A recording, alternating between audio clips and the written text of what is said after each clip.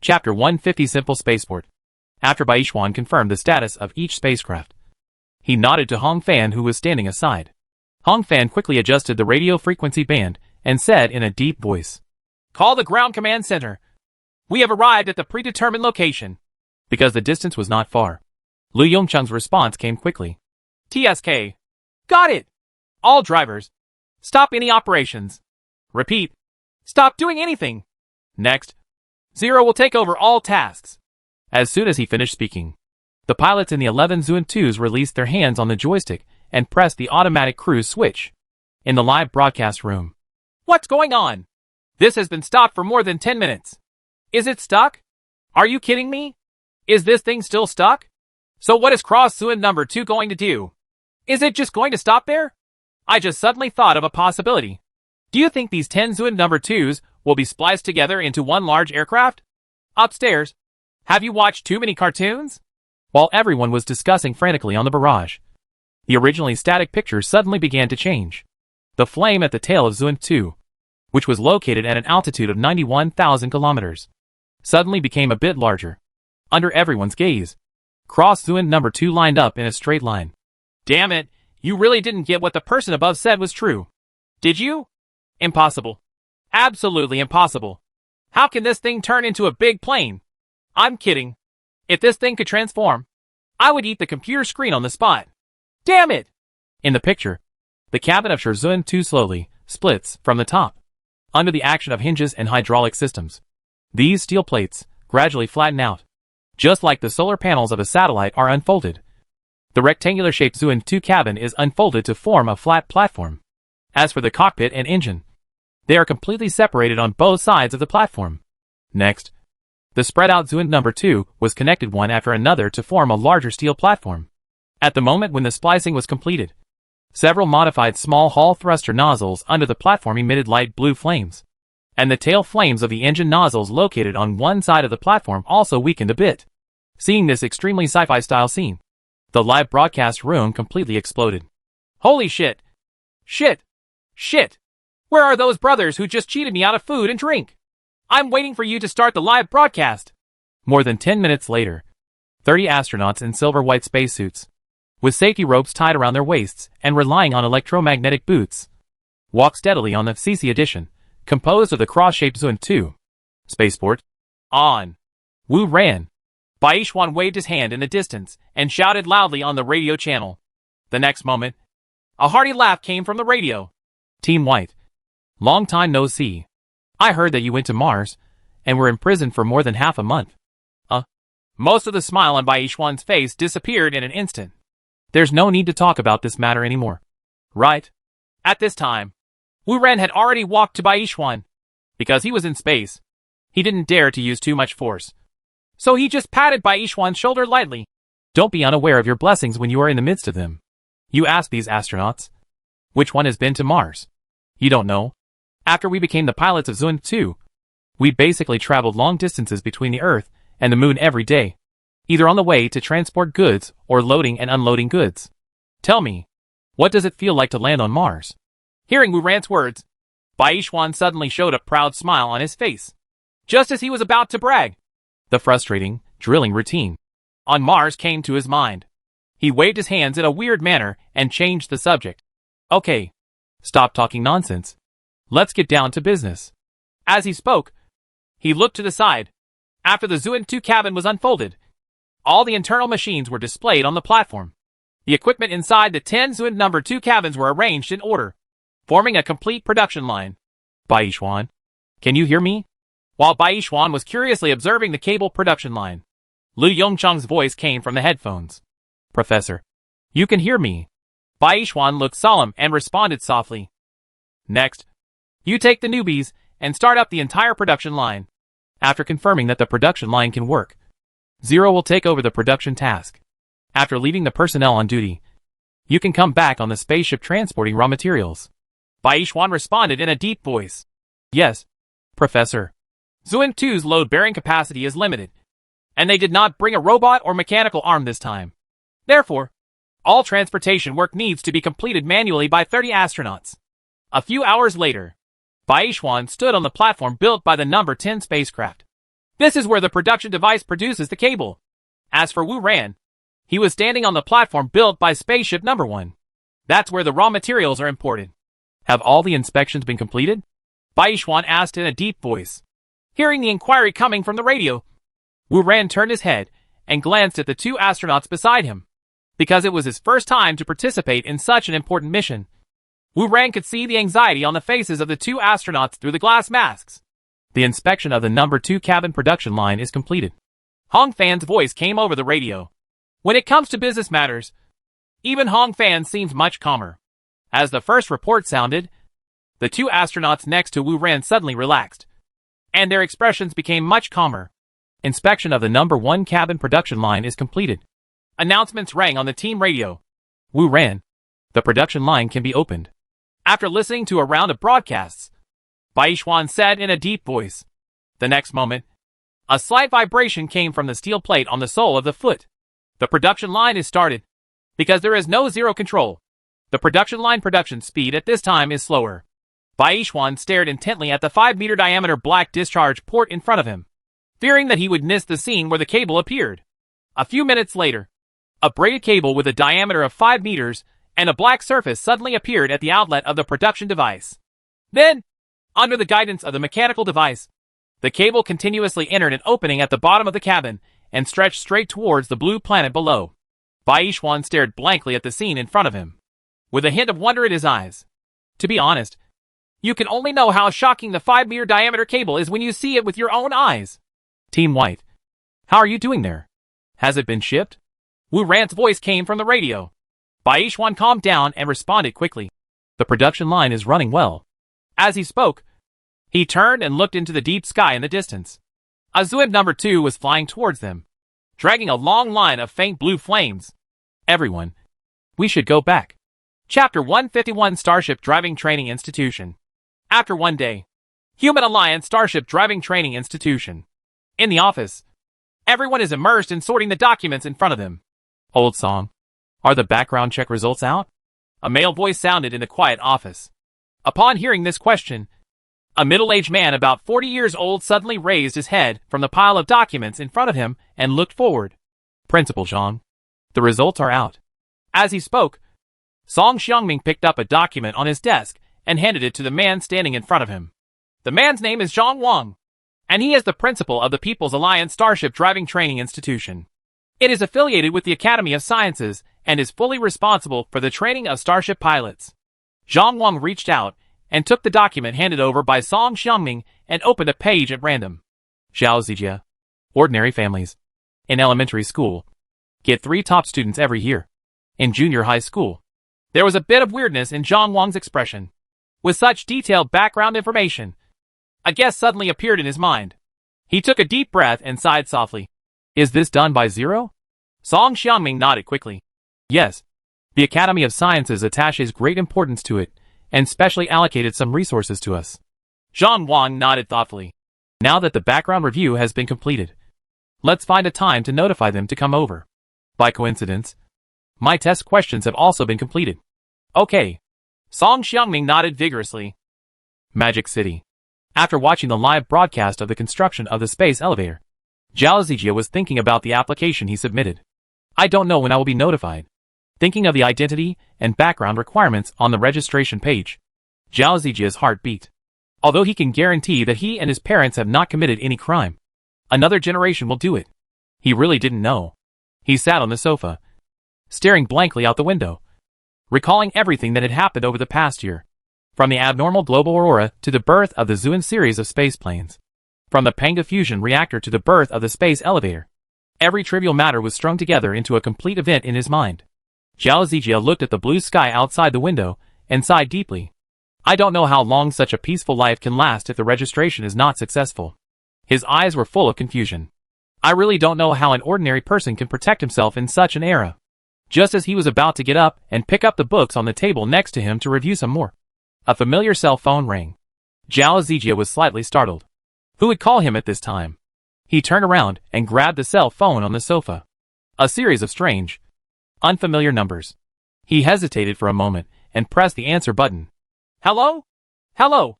Is this Zhao Zijia? This is the People's Alliance Starship Driving Training Institution.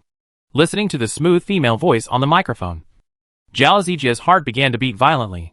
Excuse me. Are you the one who signed up for this Starship pilot training program? Yes. I signed up myself. Zhao Zijia asked with a somewhat rapid breathing. Excuse me. The female voice on the microphone interrupted him. Congratulations on passing the background review. Please go to the capital within 3 working days. Zhao Zijia quickly got up, ran all the way to the computer desk, grabbed a pen and wrote down the address in the blank space. Okay. I understand. After hanging up the phone, the smile on his face gradually grew stronger. Success? Although the background check was only the most basic level, he still breathed a sigh of relief. At least, he is now qualified to compete for the position of Starship pilot. At the same time, outside the window that he didn't notice, a camera on the roadside quietly changed its angle. The next day, carrying a black backpack, Zhao Zijia walked off the subway with the crowd and entered the high-speed rail station. He booked a high-speed train ticket for 9:30 in the morning, and it was still more than an hour before departure. After thinking for a while, he walked towards a breakfast shop. In the corner that he didn't notice, the cameras quietly changed their positions and captured his actions without missing a beat. After ordering, Zhao Zijia sat silently in a corner of the breakfast shop. Ever since he was a child, he didn't like crowded places. He prefers to sit alone in a secluded corner and silently observe everyone's expressions and movements. Just like before, after Zhao Zijia sat on the chair, his eyes subconsciously glanced at the people sitting in the lobby eating. Hello, this is your sticky rice. His act of human observation was interrupted by the waiter's voice. Oh, okay, thank you. Zhao Zijia subconsciously nodded to the waiter to thank him. But the next moment, his movements suddenly stopped. Sir? What's wrong? The waitress asked softly with a gentle smile on her face. Zhao Zijia frowned slightly and shook his head. It's okay. I'm sorry. Maybe I'm too sensitive. The smile on the waitress's face did not change at all. Okay, sir. If you have any other needs, just let me know. After saying that, the waiter turned around and left. Zhao Zijia frowned and looked at the waiter's back, lost in thought. He didn't know why, but he always felt that this waiter was a bit weird. At least, not like a waiter. After pondering for a moment, Zhao Zijia chose to give up without getting any answer. Just when he was about to immerse himself in the glutinous rice in front of him, he suddenly caught an extremely abnormal scene out of the corner of his eye. A woman was sitting quietly in the corner of the lobby with a child in her arms. At first glance, there doesn't seem to be any big problem. But the child's sleeping posture was a bit strange. It's not like sleeping, but like coma. The moment this thought crossed his mind, Zhao Zijia's heart skipped a beat. Could it be possible that he ran into a so-called human trafficker? He put down his chopsticks and prepared to stand up. Ticket inspection has started for train G713258 from Shanghai to Beijing. Please. The sound of the announcement outside the store came just in time. Zhao Zijia frowned and hesitated. After thinking about it for a while, he gave up the idea of meddling.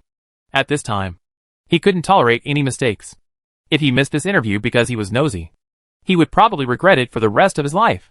Thinking of this, Zhao Zijia sighed slightly, turned around, grabbed the packed glutinous rice, and walked out of the restaurant. The camera in the high-speed rail station moved slowly, watching him go away. After confirming that Zhao Zijia had left, the waiter breathed a sigh of relief. She reached out and grabbed the intercom inside the counter and said, Team leader, this guy is very vigilant. I almost exposed my secret just now. Be careful when following up. The next moment, a male voice came from the intercom. Roger. Chapter 152 Coincidence? Assessment? After boarding the high-speed train, Zhao Zijia silently followed the crowd and found his seat. A window seat in the corner. After putting away his backpack, he took out his headphones and prepared to rely on music to spin this several-hour journey. As soon as he took out the headphones and was about to put them on, he froze on the spot. The abnormal woman in the breakfast shop actually got on the high-speed train. Seeing the woman walking towards the seat next to him, Zhao Zijia's heart twitched suddenly. Is this a coincidence? Before Zhao Zijia could think more, the woman sat on the seat next to him. Little brother. I'm sorry, the woman said apologetically. The children may be a little noisy. Please be more patient. Zhao Zijia did not speak, but nodded slightly. His eyes again swept over the woman's face and the face of the child in her arms. The look on the woman's face was natural but childlike. Although there was no evidence. He just felt a little weird. Although he is not married, has no children, and has no experience in taking care of children, his intuition tells him that the normal sleeping position of a child is definitely not like this. Zhao Zijia swallowed slightly, and countless thoughts quickly emerged in his mind. Ever since he was a child, he had never believed in coincidences. In his view, most coincidences in the world are the product of intentional or unintentional consequences, not to mention several coincidences colliding together. Although there was no evidence, he had some guesses in his mind. It is estimated that the real assessment started from the moment he entered the high-speed rail station. The waiter at the breakfast shop and the woman next to him should be part of the assessment. Only, he didn't know the assessment criteria. According to common sense, when faced with this kind of human trafficker, he should report it directly and assist the police in arresting him. But this is an unprecedented Starship pilot assessment after all. Who knows what the above standards are for Starship pilots? If the correct answer is to let it go, wouldn't he just lose at the starting line? Zhao Zijia slowly put on the headphones. A familiar melody came, accompanied by Croatian Rhapsody. Zhao Zijia slowly closed his eyes. The music is fast-paced, but the scene described is the ruins of Croatia in the ashes after being baptized by war. The high-speed rail has started. Zhao Zijia became more and more confused. Little brother, do you have water here? Just as Zhao Zijia was struggling, the woman on the side suddenly poked his arm gently and asked in a low voice. He opened his eyes slightly and looked at the woman next to him with confusion. Water? The woman nodded slightly. Yes. Just mineral water is fine. I'll make some milk powder. Zhao Zijia subconsciously took out an unopened bottle of iced mineral water from his bag and handed it to the woman. The moment he saw the woman using cold mineral water to prepare milk powder, Zhao Zijia's eyes suddenly widened. What is this called? Is this considered an open book exam? Which mother would use ice water to make milk powder for her child to drink? Just when he was about to stand up and expose the trafficker next to him, he suddenly stopped. No, it can't be exposed so simply. What if the assessment criterion is to subdue the target without alerting it?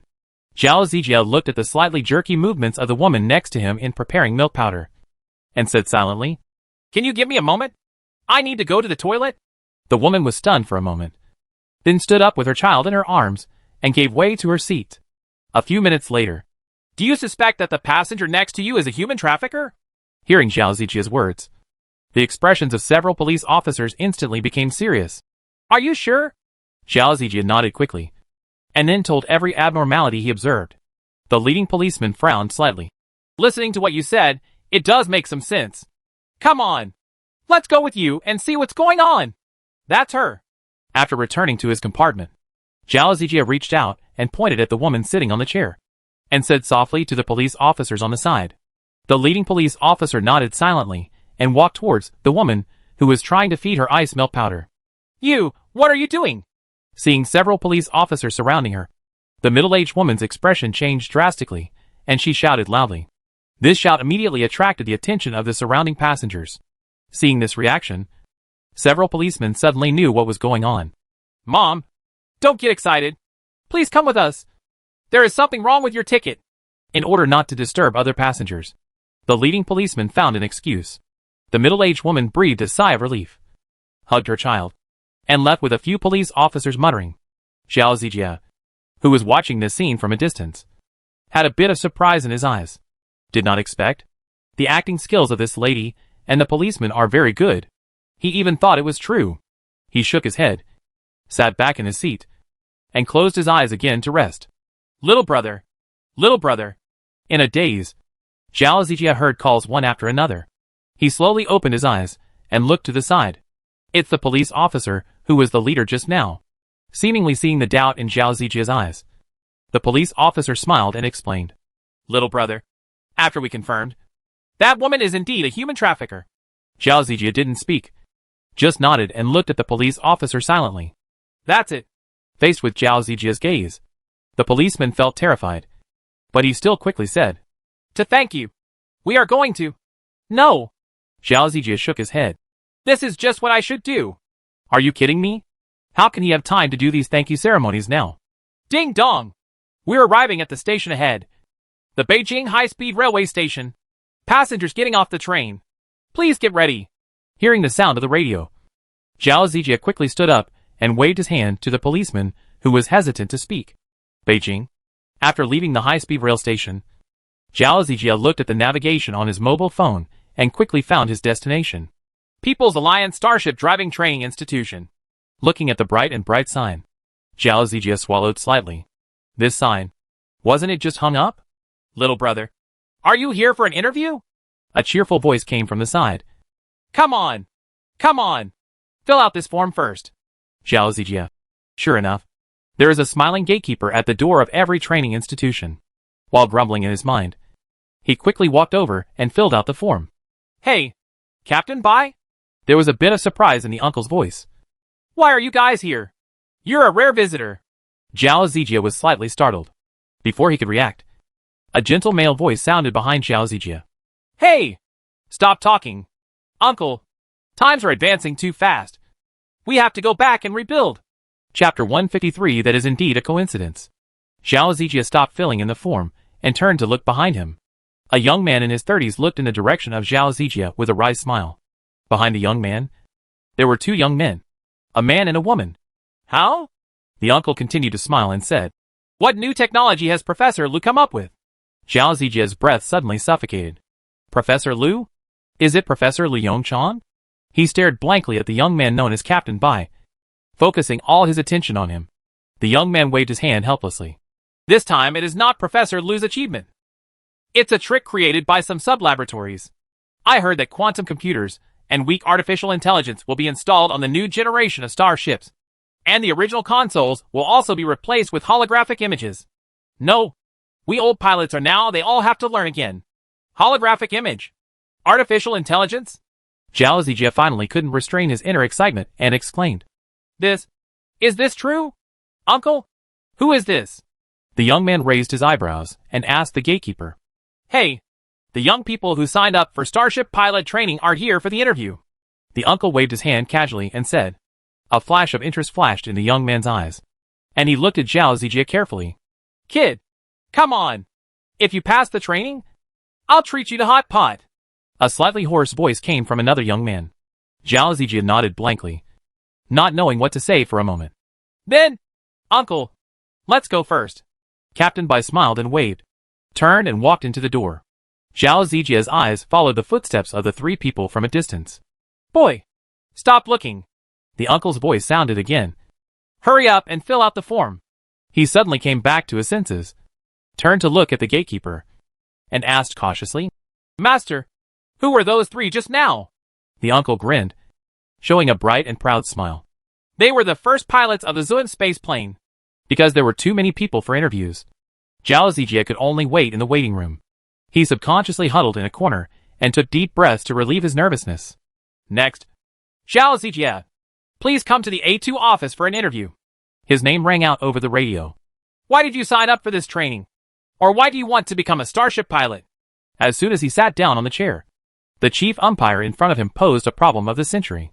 Zhao Zijia was silent for a while, with various answers coming to his mind.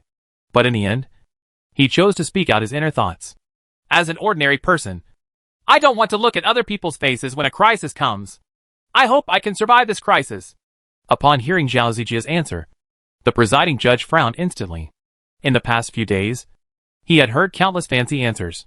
Some said they were training for the rise of the People's Federation. Some said they were setting up their minds for the heaven and earth, establishing their lives for the people, continuing their unique knowledge to the saints, and creating peace for all generations. But it was the first time he heard such a simple and undisguised answer from Zhao Zijia. He didn't speak and silently put a question mark on the paper in front of him. As for why there is a question mark, in his opinion, Zhao Zijia's answer showed an extremely obvious tendency to retreat and run away. This is an absolutely undesirable mentality for the current Human Alliance Starship pilots. As for Zhao Zijia, the moment he saw the chief examiner's frown, his heart rate began to rise sharply. What to do? Failed? If I had known earlier, I should have made up a random reason. Why? For a moment, Zhao Zijia was confused and filled with regret. Ahem! The chief interrogator coughed slightly, interrupting Zhao Zijia's thoughts. Don't be nervous. Next question. Do you know anything about the Zun series of starships? The moment he heard the question, he breathed a sigh of relief and nodded hurriedly. I have studied the official books on my own. and I am very familiar with the operating procedures of the Zuan series star ships. The chief examiner let out a slight sigh, with a hint of suspicion in his eyes. Oh, then let me test you. After an assessment, the look of confusion in the eyes of the chief examiner became more intense. The guy in front of me has a very solid theoretical foundation. It can be said that he exceeds 99% of the applicants. But this is the ideology. TSK. The chief examiner tittered slightly, turning to look at the assistant aside. Show me Zero's evaluation. The assistant hurriedly took a document from the side. In the document, Zero detailed his observations of Zhao Zijia.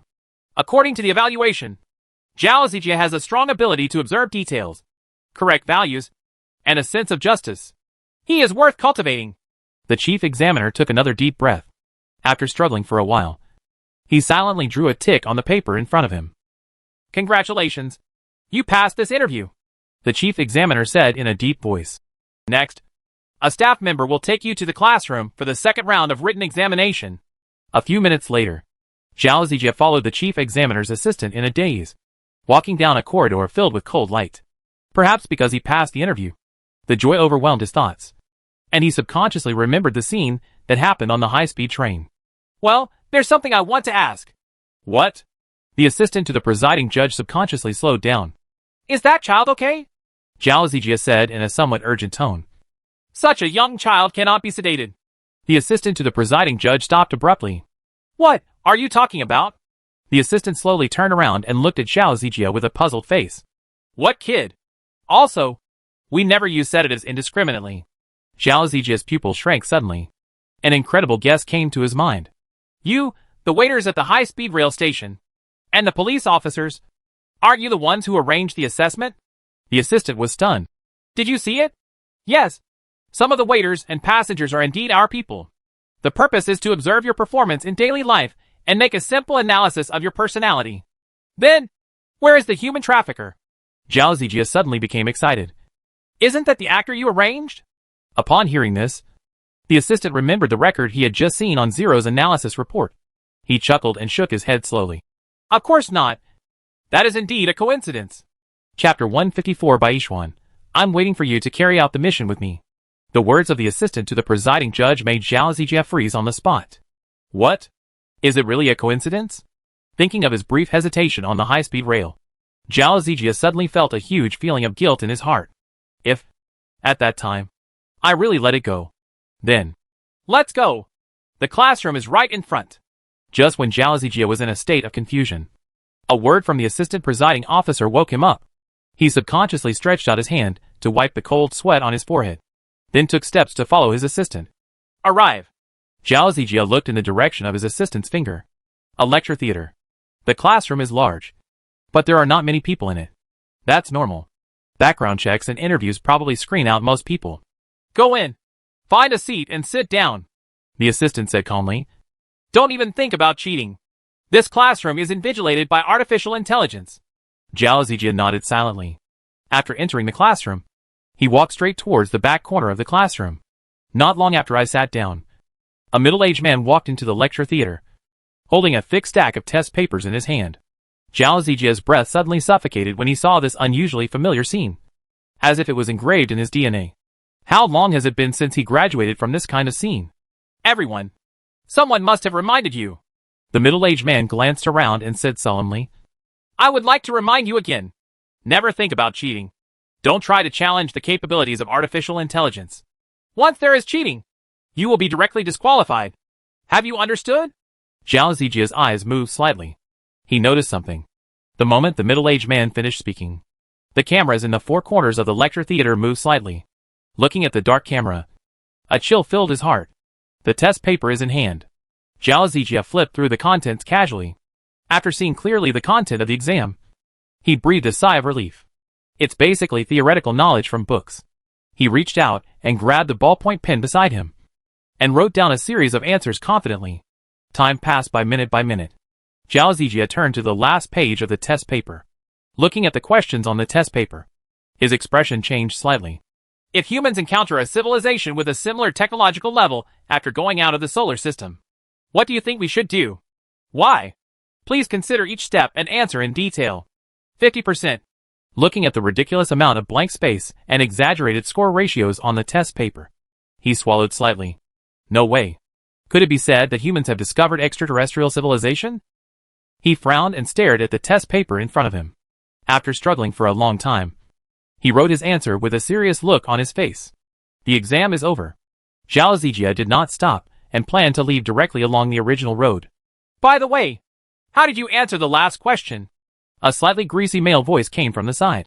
I don't know how this paper came out, but that question alone accounts for half of the score. Zhao Zijia subconsciously slowed down and turned to look in the direction of the sound. I saw a man with a fat head, big ears, and a big belly standing in the aisle, talking to several young people with similar postures around him. I think that since extraterrestrial civilization has been discovered, we should establish a good cooperative and mutually beneficial relationship with it. First of all, hearing this, Zhao Zijia shook his head slightly. A sneer appeared at the corner of his mouth, and turned around to leave. Huh? Is that you? A slightly familiar male voice came from the other side. Zhao Zijia turned his head suddenly. The moment he saw the person coming, his eyes suddenly lit up. Bye. Captain, bye?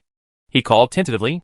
Bai Yishuan looked at Zhao Zijia, who had a somewhat green face in front of him, and said with emotion, Have you finished the written test? Zhao Zijia nodded quickly. What? Bai Yishuan glanced around and raised his eyebrows slightly. Don't you want to discuss the topic with him? Faced with Bai Yishuan's questions, Zhao Zijia fell into silence. After a long time, he slowly raised his head, looked into Bai Yishuan's eyes, and said seriously, I think what they said is wrong. Oh. Bai Yishuan's eyes became more and more interested. He waved to Zhao Zijia and said, Come, tell me, how did you answer that question? Hearing this, Zhao Zijia's face suddenly showed some hesitation.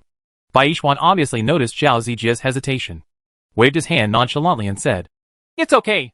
Just relax. I'm not responsible for judging the scores anyway. You can just say whatever you want. Zhao Zijia sighed slightly and whispered a few words. Genocide. The smile on Bai Yishuan's face froze instantly. He took a deep breath and spoke again to confirm. What did you say? Genocide? Zhao Zijia nodded silently and continued. Right. It may be a bit extreme, but I think people who are not of my race must have different minds. The most severe measure should be taken against those extraterrestrial civilizations. The look in Bai Yishuan's eyes became increasingly weird. You really answered like this? This is not something a young man in his 20s would dare to say, especially in this kind of critical exam.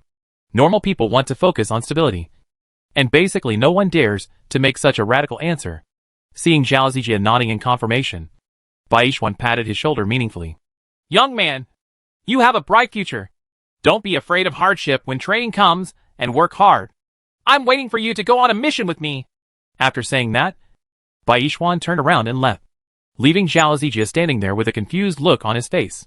Within a few seconds, he realized what he meant. In addition to the excitement, a chill appeared behind him. Such a radical answer can be accepted. Let's talk about the topic and the current situation of mankind. Could it be said that human beings have really discovered extraterrestrial civilizations without ordinary people knowing about it? I'm afraid it's more than that. Since these high-level officials have such extreme attitudes towards extraterrestrial civilizations, I'm afraid these extraterrestrial civilizations have the same attitude towards humans. In just a few dozen seconds, countless thoughts flashed through Zhao Zijia's mind. Zhao Zijia! Is Zhao Zijia here? The middle-aged man who was distributing test papers in the examination room just now hurried back with a hurried look and shouted loudly. Zhao Zijia was stunned and responded loudly. Yes! The moment he saw Zhao Zijia, the middle-aged man's face instantly relaxed greatly. Zhao Zijia, congratulations on passing this exam. Next, you will get half a year of starship driving training and 1 year of space military theory training. During this period, you have no contact with the outside world. Can you accept these? Because it is a private selection, these necessary circumstances still need to be clarified in advance. Facing the middle-aged man's solemn gaze, Zhao Zijia nodded vigorously without any hesitation. Chapter 155 Deep Sea Liquid. 2 months later. Since the breakthrough of the second-generation quantum computer technology, the computing power has been greatly improved. Zero used less than 0.01% of the computing power to carry out a simple transformation for the laboratory. Among them, Liu Yongcheng's office is naturally the highlight of the renovation. Professor, there is something you are interested in over there in the biological sub-laboratory. A blue light suddenly lit up on the desk, and a holographic projection image of a gentleman wearing a black suit appeared in midair. This is an anthropomorphic image of Zero autonomous choice. As for why he chose the human form, this is also for better communication with researchers within the Academy of Sciences. Lu Yongchang raised his head from the document in front of him and frowned at the holographic image in front of him.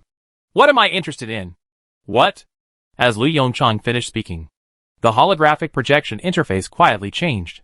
The holographic projection at this time was only the first generation product, and the colors were extremely monotonous. In front of Lu Yongchang, a blue picture began to play. As the video played, Zero's voice continued to sound. Professor, the overweight state balance technology studied by academician Mao Xingji has achieved a major breakthrough. Lu Yongchang's eyes suddenly lit up, and he immediately put down the pen in his hand and stood up from the chair. I'll be there right away. Receive. The holographic image on the desk slowly dissipated. Biology sub-laboratory. Brother Mao. As soon as he walked into the laboratory door, Lu Yongchang saw Mao Xingji standing in front of the experimental table with excitement and observing something. Lu Yongchang's shout obviously startled Mao Xingji. His body trembled suddenly, and then he turned towards the door angrily. When he saw that the visitor was Lu Yongchang, he instantly performed a wonderful Sichuan opera face changing. The anger on his face turned into a bright smile in just a few seconds. Professor Lu, you came just in time. Mao Xingji jogged up to Lu Yongchang happily, stretched out his hand and grabbed his sleeve. Let's go. Let me show you a magical sight. Lu Yongchang raised his eyebrows. The task I gave you has been completed. Right. Mao Xingji's expression froze, and the smile on his face instantly dropped by half. How do you know? I remember I haven't reported it yet. Right. Lu Yongchang turned his head and glanced at the camera on the side. Mao Xingji suddenly realized it, and his face fell instantly. Zero. I should have guessed it. Hey, I originally wanted to give you a surprise, but forget it. Come with me and show you the research results of our laboratory over the past few months. With that said, Mao Xingji used another force on his hand to drag Lu Yongchang to the experimental table where he was just now. On the experimental bench, a little white mouse sank quietly in a bottle of light yellow solution. The white mice had several catheters inserted into their bodies. Based on their location, Lu Yongchang could probably determine the role of these conduits. It is used for nothing more than feeding and excretion. The mouse's eyes were closed tightly, and its abdomen was rising and falling slightly, as if it was breathing normally in the air. Mao Xingji tapped the glass bottle lightly. The crisp sound of the glass bottle woke up the little white mouse inside. It suddenly opened its little eyes, and there was a burst of panic. After seeing that it was Mao Xingji, the little white mouse's movements relaxed again. How about it? Mao Xingji looked at Lu Yongchang with a proud look on his face. Lu Yongchang looked at the white mouse in the solution thoughtfully, nodded slightly, and sighed from the bottom of his heart. It's amazing! It's just, why do I feel that this little white mouse looks familiar? Lu Yongchang frowned slightly and carefully looked at the little white mouse in the container. Ahem! Mao Xingji said with some embarrassment. This is Aurora's brother. It's normal for you to look familiar. Lu Yongchang. Blanche. Full house of loyalty. Lu Yongchang shook his head helplessly. How long has it lived? Mao Xingji stretched out his finger and gestured with a number. 2 days? Lu Yongchang frowned. This time is a bit short. No, it's 2 weeks. Mao Xingji raised the corners of his mouth and said with joy. You will never imagine how miraculous this solution is. In the words of our researchers, it's like artificial amniotic fluid. Considering the deep-sea pattern you mentioned, we gave this pale yellow solution a name. Deep-sea fluid. A trace of surprise flashed in Lu Yongchang's eyes. 2 weeks. This is quite a long time. Are there any side effects? Lu Yongchang asked in a deep voice.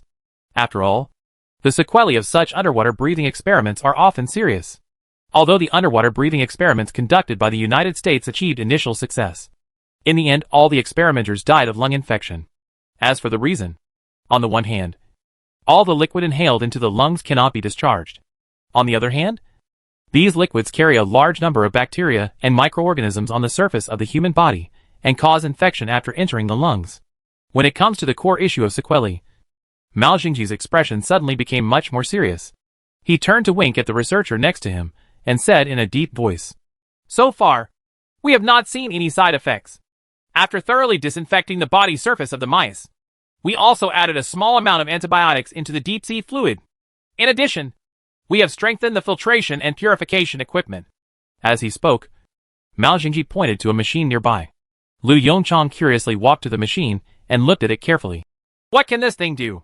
Professor Lu, don't underestimate it, Mao Jingji said seriously. This little white mouse can survive safely for 2 weeks. And it's all thanks to it. On the one hand, it can filter various large particle impurities in deep-sea fluids, such as hair and dander. On the other hand, it can use ultraviolet light to reduce the number of bacterial viruses in deep-sea fluids as much as possible. And coupled with a small amount of antibiotics, this can completely eliminate the infection problem. In addition, it allows deep-sea fluids to combine with fresh oxygen and expel excess carbon dioxide and other waste gases. Lu Yongchang nodded silently, his eyes filled with wonder. What about the discharge of deep-sea fluid? If you can't expel all the air from your lungs? The smile on Mao Jingji's face grew stronger. Why do you want to expel it? You mean? Lu Yongchang's eyes lit up. Since we can't let the lungs discharge all the liquid, why not let the lungs absorb it? Mao Jingji pointed to the light yellow liquid in front of him with a smile. These deep-sea liquids are harmless to the human body and can completely absorb by the body. As for the sequelae, maybe I will go to the toilet a few more times after coming out. Mao Jingji shrugged and said in a humorous tone. At this time, the researcher who left just now hurried back with several breeding cages in his hands. Chapter 156 Hibernation Cabin Technology. Academician Mao, I have brought some white mice. The researcher placed the cages in his hands on the experimental table and said softly. Mao Jingji nodded, thanked him softly, and then said to Lu Yongchang again. Professor Lu, look, there are a total of 13 mice here, and they survived in the deep-sea fluid for 24 hours to 312 hours. So far, we have not seen any sequelae. Lu Yongchang leaned down and looked at it carefully. Not bad.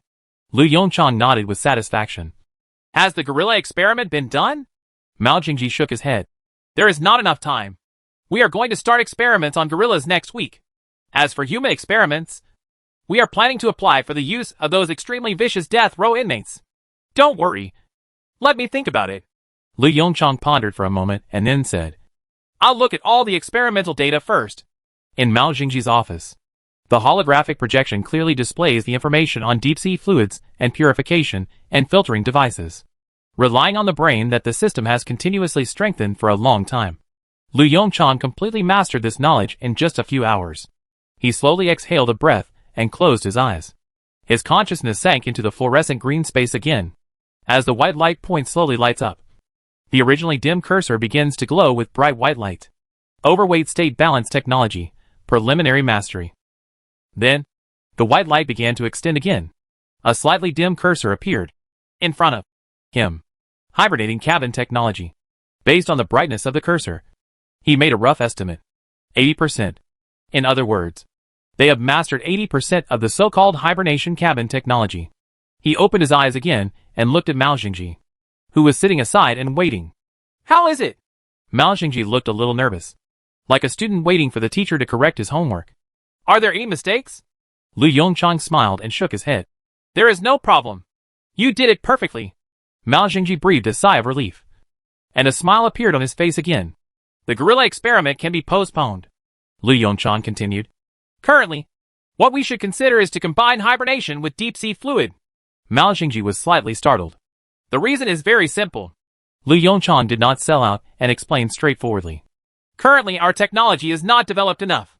Not only that, but we are not given enough time to develop. The interstellar journey is extremely long, with a population of 8 billion in the world. If not all of us, we must bring at least half of them with us, Lu Yongchang said solemnly. This is the guarantee for future productivity and technological inheritance.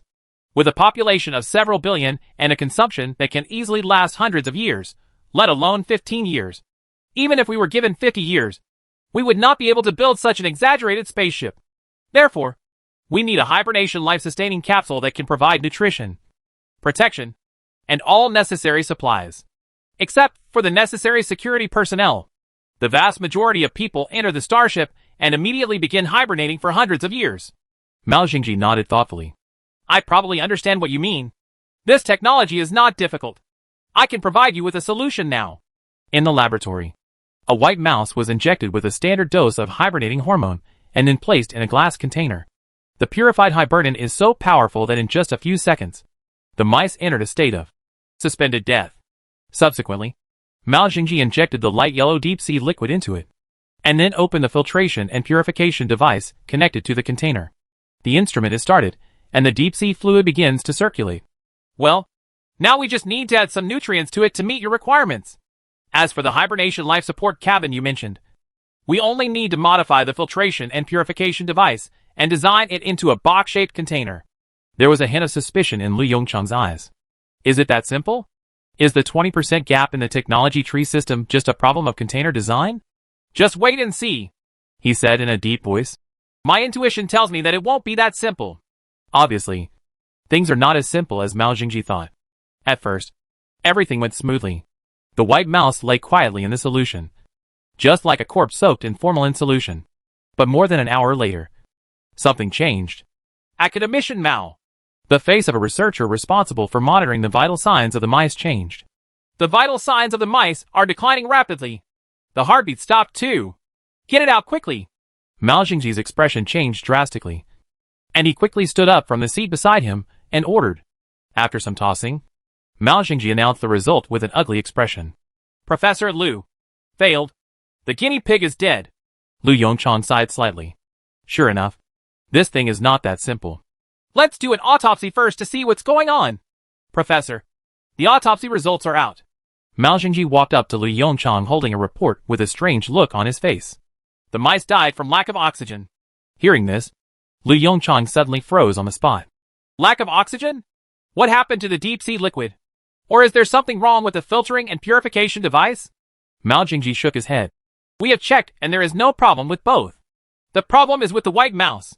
During the autopsy, we found that there was basically no deep-sea fluid in the lungs of the mice. Speaking of this, Mao Jingji patted his head with an annoyed look on his face. I should have thought of it earlier. After this little white mouse entered hibernation, its breathing frequency and strength decreased by an unknown amount. It was fine when it breathed air, but something happened when it was replaced by deep-sea liquid. Lu Yongchang looked a little gloomy. Now, it's back to the original question. The liquid is too dense and humans, or living things, cannot breathe. The liquid. But now, the problem is getting more serious. In deep hibernation, breathing effort approaches zero, unless the density of deep-sea liquid is the same as that of air. This problem cannot be solved. But does this liquid really exist? Chapter 157. Lung tube. As the question was raised, the atmosphere between the two gradually became tense. After a long silence, Mao Jingji breathed out gently and shook his head vigorously. The direction is wrong. We should not start with deep-sea fluids. With deep-sea liquids that are about the same density as air, this is almost impossible to achieve. Lu Yongchang didn't speak, just nodded silently. He raised his head and looked at the white mouse with several tubes inserted into its body and quietly sinking in the light yellow deep-sea liquid. Gradually, his dim eyes gradually brightened. You say, Lu Yongchang said in a slightly deeper voice. Why don't we directly insert the catheter into the lungs? Just like a gastric tube. Deep-sea fluid is directly injected into the lungs of hibernating mice. And then the exchange of deep-sea fluid is assisted with the help of a catheter? Mao Jingji's eyes suddenly lit up. That's right. He stretched out his hand, slapped his thigh hard, and said with a slightly excited expression, that makes sense. Since they can't inhale deep-sea liquid after hibernation, wouldn't it be okay if we just pour it in directly? As he spoke, he stood up excitedly and walked to the experimental table. The laboratory is rich in equipment, and it didn't take long for a small tube similar to a gastric tube to appear in front of Lu Yongchang's eyes. Different from a simple stomach tube, considering that the lung tissue is relatively fragile and the organism has two left and right lungs. The end of the main duct of the pulmonary duct is divided into two slender ducts. After the equipment was completed, new problems arose again. Unlike the gastric tube, the insertion of the lung tube is obviously countless times more difficult. For one thing, the airways in the lungs are intricate. Lung tissue, on the other hand, is extremely fragile. Therefore, it took the experimenters a lot of time just to insert the lung tube into the lungs of the hibernating mice. After inserting the lung tube and connecting it to the machine, Mao Jingji carefully placed the mouse that had entered deep hibernation into a glass container filled with deep-sea fluid. After confirming that all operations were correct, Mao Jingji breathed a sigh of relief and reached out to wipe the sweat on his forehead. Okay, there shouldn't be any problems now. he said with a relaxed look. Professor, this deep-sea liquid should be used together with hibernation. Huh? Lu Yongchang was stunned and asked subconsciously. Why do you say that? Mao Xingji smiled bitterly. Professor Lu, you have never seen a white mouse put into deep-sea liquid. Breathing liquid is against biological instinct. So the initial process of inhaling deep-sea liquid is extremely painful. Hibernation technology perfectly solves this problem. I have to say that although this plan is a bit simple and crude, it does play a certain role, different from the fate of the previous mouse. This one spent several days and nights in the pale yellow deep-sea liquid unharmed. It seems it was successful this time. Even Lu Yongchang felt relieved when he looked at the stable vital signs data. Now, the question we need to consider is how to intubate quickly. It can't be that when it's applied to people, several doctors will be needed to intubate it. Right? Hearing this question, Mao Xingji showed a bit of embarrassment on his face. That's right. At present, the difficulty of intubation seems to be the only disadvantage of this solution. Is it okay to let Zero do the operation? Mao Xingji subconsciously looked at the camera on the side. The next moment, a holographic projection appeared. Zero's image is still that of a gentleman in a suit. Academician Mao. At present, my computing power is not enough to support the intubation of billions of people at the same time. Besides, even if I were to perform the operation, the entire intubation process would take more than 10 minutes. Mao Xingji nodded thoughtfully. Intubation time of more than 10 minutes is not a big problem. After all, after entering deep hibernation, the oxygen carried in the human blood is enough to sustain consumption for several hours. It means that if the computing power allows, this operation can be realized. As he said this, Mao Xingji turned his attention to Lu Yongchang for help. Lu Yongchang, facing Mao Xingji's eyes full of explicit, he silently shook his head. The third-generation quantum computer technology is still in the development process, and I haven't heard any good news from Academician Mo recently. Hey. Mao Xingji sighed with disappointment.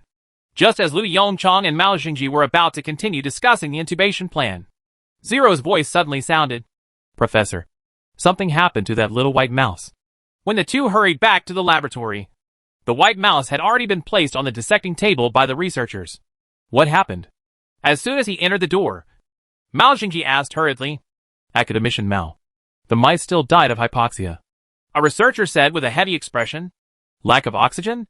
Is the lung tube useless? Facing Mao Xingji's inquiry, the researcher just shook his head silently. We are also checking the specific reasons. The data has just been uploaded to the server.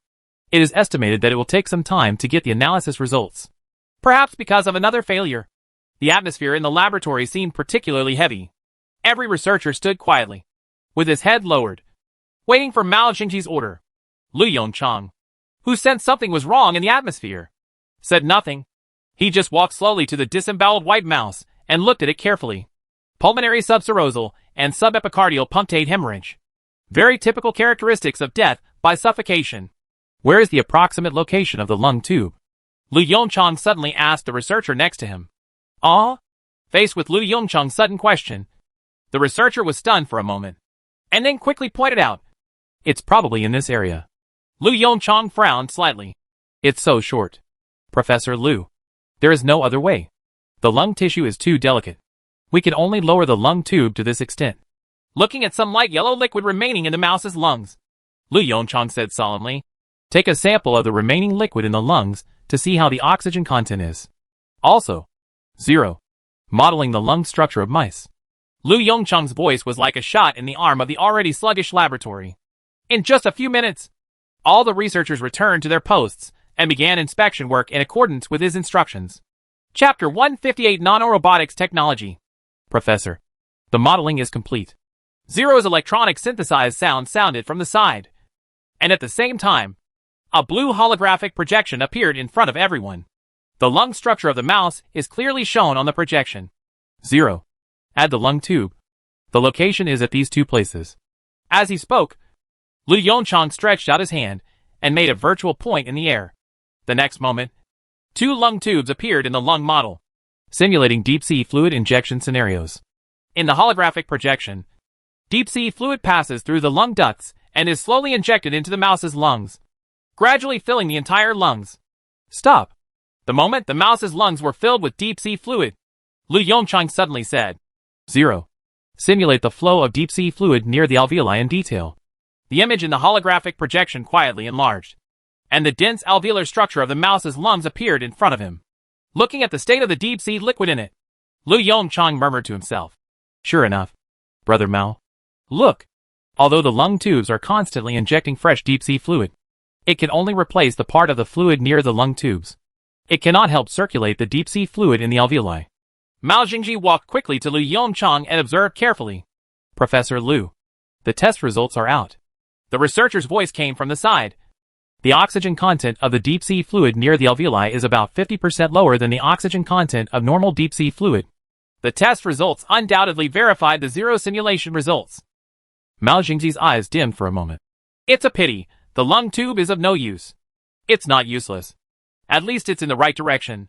Lu Yongchang smiled and patted Mao Jingji on the shoulder. It's just that we may have to redesign a lung tube.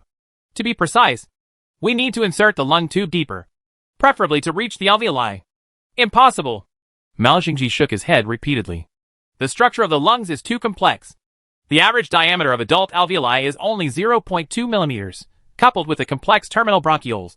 No catheter can be inserted into them. Lu Yongchang did not speak, but frowned and looked at the holographic projection in front of him, trying to find a solution. After thinking for a long time without finding the answer, he could only sit back in his chair, pretending to rest and close his eyes. In the fluorescent green system space, linear technology trees stand quietly in the void. After Lu Yongchang took a deep breath, he focused on the slightly dim cursor. A familiar feeling of dizziness came over. At the same time, a tip appeared in his mind. Nanorobotics. After receiving the prompt, Lu Yongchang quickly separated his consciousness from the system space. After opening his eyes, his first reaction was to raise his wrist to check the time. It didn't take long. It only took about 5 minutes. He breathed a sigh of relief, endured the waves of dizziness deep in his brain, stood up, and said to Mao Jingji standing aside, Brother Mao, I have an idea. Nanobots. Do you understand them? Half a month later, inside the main laboratory, on a clean and tidy experimental table lies a silver-white instrument. Zero. Start the instrument and see the effect. The moment he said these words, Lu Yongchang's eyes showed a bit of nervousness. Yes, Professor. The electronic synthesized sound sounded, and the indicator light on the silver-white instrument lit up. At first, nothing seemed to change in the instrumentation. But soon, a small white substance appeared above the instrument. As time went by, there was more and more white material, and finally it grew into a tube of more than 10 centimeters. 15 minutes. Lu Yongchang frowned slightly. It's still a bit slow, Professor. This is only the first generation of technology, and there is still a lot of room for improvement. Zero reminded thoughtfully. Makes sense. Lu Yongchang laughed loudly and reached out to pick up the silver-white instrument on the experimental table. After looking at it carefully, he said, Zero, make a few finished products and let's try the effect. Biology sub-laboratory. Mao Jingji stared blankly at the video in front of him that had been accelerated several times. Lu Yongchang explained carefully with a smile on his face. A large number of nanorobots, under Zero's control, form a conduit that can be freely customized in shape. With Zero control, this catheter can open holes anywhere in real time and perfectly conform to the organism's lung structure. In this way, we can accurately deliver deep-sea fluid to each alveoli of hibernating organisms. As Lu Yongchang finished speaking, the accelerated video ended. Then, how to take it out? Perhaps he was shocked by the sci-fi scene in front of him. So Mao Jingji asked a slightly stupid question in a daze. Lu Yongchang chuckled. Since these nanorobots can form conduits, they can naturally be decomposed and reformed into the form of nanorobots. It's useless to talk more. Just try it and see the effect. As he spoke, he took out a small silver-white instrument from his pocket and handed it to Mao Jingji, who was dazed at the side. Here, the nanorobots inside should be just enough for a white mouse to use. A white mouse that had been injected with hibernation and fell into a state of suspended animation lay sprawled on the experimental table. What should be done? Mao Jingji, who was holding a silver-white instrument, swallowed slightly and asked Lu Yongchang nervously, Are there any preparation measures needed? Lu Yongchang laughed dumbly and pointed at the tip of the mouse's nose. Just put it right over the nose, and put it over there. Try to get closer. If you move it further, the amount of nanobots may not be enough. The silver-white instrument was placed at the tip of the mouse's nose. Perhaps because of Lu Yongchang's reminder just now, Mao Jingji placed it tightly on the mouse's nose. 0. Let's start. Receive. The silver-white indicator light on the surface of the instrument lights up quietly. Billions of nanorobots swarmed out of the front opening and stacked up to form a thin and long conduit. Seeing the white lung tube slowly going deep along the tip of the mouse's nose, Lu Yongchang explained softly. Considering that this is something used inside the lungs, I specially used a softer material, coupled with emergency procedures. Even if the lung tube is pulled hard after being formed, it will not cause too much damage. Looking at the white lung tube, Mao Jingji subconsciously rubbed the tip of his itchy nose and asked in a deep voice, "How long does this process take?" "It takes about half an hour at the moment. With improved technology, it may be possible to speed up to about 10 minutes. Of course, the ultimate goal is to complete this series of operations within tens of seconds or a few seconds." Chapter 159 Hibernation Cabin and Medical Cabin. Half an hour later. "Professor, the construction of the lung tube has been completed." Zero's voice rang out in the quiet laboratory, and all the researchers' eyes turned toward the experimental table. A long white tube protruded from the tip of the sleeping rat's nose. Lu Yongchang perked up, turned to Mao Jingji and said, "Brother Mao, hurry up. Take an X-ray and see the effect." A few minutes later, in the X-ray photo on the computer screen, the mouse's lungs were filled with thin and dense lung tubes. "It's unbelievable." Mao Jingji sighed from the bottom of his heart. "How is the output of this nanorobot?" Suddenly, he seemed to realize something. He suddenly turned his head to look at Lu Yongchang and said in a very urgent tone, "Also, how is the power supplied? Can it work for a long time?" "Well, the production volume, it's a little hard to estimate. Under Zero's control, it can replicate itself. It only needs to be provided with the necessary materials and sufficient power. The power supply method is wireless power supply and bioenergy power supply. Wireless power supply is used outside the body, and glucose fuel cells are used inside the body."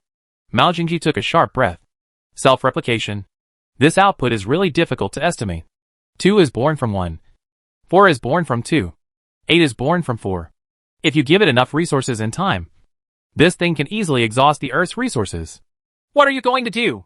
Lu Yongchang frowned and asked in a low voice. "I tell you in advance, this thing is very dangerous.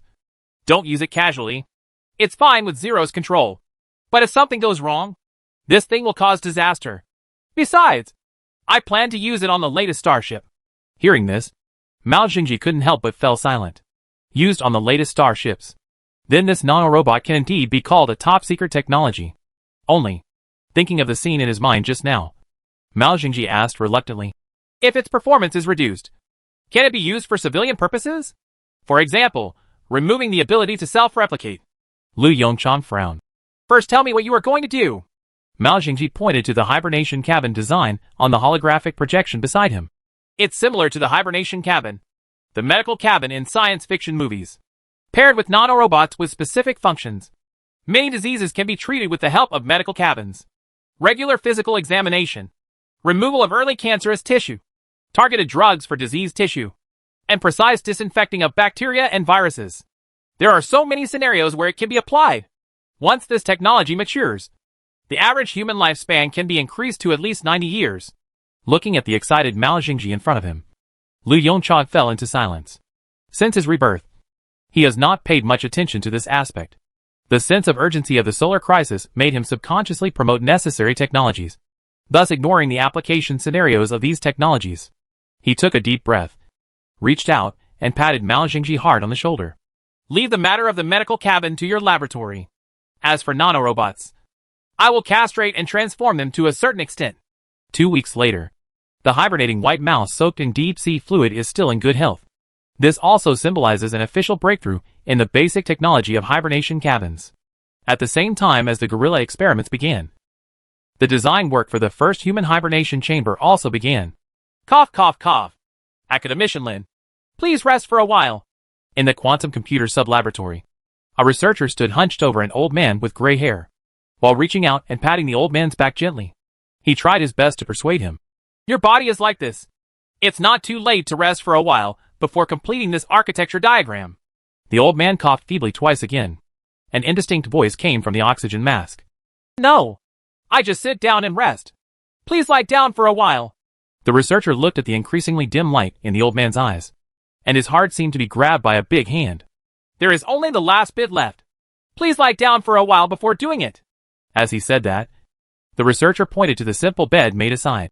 Look, the bed is right behind you. I'll help you go over and rest for a while.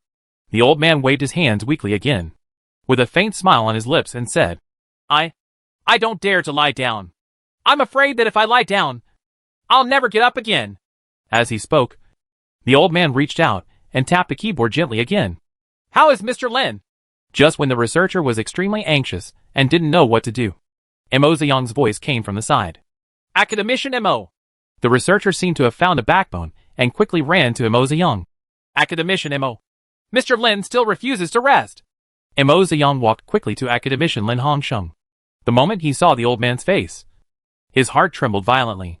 With a haggard face and slightly white and trembling lips, only the eyes still burst out with astonishing brilliance. Mr. Lin, you need to rest, Mo Ziyang said in a deep voice.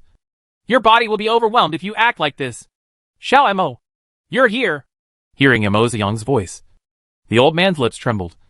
I told him not to disturb you, but you're disobedient. Mr. Lin. The old man's tone made Mo Ziyang feel nervous. Xiao Mo, don't stop me. The old man took a breath and coughed a few more times. I know this.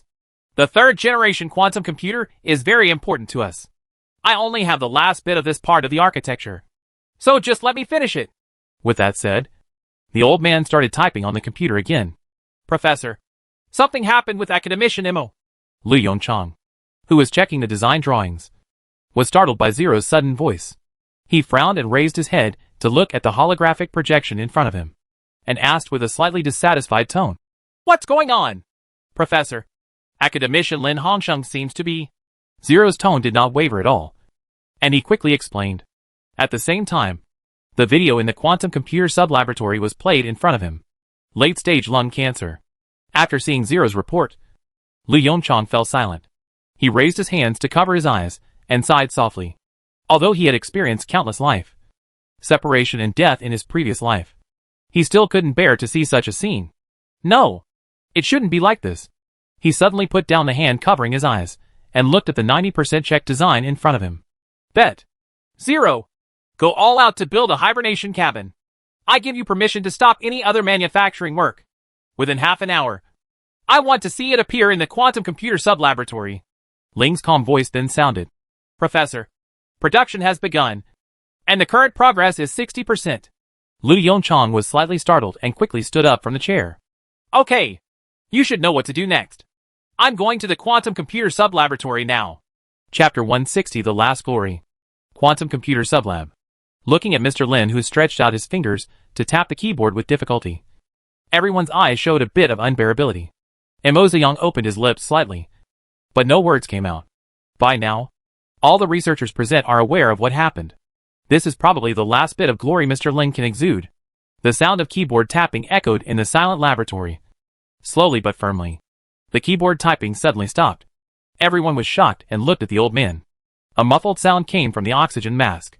Mo Ziyang quickly leaned down and approached Mr. Lin. Mr. Lin, what did you say? Where are my glasses? Mr. Lin's weak voice came from the oxygen mask. Why can't I see clearly? After hearing this, Mo Ziyang couldn't control his emotions. He secretly wiped away his tears and choked with sobs. Mr. Lin, your glasses are on your nose. Mr. Lin didn't speak. He just narrowed his eyes slightly and typed on the keyboard again. Not long after, Mr. Lin's voice sounded again. Ahem.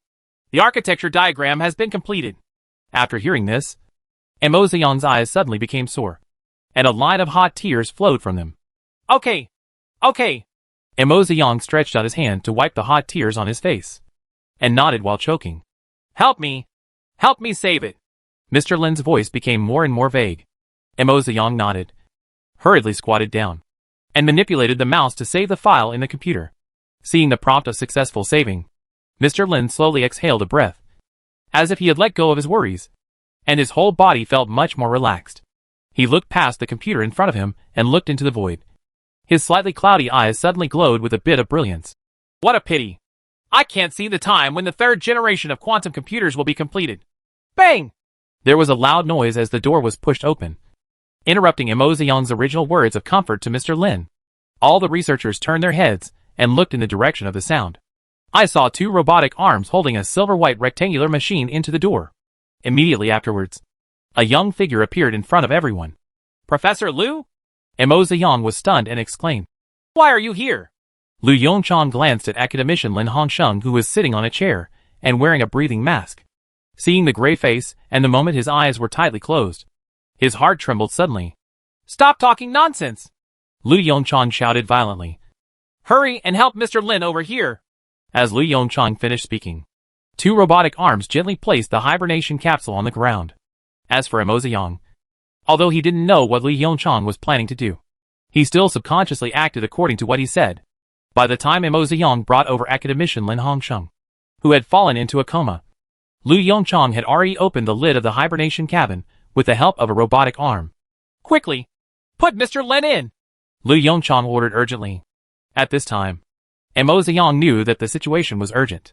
Even though he was extremely confused, he directly put Mr. Lin into the hibernation cabin without asking any questions. The hibernation chamber is huge. In other words, Mr. Lin's body is very thin and only takes up 60% of the space in the hibernation cabin. 0. Inject hibernation, Lu Yongchang said solemnly. The dosage can be slightly larger, but we must reduce Mr. Lin's metabolism rate to the minimum. Two mechanical arms on the side lifted the lid of the hibernation cabin and placed it on top of the hibernation cabin. Because of the rush of production, many unnecessary parts were omitted. Just like this hibernation cabin lid, it is designed to open and close automatically. But now, it can only be turned on and off manually. There was a snapping sound, and the hibernation cabin entered a sealed state through the transparent glass above the hatch. Lu Yongchang and Imo Ziyang clearly saw a needle of transparent medicine being injected into Mr. Lin's body. In just a few seconds, the pain on Mr. Lin's face gradually eased. The heartbeat rate displayed on the surface display of the hibernation chamber also began to drop rapidly. The next moment, a mask fell down, covering Mr. Lin's mouth and nose in all directions. After various protective measures were completed, a burst of white mist rose in the hibernation cabin. This is a simple disinfection work, Lu Yongchang explained softly. After the disinfection work was completed, the mask was retracted, and a large amount of light yellow liquid emerged from the cabin, wrapping Mr. Lin's body. This. Imo Ziyang looked anxious and turned to look at Lu Yongchang beside him. Lu Yongchang naturally ignored Imo Ziyang and just stared at Mr. Lin's face through the transparent glass of the hatch cover. After seeing a bit of white substance slowly growing towards Mr. Lin's nose, he breathed a sigh of relief. He straightened up and looked at Imo Ziyang beside him. Hibernation cabin technology allows people to enter a hibernation state similar to suspended animation. Imo Ziyang quickly understood what Lu Yongchang said. He looked at the hibernation cabin filled with light yellow liquid with a surprised look on his face, and murmured to himself, When did this new technology come out? Lu Yongchang shrugged. Not long ago. To be precise, this hibernation cabin just left the factory less than 10 minutes ago. Imo Ziyang. An Xian. Although there are no human experiments yet, it has been successful on gorillas and mice. Imo Ziyang's expression became even weirder after hearing this. How does this make him feel at ease? Professor Liu, are you sure nothing will happen if someone uses this thing? He carefully looked at the pale academician Lin, who was sinking in the light yellow liquid. He suddenly shuddered. It looked like a corpse soaked in formalin. There should be no problem, Lu Yongchang said softly. Even if there is a problem, what difference does it make to academician Lin? Imo Ziyang was stunned and nodded with a bitter look on his face. Yes. For the current Mr. Lin, the results of both are the same. It's better to give this last hope a try. So, Professor Liu, do you plan to let Mr. Lin hibernate into the future and use future medical technology for treatment? Lu Yongchang nodded and shook his head. Hibernation is really just a stopgap measure. As for treatment, there is no need to rely on future medical technology. Let me introduce to you the ongoing research projects in the biological sub-laboratory. Medical cabin technology. Using nanorobots, we can directly treat diseased parts of the human body, and then use it with other treatments, such as organ transplantation. I believe it won't take long for Mr. Lin to wake up from the hibernation cabin. Chapter 161, The Beginning of the Catastrophe. 2032.8. Lu Yongchang looked at the holographic projection calendar on his desk and sighed slightly. It's so fast, he sighed softly, then turned to look at the sky outside the window. There was not a single cloud in the blue sky, just the blazing sun. The solar mutation has progressed to this point, and ordinary people on the Earth can detect something strange even without observing it through astronomical means. The weather is getting hotter. The reason is also very simple. The sun enters the aging period, and due to the massive consumption of hydrogen, the core of the sun becomes smaller. The decrease in hydrogen content causes the solar core to be further compressed. The hydrogen fusion in the core becomes more and more intense, and the energy released becomes more powerful. In just 2 years, the average temperature of the Earth has risen by 2 degrees. It's just a small 2 times, but it has a huge impact on the human living environment. All kinds of extreme weather began to appear. Wildfires, floods, melting glaciers, rising sea levels. Countless low-altitude coastal cities were submerged. And as for some island countries, needless to say, 0. Calculate the temperature increase trend during this period. Receive. As the electronic synthesizer sounded, a colorful holographic projection appeared above the desk in front of Lu Yongchang. After the breakthrough of the second-generation holographic projection technology, the originally blue holographic projection finally gained color. Looking at the rising slope of the curve, Lu Yongchang sighed slightly. It's getting faster. 0 said nothing, but quietly presented the temperature growth curve in front of Lu Yongchang. After a moment of silence, Lu Yongchang spoke again. 0. What stage of development has the sun reached now? The holographic projection screen changes instantly. A round fireball glowing with crimson flames appeared in front of his eyes. This is a live picture from 8 minutes ago.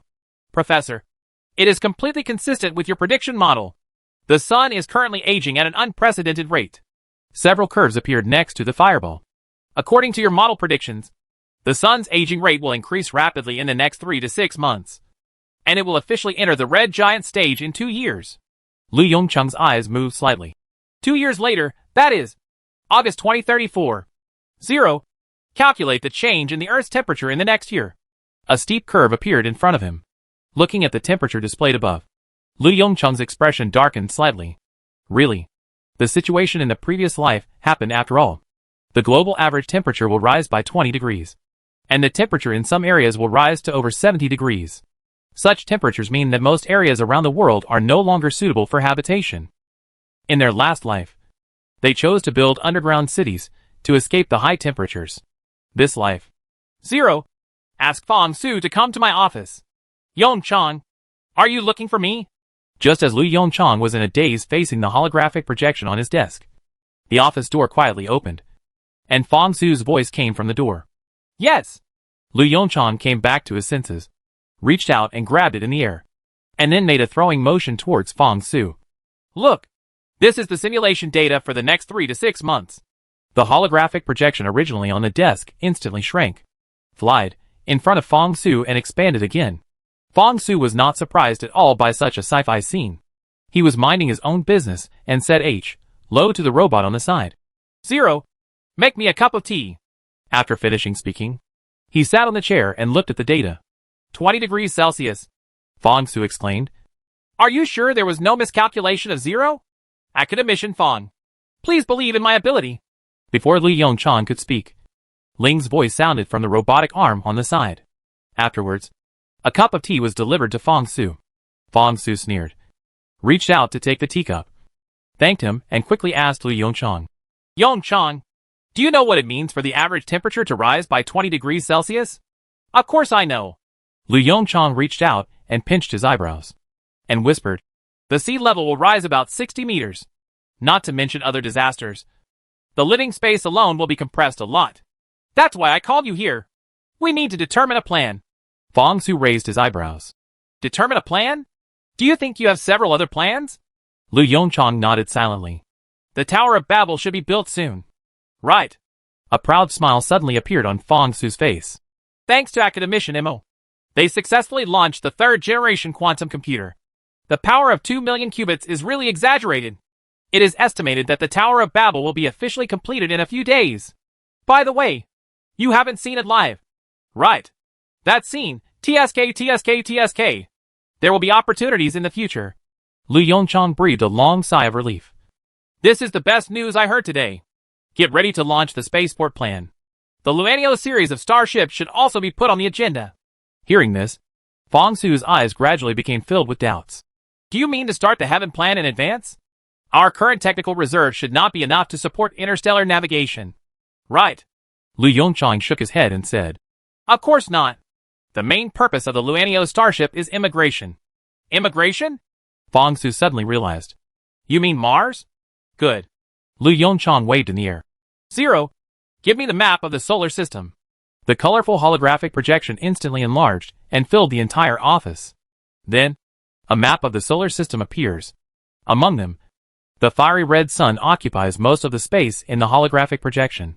Although they knew that this thing had no impact on reality, the two of them still swallowed slightly when looking at the huge fireball. Zero. Make the sun smaller so it doesn't need to be 1:1. As Lu Yongchang finished speaking, the fireball that occupied most of the two people's sights shrank instantly. Look, this is the Earth. Lu Yongchang pointed to a blue planet in front of him. In another 2 years, the sun will officially enter the red giant stage. According to calculations, in the 11 years from August 2034 to 2035, the sun will gradually expand and swallow up Mercury and Venus. Among them, according to zero calculations, the sun will completely engulf Mercury in 2030. In 2035, the sun engulfs Venus. That same year, the sun will experience a helium flash. The holographic image also changed simultaneously, and the fireball projection symbolizing the sun became larger and larger, swallowing up Mercury and Venus step by step. And the original blue planet became a veritable fireball. A flash of white light flashed, and an extremely ugly lava ball appeared in front of their eyes.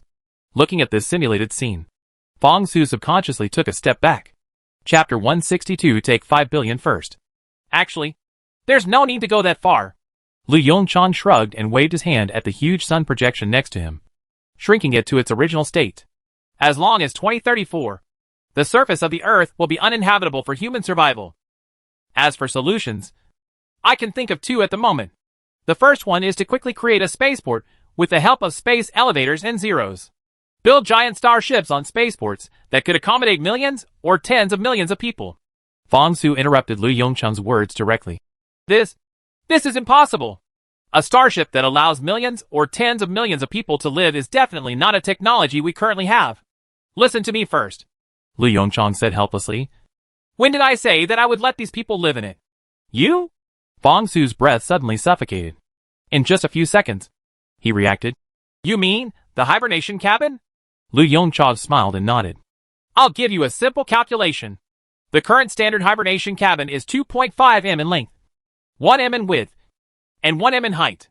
Let's regard it as a rectangular parallelepiped. So a standard hibernation chamber occupies approximately 2.5 cubic meters of volume. We assume transporting 10 million people. If we calculate it in the simplest way, we only need a cubic space with a side length of 293 meters to accommodate them all, taking into account various redundant equipment, maintenance robots, and some necessary power equipment. After zero calculations, a starship with a length of about 800 meters can successfully transport 10 million people. And this starship doesn't need any extra performance. Lu Yongchang raised his eyebrows slightly. When necessary, it can just be an iron SH, equipped with an engine and some maintenance supplies. In the plan, Zero needs to build more than 500 such starships and take away 5 billion people first. Of the remaining 5 billion, if we screen out those who are not suitable for interstellar travel, those who died naturally, those who are too old, those who are unstable, etc., there will probably be 500 million left. Facing Lu Yongchang's description, Fong Su swallowed again. Then where are you going to let these 10 LS go? Lu Yongchang silently reached out and pointed to a location in the solar system. The Kuiper Belt. In other words, these 4 billion people are equivalent to starting a few years earlier than us. With the help of weak artificial intelligence and hibernation cabins, these 5 billion people can spend at least 50 years near the Kuiper Belt safely. As for what to do in 50 years, Lu Yongchang's eyes suddenly dimmed a bit. If we can't catch up with them in the next 50 years, then humanity will basically be doomed.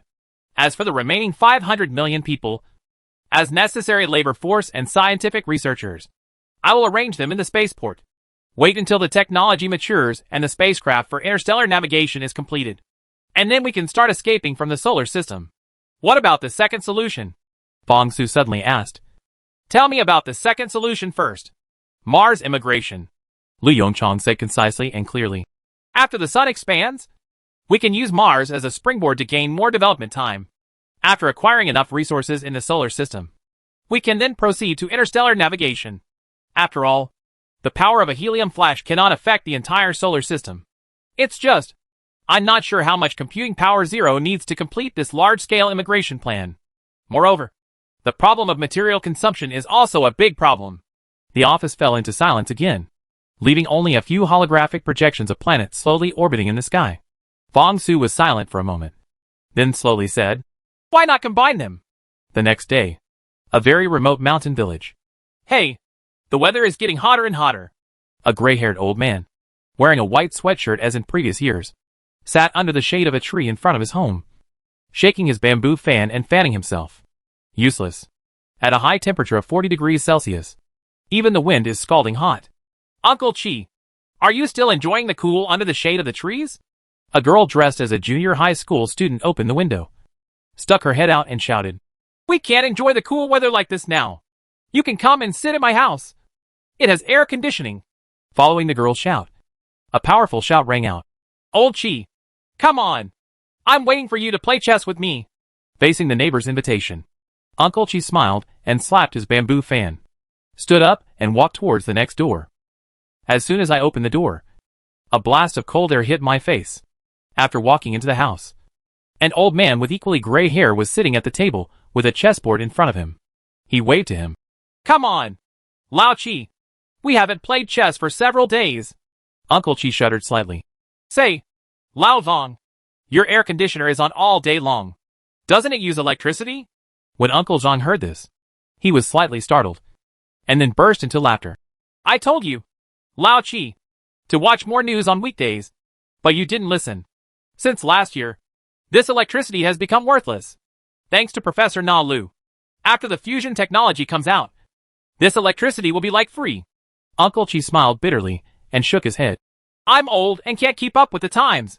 It's gotten hotter and hotter in the past 2 years. It's never been this hot before. Oh, by the way, your granddaughter is in school. Do you know what's going on?" Hearing this, Uncle Zhang turned to look at the girl on the side. "Xiao Man, do you know what's going on? I'm also wondering about the weather." Zhang Man frowned and said, "It should be because of the sun. Our teacher said." After some explanation, the two old men fell into silence. "So, according to what you said, in a few years, the sun will explode?" Uncle Chi smiled and shook his head, obviously not taking this to heart. "Uncle Chi, what I said is true." Zhang Man's face turned slightly red, and he defended in a low voice. "This is what our teacher just said, and it has been shown on TV a long time ago." Okay. Uncle Zhang responded with a smile.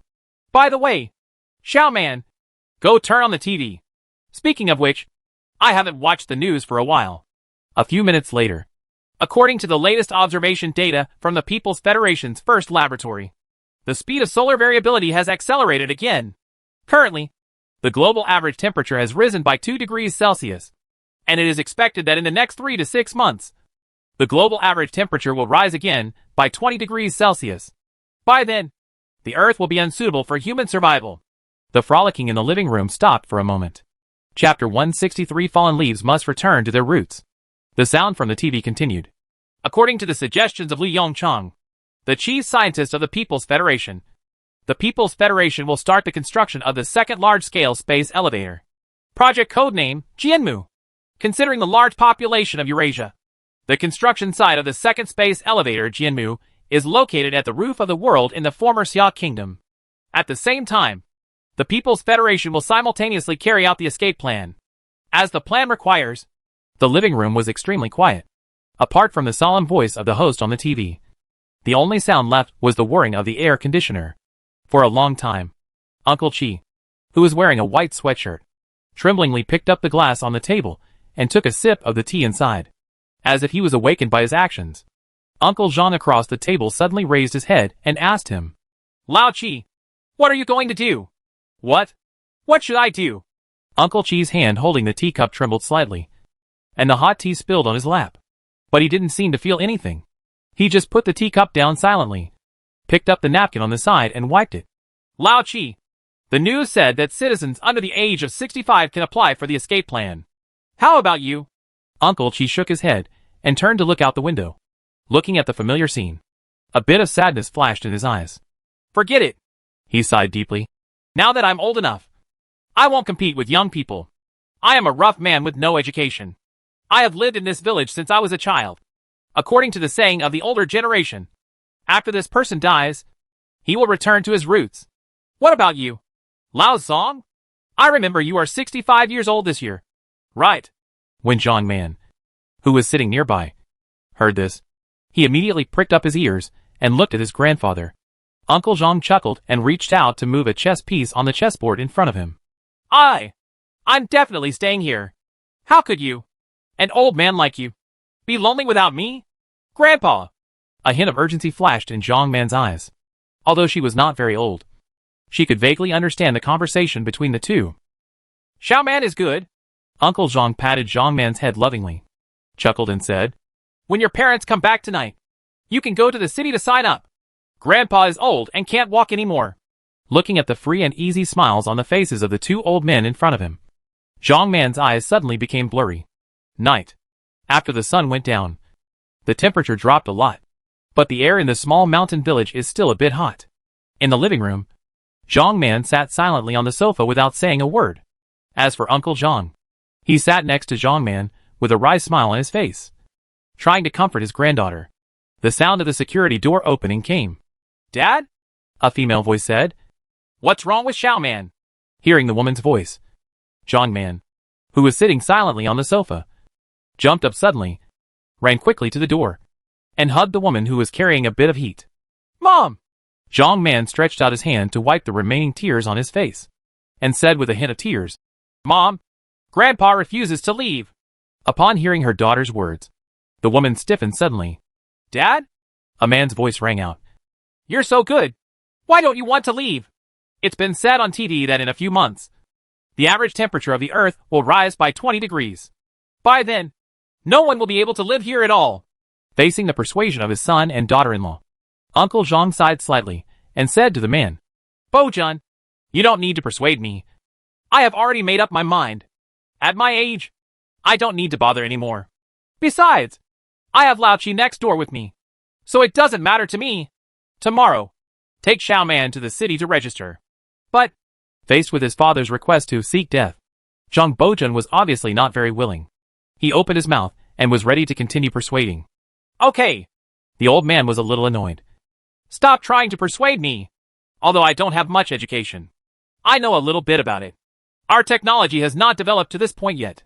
Sending 5 billion people out is easier said than done. The old man's original calm expression had disappeared. His lips trembled and his face looked slightly pale as he said, My withdrawal will definitely increase the success rate of the escape plan. Although it's not of much use. But I'm old and I've had enough. The rest of your life belongs to you. Live well. With that said, the old man patted his son's shoulder gently, took a deep look at the three of them, turned and walked towards the stairs. The stair light was not on. Dad. Zhang Bojun called softly with some choking. The old man did not look back, but stepped down firmly and walked towards the darkness. Seeing his grandfather's figure completely disappearing into the darkness, Zhang Man couldn't bear it anymore and cried out in pain. Grandpa! Is Grandpa not leaving with us? Xiao Man! Don't cry! The woman's eyes were red. She sniffed, squatted down and comforted. Grandpa just plans to accompany Grandpa Chi here. I don't believe it. The teacher said that the Earth is going to end. Zhang Man's cry became more and more sad. If Grandpa doesn't leave, I won't leave either. Late at night, looking at Zhang Man lying on the sofa tired from crying, Zhang Bojun sighed slightly. Su Nan, let's leave now. Hearing Zhang Bojun's words, the woman's shoulders twitched slightly. Now? Why so urgent? Zhang Bojun turned to look at Zhang Man, who was lying on the sofa, and his face became more sad. You have also seen Xiao Man like this. I don't know what's going to happen tomorrow. I was thinking. At this point, Su Nan already understood. She pursed her lips slightly, gently picked up Zhang Man on the sofa, and nodded to her husband. Let's go say hello to Dad. The two of them walked up the stairs quietly. The old man's room was lighted. Who? Mr. Zhang's voice came. The next moment, a neatly dressed old man appeared in front of the two of them. Obviously, the old man didn't sleep either. Dad, it's us. Zhang Bojun lowered his voice and said, Xiaoman is asleep. We are going to take her away now to save tomorrow. The old man nodded silently and stared at Zhang Man in Su Nan's arms carefully. Let me hug Xiaoman again. More than 10 minutes later, Zhang Bojun and Su Nan walked out of their self-built house in the countryside.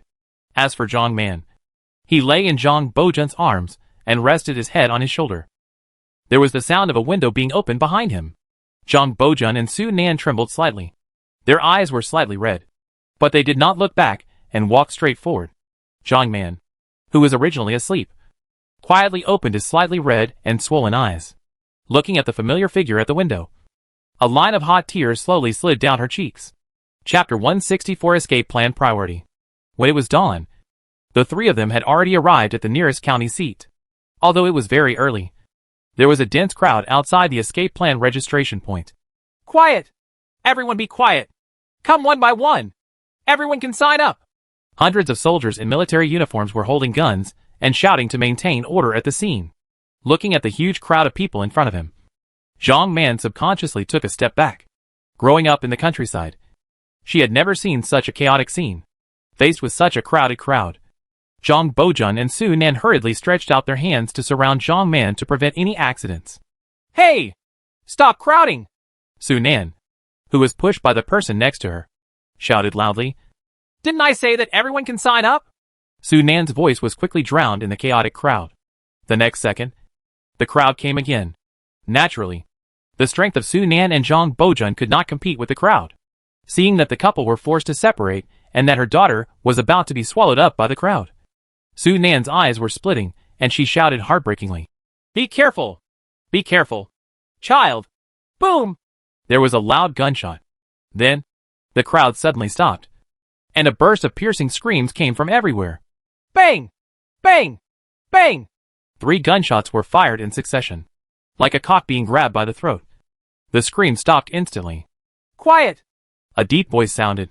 The chaotic flow of people completely stopped. Everyone looked in the direction of the sound.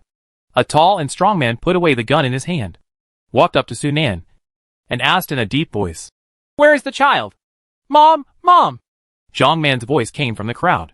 The next moment, under the gaze of the big man, the crowd automatically separated, making way for Zhang Man, who was squeezed deep in the crowd. Seeing that their daughter was safe and sound, Su Nan and Zhang Bojun's expression suddenly relaxed. Su Nan came to her senses and quickly turned to look at the soldier beside her. Thank you. Thank you. Facing Su Nan's thanks, the big man smiled and waved his hand. It's okay. With that said, he faced everyone again. Everyone, follow the order and sign up one by one. Those who jump in line and disrupt order will be disqualified from fleeing. Nothing has as much weight as these words. After hearing that they might be disqualified from fleeing, everyone quickly and spontaneously formed a long line. All the soldiers were relieved to see order restored at the registration point. The soldier just now held Zhang Man's hand and walked to Su Nan. After saluting, he asked in a deep voice, Hello. What do you call me? Hello. My name is Su Nan. Su Nan replied hurriedly. Hello. Miss Su. I am Wu Pingxing, the person in charge here. What is the age of your child? Su Nan quickly reported a number. Hearing Su Nan's answer, Wu Pingxing looked solemn, saluted again and said, According to the escape plan, your child's age meets the regulations, and we can give her priority to go through the escape procedures. Hearing this, Su Nan and Zhang Bojun suddenly showed a bit of joy on their faces. The two nodded in succession. Okay. Okay. Please give her priority to go through the formalities. Thank you. While talking, the two of them bowed to Wu Pingxing. Wu Pingxing hurriedly stepped aside, and then continued to explain. There is something I must make clear to you. In the escape plan, children are the first priority, followed by senior talents from all walks of life. Then it will be the turn of the young and middle-aged workforce. Finally, there are some elderly middle-aged and elderly people. So, when the escape plan begins, you and your children will be separated into 2 different starships. Hearing this, the original smile on Su Nan's face disappeared instantly. What? She is still a child. If something happens. As she said this, she looked at Zhang Bojun beside her. Faced with this situation, she couldn't make up her mind. Zhang Bojun took a deep breath and asked in a deep voice, Sir, I only have one question. Is your child's starship the safest? Wu Pingxing was silent for a moment and did not reply. He just nodded slightly. Okay. Zhang Boujun gritted his teeth. Sir, Zhang Man is leaving it to you. Wu Pingxing silently saluted the two of them again. Let's talk for a while. I don't know when we'll see each other again. Wu Pingxing reminded softly. Su Nan and Zhang Boujun hurriedly knelt down and pulled Zhang Man to their side. Xiao Man, if you follow Uncle Wu, he will take you to a safe place. As he spoke, Su Nan raised her hand to wipe away her tears, let alone the child. Even she as an adult couldn't bear this kind of scene of life and death. Seeing Zhang Man turning back 3 times after Wu Pingxing, Su Nan's eyes became moist again. Boujun, tell me, can we still see Xiao Man? She looked at the long queue in front of her and murmured to herself. Yes. Zhang Boujun was silent for a while and said in a deep voice, humans will never fall here. The queue shortened little by little. Soon, it was Su Nan and Zhang Boujun's turn. After reporting his identity information, the staff member behind the computer screen showed some doubts in his eyes. Hello, Mr. Zhang. According to the data, your father Zhang Yanyan's age and physical condition meet the requirements for escape. Zhang Boujun replied calmly. He gave up. Did you give up another one?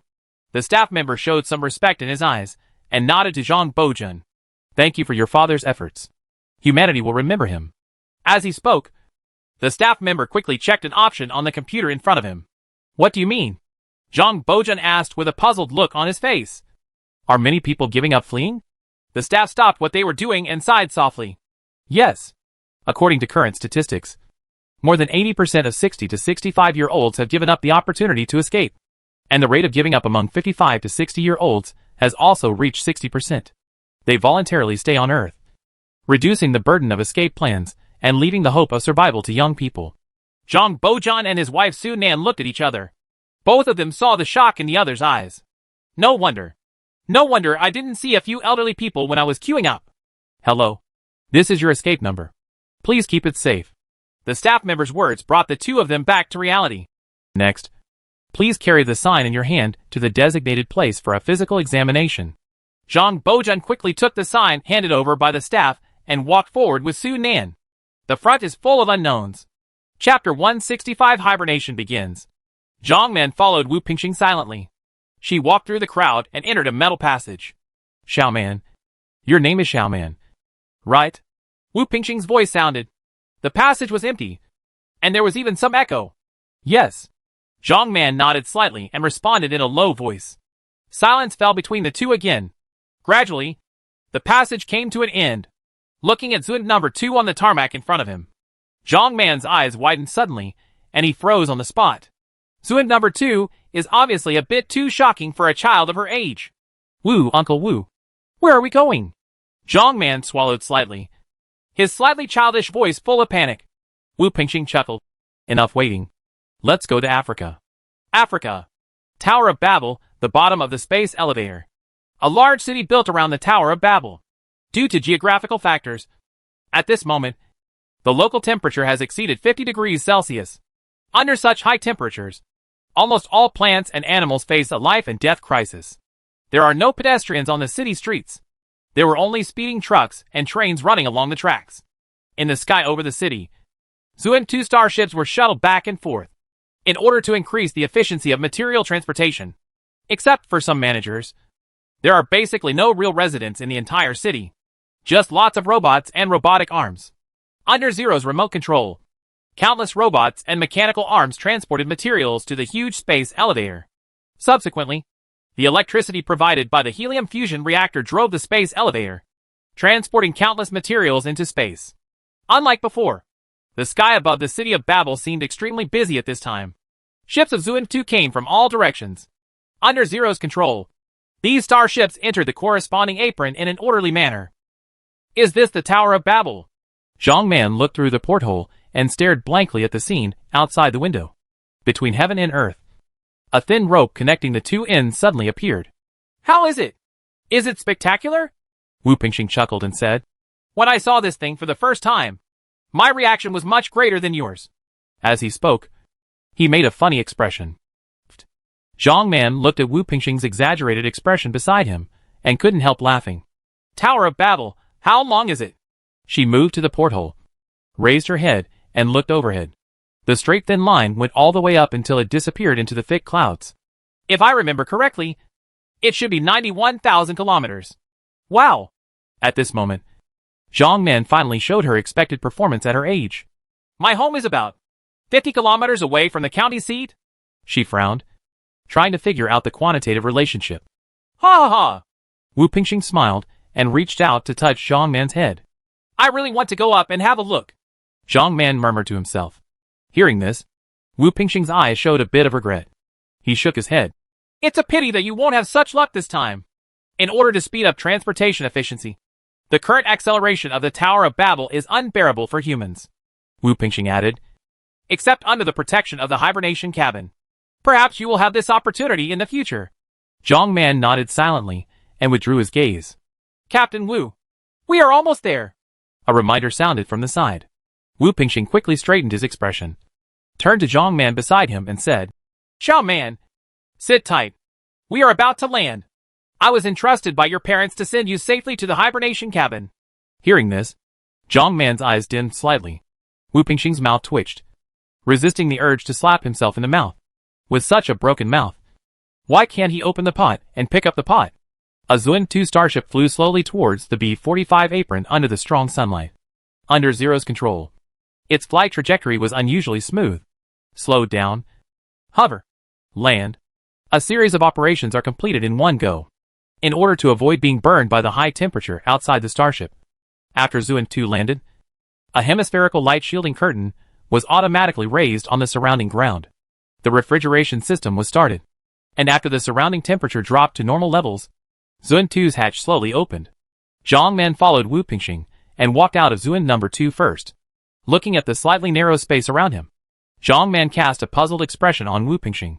The next moment, a hole suddenly opened in the ground ahead, revealing an escalator leading to the ground. Such a technological scene naturally shocked Zhang Man and other children. For a time, waves of exclamation sounded one after another. Ahem!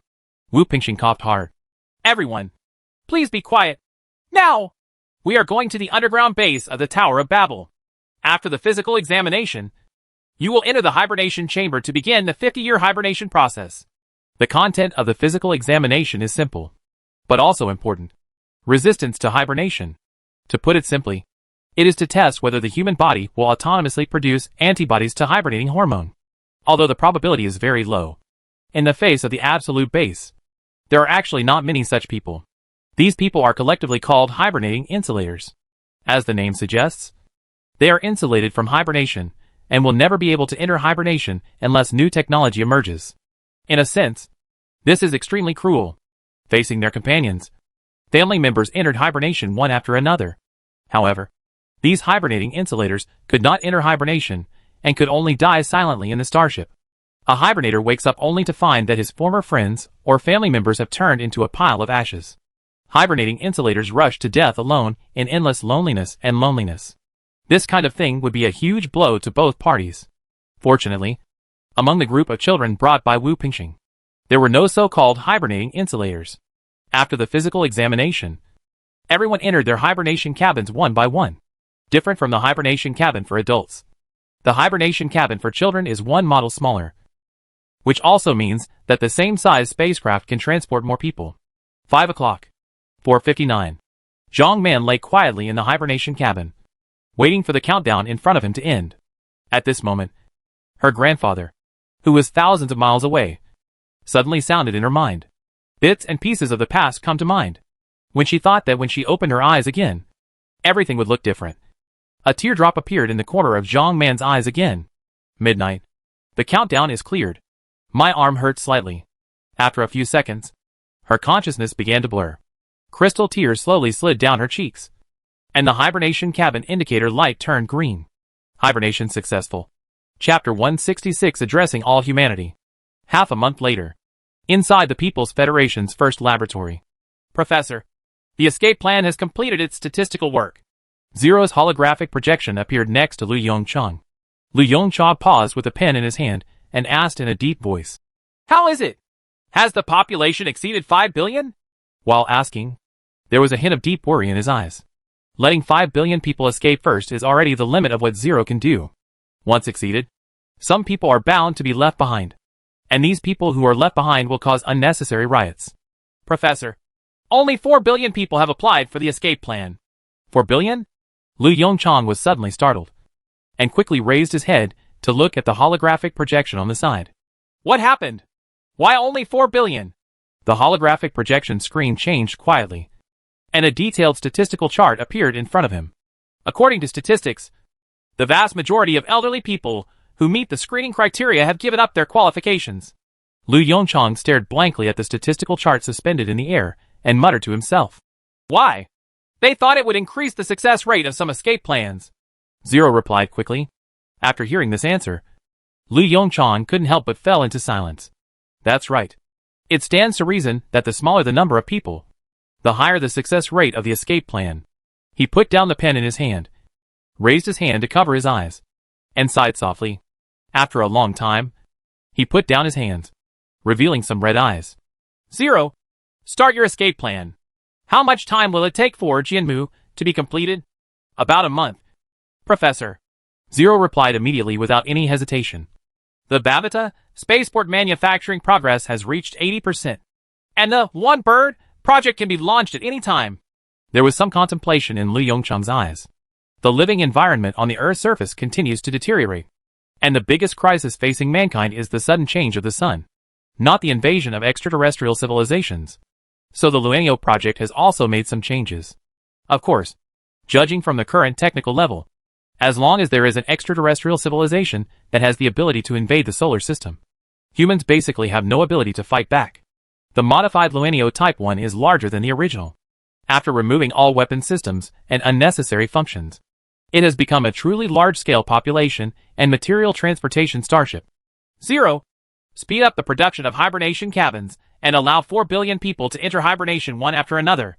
The hibernating location is under the Babbitt Tower and Jianmu. As for those who gave up their escape plan, Lu Yongchang said with a bit of unbearability in his eyes, try to distribute some medicine so that they can suffer less pain. As he spoke, Lu Yongchang sighed deeply. We have no energy to help them anymore. Also, help me prepare. I want to speak to all of humanity. At the same time, as the speed of solar variability continues to accelerate, the average temperature of the Earth at this time is already 5 degrees Celsius higher than the same period in previous years. The melting of massive glaciers is causing rising sea levels. All coastal cities around the world are being flooded by seawater. Under the organization of the parliament, residents of all coastal cities moved inland. The plateau, which was originally sparsely populated, has now become the paradise that everyone dreams of. The capital of the original Xia kingdom. Congressman Li sat in his air-conditioned office and looked out the window worriedly. Thick dark clouds completely covered the sky. This is also another impact caused by solar variability. After the temperature rises, seawater evaporates a lot, naturally forming large groups of dark clouds. Although these dark clouds block most of the sun's rays, they don't have much of a cooling effect. On the contrary, the Earth at this time is like a steamer that is constantly heated. The only thing worth celebrating is that the Earth is moving toward aphelion at this time, which gives humans a slight chance to survive. Recent rains have become more frequent. Counselor Li sighed and asked in a low voice. How is the relocation work going on here? Hong Qiming's voice sounded from the side. The progress is good and people in coastal areas have been evacuated. It's just, Hong Qiming said hesitantly, many old people chose to stay where they were, and we could only leave some food and necessary comfort medicine for them. Upon hearing this, Counselor Li's expression suddenly darkened. Although he had expected such a result, the moment he heard it, he was still a little unbearable. These are all human lives. Although the People's Federation was established, the blood of Yan Wang still flows in their bones. After a moment of silence, Counselor Li asked again, what were the casualties during the relocation process? The office fell into dead silence again. Senior Counselor, it is inevitable that casualties will occur in such large-scale migration. For a long time, Hong Qiming answered with difficulty. Currently, according to incomplete statistics, at least tens of millions of people have died from various accidents. Counselor Li took a deep breath, closed his eyes, and leaned back on his chair. A drop of turbid tears slowly slid down the old man's grooved cheek. The old man slowly stood up from the chair and said word by word, Qiming, help me prepare. I'm going to the front line. Hong Qiming's expression changed drastically, and he quickly stepped forward and pushed Counselor Li back to his seat. President, please don't joke. Now! The entire People's Federation cannot do without you. If something happens to you, the People's Federation Council that was finally formed will probably. Counselor Lee frowned. He knew in his heart that what Hong Chiming said was right. The People's Federation has just been formed. And although it no longer refers to the country on the surface, behind the scenes, everyone still retains the concept of the country in their subconscious. Not to mention others. Even he himself subconsciously starts from Xiaoguo's perspective when considering problems. This is inevitable. Only time can erase this deep-rooted belief. However, the people are now in the most dangerous moment. In this critical moment, I must. Before Congressman Lee finished speaking, a holographic projection of light suddenly appeared next to him. Senior Counselor, Professor Liu applies to speak to the world. Representative Li's eyes suddenly emitted a dazzling light. He turned and looked at Hong Chiming. Chiming, it seems that our God-making plan will finally come into use, Counselor Li said with a look of relief. Hong Chiming nodded in agreement. I believe in Yongcheng. He can do it. Counselor Li nodded silently, and then looked at Zero's holographic projection again. Zero, let all departments cooperate with Professor Liu's speech unconditionally. This is an order. Okay, Chairman. Zero's holographic image slowly dissipated. I wish you good health. Chapter 167 The Approaching Coastline. North America. A city near the coast. Hope! A high-pitched shout came from downstairs. Hey! Hope responded in a long tone. Mom, what's wrong? Then, a rush of footsteps came from the stairs. Hope! There was a hint of anger in the female voice. How many times have I told you not to lean against the window? With this weather, the window may not be able to hold up one day. Some time ago, I saw a child in a penguin colony in South America. Just because he was standing by the window, he was swept away when the hurricane arrived. As she spoke, the woman reached out and pulled Hope away from the window. Mom! Faced with her mother's scolding, Hope pointed helplessly out the window. It didn't rain outside today. It's a nice weather. That won't work either. The woman glanced out the window. When she saw the whitening sun in the sky, the woman's mouth twitched slightly. The temperature outside is so high. You? Hope pointed to the thermometer beside her. 33 degrees Celsius. Mom, the Earth is moving to apogee, and it's not so hot outside now. Seeing his mother's face gradually turn red, Hope quickly pointed to the window. And, Mom, look, the coastline is close again. Hearing this, the woman was slightly startled, then quickly turned her head and looked out the window. Looking at the blue sea water, the woman's eyes showed no trace of appreciation. Her hands were shaking slightly, and her eyes were full of fear. Oh my God, how did it rise so fast? The next second, she quickly turned around and grabbed the suitcase on the side. Quick! Hope! What? Hope looked at his mother blankly. What are you doing standing there? The woman, her hair disheveled, shouted loudly. Hurry up and pack your clothes. It's time for us to move. Seeing his mother half kneeling on the ground sorting her clothes, Hope curled her lips and turned to look out the window again. There are all kinds of debris floating on the blue sea. Wood products, foam, plastic. Countless man-made objects rise and fall with the waves. We have to move again, Hope muttered as he squatted down to help his mother sort out her clothes. Didn't we just move a few days ago? The woman's body trembled slightly, and she stopped what she was doing. She put down the folded clothes in her hands, sighed softly, and touched Hope's head with a sad look on her face. I don't want to move either. But this is all for survival. You know, it was when your dad moved last time. Speaking of this, the woman's voice suddenly choked up. Seeing this scene, Hope's young heart twitched suddenly, and a heartbreaking pain came from it. Mom, don't think about this. Let's pack our clothes quickly. He didn't know how to comfort his mother, so he could only reach out his hand, imitate his mother's past appearance, and pat her back gently. A string of numbered cards tied to his arm swayed back and forth along with Hope's movements. The woman wiped the tears from her eyes and reached out to grab the dangling cards. Hope, remember, no matter what, you must keep your cards in your hand. This is your ticket to enter the hibernation cabin first. Looking at his serious mother, Hope's eyes flashed with confusion, and then he nodded vigorously. Hey! The woman sighed and reached out to stroke Hope's round head. I don't know when it will be our turn. I heard that in Xia country, all teenagers under the age of 20 have entered hibernation pods. Hope corrected her mother's words with a serious look on her face. Mom, there is no such thing as a country anymore. Our Chinese teacher once said that now there is only the People's Federation. And the whole world is a community. The woman smiled bitterly and nodded. Okay. Okay. She sighed softly again. It had only been a few months since the People's League was established. But the original culture of the United States had completely disappeared. In fact, even the word Millikan was rarely heard. Even English has gradually faded out of people's daily life. Get your things in order.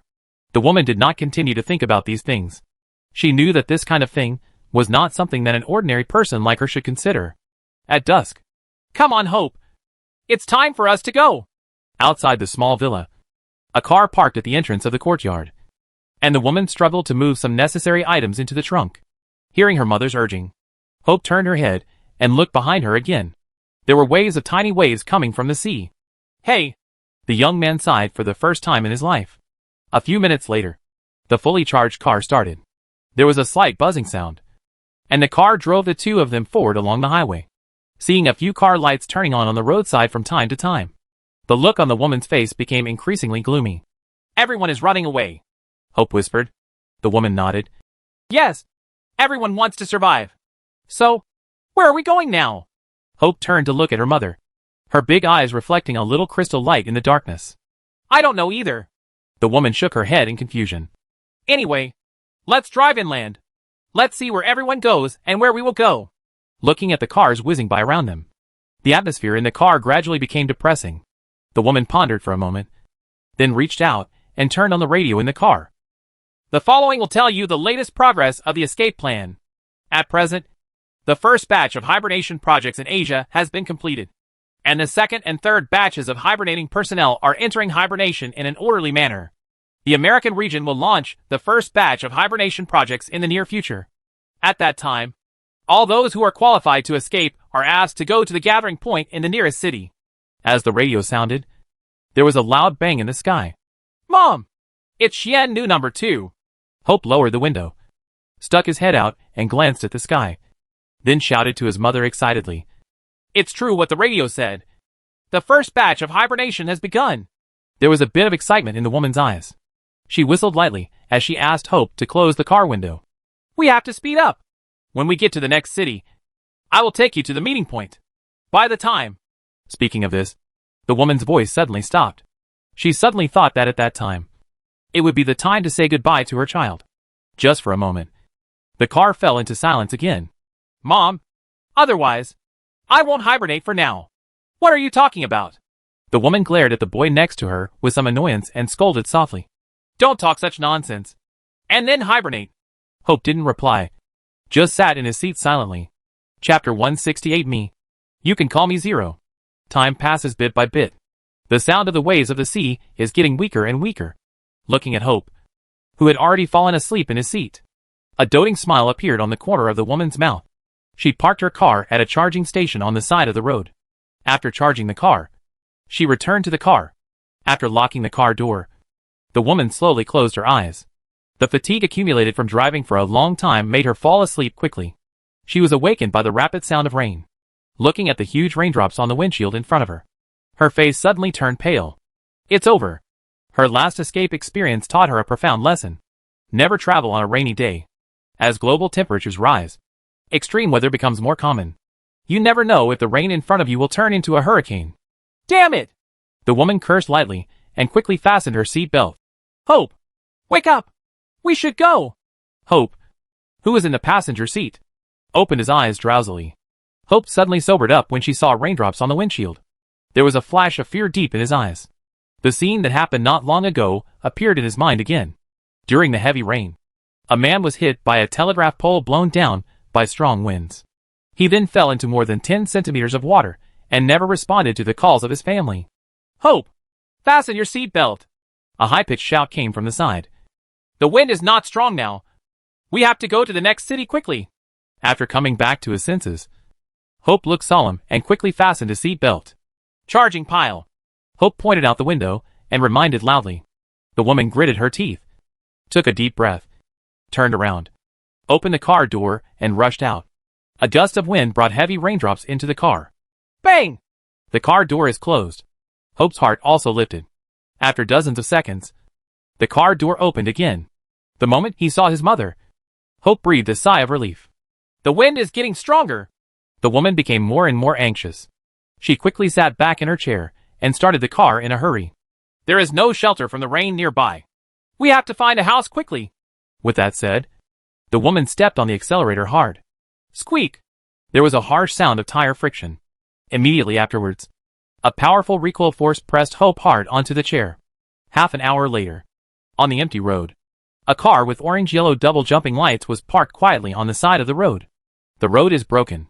Several large trees blown down by the wind cut off the entire road. In the car, the woman looked pale, and her body was trembling slightly. Perhaps because she had been soaked by the rain just now. There was an abnormal blush on her cheeks. Hope! The woman gritted her back molars, tried her best to suppress her trembling teeth, and said softly, The wind is getting stronger and stronger outside. And we can't stay in the car anymore. Looking at the swaying trees outside the window, Hope's eyes were full of panic. He shrank back, holding the seat belt tightly with his little hands, and said with a hint of crying in his voice, Then, where are we going? It's so windy outside. You'll die if you go out. The woman said nothing and started the car again. Her eyes turned to the big trees that had been blown down by the wind. The next moment, the car swayed forward. Boom! The front of the car hit a tree trunk. There was a creaking sound, and the vehicle formed a perfect triangle with two opposite fallen trees. The woman breathed a sigh of relief. Let's get out of the car. After turning on all the lights in the car, she said firmly to Hope, We are hiding in this triangle area. Whether we can survive depends on luck. The rain was getting heavier and heavier, but the wind was slowly getting lighter. Looking at his mother who fell into a coma next to him, Hope's eyes were full of horror. Mom! Mom! He pushed his mother tremblingly and called softly. No respond. He followed his mother's example and put his hand on her forehead. So hot! He quickly withdrew his hand, and large drops of hot tears fell from his eyes. What to do? He tried to drag his mother back into the car, but failed many times.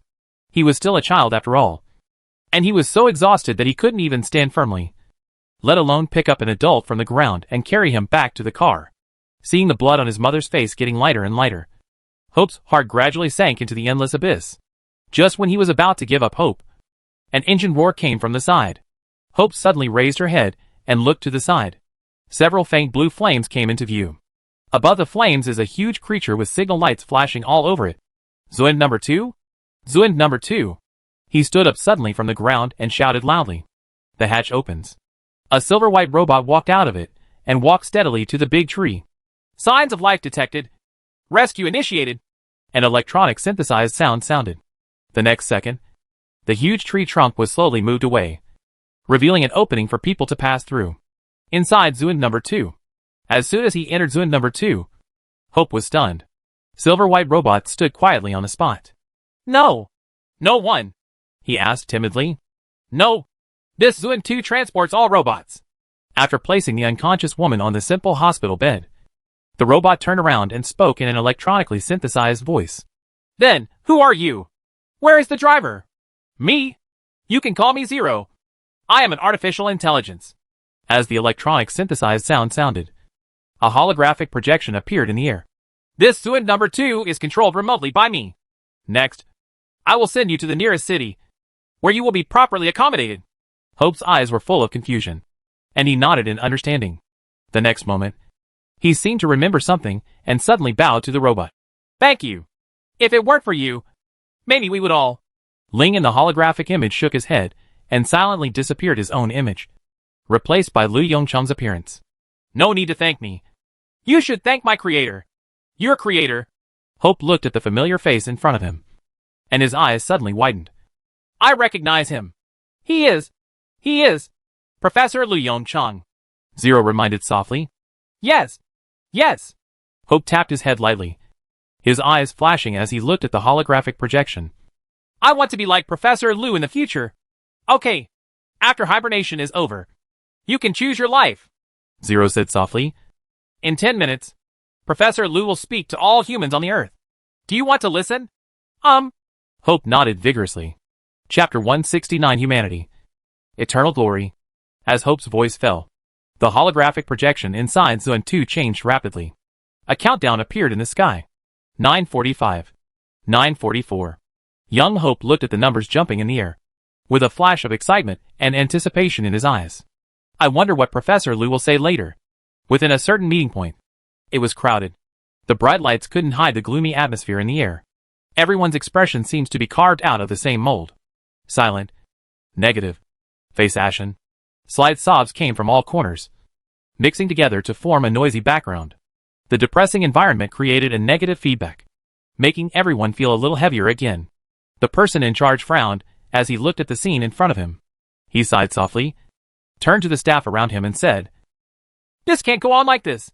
What's the difference between a person who has no hope and a walking dead?" The staff member nodded silently, and he was also affected by the depressing atmosphere, even though he knew that such an atmosphere was very unfavorable to his escape plan. What could he do? Everyone present has more or less experienced life and death. Who can feel better when watching their relatives and friends die in front of them? The person in charge, who received no response, sighed again. "I heard that Professor Lu is going to speak later, but I don't know what happened to the escape plan. I hope it's good news." The staff looked numbly at the people in front of them. Good news? Hope so.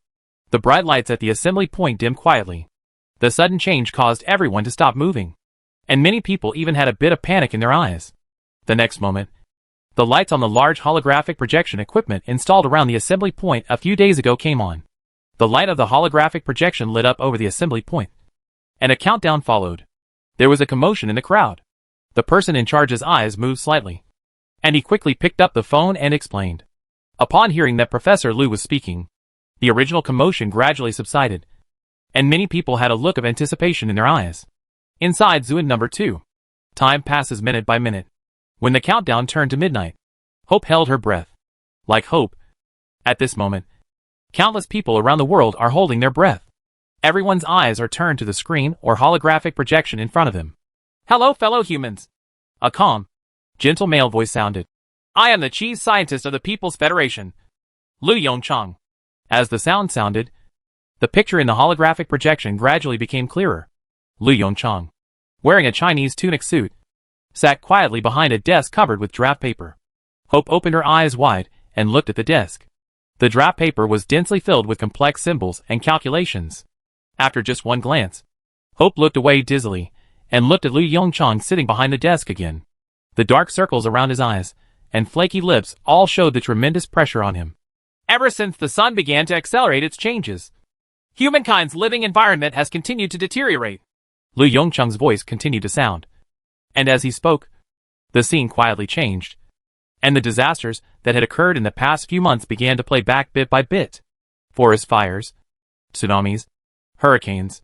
Looking at the picture on the holographic projection, Hope's face turned slightly pale. "But?"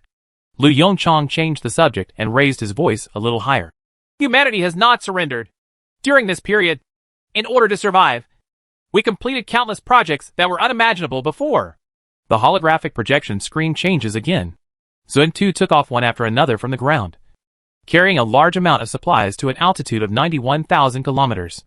A long cable slowly hangs from the sky, with the endless work of countless robots and robotic arms. A ladder to the sky gradually takes shape. Tower of Babel. This is mankind's first space elevator.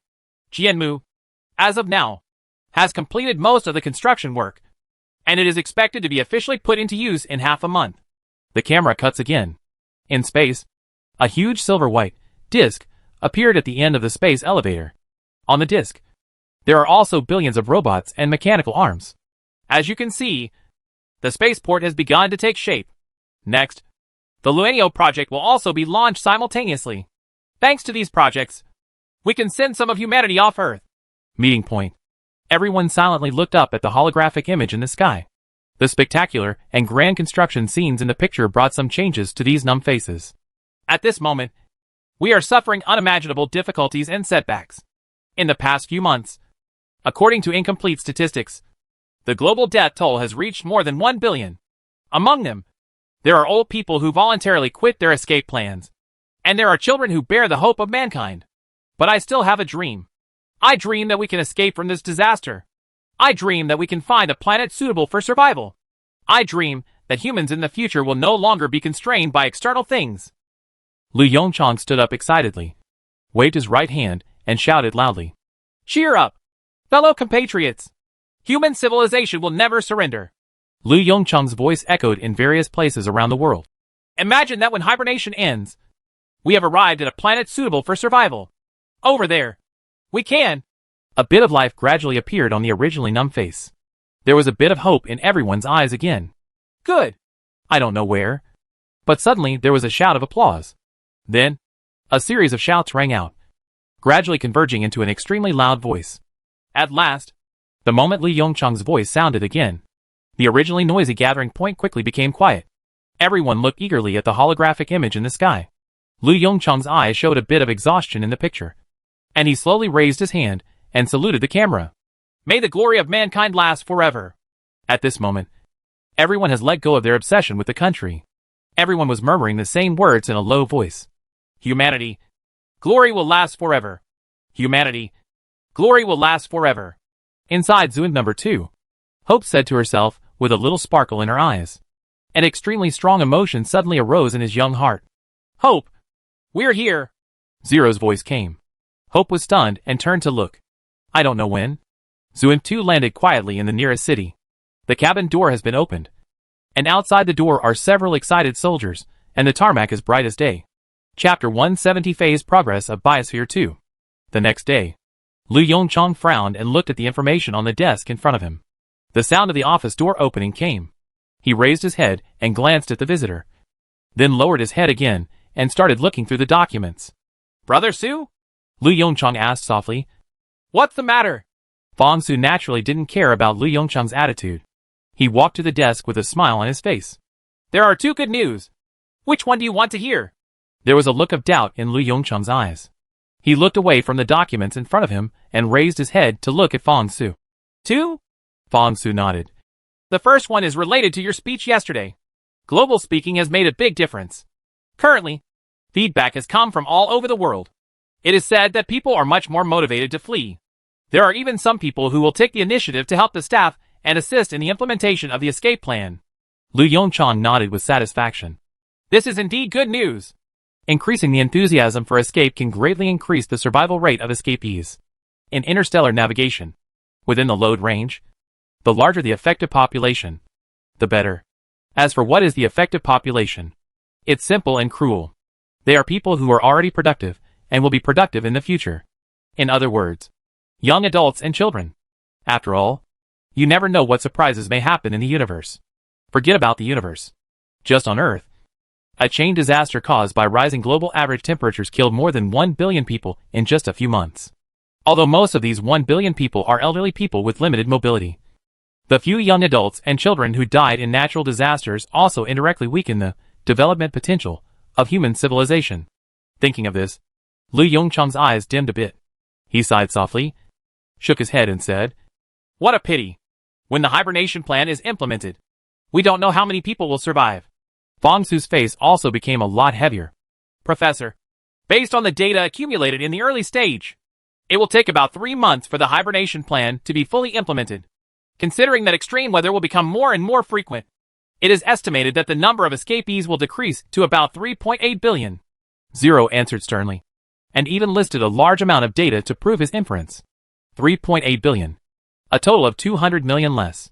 Lu Yongchang's eyes became more sad. But there was nothing he could do about this situation. Currently, the spaceport, Luanio project and Jianmu manufacturing projects have completely drained Zero's computing power. If computing power is allocated to build shelters and slows down the progress of other projects, the consequences will only be more serious. What's the other good news? After a moment of silence, Lu Yongchang took a deep breath, cheered up a little, and asked Fong Su. After hearing the question, Fong Su shook his head and pulled himself out of the heavy atmosphere just now. I'm sure you can't guess what the good news is. Recalling the report he just received, Fong Su's eyes showed a bit of joy. Seeing the confusion in Lu Yongchang's eyes, he cleared his throat and prepared to report. The holographic projection screen quietly changed. Professor, the Biosphere 2 experiment has achieved initial success. Fong Su's expression suddenly froze. Zero. There is no such thing.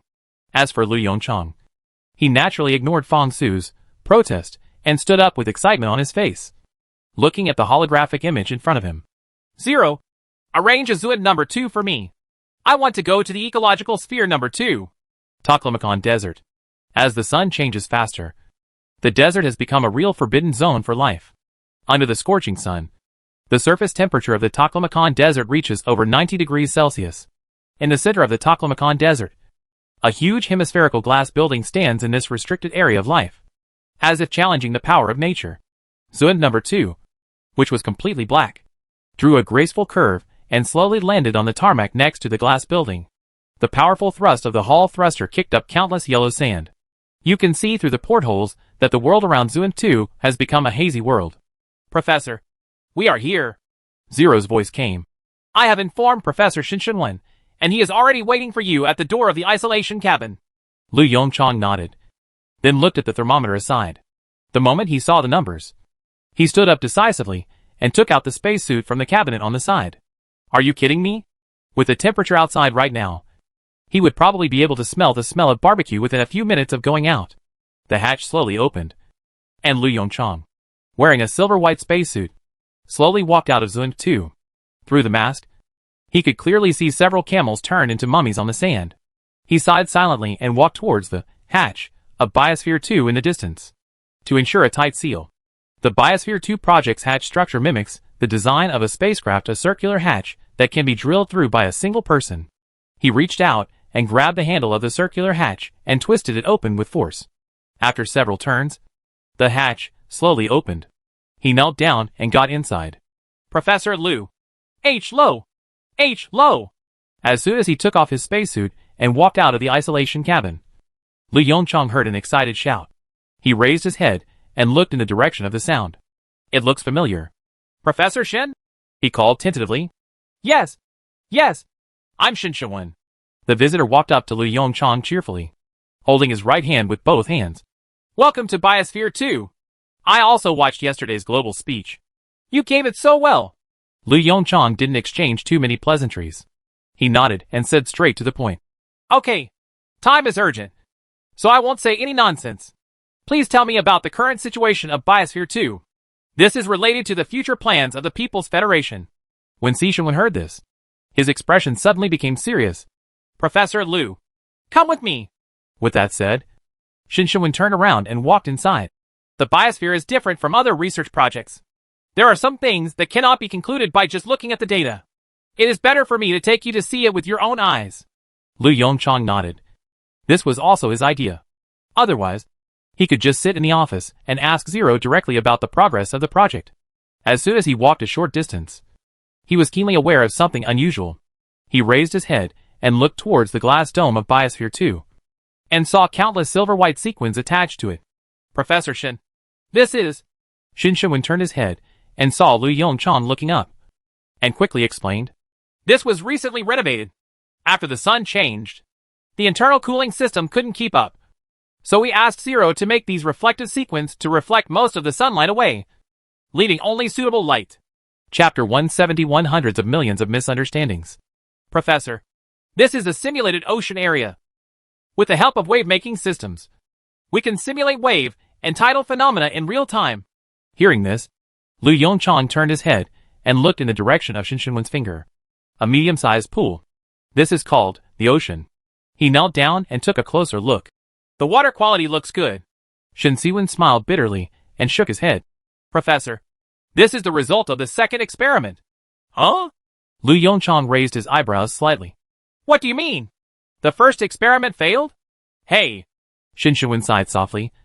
During the first experiment, we also encountered the same situation as the United States, simulating ocean red tide flooding and introducing massive death of organisms. It wasn't until Zero took over the main control system that the situation improved. Lu Yongchang did not speak, but turned his questioning eyes to Professor Shinshinwen. Professor Lu, although Biosphere 2 has achieved initial success, I have to pour cold water on you. Shinshinwen was silent for a moment, and then said again. With the current human technology, we can create a self-circulating biosphere is basically impossible to achieve. Lu Yongchang's expression changed slightly. How so?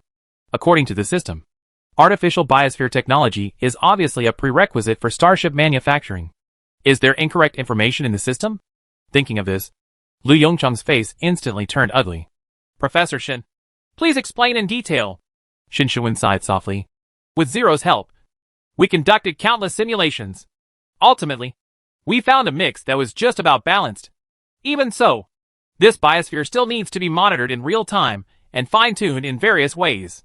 For example, if the carbon dioxide concentration in the biosphere is high, it is necessary to increase the light intensity in the tropical rainforest area a little. The current small biosphere is like a chaotic system. You never know what unexpected situation will occur in the next second. Only artificial intelligence like Zero can keep up with its speed of change and make appropriate adjustments to it.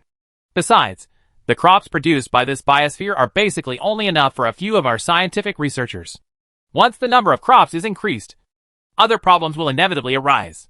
Therefore, it is completely unrealistic for us to achieve a truly self-sufficient biosphere within a starship of a few hundred meters or several kilometers in size. Shen Siwen said a lot at once. Li Yongchang also understood the meaning of Shen Siwen. Only, Ahem. Professor Shen, I think you have a little misunderstanding of what I mean. Li Yongchang coughed slightly and said with some embarrassment. It's my fault that I didn't explain it clearly at the beginning. Our current needs are not the kind of ecological starship that is completely self-sufficient. The so-called biosphere technology is just to better control the environment inside the starship. Do you understand what I mean? Looking at Shen Siwen's confused eyes, Li Yongchang pondered for a moment and continued to explain. For example, although most humans are currently sent into hibernation cabins, but on interstellar voyages, someone always needs to be awake. In addition to necessary fleet status monitoring, there are also some basic research that cannot be interrupted. When the time comes, we will build some starships that can accommodate tens of thousands of people living at the same time. Long-term control of the internal environment of this kind of survival starship is the technology we need. So, do you understand? Shen Siwen suddenly realized. The corners of his eyes twitched violently. Who knows how much effort he put into creating a perfect biosphere during this period? If nothing else, at least half of his hair fell out. If this is all you ask for, Professor Liu, then the biosphere project can be declared a success. Shen Siwen said sadly. If we only control the living environment in the starship. As long as we have certain equipment. For Zero now, not worth mentioning. After all, even a chaotic system becomes simpler after removing thousands of different creatures. Ahem. Li Yongchang scratched his head in embarrassment again. He also realized that what he did was not honest. This is equivalent to asking the chef to prepare a full table of Manchu and Han Chinese banquets when he only wants to eat a mouthful of white rice. After visiting the research results of Si Shenwen and his team, Li Yongchang's eyes moved slightly. By the way, if this ecosystem is moved to Mars, can it be maintained? Shen Siwen was stunned. Of course. You just need to build various facilities in equal proportions and introduce the same proportion of biological populations. What if we add 500 million humans? Thoughts. Seeing the shit-eating expression on Shen Siwen's face, Li Yongchang shook his head with regret. Pity. Shen Siwen's expression changed slightly. Professor, are you planning to take humans to immigrate to Mars? Li Yongchang nodded. The surface of the Earth will soon be uninhabitable. The mineral resources originally reserved have been almost exhausted after completing the escape plan. Next, we need to obtain as many resources as possible before the solar helium flash occurs to prepare for future interstellar voyages. Mars is a good springboard. Shen Siwen frowned, as if he was thinking about something in his mind. After a long time, he said hesitantly, Professor, if we just build a Mars city for human habitation, maybe our algorithm can do it. However, at that time, significant resources may need to be invested to keep it running. After hearing this, Li Yongchang's eyes suddenly lit up. Input a lot of resources? This is nothing. The technology for industrial synthesis of proteins and carbohydrates has been perfected. Even without crops and livestock, humans can survive under a complete industrial system. It's just that the quality of life will be slightly reduced. Thinking of this, a faint smile appeared at the corner of Li Yongchang's mouth. He reached out and patted Shen Siwen in front of him on the shoulder. Professor Shen, this task is left to you. Thoughts. As if afraid that Shen Siwen might have misunderstood the meaning, Li Yongchang once again explained in detail.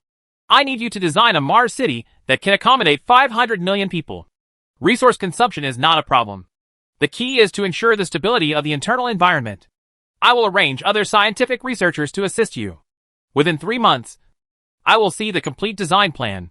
In 6 months, humans will completely evacuate the Earth, and we need to leave some time for the construction of the Mars city. Chapter 172, Eve of Escape. Facing Li Yongchang's request, Shen Siwen's eyes twitched again. A Mars city where 500 million people live together. This is not an easy job. Let's not talk about anything else. Just talk about the former US Mars module. It only accommodated 3 astronauts. And after less than a month on Mars, serious problems arose. According to Li Yongchang, 500 million people will live in Mars City for several years. Even with the input of external materials, it is still extremely difficult to stabilize a Mars city carrying 500 million people. But the task has been given. Can he still refuse? Shin Shuwen sighed silently, subconsciously reached out and touched the remaining hair on his head, and whispered, Professor, I will try my best. There's just one more thing I need to apply to you for. Say it. Lu Yongchang responded directly without any hesitation. Professor, I think it is necessary for us to start a gene preservation plan. Shin Siwen said seriously. It's not just livestock that's available for food. There's also a lot of necessary animal and plant genes. And there's even a lot of microbial populations. These creatures will play a vital role in our future plans to immigrate and transform the planet. Lu Yongchang nodded thoughtfully. That makes sense. Humans can enter hibernation cabins and start interstellar voyages. For these animals and plants, we can't arrange several hibernation cabins. Right? The transportation of living organisms is extremely costly and risky. Therefore, transporting genes became the best option. They only need to ensure that there are sufficient genetic samples. After the technological level reaches the standard, they can completely recreate an Earth after arriving on a habitable planet. Okay, Lu Yongchang said solemnly. You can make a list of living things for me in the next few days, and I will arrange for someone to take charge. 2033.1. Months flew by. Under Zero's control, Tower of Babel and Building Wood have already been completed. The perspective is moved to a distance of 91,000 kilometers from the surface. At this time, the Earth has no longer returned to its original blue appearance. The entire planet's surface is covered in dense white clouds. This is caused by the increasingly violent internal reactions of the sun, rising temperatures on the Earth's surface, and massive evaporation of seawater. And among the thick white clouds, which were as thick as cotton candy, 2 slender ribbons suddenly appeared. The ribbon stretches for a full 91,000 kilometers, and is connected to 2 huge silver-white disks in space. This is the last technological crystallization of mankind in the past year. Spaceport. Each spaceport is 10 kilometers in diameter, and has 4 ports. Around these ports, starships up to 800 meters long were parked quietly in the open space. They are the Luanio 1 starships responsible for mankind's escape plan. Dozens of helium fusion reactors provided with sufficient energy, and driven by the latest Hall thrusters, the Luanio 1 starship can reach a speed of up to 200 kilometers per second. Tibetan Plateau. Although the global average temperature has continued to rise during this 6 months, the polar glaciers have basically melted away. However, as the roof of the world, the Qinghai Tibet Plateau is not only not eroded by seawater due to its topography, but the temperature is even much lower than in low-altitude areas. But even so, at this moment, the temperature on the Qinghai Tibet Plateau in winter has reached about 10 degrees Celsius. This is about 20 degrees Celsius higher than the normal temperature in the past. Coupled with the increasing precipitation, the Qinghai Tibet Plateau at this time looks like a water town in the south of the Yangtze River. Lush pastures and shrubs can be seen everywhere. The only pity is that the original flora and fauna that were unique to the plateau have quickly disappeared due to the rapidly changing environment. The space elevator Jianmu is located in a higher altitude area on the Qinghai Tibet Plateau. Because the geology of the Qinghai Tibet Plateau is fragile, it took a lot of effort to lay this foundation. A group of newly constructed buildings sits quietly near the foundation of the space elevator. Due to the gradual deterioration of the environment, the first laboratory of the People's Federation had to relocate to the Qinghai Tibet Plateau area. At this moment, there are only a few million awake people left on the entire Earth. In order to save resources, excluding the 3.8 billion people who plan to escape, the remaining 500 million people on the Earth have also entered hibernation cabins. Only when Lu Yongchang and others leave the Earth and arrive on Mars will these 500 million people be awakened again. Among these 500 million people, apart from scientific researchers, most are starship pilots and various workers. By then, they will not only be responsible for promoting the progress of basic science, but also obtaining as much resources as possible for interstellar navigation throughout the solar system. Lu Yongchang stood by the office window, silently looking at the scenery outside the window, eyes full of life. There was some emotion in his eyes. It has to be said that the miracle of life appears all the time. Even though the Earth has reached such a state, there are still several parity in the world. Why? Thinking of the humans who were about to be forced to leave the embrace of their home planet. He sighed slightly and asked in a low voice. Zero. The escape plan is launched today. Right. The holographic projection unfolded quietly. Yes, Professor. Zero responded calmly. Currently, the last batch of hibernating humans in the escape plan are heading to the spaceport through the space elevator. It is expected that the last Luanio 1 starship will sail out of the spaceport in an hour. Professor, do you need to play the real-time video? Lu Yongcheng's eyes moved slightly, and he turned to look at the holographic image behind him. Good. The picture changes rapidly. Jianmu, in the spaceport. The hibernating capsule, which is silvery white in color and filled with light yellow deep-sea liquid inside, follows the tracks and enters the 800-meter-long Luanio 1 starship ahead. In the upper right corner of the screen, a bright red number is beating quietly. That is the time it takes for the last starship to fill the hibernation cabin. And it is also the time it takes for these 3.8 billion people to set off for the Kuiper Belt. Professor, the congressman is here. As Zero's voice fell, the office door quietly opened. Looking at the old man leaning on crutches at the door, Lu Yongcheng hurried forward to greet him. President, why are you here? Lu Yongcheng's eyes showed a bit of anger. If you are looking for me, just inform Zero. That's fine. The old man slowly walked into the office on crutches, smiling cheerfully and waving his hands. It's not in the way. It's not in the way. Unlike you, after everyone hibernates, I have a lot of free time now. Speaking of this, the old man said with a slightly exaggerated expression. You don't know? Recently I don't see a few new files on my desk a day. Hearing this, Lu Yongcheng suddenly laughed. Wouldn't it be better to have some free time? He winked at Su Yutong and said, You have been tired for such a long time. Why can't you take a break? Su Yutong on the side quietly moved a chair and placed it next to the old man. The old man smiled and nodded to Su Yutong. Thank you. I don't want to rest. The old man's eyes were filled with emotion. If the earth can remain as it has been before, I will be fine even if I am busy day and night. After hearing this, the atmosphere in the office became a little quiet again. The old man was keenly aware of this. In order to adjust the atmosphere, he moved his eyes slightly and said with a face full of ridicule. Speaking of which, Yutong, how is your relationship with Yongcha now? The moment he heard this, Su Yutong's eyes flashed with shyness, and he pretended to be calm and said, President, I am just Professor Lu's assistant. Lu Yongcheng also looked at the old man with a wry smile on his face. Senior counselor, when has this been?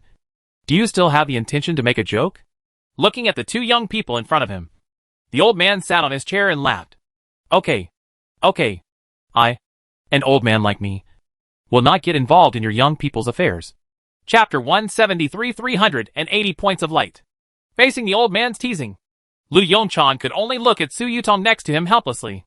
During this period of time, although he knew the thoughts of Su Yutong, the chairman of the council and others, with the crisis hanging over his head, he really had no time to think about these chores. I heard that Yutong's current scientific research level is already very good. The old man closed his eyes slightly and asked casually.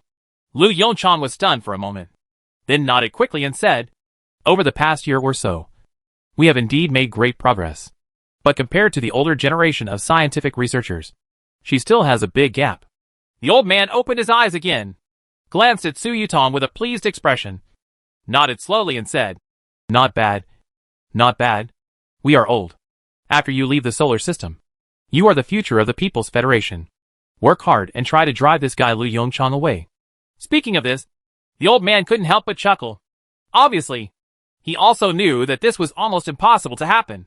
Su Yutong, on the other hand, nodded seriously, and his slightly cold voice echoed in the office. President, don't worry. I will continue to work hard until I catch up with him. As he said that, Su Yutong subconsciously glanced at Lu Yongcheng beside him. As for Lu Yongcheng, he silently shifted his gaze and turned his gaze to the holographic image aside. After seeing the countdown approaching 0 on the projection, his eyes moved and he quickly reminded, President, the escape plan is about to begin. Upon hearing this, the old man's expression suddenly became serious. He quickly raised his head and looked at the holographic image. A spaceport is built at an altitude of 91,000 kilometers above the Earth's surface. After the last hibernation capsule was sent into the Luanio 1 starship, the starship hatch was slowly closed under the control of weak artificial intelligence. Rows of indicator lights came on, illuminating the slightly dark passage. Under the influence of the hydraulic system, the heavy spaceport port hatch slowly opened. A faint blue light lit up at the rear of the starship. The weak thrust generated by the Hall thruster slowly pushed the Luanio 1 starship out of the spaceport. Outside the spaceport, 379 Luanio starships filled with hibernation capsules lined up quietly on a wall. Standing in the deep darkness, they are waiting for the arrival of the last Luania starship. The faint light generated by the Hall thruster looks extremely dim in the endless darkness. Just like the current situation of mankind. If you are not careful, you will fall into the crisis of genocide. The 380th Luanio starship, under weak thrust, slowly sailed towards its position in the last corner of the starship wall. When it returns to its position, the countdown to the escape plan quietly reaches 0. 0. Start your escape plan. On Earth, Lu Yongchang took a deep breath and said in a deep voice. The radio signal started from the Qinghai Tibet Plateau, crossed 91,000 kilometers in the blink of an eye, and entered the central control computer of 380 starships.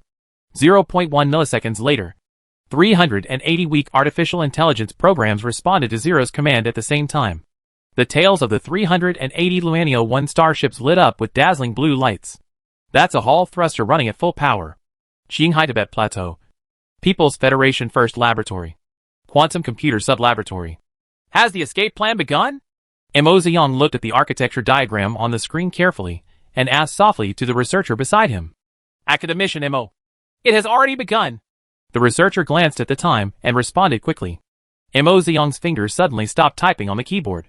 He raised his head and looked overhead. Thick walls blocked his view. He pondered for a moment, stood up, and walked towards the window. Outside the window, it was a rare sunny day. In the evening, before the sun had completely set, rows of bright stars suddenly appeared in the dusky sky. Seeing this scene, Mo Ziyang's breath suddenly suffocated, and a sense of pride arose from the bottom of his heart. That's the light produced by the Hall thrusters of 380 starships, compared with the slightly tired sun in the distance. These 380 star points are filled with endless hope and vitality. Mo Ziyang withdrew his gaze and looked at a hibernation cabin placed by the window. Through the transparent window of the hibernation hatch, an extremely old face came into view. He took a deep breath. I really hope Mr. Lin can be awake now. He sighed softly. Mr. Lin should really want to see such a scene. The researcher on the side responded in a low voice. I think we will be able to see Mr. Lin again soon. I heard that in the biological laboratory. Academician Mao's medical cabin research has reached the final stage. It is estimated that Mr. Lin will wake up from hibernation when we arrive on Mars. Mo Ziyang looked up again at the stars that were gradually dimming in the sky, and sighed silently. I hope so. Now we are the only ones left on Earth. Inside Lu Yongchang's office, looking at the 380 Luanio starships heading towards the universe without hesitation, the old man stood up from his chair silently, stretched out his right hand, and gave them a very standard salute. These 380 starships are basically the entire human civilization. There was a bit of sadness in Lu Yongchang's eyes. In just 3 years, the total number of humans on Earth has been cut in half. The old man put down his right hand and stared at the starship that was gradually moving away. How long will they travel? About a year and a half. Lu Yongchang quickly responded. These 380 starships will stay in the Kuiper Belt, waiting for our response. The various supplies inside the starship can support 50 years of hibernation consumption. Hearing this, the old man fell into silence. After a long time, he asked with a trembling voice, what if we don't reach the Kuiper Belt within 50 years? The atmosphere in the office was tense. After a long silence, Lu Yongchang said with a slightly hoarse voice, then these 3.8 billion people will die in the hibernation cabin. Human civilization will perish. There was a flash of pain in the old man's eyes. He covered his stomach with his hands and slowly sat back in the chair. Then, under the gaze of Lu Yongchang and Su Yutong, he silently took out a jar of pills from his pocket, took out a pill with trembling hands, and threw it into his mouth. President. The old man waved his hand and smiled weakly. It's okay. It's all an old problem. It's the root of the disease caused by being busy at work in the past. A worried look flashed in Lu Yongchang's eyes, and he said in a deep voice, President, you need to go check it out. The old man waved his hand nonchalantly. Don't worry about it. I know my body, and nothing serious will happen to it. On your side, the burden ahead will be very heavy. Chapter 174, Light Quantum. The speaker is right. after sending away 3.8 billion people. The burden on him not only did not lighten, it even became a little heavier. Putting 3.8 billion humans into hibernation and fleeing to the Kuiper Belt seems to have preserved the fire of human civilization. But in fact, it only postponed the crisis for 50 years. Once humans do not develop enough technology for interstellar navigation within 50 years, humans will still face the bleak consequences. By then, a total of 3.8 billion human beings will sleep and die. In Lu Yongchang's view, this result was even more unacceptable to him than in his previous life. After the chairman left, Lu Yongchang sat behind his desk with a solemn expression. He silently thought about his next strategy. According to the original plan, at this moment, he should announce the launch of the Mars City project. After the Mars City design drawings have been verified many times, he only needs to wait for a certain period of time, and a giant city group that can accommodate 500 million people will appear on Mars. Only, this waiting time may be a bit long. According to Zero's calculations, if the construction plan of the Moon Palace project is followed and constructed by one or several weak artificial intelligences, the construction period will be extended to about 3 years. This is obviously unrealistic. In about a year, the sun will begin the process of becoming a red giant. By then, the surface of the Earth will become a purgatory. At least, it will be impossible for ordinary life to live on the surface. There are 2 solutions, but at present, both solutions have varying degrees of disadvantages. The first one is to continue the practice from the previous life. Build a dungeon, huddle underground and wait silently. After the construction of the Mars City is completed, we will go to Mars through the space elevator and Luanio 1 starship. This plan seems good, but there are countless disadvantages hidden in it. First, although large-scale construction projects such as the space elevator and escape plan have ended, Zero's computing power has a lot of spare time. But at this moment, there are more other projects pressing on it. In addition to various scientific research tasks, there are also tasks such as collecting Earth's mineral resources, building robots to expand productivity, and continuing to build a Luan series of starships. Even if it were Zero, it would be impossible to build an underground city large enough to accommodate hundreds of millions of people in just a few months while taking into account various other projects. Secondly, once you choose to enter the underground city, the scope of human activities will be greatly restricted, and a series of future plans will be affected to varying degrees. Under such urgent pressure, Lu Yongchang naturally cannot choose such a plan that may slow down future development. As for the second option, naturally, you enter the spaceport life directly. Even if the sun begins to become a red giant, the spaceport made of high-strength alloys can still temporarily withstand the high temperatures brought by the sun. At least, within 3 to 5 years, the spaceport will not be scrapped due to temperature problems. The disadvantages of this plan are even more obvious. The current spaceport does not have a structure to generate artificial gravity, not even artificial gravity generated by spin. This also led to a more serious consequence. Many scientific research projects cannot be conducted at the spaceport. To sum up, Lu Yongchang had put these 2 plans of drinking poison to quench his thirst out of his mind from the very beginning. He breathed a long sigh of relief, leaned against the back of the office chair, and closed his eyes. The consciousness once again entered the familiar technology tree space. After the starship manufacturing technology was unlocked, although there were still many bleak areas around the technology tree, at least the backbone of the first-level civilization technology tree was presented to him. Looking at the dim quantum long-distance communication technology at the top, a trace of confusion flashed in Lu Yongchang's eyes. Although he has mastered all the quantum communication technologies currently mastered by mankind this year, looking at the quantum communication technology that symbolizes the pinnacle technology of a first-level civilization, there is still a bit of fear deep in his eyes. The brain-burning scene from the last time is still vivid in my mind. However, as human civilization has reached this point, the demand for quantum long-distance communication technology has reached its peak. It is no exaggeration to say that without long-distance communication, the development speed of human civilization will drop by several levels.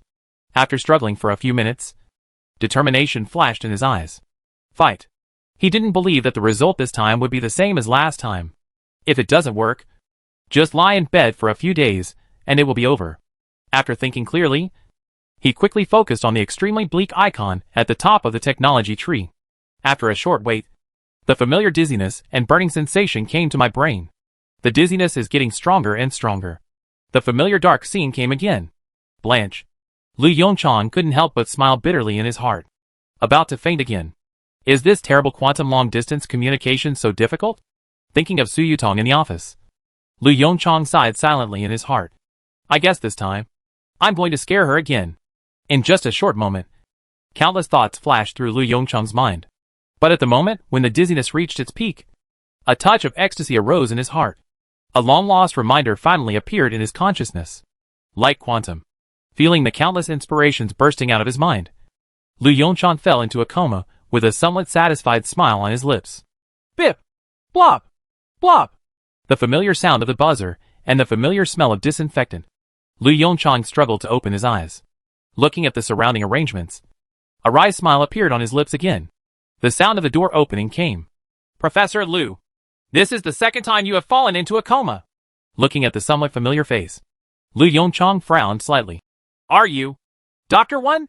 Dr. Wen, who was wearing a white coat, was stunned for a moment, then smiled and nodded. Yes, it's me. I didn't expect Professor Lu to have such a good memory. It seems that this coma did not cause much damage to your brain. Lu Yongchang's mouth twitched. What does this mean? He took a deep breath and shook his somewhat sluggish head slightly. Dr. Wen, how long have I been unconscious this time? Dr. Wen smiled and handed an examination report to Lu Yongchang. It's not much. Only 24 hours.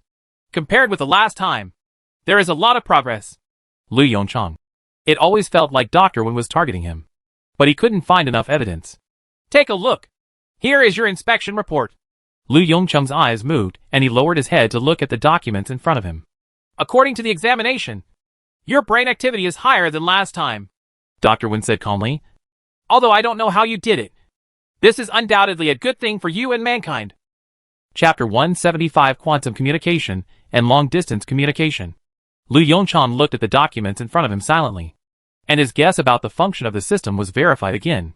Sure enough, this system is subtly improving one's own physique, and the focus of improvement lies in the brain. Dr. Wen looked at Lu Yongchang's silent look and chuckled. Don't worry. Except for Zero. Only the chairman of the assembly, and I know the results of this test. Lu Yongchang nodded slightly. He is not worried that this so-called secret will be known by others and lead to suspicion. But for the sake of safety, the fewer people who know about this abnormal situation, the better. Now it seems that the chairman of the parliament has already solved all aspects of the matter for him. By the way, Lu Yongchang asked again. When can I be discharged from the hospital? Huh? Dr. Wen raised his eyebrows slightly. Are you in such a hurry? You just woke up from a coma. Logically speaking, you'd better rest and observe for a day or two. Can I be discharged from the hospital today? Lu Yongchang said after pondering for a moment. I need to do a very important research. It's about the future of humanity. Finally, he added. Dr. Wen's expression suddenly became serious. He didn't speak. He just turned his head and looked at the various indicators on the instrument. After confirming that there was nothing wrong, he nodded. Okay. In that case, I won't keep you. However, there is one more thing to remind you. While Lu Yongchang skillfully reached out to take out the indwelling needle on his body, he cast doubtful eyes on Dr. Wen. The person who sent you here is called Su Yutong. Right. A meaningful smile appeared on the corner of Dr. Wen's mouth. The little girl is crying so hard. Are you sure you don't want to comfort her? Lu Yongchang smiled bitterly and nodded. Okay. Thank you for reminding me. Ling, call me Fong Su. Lu Yongchang, wearing a baggy white coat, walked hurriedly in the bright corridor, said in a deep voice. By the way, there are also Mo Ziyang and the others. Let's all scientific researchers in the quantum field must gather in the main laboratory immediately. As soon as he finished speaking, Zero's holographic image instantly appeared next to Lu Yongchang, drifting forward at his speed. Professor, academician Mo Ziyang and his researchers are studying the architecture of the next generation quantum superconducting computer. Do you still need to remind him? Lu Yongchang did not hesitate at all. Let him put down what he is doing and come to the main laboratory immediately. Okay, Professor. Zero's holographic image turned into light spots and dissipated in the air. Main laboratory. Academician Mo, why do you think Professor Lu asked us to come to the main laboratory? A researcher approached Mo Ziyang and asked in a low voice. Mo Ziyang looked at the familiar faces in front of him, with some doubts in his eyes. I don't know. It's just that the people here seem to be researchers in the quantum field. The researcher's eyes lit up, and he asked in a somewhat eager tone. Do you think Professor Lu has any ideas about quantum computers? Emozion looked at the gray-haired old man in front of him, frowned, and gently shook his head. Probably not. Did you see that? Academician Tang Wenshan, a master in the field of quantum communications? I guess this time it's about quantum communication. As he spoke, he quickly took a few steps forward and extended his right hand to the gray-haired old man in front of him. Mr. Tang, it's a pleasure to meet you. It's been a long time. The gray-haired old man heard the sound and quickly raised his head. The moment he saw Emozion, a gentle smile suddenly appeared on the old man's face. Academician Mo. H. Lo. H. Lo. The two right hands were held together instantly. I heard about your recent achievements, the old man said with a smile. I didn't expect that such a young boy back then would now become the leader of quantum computers. Mr. Tang, please stop teasing me. Facing Tang Wenshan's praise, Emozion quickly lowered his attitude. I didn't learn this from you. If it weren't for you, I would probably still be in some research institute. It's so hard to be a researcher. The researcher on the side said, have been offended. Mr. Tang, do you have any news? Emozion approached Tang Wenshan and asked softly. Professor Lu called you over.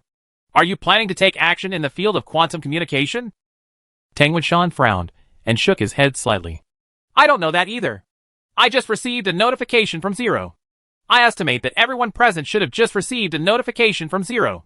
For more details, we have to wait until Professor Lu comes. As soon as he finished speaking, the door to the laboratory opened quietly. Lu Yongchan appeared in front of everyone wearing a white coat with a hospital gown underneath.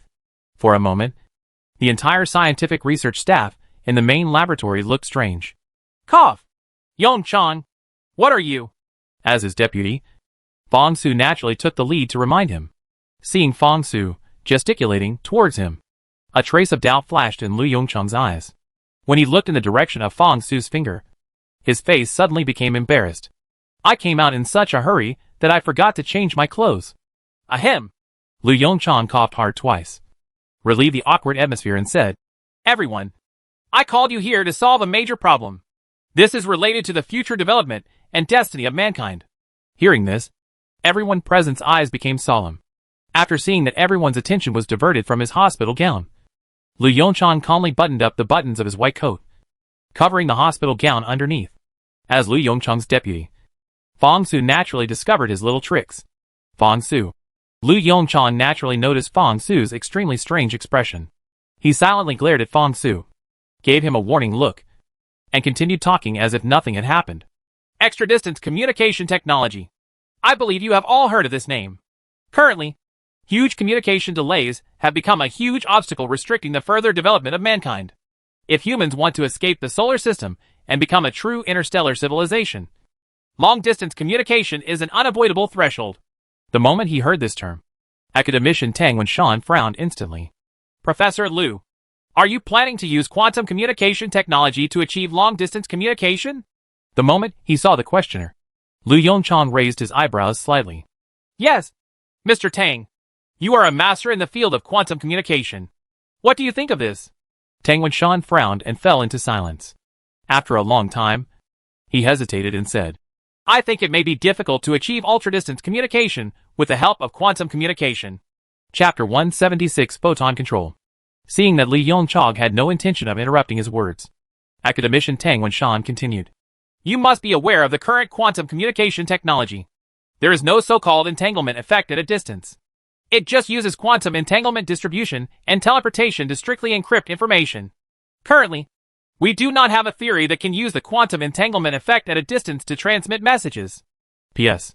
In reality, the quantum overdistance entanglement effect cannot be used to achieve overdistance communication, and the transmission speed of information is still limited by the speed of light. Lu Yongchang nodded. He naturally knows this knowledge well.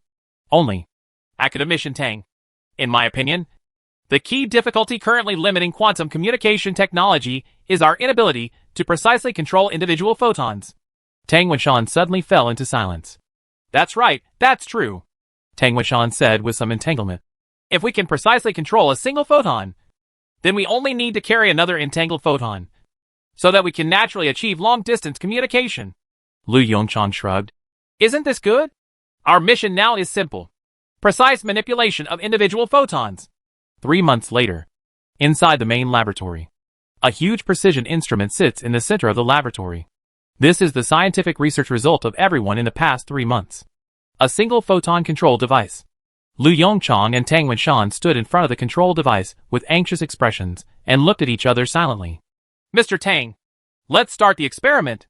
Lu Yongchang took a deep breath and said in a deep voice, "This is the first step towards realizing quantum over-distance communication. Only by achieving perfect control of a single photon can they use the quantum entanglement effect at a distance to transmit information." After hearing the order issued by Lu Yongchang, Mr. Tang had a somewhat complicated look in his eyes. Excitement, apprehension, and anticipation. He slowly pressed a button in front of him. The machine started. The indicator light switches quickly. As the indicator light turned green, a photon shot out from the single photon emission instrument on the left side of the control device. Photons travel in the tube at a speed of 300,000 kilometers per second. In just an instant, the single photon passed through the narrow conduit and entered a sealed black box on the right. A large number of polarizers, halfway plates, and interferometers are installed inside the black box. The inner wall of the black box is equipped with a highly reflective mirror. The function of the mirror is very simple: to prevent photons from escaping, or in other words, being absorbed by this airtight black box. The other equipment is all designed to achieve precise control of photons. Single photon detected.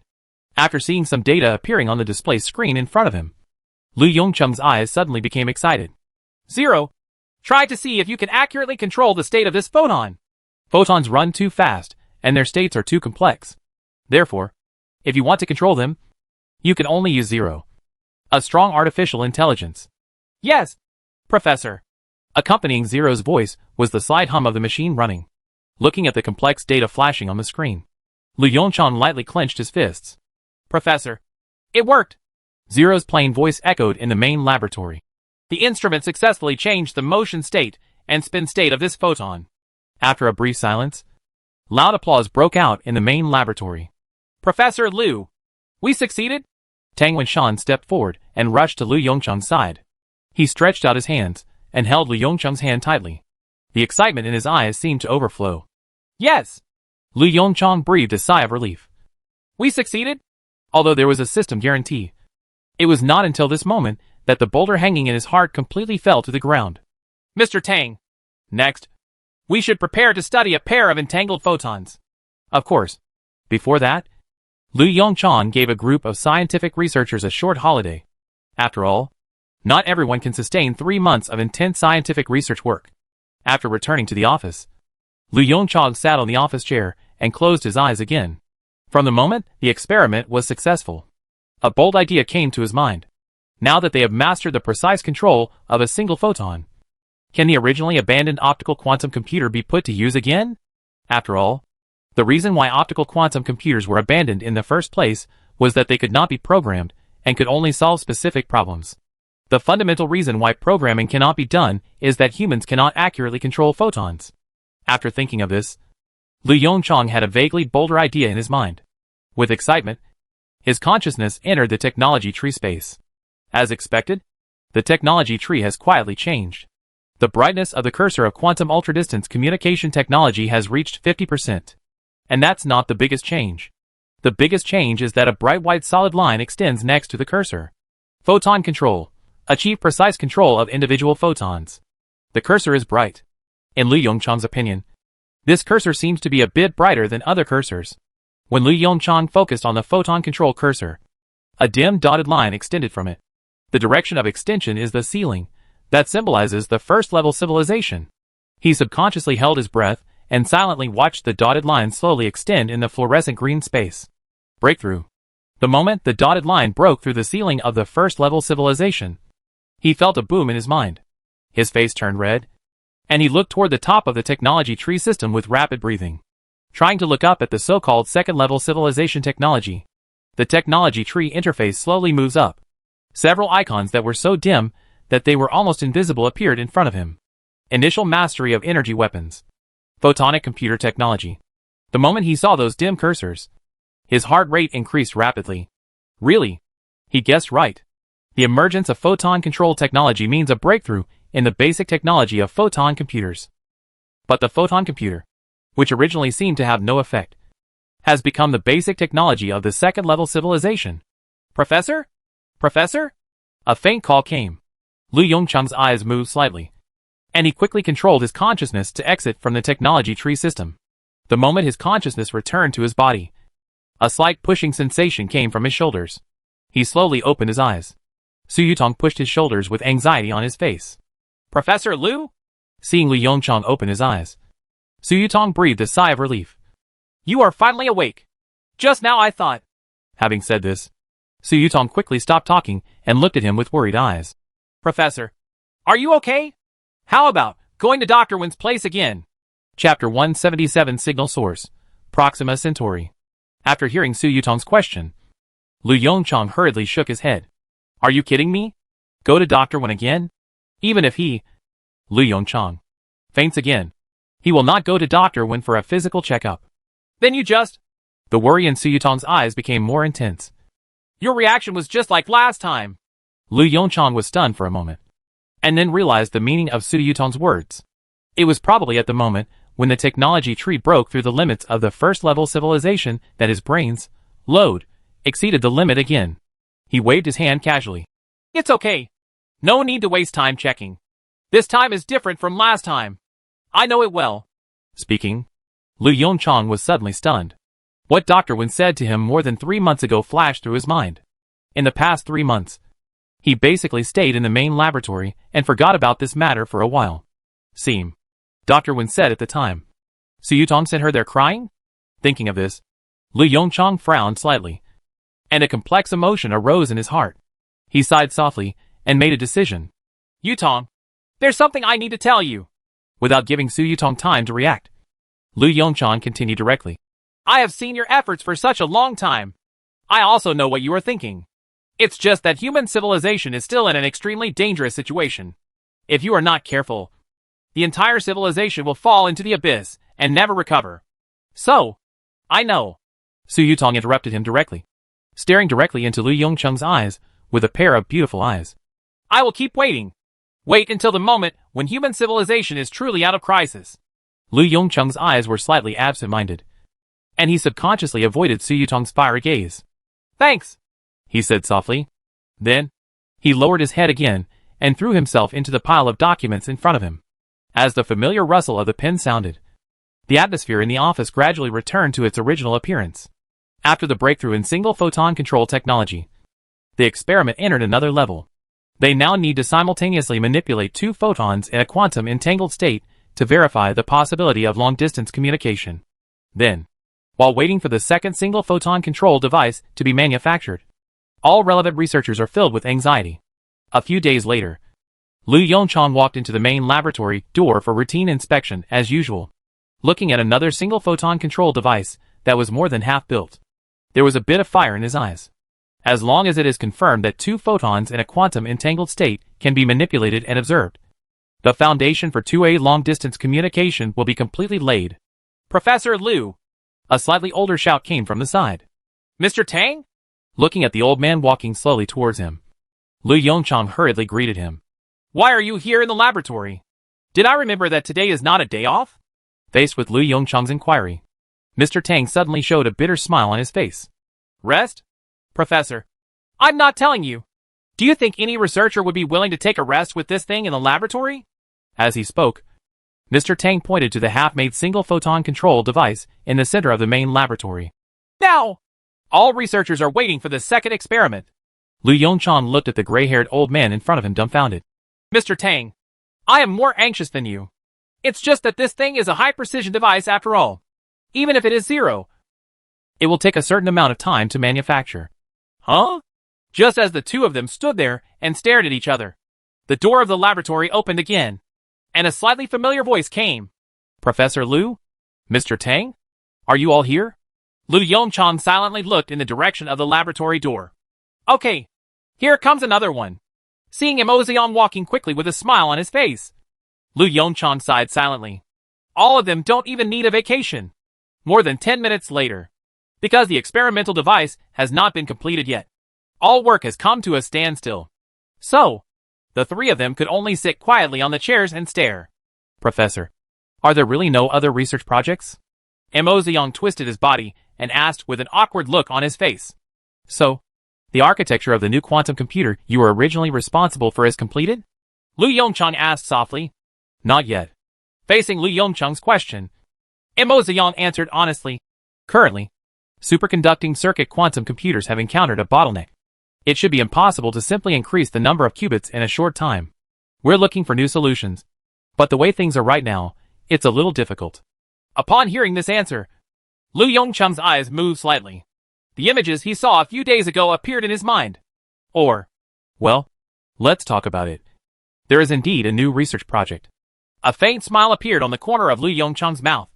But this project may be a bit difficult. You can think about it slowly. What project? Mo Ziyang's eyes lit up, and his expression suddenly became excited. Photonic computer. Lu Yongchang pursed his lips at the single photon control device on the side. That is the original optical quantum computer. I think this should be the next development direction of quantum computers. Mo Ziyang nodded thoughtfully. That makes sense. Then I'll go back and think about it carefully. With that said, he stood up and walked straight towards the laboratory door. Professor Lu? Looking at Tang Wenshan next to him, Lu Yongchang couldn't help but feel a headache. Mr. Tang, you are already so old. How about you take more rest? Looking at Mr. Tang's slightly stubborn expression, Lu Yongchang's eyes twitched slightly. Okay, one more little project.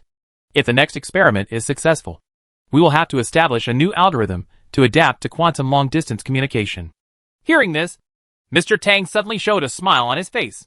You've found the right person now. The original quantum communication algorithm was invented by me. Wait, I'll go back and think about it first. With that said, Tang Wenshan also walked out of the laboratory excitedly. Suddenly, Lu Yongchang was the only one left in the main laboratory. He shrugged and prepared to go back to the office to complete the remaining chores after checking. Suddenly, the holographic image automatically opened next to him. The face of Zero's avatar was very solemn. Professor, there is something you need to see. Before Lu Yongchang could react, the holographic image quietly changed. A signal band appeared in front of him. This is... Lu Yongchang's brows instantly wrinkled. Professor, this is a signal received by Yuan Xiaogua's Sky Eye system. The source of the signal is Proxima Centauri. Chapter 178 Proxima b. It is 4.2 light-years away from Earth. In the Proxima Centauri star system, within the habitable zone, a planet named Proxima Centauri b orbits rapidly around a red dwarf star. Proxima Centauri b, which has a revolution period of only 11.2 Earth days, is extremely close to the red dwarf star. The red dwarf star is called Proxima Centauri. Its mass is 0.123 times that of the Sun, and its luminosity is only 1.55% of that of the Sun. Thanks to this, Proxima Centauri b is still within the habitable zone of Proxima Centauri. The camera zooms in. The dense atmosphere and the ozone layer, which is several times greater than that of the Earth, block the high-energy rays from Proxima Centauri, laying a solid foundation for the emergence of life. On the surface, countless dark black, round pancake-shaped man-made buildings stand on the flat surface. This structure is also to absorb the high-energy rays emitted by stars as much as possible and protect fragile biological organisms. As the camera zoomed in again, an intelligent creature with 3 pairs of narrow visual organs and thick limbs sat on a chair, silently looking at the monitor in front of it. In the Proxima Centauri civilization, his name is Atoka, which means the recipient of the letter. His name gave him a mission. Therefore, since his birth record, his range of activities has been limited to this empty building. His mission is simple. Monitor the information coming from various detectors. Atoka used his thick forelimbs to support his thinking organ, and the 3 pairs of narrow visual organs narrowed into an almost invisible gap. Call! He slowly opened his breathing holes and exhaled a breath of rich exhaust gas. It's the same as when I first walked into this building 100 years ago. For ease of understanding, all times are in Earth standards. Nothing has changed. The monitor in front of me has been replaced several times, but it still looks the same. I heard from the older generation that the development of their civilization has been stagnant for hundreds of years, and the purpose of launching so many detectors. It's ridiculous to say that it's actually to find extraterrestrial civilization. Thinking of this, a little wrinkle appeared on the top of Atoka's thinking organ, which had a mocking meaning in their culture. It's really ridiculous that people at the upper levels pin their hopes for the development of civilization on the help of other civilizations. They actually want to use several detectors with a maximum speed of only 1/10 the speed of light to detect intelligent life in the surrounding star systems. The results can be imagined. Hundreds of years of hard work have yielded nothing. Thinking of this, The wrinkles on the top of Atoka's thinking organ deepened. He looked to the side at the dark window. In the sky, next to a huge fireball, there are two small light spots. Those are two other stars. A Centauri A and Centauri B. Proxima Centauri, and these two stars form a triple star system. However, unlike the ordinary three-star system, the two stars Centauri A and Centauri B form a stable binary system, and Proxima Centauri orbits 13,000 astronomical units away from them. Therefore, the movement patterns of these three stars are not as chaotic as expected, and Proxima Centauri B also survived. Atoka looked at the dim light next to the fireball, and countless messy thoughts flashed through his thinking organs. Huh? Another puff of hot air came out of his breathing hole. Just as he was about to stand up and take a rest, a dazzling white light lit up in the corner of the wall made of monitors in front of him. White light, which is the same color as the Proxima Centauri flare, means the highest level of alarm and crisis in their culture. After seeing the color that symbolized warning and danger, Atoka couldn't help but froze on the spot. The three pairs of narrow eyes on his thinking organ widened suddenly, and the wrinkles on the top of his thinking organ dissipated completely and became extremely smooth. He quickly moved his thick and short forelimbs and started operating on the console in front of him. The detector from 45 years ago, Atoka muttered to himself as he stared blankly at the monitor in front of him. He quickly called up the information from the detector. 4.22 light years. South close. When he saw the objects in the image data, his thinking organs trembled involuntarily. In the image, Voyager 2 is floating quietly in the infinite universe. This is a man-made object. The next scene made his thinking organ tremble more violently. A blue planet and a silver-white satellite. The probe landed quietly on the silver-white satellite. A high-precision camera captured images of intelligent creatures on the blue planet. So ugly. Atoka looked at the image in front of him and curled his lips. They actually only have one pair of eyes. Their limbs are so weak. I don't know how they live. Unimaginable. Atoka muttered to himself while looking at the image on the monitor. The video data came to an abrupt end. Atoka knew that this was the return of the probe. He stood up suddenly and walked towards the communication equipment nearby. He needs to report this incident to his superiors. When it comes to extraterrestrial civilizations, the efficiency of the people at the top has suddenly become much higher. The moment Atoka finished his report and put down the communication device, the reminder sound of the communication device rang. Atoka silently picked up the communication device and placed it next to his hearing organ. Are you sure? Okay. I know. After putting down the communication equipment, Atoka's breathing holes opened and closed, and balls of hot air spurted out. It's really hard to hear what the upper-class people say. I just confirmed it and got scolded. There were wrinkles on the top of Atoka's thinking organ, and he walked silently to the console aside. There is no way. He is just the lowest recipient of the letter. If one Atoka is gone, there are still thousands of Atoka to take over his job.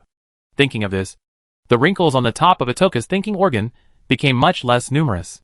Just do what the people above tell you, he thought as he, expressionlessly, pressed a button on the console.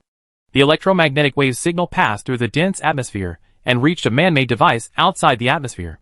The next second, the signal amplified by the device flew towards the solar system. Sort out the timeline. In 1980, the Proxima Centauri B detector was launched. In 2025, when the Earth Voyager leaves the solar system, the probe will arrive in the solar system, conduct detection, and then send out a signal. In 2030, Proxima Centauri B received a signal from the detector and sent the above-mentioned signal in the same year. In 2034, the Earth received a signal from Proxima Centauri. Chapter 179, Dictionary. Earth. Qinghai Tibet Plateau. People's Federation First Laboratory. In the main laboratory, Lu Yongchang stared blankly at the holographic image in front of him and swallowed slightly. 0. What did you say? Signal from the direction of Proxima Centauri. Are you sure? Lu Yongchang felt confused. How so? In the last life, there was no signal coming from Proxima Centauri. Is the butterfly effect really that powerful? Yes, Ling said with a very certain tone. Due to the transmission distance, the signal seems a bit mixed, but I can be sure that this is a message transmitted by intelligent creatures. Hearing this, Lu Yongchang's expression changed slightly. He got it. In the last life, maybe a signal came from Proxima Centauri. It's just that the signal was too mixed, and humans had just discovered the sun's mutation at that time, and the world was in turmoil. So no one noticed the signal. Lu Yongchang looked at the regularly fluctuating signal frequency band in front of him with a gloomy expression. 0. Inform the speaker immediately to convene a meeting of the People's Federation. Also, let all working radio telescopes face Proxima Centauri and pay close attention to their movements. In the conference room, the chairman of the assembly and a famous congressman sat in their seats with solemn expressions, silently looking at Lu Yongchang standing in front. Yongchang, is the 0 report true? Seeing everyone gathered, Counselor Li asked in a low voice with some worry in his eyes. Lu Yongchang nodded silently. Then, he turned around and waved to the holographic projector on the side. A holographic image appeared in front of him. This is the signal received by the Sky Eye system. At present, there may be some confusion, Lu Yongchang said solemnly. 0. Process the data. The moment the order was issued, the mixed signal bands instantly became regular. Looking at the undulating waveforms in front of me, there was a dead silence in the conference room. Albert, who was sitting aside, reached out and grabbed his blonde hair and said in fluent Chinese, "Then what does this signal contain? It can't be just a series of ordinary electromagnetic wave signals." Right. Lu Yongchang glanced at Albert and said calmly, "This is exactly what I want to say. At present, the content of this signal is very simple." As Lu Yongchang finished speaking, a series of numbers appeared in front of everyone. 2357111317192323571113171923. This is a signal change pattern calculated from 0 statistics. Prime number sequence? The emperor frowned slightly and asked in a low voice. Lu Yongchang raised his eyebrows slightly and glanced at the emperor with a surprised look on his face.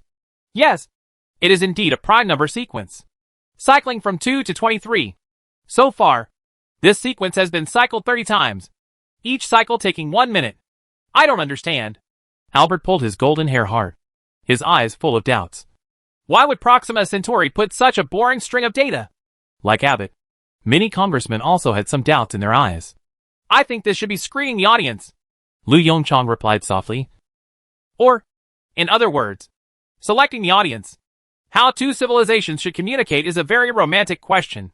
Two civilizations with different cultures, different technologies, and different species will definitely not be able to communicate normally simply relying on language or patterns. Lu Yongchang took a deep breath. In the entire visible universe, at least, in our within the cognitive system, mathematics and physical laws are the only tools. The prime number sequence coupled with electromagnetic wave communication can at least filter out those civilizations that have not developed modern technology, taking into account what was discovered on the moon. I am certain that this string of signals from Proxima Centauri must be coming towards us. As soon as he finished speaking, countless questions rang out. Moon? What was found on the moon? Look what I'm doing. The United States didn't find anything messy when they landed on the moon before. Counselor Li frowned and coughed lightly. Ahem. 0. Unlock that file. The next moment, small holographic images appeared in front of each congressman. Everyone, let me explain. Representative Li picked up the microphone and said solemnly, "This is the trace found by Xiaog was first landing on the moon. According to our calculations, this burn mark should come from a more advanced Hall thruster. And the destination of this UFO is exactly Proxima Centauri." After a brief silence, there were exclamations in the conference room. Hack! This is the quintessence of the nation, shouted by Senator Abbott. Oh my God! This was the emperor's exclamation. Although he knew the occasion was wrong, Lu Yongchang still had a bit of a smile in his eyes when looking at the scene in front of him. It seems that the chairman's cultural unification plan has been implemented well. What do they want to do? Albert was shocked and angry. This reaction is also normal. No matter who it is, they will react like this when they know that there is a civilization secretly observing human beings. Professor, the second message has arrived. Just when Lu Yongchang wanted to answer, Zero's avatar suddenly appeared above the conference table. What's the content? Lu Yongchang asked in a deep voice with a serious look on his face. The originally noisy conference room also became quiet in an instant. There's a lot of information. Zero's avatar frowned in an anthropomorphic manner. But they included a dictionary inside. Dictionary? Lu Yongchang asked in confusion. Yes. In my opinion, this is the dictionary. Zero replied quickly. At the same time, the holographic projection screen quietly changed. On the left side of the holographic projection, there are pieces of strange text. On the right, there are some simple patterns. That's it. Lu Yongchang's eyes showed a bit of obsession. Everyone looked at the chief scientist of the People's Federation of China with confusion. This Albert and the Emperor looked at each other and shrugged helplessly. Even Congressman Li's face was full of confusion and confusion. Yongchang? Finally, Counselor Li couldn't help but ask, What does this mean? Hearing Counselor Li's call, Lu Yongchang came back to his senses. He glanced at the dictionary in front of him with unfinished thoughts, smacked his lips and explained. Look! This part of the pattern on the right. This is a cesium-133 atom. This pattern represents the transition of a cesium-133 atom between two hyperfine energy levels in its ground state. As for what it means, 1 second is the duration of 919,263,1770 cycles of radiation of a cesium-133 atom when it transitions between its two hyperfine energy levels in its ground state. Therefore, the text corresponding to it on the left is the time between 1 second and the cesium-133 atom. Meaning, similarly, 1 meter is the distance traveled by light in a vacuum in 1/299792458 seconds. By analogy, through this dictionary, we can identify their words bit by bit and understand the content of their messages. Chapter 180 Refusing to respond. As members of the People's League, everyone present was naturally smarter, and they quickly understood what Lu Yongchang said. It means that in order for us to understand the meaning of their message, Proxima Centauri sent detailed annotations? Counselor Li put his elbows on the conference table and asked with a frown. What is their purpose? After all, this is the first time in human civilization's history that it has come into contact with an alien civilization. No one, including Lu Yongchang, knew how to deal with such a situation. Wait a little longer. Lu Yongchang frowned and said, Wait until Ling analyzes all the contents of the message and then take a look. The old man sitting in the main seat nodded silently, with a flash of thought in his eyes. The extremely dark way of getting along among cosmic civilizations that you mentioned last time does not seem to be suitable for this situation. While waiting, the old man said softly. Hearing this, Lu Yongchang couldn't help but smile bitterly. Senior Counselor, this is also the result I inferred based on the situation at the time. This time, I don't know what happened. Suddenly, his eyes moved slightly. Perhaps, like us, they are a primary interstellar civilization that has just stepped out of the planet? No, that's not right. Thinking of the traces of Hall thrusters on the moon, Lu Yongchang quickly overturned his argument. Primary interstellar civilization does not have such high interstellar navigation technology. In the conference room, every member's face was filled with worry and doubt. Professor, the analysis results are out. Zero's voice broke the slightly anxious atmosphere in the conference room. To facilitate understanding, I translated it according to human writing.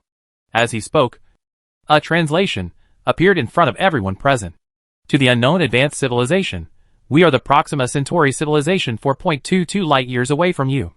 In the vast universe, it is extremely lucky to encounter an advanced civilization with a similar level of development.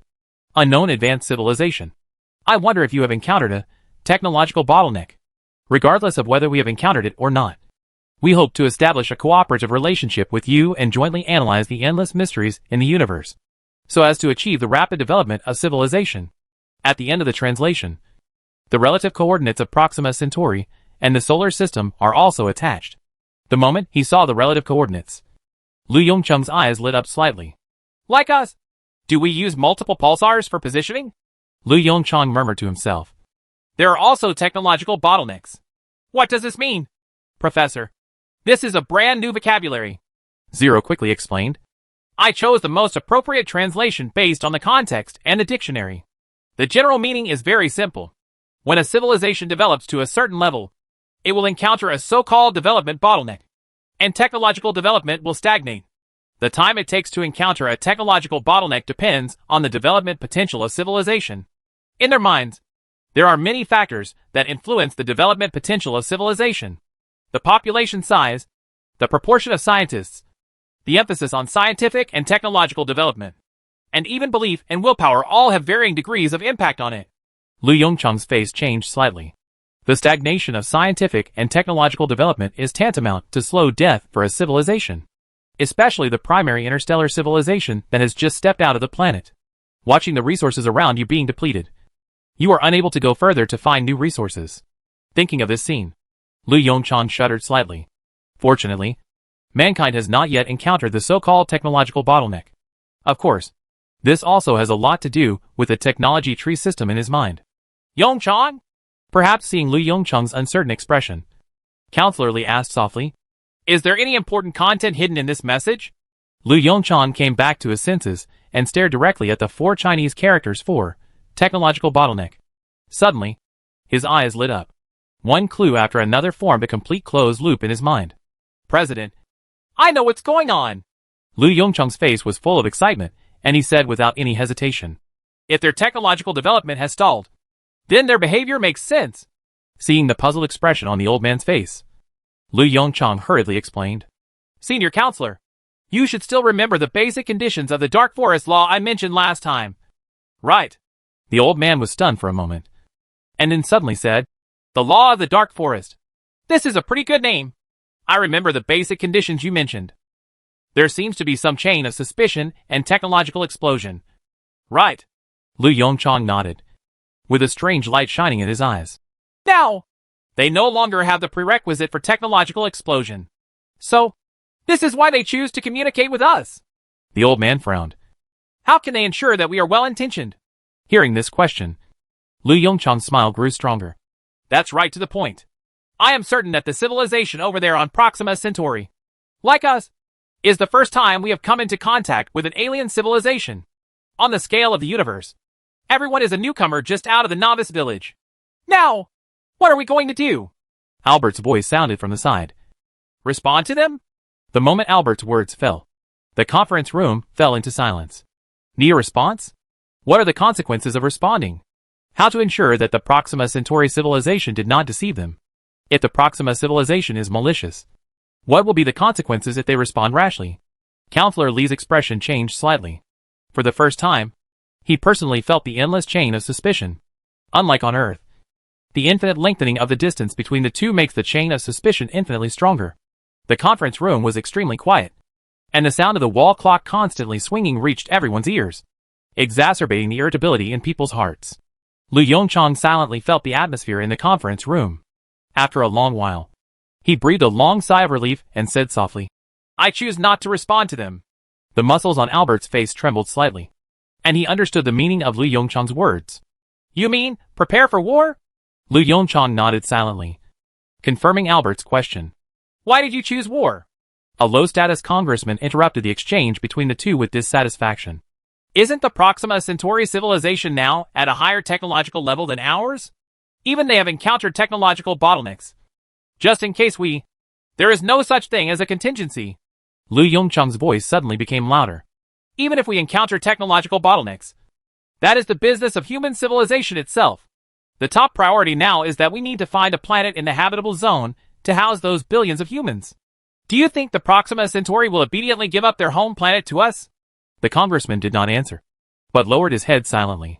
Do not forget. There was a hint of indifference in Lu Yongchang's expression. It is the responsibility of the Academy of Sciences to deal with matters outside civilization. Chapter 181 Destructive Mining. As Lu Yongchang's voice fell, many congressmen's faces became ugly. What is this? Is the purpose of their coming to the meeting just to listen to an announcement? Ahem. Seeing that something was not right in the atmosphere in the conference room, Counselor Lee, who was sitting in the main seat, coughed twice. Seeing all the congressmen looking at him, the old man said calmly, I think Professor Liu is right. Humans have no chance to try and make mistakes. Now that it has been confirmed that there is civilization on Proxima Centauri 4.22 light-years away, from now on, we must prepare for the war in the near future. Remember, you are a member of the human race. I don't want anyone to get sidetracked on such a big issue.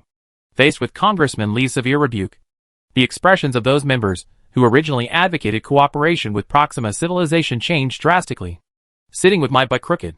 In the current context, it is tantamount to a crime against humanity. Seeing the cold look in the old man's eyes, all the congressmen present swallowed subconsciously. The information from the Proxima Centauri civilization makes the future of human civilization seem increasingly illusory. Before even leaving the solar system, mankind has a potential life or death enemy.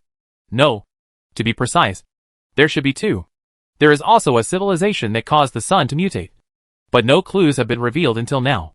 Thinking of this, Lu Yongchang sighed silently when he returned to the office. Everyone is an enemy. This universe is so hacking dark. As the saying goes, good fortune never comes in pairs, and misfortune never comes alone.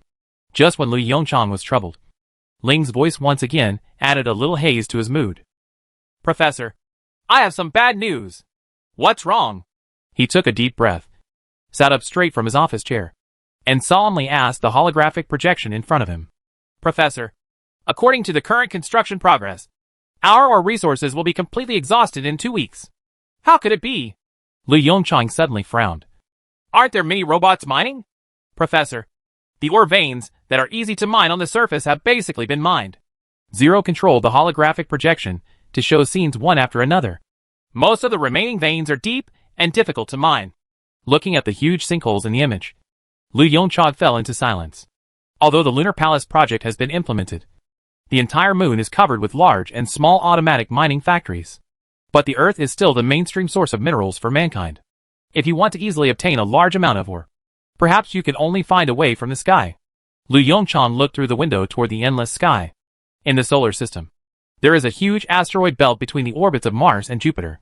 Among them, about 500,000 asteroids are bound by the gravitational pull of the Sun and Jupiter, and orbit obediently in the area of 2.17 to 3.64 astronomical units from the Sun. These 500,000 asteroids contain a lot of mineral deposits. Only, according to current technology, mining in the asteroid belt seems to be an unrealistic option. Perhaps, after arriving on Mars, asteroid mining technology will be completely put on the research agenda. Equivalent to this technology is the research and development of weapons systems. We can't go to Proxima Centauri and humans will continue to attack with nuclear bombs. Right? Different from detonating a nuclear bomb in the atmosphere. Because there is no atmosphere in space. After the nuclear bomb explodes, it will not produce the most lethal shock wave, but will only release a small range of high temperature, strong light, and electromagnetic radiation. This is tantamount to reducing the power of nuclear bombs countless times. So, the Starship's weapon system is expected to be designed from scratch. Lu Yongchang slumped down on his office chair with blank eyes. Countless thoughts in his mind. Etc. Nuclear bomb? Nuclear bomb. Lu Yongchang's eyes lit up. He quickly straightened up and asked Ling. Zero, if blasting is used for destructive mining, how long can the minerals on the Earth last? After a short wait, Zero gave an invigorating reply. If the dosage of explosives is not considered, destructive mining is enough to meet the current construction needs. It's just that we don't have that many explosives at the moment. Who said no? Lu Yongchang had a crazy smile on his lips. Office of the Speaker. President, Professor Lu is here. As Zero's voice sounded, the door to the speaker's office quietly opened. Yongchang? Seeing Lu Yongchang standing at the door, a trace of doubt flashed in Congressman Li's eyes. Is there any new news from Proxima Centauri? Lu Yongchang shook his head and walked into Congressman Li's office. Then, he quickly closed the door with his hands and feet. Seeing Lu Yongchang's unusual behavior, Counselor Li's eyes became more suspicious. Yongchang? Seemingly affected by Lu Yongchang's careful movements, Counselor Li lowered his voice subconsciously and asked in a low voice. What happened? After closing the door, Lu Yongchang showed a slightly embarrassed smile. President, I'm here to borrow something from you. Counselor Li. Borrow things? Why are you so careful about borrowing something? The old man suddenly breathed a sigh of relief, leaned back, and lay on his chair. Tell me, what do you want to borrow? Nuclear bomb. Lu Yongchang added with a strange expression. The more, the better. Cough, cough, cough. Representatively choked on his own saliva. He patted his chest with his hand, straightened up from his seat, and pointed at Lu Yongchang with his index finger tremblingly. No. What do you want to borrow a nuclear bomb for? This stuff is no joke. We shouldn't need the uranium-235 and plutonium-239 in nuclear bombs now. Right. Facing Counselor Li's inquiry, Lu Yongchang said 2 words calmly. Mining. The territory of the former Soviet Union. Robots evacuated from a mine in an orderly manner. A Zuan number 2 slowly descended from the sky. Inside it is a giant hydrogen bomb. After rough estimation, its explosive power is about 30 million tons of TNT equivalent. Although it is not as powerful as Big Ivan, it is already a relatively large hydrogen bomb made by humans. After all, in the past, the nuclear fallout caused by hydrogen bombs with excessive yield would have extremely serious effects on the environment. But now, none of this is a problem. Anyway, the Earth is going to die soon. Instead of letting it be melted into a lava ball by the sun, it is better to let it use its last remaining heat. A few days later, with a loud noise, the People's Federation's first laboratory on the Qinghai Tibet Plateau felt an obvious shock. Hiss, Zero. Are you sure that such a large-yield hydrogen bomb will not affect the continental plate? There was a hint of fear in Lu Yongchang's eyes. After all, Jianmu is right next to them. Professor, please trust my calculations. This will not have much impact. Zero's avatar responded calmly. Chapter 182: The Second Photon Control Experiment. A few days later, inside the main laboratory of the People's Federation, two huge machines lay quietly in the center of the laboratory. Those are two single photon control devices. The two machines are one large and one small, and the smaller one is a newly manufactured device. The two devices are connected by a slender tube. As for why this situation occurs, very simple. The purpose of this photon control experiment is to verify whether two entangled photons can transmit information through interaction at a distance. Unlike the first experiment, this experiment requires two photons in an entangled state. Therefore, the second single photon control device directly eliminated the original single photon manufacturing device. By then, both photons will be produced by the first device. Lu Yongchang stood in front of a machine with a solemn expression. Professor Lu, can the experiment begin? Tang Wenshan's voice came from the side. Lu Yongchang thought carefully for a moment, and after confirming that there was nothing wrong, he nodded lightly. Let the experiment begin. As he spoke, he reached out and pressed the switch on the huge machine in front of him. A slight tremor passed through the floor. The photon manufacturing instrument in the single photon control equipment in front of Lu Yongchang began to operate. As the indicator light turns green, two entangled photons enter the single photon control devices on the left and right sides through the conduit. Zero. Control photon number 1 first. Lu Yongchang said in a deep voice. Received. The moment Zero's voice sounded, a slight buzzing sound suddenly came from the single photon control device in front of Lu Yongchang. As for Tang Wenshan, he stared at the monitor of another control device for fear of missing any small changes. In the laboratory, everyone held their breath. I was afraid that my weak breathing would affect the two fragile photons in the huge instrument in front of me. The waiting time of a few seconds seemed like a century to all the researchers present. In the silent laboratory, only the slight hum from two single photon control devices was left. Changed! Suddenly, Tang Wenshan's eyes showed ecstasy, and he shouted loudly. The state of photon number 2 has changed. At this moment, even Lu Yongchang couldn't keep calm. He followed the footsteps of a group of researchers and ran towards the second single photon control device. Looking at the rapidly changing numbers and curves on the display screen, Lu Yongchang's face turned slightly red, and he shouted loudly to the camera on the side. Zero? Professor, 100 state change experiments have been carried out so far, and photon number 2 has produced corresponding changes. Do you want to continue changing the status of photon number 1? Lu Yongchang's eyes became more joyful. Continue and proceed according to the target plan. Received. A total of 100,000 experiments. Estimated to take 30 minutes. Lu Yongchang took a deep breath to suppress the ecstasy in his heart. Not yet a success. He needs more experimental samples. Half an hour later.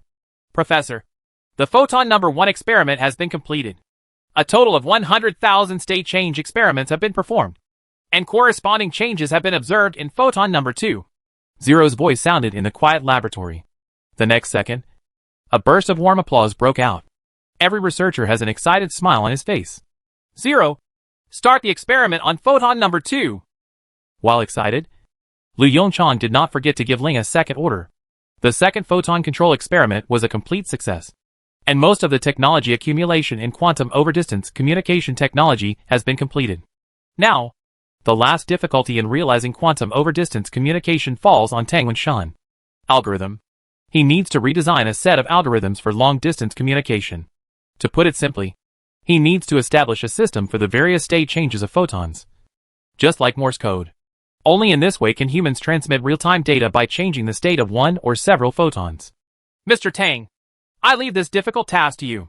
After the experiment was successful, Lu Yongchang was in a good mood, and half-jokingly said to Tang Wenshan, You must not let go of such an important project. Tang Wenshan naturally heard the ridicule in Lu Yongchang's words. He first glared at Lu Yongchang, who was smiling in front of him, and then laughed and said, Don't worry. With Zero's help, if I still can't do this task well, my job as an academician will be in vain. Lu Yongchang smiled and nodded. That's right.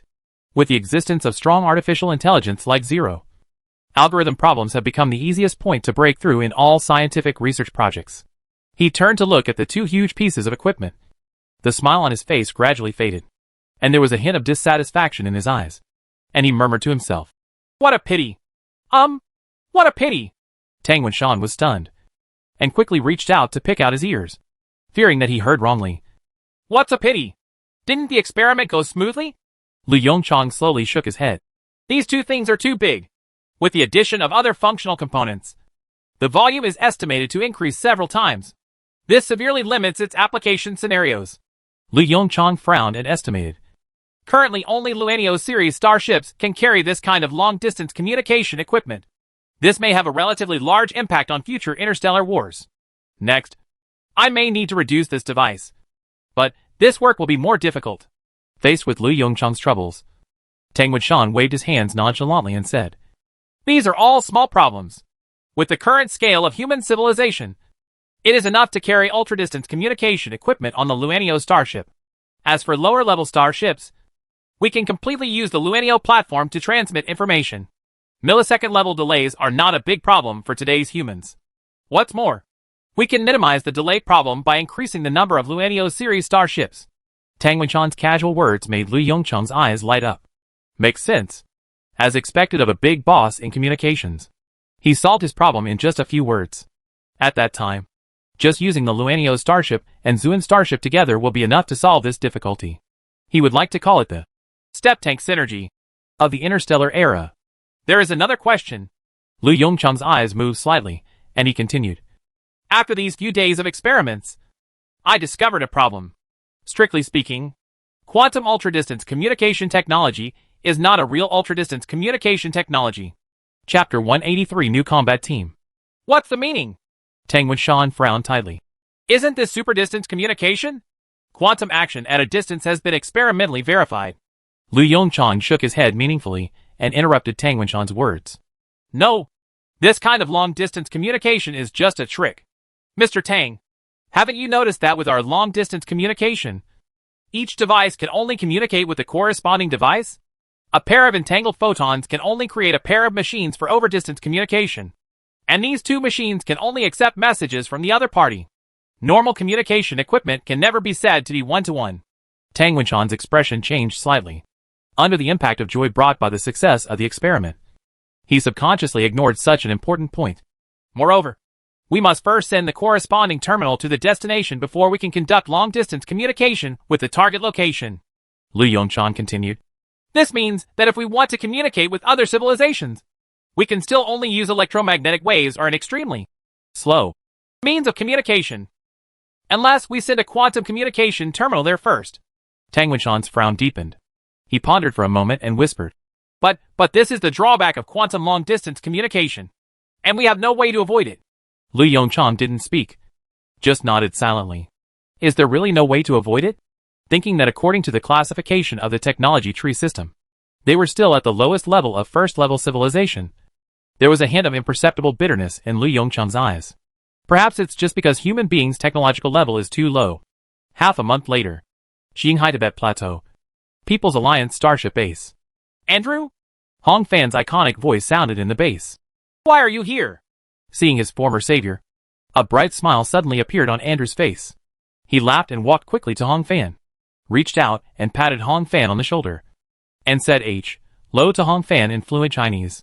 Brother Fan, have you eaten? Hong Fan, faced with such a down-to-earth question, Hong Fan replied with some discomfort. Eat. Oh no! Haven't you entered hibernation? Where are your teammates? Hong Fan raised his question again. Logically speaking, ordinary people should be on their way to the Kuiper Belt now. Suddenly, a possibility flashed in Hong Fan's mind. Have you not? Andrew nodded proudly. I have passed the training and am now a regular starship pilot. And, Brother Fan, it said above that we can form a team with you. Wait. Hong Fan's mind couldn't turn around for a while. You guys? Also, I remember at that time, didn't you say you were going to live an ordinary life? What's going on? Andrew laughed and hugged Hong Fan's shoulders. Brother Fan, people can change. After going to Mars, we all can't adapt to the ordinary life on Earth. What's more, in the face of such a big crisis in the future, we also want to protect ourselves and our families. So, speaking of this, Andrew shrugged and said, the three of us discussed it.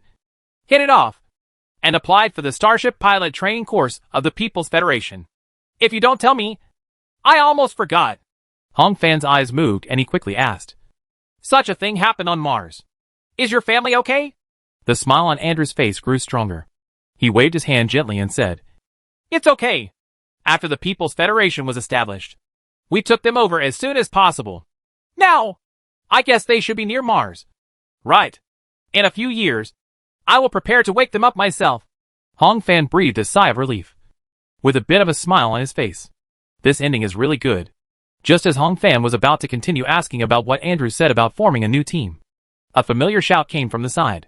Andrew, why are you here? We've been looking for you for a long time. Hurry up. Before Hong Fan could react, Andrew had already greeted the visitor with a smile. Bruno. Joey. Look who I met.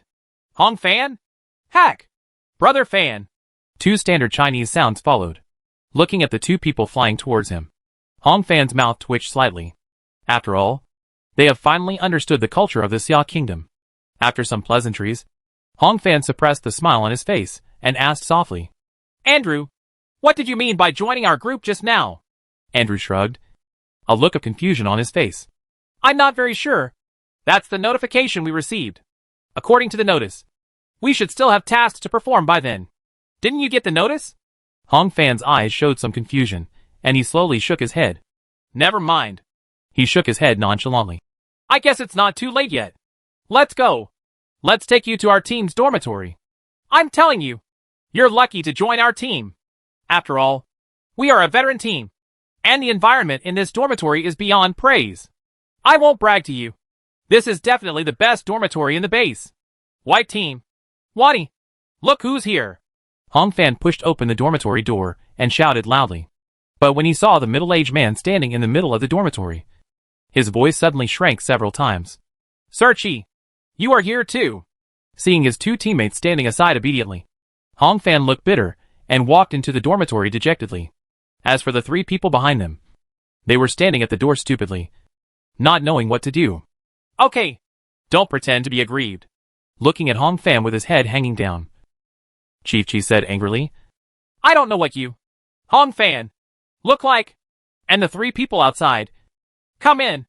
I'm here for your business this time. Hearing this, Hong Fan was obviously relieved, then bumped Baishuan next to him with his elbow, and pursed his lips in the direction of the door.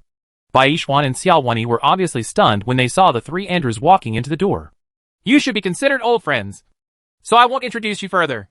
Without giving the six people time to think, Commander Chi said directly, From now on, the six of you will form a combat team and be responsible for driving the Luanio 1 starship. The mission is simple.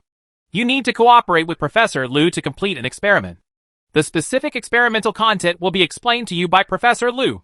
What you have to do is cooperate unconditionally. Have you understood? Baishuan and the others looked solemn. After standing at attention, they shouted in a deep voice, Yes! Promise to complete the mission. Chapter 184 Hello, Human. A few days later, Jianmu, inside the spaceport. Baishuan and six others were wearing spacesuits and sitting quietly in the cockpit of the modified Luanio 1 starship, looking out the window at the silver-white spaceport made of high-strength alloy. Baishuan's eyes revealed a hint of sigh. Before he could say any emotional words, Hong Fan's voice directly interrupted his interest. TSK. This is the lawn bird. I've only seen it in the simulated cockpit. This simple console. This seat. Our former number 2 Zuin. In comparison, is really such rubbish.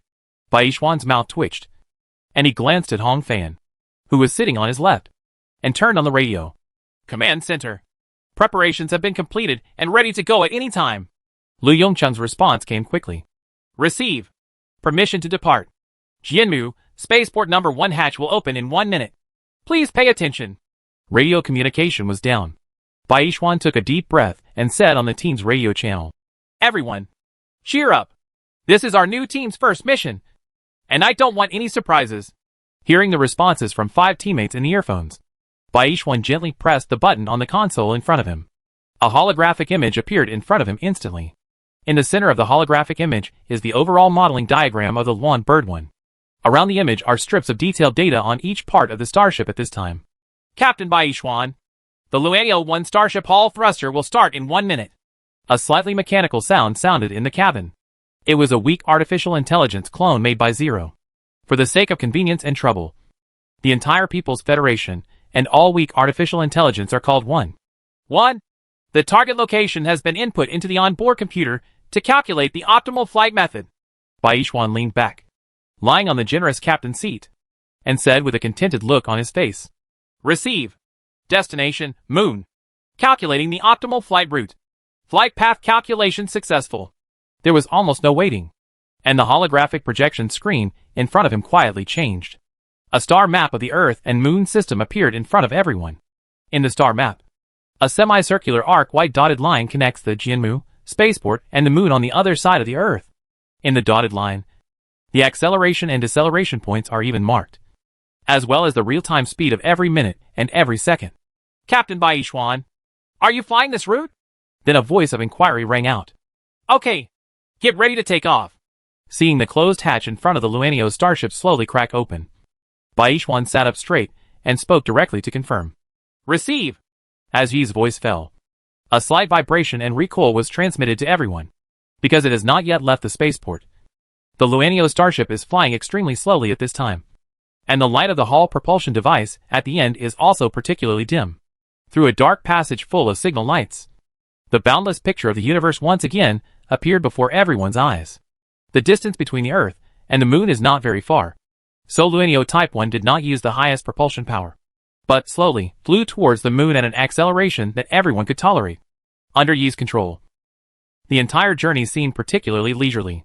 It is no exaggeration to say that even without these 6 pilots, this Luanio starship can land safely on the lunar surface. Of course, according to Hong Fan, he never wants to encounter a time in his life when he needs to manually operate a starship. With the help of weak artificial intelligence 1 and strong artificial intelligence 0, manual operation of the starship will only occur in 2 situations. First, the starship was damaged and lost some of its important functions. 2. War. In most cases, the 2 conditions can even be combined into the same condition. Call the ground command center. We're here. Baishuan skillfully turned on the radio switch and reported to Lu Yongchang, who was far away on Earth. After a short delay, Lu Yongchang's voice came. Received. Proceed as planned. Baishuan took the lead in unbuckling the seat belt and activated the electromagnetic boots under his feet. A suction pulled it firmly to the floor of the starship. He stood up and walked towards the engine room of the Luania starship as freely as if he were on Earth. The other 5 people also stood up quickly and followed his footsteps. Pushing open the hatch, a huge machine was placed in the slightly modified cabin, because the technology is still in the experimental stage. Quantum ultra-distance communication equipment at this time is particularly bulky. Looking at the machine that was about 50 meters square in front of him, Andrew, who was following Baishuan, subconsciously sighed. Is this the ultra-long-distance communication equipment that Professor Lu mentioned? It's really big. Hong Fan on the side nodded silently. No wonder we are asked to pilot the Luanio starship. Xiannu number 2 probably wouldn't be able to fit this thing in. Amid everyone's sighs, Baishuan stepped forward and opened a few buttons according to Professor Lu's previous instructions. The equipment starts running. The indicator lights light up one by one. When all the indicators turn green, Baishuan turned on the radio again. Professor, the preparations have been completed. Ground Command Center. In a separate laboratory, several scientific researchers in white coats stood in front of an equally huge machine. Hey! Lu Yongchang looked at the huge equipment in front of him with a wry smile and shook his head helplessly. Too big. The size of this thing is almost as big as Zero's quantum supercomputing center. Tang Wenshan on the side also showed a helpless smile when faced with Lu Yongchang's complaints. Professor Lu, there is nothing we can do. Transmitting data with just a pair of photons is too inefficient. Unless you can tolerate speeds that are slower than dial-up. Lu Yongchang shuddered slightly when he thought of the telephone line dial-up internet access method that only existed in books. This is not possible. At that time, it will take several minutes to transmit a piece of audio data. What is the use of developing this thing? Professor, the preparations have been completed. Baishuan's clear voice came from the speaker on the side. Lu Yongchang looked solemn, walked quickly to the quantum ultra-distance communication equipment, gently pressed the keyboard, and sent a sentence that had been edited. At the same time, he asked on the radio channel, "Did you get the message?" Moon. Just a few seconds after Baishuan finished speaking, a message appeared on the display in front of him. Hello, human. 1.26 seconds later, Lu Yongcheng's voice sounded in everyone's headphones. Did you receive the message? Chapter 185 Another Bug. Looking at the 4 big characters on the monitor in front of him, Bai Yishuan suddenly broke out in a cold sweat. He opened his mouth and asked with difficulty, Professor, what did you send? After finishing speaking, he turned to look at the side window, looking at the dead silver-white moon and the pitch-black universe outside the porthole. His body trembled slightly. At that moment, he even felt like he was being targeted by some terrifying entity. The 5 teammates around Bai Yishuan were also in great panic. This, hello, human, sentence seems too scary, especially after Proxima Centauri sent a message to the Earth. Such a message was like dancing on everyone's tense nerves. In just 1 or 2 seconds, the 6 people on the moon had even figured out the outcome of human civilization. What? Lu Yongcheng's voice came, full of doubts and confusion. Hello, human being. Isn't it just these 4 words? For a moment, Bai Yishuan felt that his tense nerves suddenly snapped. Professor, can you explain why you chose to pronounce these 4 words? Do you know how many misunderstandings such a title can cause? Even Bai Yishuan couldn't help complaining into the radio at this time. I even thought that a higher civilization came to the door. When Lu Yongcheng, who was in the command center, heard Bai Yishuan's complaints, a strange look flashed across his face. Facing the strange looks from several scientific researchers around him, he sneered and explained, Actually, I wanted to post Age, Low World at first. Thinking about the establishment of the People's Federation, I chose the words, Hello, human being. As he spoke, Lu Yongcheng's voice gradually became weaker. Obviously, he also realized how much misunderstanding these 4 words he uttered would cause. Ahem. He cleared his throat and changed the subject directly. So, when did you receive the message? About 1 second before your voice sounded. Bai Yishuan replied honestly. According to Yi's data, the accurate time should be 1.26 seconds. The moment Bai Yishuan's voice fell on the radio, there was a burst of applause in the laboratory. Looking at Mr. Tang with a smile on his face, Lu Yongcheng also showed a happy smile on his face. Success! The ultra-distance communication technology, which symbolizes the pinnacle technology of first-level civilization, is firmly in the hands of mankind at this moment. At the same time, the central region of the Milky Way, an artificial planet, stays quietly in the endless universe. Unlike ordinary planets, this mechanical planet has no rotation, no revolution, and no tilt angle. If you pass by this planet, you won't even feel any gravitational effect. It's as if this planet is just an illusory image. It just stayed in the empty universe quietly, showing its power to the surroundings. Within the artificial planet, Sir, an unknown signal was detected at the edge of the Orion arm. A report attracted the attention of Cleaner 9527, who was sitting high up. His visual organs shook slightly, and he looked at the instruments aside. Seeing the red dot on the instrument, his originally cyan skin turned a little white. That was their race's way of expressing surprise. The edge of Orion? If I remember correctly, a low-level civilization should have been discovered there not long ago. Right. As he spoke, he quickly mobilized his external memory storage device. A few milliseconds later, he spoke again. Are the 2 civilizations so close? What did they send? The next moment, a light curtain appeared in front of Sweeper 9527. Looking at the words on the light screen, the tremors in Cleaner 9527's visual organs became more and more obvious. TSK. It's another bug that just left its home planet. Cleaner 9527 said impatiently. Sir, we... Facing the subordinate's inquiry, Cleaner 9527 casually glanced at the coordinates on the instrument. Execute the cleaning program. Don't forget, a 7th-level civilization from the pastoral sect escaped there not long ago. According to the requirements above, any civilization that appears over there must be cleared. As he spoke, he swiped the application submitted by his subordinates. A red dwarf star is still a first-level civilization. A star devourer is enough to deal with him. Our war with the pastoralists is far from over. Save your resources to avoid being held accountable by the higher authorities in the future. At the same time, a sphere with black light appeared out of thin air next to the artificial planet. The next moment, the ball disappeared instantly. Sir, the Star Eater has entered warp navigation. Earth. After the breakthrough in quantum ultra-distance communication technology, Zero immediately started the manufacturing task. Countless robots and robotic arms appear continuously on production lines.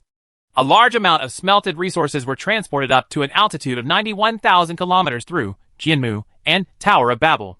Subsequently, these robots, mechanical arms, and mineral resources entered the 10 Luanio starships through the crawlers. The Mars City construction plan has begun. Alliance Starship Base. In a relatively remote dormitory. Hey, Zijia, when do you think we can drive a real starship? A somewhat sad voice sounded. Zhao Zijia sat in his seat and silently looked at a textbook in front of him. On the application of Sun Tzu's Art of War in Interstellar Warfare. Hearing the complaint from his roommate Gao Yang, his eyes moved slightly. He looked away from the textbook and chuckled. What's the rush? Since we haven't entered hibernation, there must be a time to fly a starship. Instead of just thinking about it, it's better to simulate a few more interstellar wars. Don't forget, when we leave the solar system and wake up again, there will be a war with the Proxima Centauri civilization. Gao Yang looked bitter and waved his hands repeatedly. Zijia, please stop talking. That interstellar war simulation class. I feel like vomiting just thinking about it. Too difficult. Zhao Zijia smiled and was about to continue persuading his roommate when there was a rapid and powerful knock on the door. Gao Yang stood up from his chair lazily and prepared to open the door. Gao Yang. Zhao Zijia looked a little more serious and called out to his roommate in a low voice. Wait. You clean up the room, and I'll open the door. Seeing his roommate's confused look, Zhao Zijia lowered his voice again. This knock on the door may be from Chief Chi. Gao Yang's expression changed slightly. He did not question Zhao Zijia's judgment at all, and quickly turned around to clean up the slightly messy dormitory. The knock on the door sounded again. Zhao Zijia hurriedly walked to the door of the dormitory and opened the dormitory door.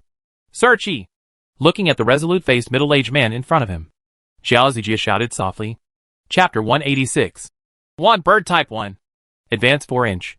Looking at Zhao Zijia, who looked as usual in front of him, Chief Chi nodded slightly and squeezed out a slightly dull, sound from his nasal cavity. Hello, Sir Chi. Gao Yang hurriedly packed up the last bits of groceries and trotted to Zhao Zijia's side, saying low to Chief Chi. Chief Chi, why are you here? What? You don't welcome me? Perhaps because he was in a good mood, Commander Chi showed a somewhat ferocious smile. Then I will let another team do this task. Mission? Gao Yang was stunned, quickly closed his mouth and stood up straight. Report. Sir! Intern Captain Gao Yang is willing to accept all tasks assigned by the organization. The corner of Zhao Zijia's mouth twitched, but he didn't say anything. He just straightened his stance silently and looked at Commander Chi in front of him expectantly. Internship Captain Zhao Zijia. Commander Chi looked solemn and shouted loudly. Arrive. Without any hesitation, Zhao Zijia's sonorous voice rang out. Internship Captain Zhao Zijia. You will follow by Yishuan's team to Mars to take charge of the Mars City construction task. Commander Chi said seriously. You have 1 day to prepare, and you will arrive at the meeting point on time at 8 o'clock tomorrow morning. Hearing Chief Chi's words, Zhao Zijia's heartbeat instantly accelerated a bit. Here comes the mission. He quickly stood up straight, stretched out his hand, and gave a standard military salute. Yes. Promise to complete the mission. Sir Chi, what about me? Gao Yang stared blankly at Zhao Zijia and Chief Chi in front of him, and said without tears, You won't let me stay alone in the dormitory. Right. Chief Chi glanced at the grimacing Gao Yang. With a ferocious smile on his face again, he reached out and patted Gao Yang on the shoulder. You are here too, but you are Zhao Zijia's deputy. Thinking that they would be able to touch the real Luanio starship the next day, the two recruits were so excited that they didn't sleep all night. Early the next morning, the two of them waited on the tarmac with panda eyes. They need to take Zone 2 to Jinmu spaceport. As for why not take the space elevator? In order to speed up the transportation efficiency of the space elevator at this time, the acceleration is completely beyond what humans can bear, unless they enter the hibernation cabin and use the help of deep-sea liquid. But this is obviously a bit too wasteful. Time passed bit by bit, and soon the scheduled gathering time came. Zhao Zijia turned around and glanced around. In addition to them, about 50 trainee captains were selected. Like the two of them, these more than 50 trainee captains also had pairs of panda eyes. Apparently, they were too excited to sleep all night. A sound of footsteps came from behind. Zhao Zijia's eyes moved slightly, and he quickly turned around. White team. Looking at the tall man walking at the front, he murmured to himself, seemingly seeing Zhao Zijia. Bai Yishuan, who was walking in front of everyone, was stunned, then smiled and waved to Zhao Zijie. Zhao Zijie! We meet again! Gao Yang, who was standing next to Zhao Zijie, looked at his familiar roommate in bewilderment. What the H.L. Zijie? Do you know Team White? Zhao Zijie nodded slightly and moved his lips slightly. We met during the entrance exam. Jianmu, outside the spaceport. 10 Luanio starships loaded with supplies were arranged in a herringbone formation. The first one is naturally the Luanio starship piloted by Bai Yishuan's team. Unlike the other 9 Luanio ships, the Luanio starship driven by Bai Yishuan's team has undergone 0 modifications and is equipped with complete quantum ultra-distance communication equipment. To put it simply, the main task of this starship is to maintain communications between the entire fleet and Mars City. Zhao Zijie, who was sitting in the captain's seat, looked at the scenery outside the porthole with fascination. This is the universe, he muttered.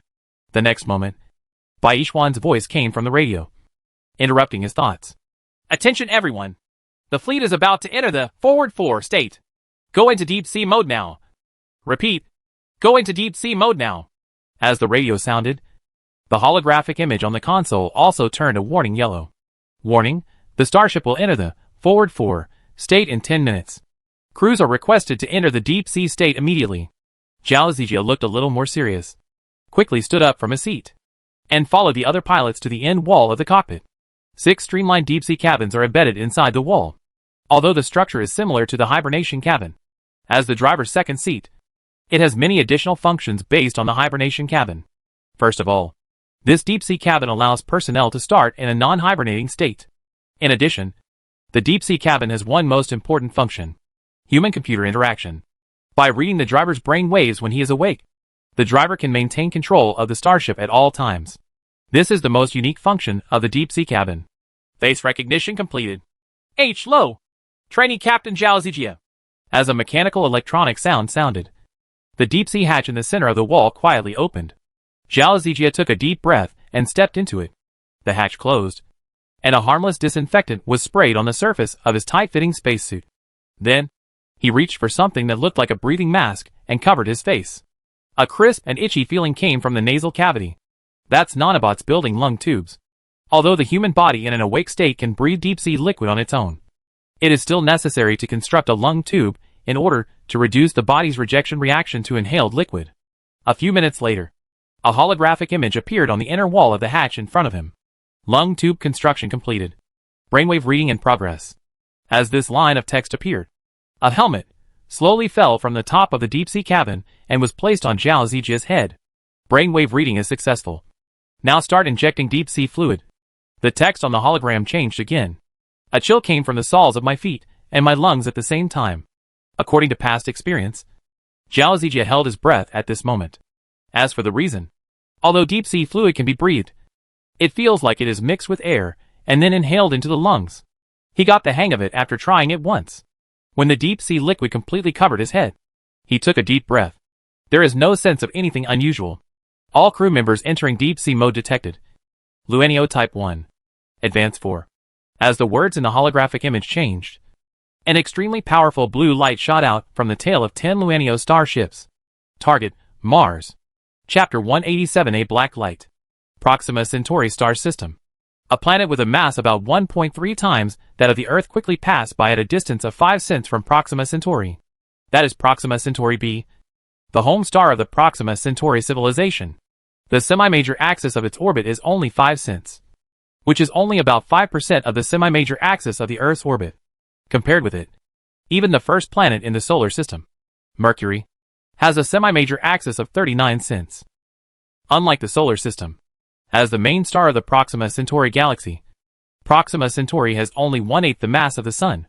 It's just a red dwarf star. It is precisely because of this that planets so close to Proxima Centauri have the opportunity to breathe life. The surface of Proxima Centauri b, after the recipient Atoka sent the message to the solar system 4.22 light-years away, he returned to his usual rhythm of life. No way. Due to the transmission efficiency of electromagnetic waves, it will take at least 8.44 years for them to receive a reply from the advanced civilizations in the solar system. Therefore, continuing to check the data sent back by each detector is all his current work. The workload is not heavy, and in his spare time, he can even use his position to satisfy his hobbies. Stargazing, Observing Proxima Centauri through an optical telescope was his favorite thing to do during his downtime. Today, as usual, after checking the data from other detectors, he silently controlled the optical telescope equipped with filters and pointed it at Proxima Centauri, which is 0.05 astronomical units away. Atoka stared blankly at the slowly burning fireball displayed on the instrument in front of him. This is the star that their civilization relies on for survival. Thinking that the technological development of his own civilization had stagnated for hundreds of years, Atoka felt a sense of fear in his brain, and layers of fine knots appeared on the top of his thinking organ. It's actually been so long. What should I do if Proxima Centauri goes out one day? The fine knots on the top of Atoka's thinking organ became increasingly clear. For a long time, he shook his thick forelimbs. Impossible. Absolutely impossible for such a thing to happen. Although he is only a low-level recipient, he is still very clear about these basic common sense. As a red dwarf star, Proxima Centauri has a very slow and unstable thermonuclear reaction rate. Therefore, its estimated lifespan is an astonishing 3 to 4 trillion years. At this moment, Proxima Centauri is only 4.8 billion years old. Left and right history. Compared with its ultimate lifespan, Proxima Centauri at this time is still a newborn child. The skin on top of Atoka's thinking organ gradually smoothed out. Just when he relaxed his guard, a black light appeared on the screen. The next second, the black light disappeared into Proxima Centauri. Atoka was stunned and carefully observed the big fireball on the screen. Nothing unusual. It was as if the black light, just now, was just Atoka's illusion. A few days ago, a man-made object with a shimmering black light appeared out of thin air on the outskirts of the Proxima Centauri galaxy. That was the Star Eater sent by Sweeper 9527. With the help of curvature navigation, it spanned tens of thousands of light years and successfully reached the target galaxy. The glowing star devourer stayed quietly in the empty universe. Warp navigation is not suitable for flying within the star system. Next, it needs to enter Proxima Centauri via conventional flight means. But before that, it needs to report the situation to Sweeper 9527 in the center of the Milky Way. A message came from it. After a short wait, the black light on the surface of the Star Eater became a little stronger. At that moment, it accelerated directly from standstill to 90% of the speed of light. The black light rushed straight towards the red dwarf star in the center of the star system. A second before it was about to touch Proxima Centauri, its speed suddenly decreased. This is to prevent violent impacts on the star. After all, the primary purpose of a Star Eater is to absorb star energy. As for the destruction of low-level civilization, it is just a bonus of this process. Atoka blinked.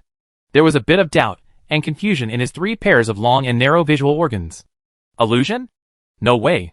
To ensure nothing went wrong, he stretched out his thick forelimbs and pressed a few buttons on the instrument in front of him. Image playback starts. Under the slow-motion camera, Atoka clearly saw a glowing object rushing into Proxima Centauri. His long and narrow visual organs suddenly widened a bit. Problem occurs. This was the first thought that flashed through his mind. Although the video was blurry, he was certain that the glowing object must be a man-made object. After all, neither meteorites nor comets can maintain their original shape so close to Proxima Centauri. There was even a powerful black light glowing all over his body. Atoka's limbs trembled slightly. He is just a low-level recipient. He has never faced such a situation. In just a few seconds, he quickly thought of a solution. Shake people. No. It's reported. Atoka quickly ran to the communication device and pressed the communication request button. After a short wait, a deep voice sounded. Atoka, has another detector sent back information? Hearing the questioning voice of his boss, Atoka's 3 pairs of narrow visual organs showed a bit of nervousness. No. Then why did you apply for communication? A deep voice sounded again. This communication can only be used in emergencies. You've been a recipient of letters for so long. Haven't you figured this out yet? Atoka stammered. Sir, I discovered an anomaly. Atoka, who was afraid of being punished, spoke again and added, It has something to do with our main star. After a while, professionals will go to your place to understand the situation. A slightly scrawled sentence came out of the communication device. And then, there was no sound. Atoka stood blankly in front of the communication equipment. In the observation instruments on the side, the huge fireball was still emitting endless light and heat to the surroundings as usual. But Atoka felt a chill coming from behind. Although I don't know what impact the black light I saw will have. But his intuition told him that the Proxima civilization seemed to have encountered an unprecedented crisis. A week flies by. During this long waiting time, Atoka did not think about food or tea. In addition to processing the information returned by the detector, he stared at the Proxima Centauri image in the observation instrument all day long. Proxima Centauri still looks the same as it did a week ago. It was as if the black light had never appeared. The door to the room opened quietly and unconsciously. A Proxima man wearing black clothes swung his thick and short lower limbs and walked into the space where Atoka lived day and night. Chapter 188: The Second Signal from the Proxima Centauri Civilization. Atoka, who was staring at the screen, was awakened by the sound of the door opening. Perhaps because he had stared at the image of Proxima Centauri for too long. Atoka's 3 pairs of narrow visual organs were full of doubts and confusion. In his memory, this door had only been opened once. That was when he first entered the room. Light footsteps sounded. Atoka turned to look. When he saw the Proxima man in black clothes, a small knot instantly appeared on the top of his thinking organ. Black. That's something only Lyle can wear. The so-called Lyle is the prophet and scientist predicted by the Proxima Centauri civilization. They are also a group of people with the highest status. Without any time to think, he quickly stood up from the chair, raised his forelimbs, and placed them on the top of his thinking organ. At the same time, the skin on top of the thinking organ became extremely smooth under Atoka's deliberate control. This is the Proxima Centauri civilization's way of showing respect. Dear Lord Lyle, you? The Proxima Centauri man looked at the slightly depressing environment around him, and his 3 pairs of eyes suddenly narrowed. There was an undisguised look of disgust on his thinking apparatus. Stop talking nonsense! Lyle yelled at Atoka in front of him in a very sharp tone. Atoka's body trembled slightly, and he crouched down a little lower. Yes, yes. Lord Lyle, please come and see here. I was observing the main star some time ago. Lyle used his thick forelimbs to pull Atoka aside unceremoniously. Okay. Get out of the way. I can see it myself. Atoka, who stayed in this room for a long time, lacked exercise, and his muscle strength was naturally not as strong as that of Lyle in front of him. The moment Lyle's forelimb touched him, Atoka only felt light. There was a sudden spin, and he was thrown to the ground next to him like a garbage bag. Atoka did not dare to show any dissatisfaction. The reason is simple. In Lyle's eyes, the sum of all Atoka's lives could not even compare to the black clothes on his body. Once Atoka angers him, Lyle has the right to kill him directly. As for who to take over his task, the incubation center will naturally hatch new Atoka with the corresponding germ cells. Lyle glanced at Atoka, who was slumped on the ground with disdain. I really gained a lot of experience. A mere Atoka can actually use an optical telescope to observe the stars. Ha, do you understand? Faced with Lyle's ridicule, Atoka did not respond. Lyle turned his head with a bored expression and looked at the instrument in front of him again. He carefully stretched out a fingernail on his forelimb and tapped a few keys on the instrument. It was as if the instrument in front of him was stained with something dirty. When he saw the glowing object on the screen, his 3 pairs of visual organs instantly narrowed. Lyle pressed the pause button and carefully observed the impact in front of him. A long time. Damn! Why is this picture so blurry? An angry shout echoed through the room. Atoka, who was thrown aside, tremblingly maintained his original position on the ground and responded softly. Lord Lyle, this is the lowest end optical telescope. Shut up! Lyle shouted angrily. You're disturbing my train of thought. Atoka's body trembled slightly, and he once again fell on the ground and pretended to be dead. He quietly reached out and covered the top of his thinking organ to prevent it from revealing his inner thoughts. I want to take this telescope away. Lyle angrily knocked the monitor in front of him with his forelimb and continued speaking in a sharp voice. Without waiting for Atoka to respond, Lyle pressed a button on his watch. The next moment, the door opened again. Several strong Proxima Centauri invaded Atoka's territory. Under Atoka's gaze, the optical telescope was forcibly dismantled and moved out of the room along with the observation instruments on the side. Then, Lyle, who was wearing black clothes, opened his legs, crossed Atoka's head, and walked out of the slightly messy room. The door is closed again, isolating the outside world from the inside. To this day, this door has been opened a total of 3 times, taking away his freedom for the first time. The second time took away his dignity. As for the third time, it took away his only hope. Atoka silently stood up from the ground. Extremely complex ripples appeared on the skin on top of his thinking organ. He was angry, unwilling, and desperate. Countless negative emotions surged in his thinking organ.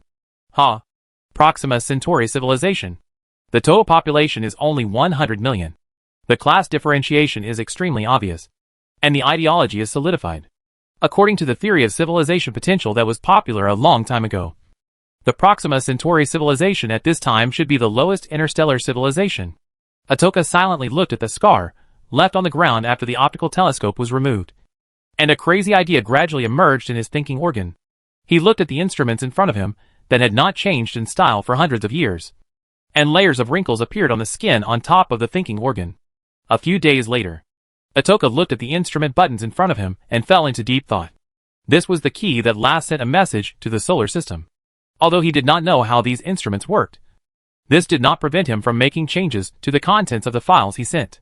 He didn't know if his decision was right or wrong, but judging from my experience for most of my life, this decision should be the right one. He hesitated for a moment and pressed the button in front of him hard. An electromagnetic wave rushed towards the signal amplifier in a synchronous orbit at the speed of light. After a few months, Proxima B sent a signal to the solar system again, seeing the white light flashing in front of him with warning and danger. Atoka breathed a sigh of relief and sat on the chair with relief. He knows his end. Next, his life will come to a successful end in front of 100 million Proxima Centauri people. He slowly closed his 3 pairs of eyes, and an idea flashed through his thinking organ. I hope that the civilization in the solar system can receive its own news. To avoid misunderstanding, the timeline here is 4 years ago, a few months after Proxima Centauri sent its first message to the solar system. Earth. 0. How is the construction progress of Mars City? Lu Yongchang looked at the thick clouds outside the window and the huge lightning that kept appearing, with a bit of worry in his eyes. There is not much time left for researchers. It is estimated that in about half a month, even the newly built base on the Qinghai Tibet Plateau will not be able to withstand this bad weather.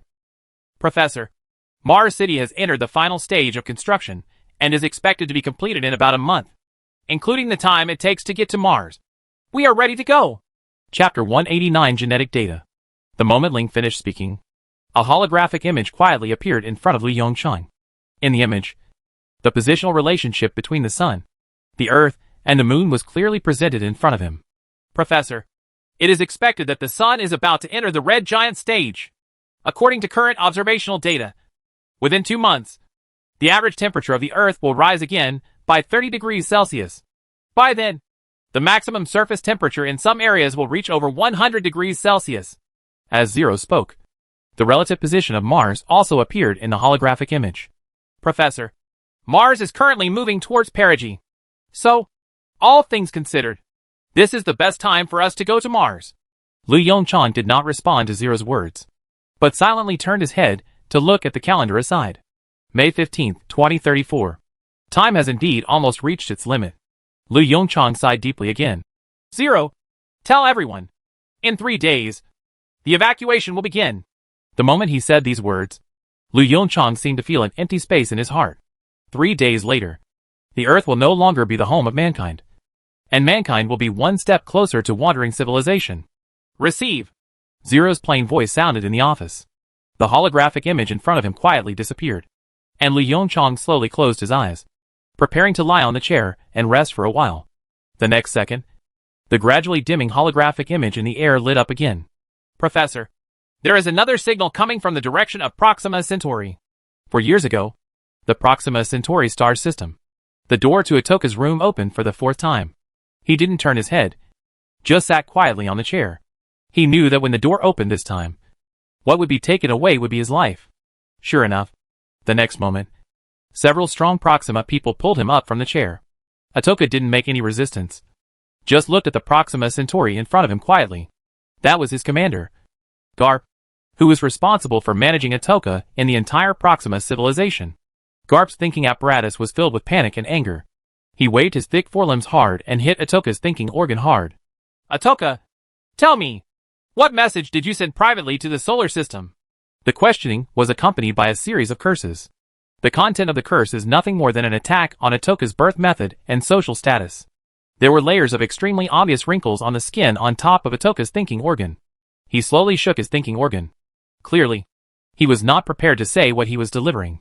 Garp's face suddenly became a little ugly.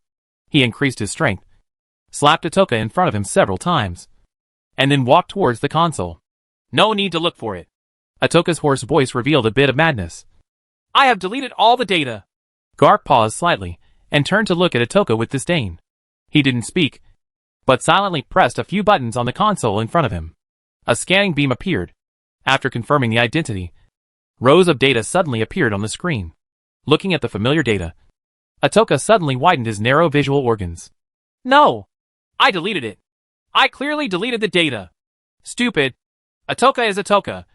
And he is only qualified to do the most despicable things, Garp said mercilessly, while cursing Atoka in a low voice for causing trouble for him. Garp looked at the data content. Just one glance, and a small knot appeared on the top of his thinking organ. Damn it! How dare you do such a thing? Genetic data?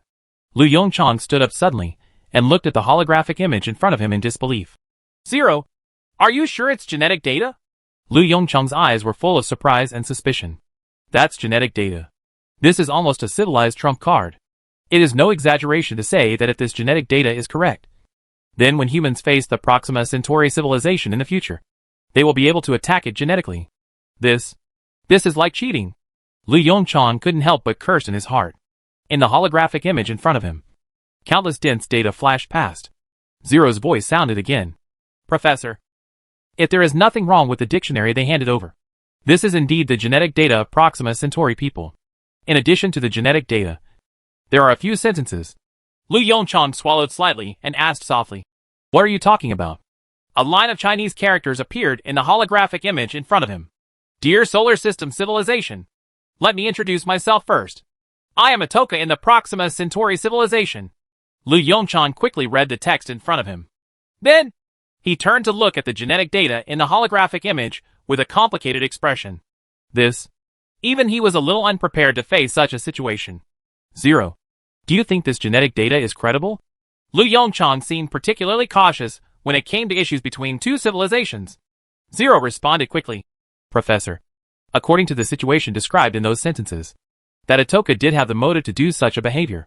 Lu Yongchang frowned and asked again. According to Atoka, he should be the lowest existence in the Proxima Centauri civilization. How did he obtain this genetic data? Zero was silent for a while. Professor, there is insufficient information to analyze. Lu Yongchang smiled bitterly and shook his head. Forget it. Let's save the genetic data first. When we get to Mars, we will study it carefully to see the authenticity of this data. Anyway, this data can at least give us some basic understanding of the world 4.22 light-years away. With that said, he sat back in his chair again, closed his eyes and thought. Compared to the genetic data, Atoka's words shocked him even more.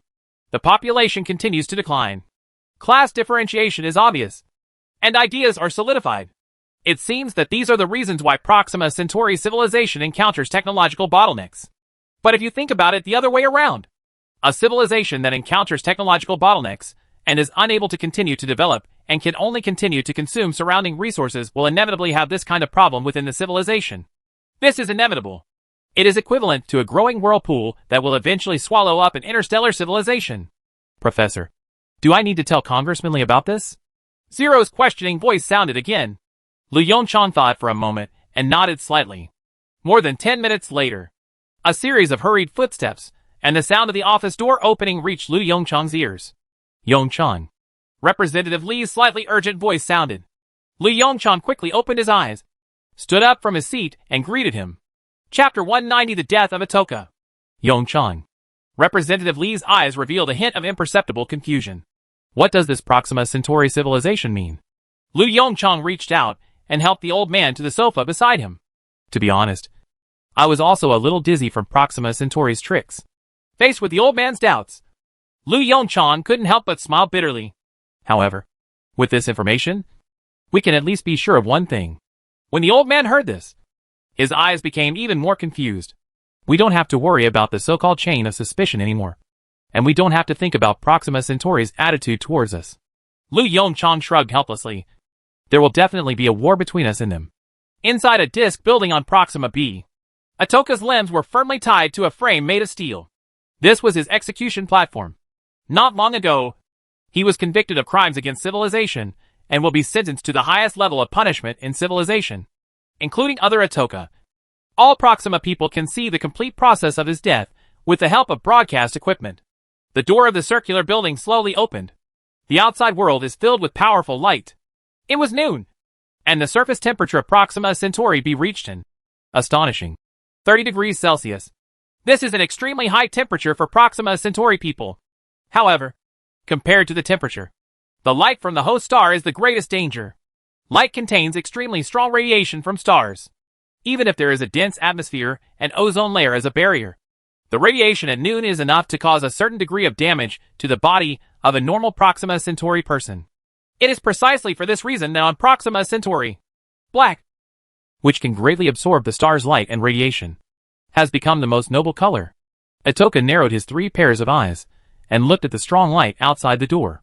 Countless thoughts flashed through his thinking organs. At this moment, several Proxima Centauri people responsible for the execution quickly pushed the steel execution platform to the outside world. Stimulated by the strong light, Atoka subconsciously closed his eyes. A burning and stinging sensation came from his back. Atoka knew that it was the effect of the light from Proxima Centauri shining on him. But it's not enough to be fatal. Atoka turned his head and looked aside. After the Proxima people responsible for the execution pushed Atoka to the designated position, they quickly ran to the side, fetched a huge disc-shaped object, and placed it under Atoka's body. Atoka looked at the disc-shaped object under him that was covered by a dark curtain, and a chill flashed in his heart. He knows what it is. The dark curtain was lifted instantly, revealing what was hidden inside. A huge concave mirror, similar to solar cooker. The moment he saw the concave mirror, an extremely burning feeling appeared in his abdomen. Atoka stared at the executioners in the distance, who had the same origin and status as him, and let out meaningless roars. Get ready for war, everyone! On Proxima Centauri, inside a huge disc-shaped building, a slightly high-pitched voice sounded in the center. The sound spread along the dense atmosphere and bounced off the smooth inner walls of the building for the first time, forming layers of echoes. The echoes gradually died away, and silence fell in the crowded hall. All the Proxima people stared at their 3 pairs of narrow eyes and looked at Lyle, who was wearing black clothes in the center. Dear Lyle, why do you say that? A Proxima man wearing dark gray clothes stepped forward and asked in a respectful tone. Can't we send another message to the solar system to clarify the misunderstanding? Lyle, who was wearing a black robe, glanced in the direction of the sound. When he saw the dark gray clothing that represented the royal family, Lyle's arrogant expression softened slightly. Dear Rex, I can explain to you why. As he spoke, an extremely complex ripple appeared on the top of Lyle's thinking organ. Everything stems from that Atoka who knows nothing about the world. The ending of being executed in public is really a bargain for him. He transmitted his genetic data to the solar system. Do you know what this means? Lyle shouted excitedly. This means that our race has been stripped naked and placed on the dissecting table of the civilization of the solar system. Once they arrive at Proxima Centauri, they can launch a genetic attack on us at any time. By then, Proxima Centauri civilization will be completely extinct. Dear Rex, we cannot leave the fate of our race into the hands of others. Lyle's tone gradually calmed down. Rex, who was wearing dark gray clothes, nodded silently, and then he continued to ask Lyle in front of him. Then, what if they can't come? Lyle was silent for a moment. Even if they don't come, we have to get there. Lyle's words made all the Proxima people present scream in surprise. Quiet! Rex, who was wearing gray clothes, shouted in a deep voice. When the sounds in the room gradually died down, Rex suppressed his anxiety and asked softly why. Lyle did not answer immediately, but took a deep look at the various Proxima Centauri people in front of him. This is what I discovered through an optical telescope some time ago. As he spoke, a holographic image appeared in front of everyone. In the video, it is clearly a scene taken by Atoka during his lifetime. Lyle unceremoniously took possession of this result. After my observations and calculations, I can basically confirm that this is a man-made object. When they saw this glowing object entering Proxima Centauri, everyone present let out a low cry again. Lord Lyle, what happened to our main star? Several high-pitched inquiries sounded from the audience. Seeing the color of the clothes worn by those who asked questions, Lyle's 3 pairs of visual organs showed a bit of imperceptible contempt. In the past few days, I have measured a lot of data about the main star. After comparison, I found that this man-made object seems to be rapidly absorbing the energy of the host star. Speaking of this, Lyle's visual organ showed a bit of fear, and the skin on the top also appeared in waves of fine pimples. Our host star is aging at an unprecedented rate. There was silence in the hall.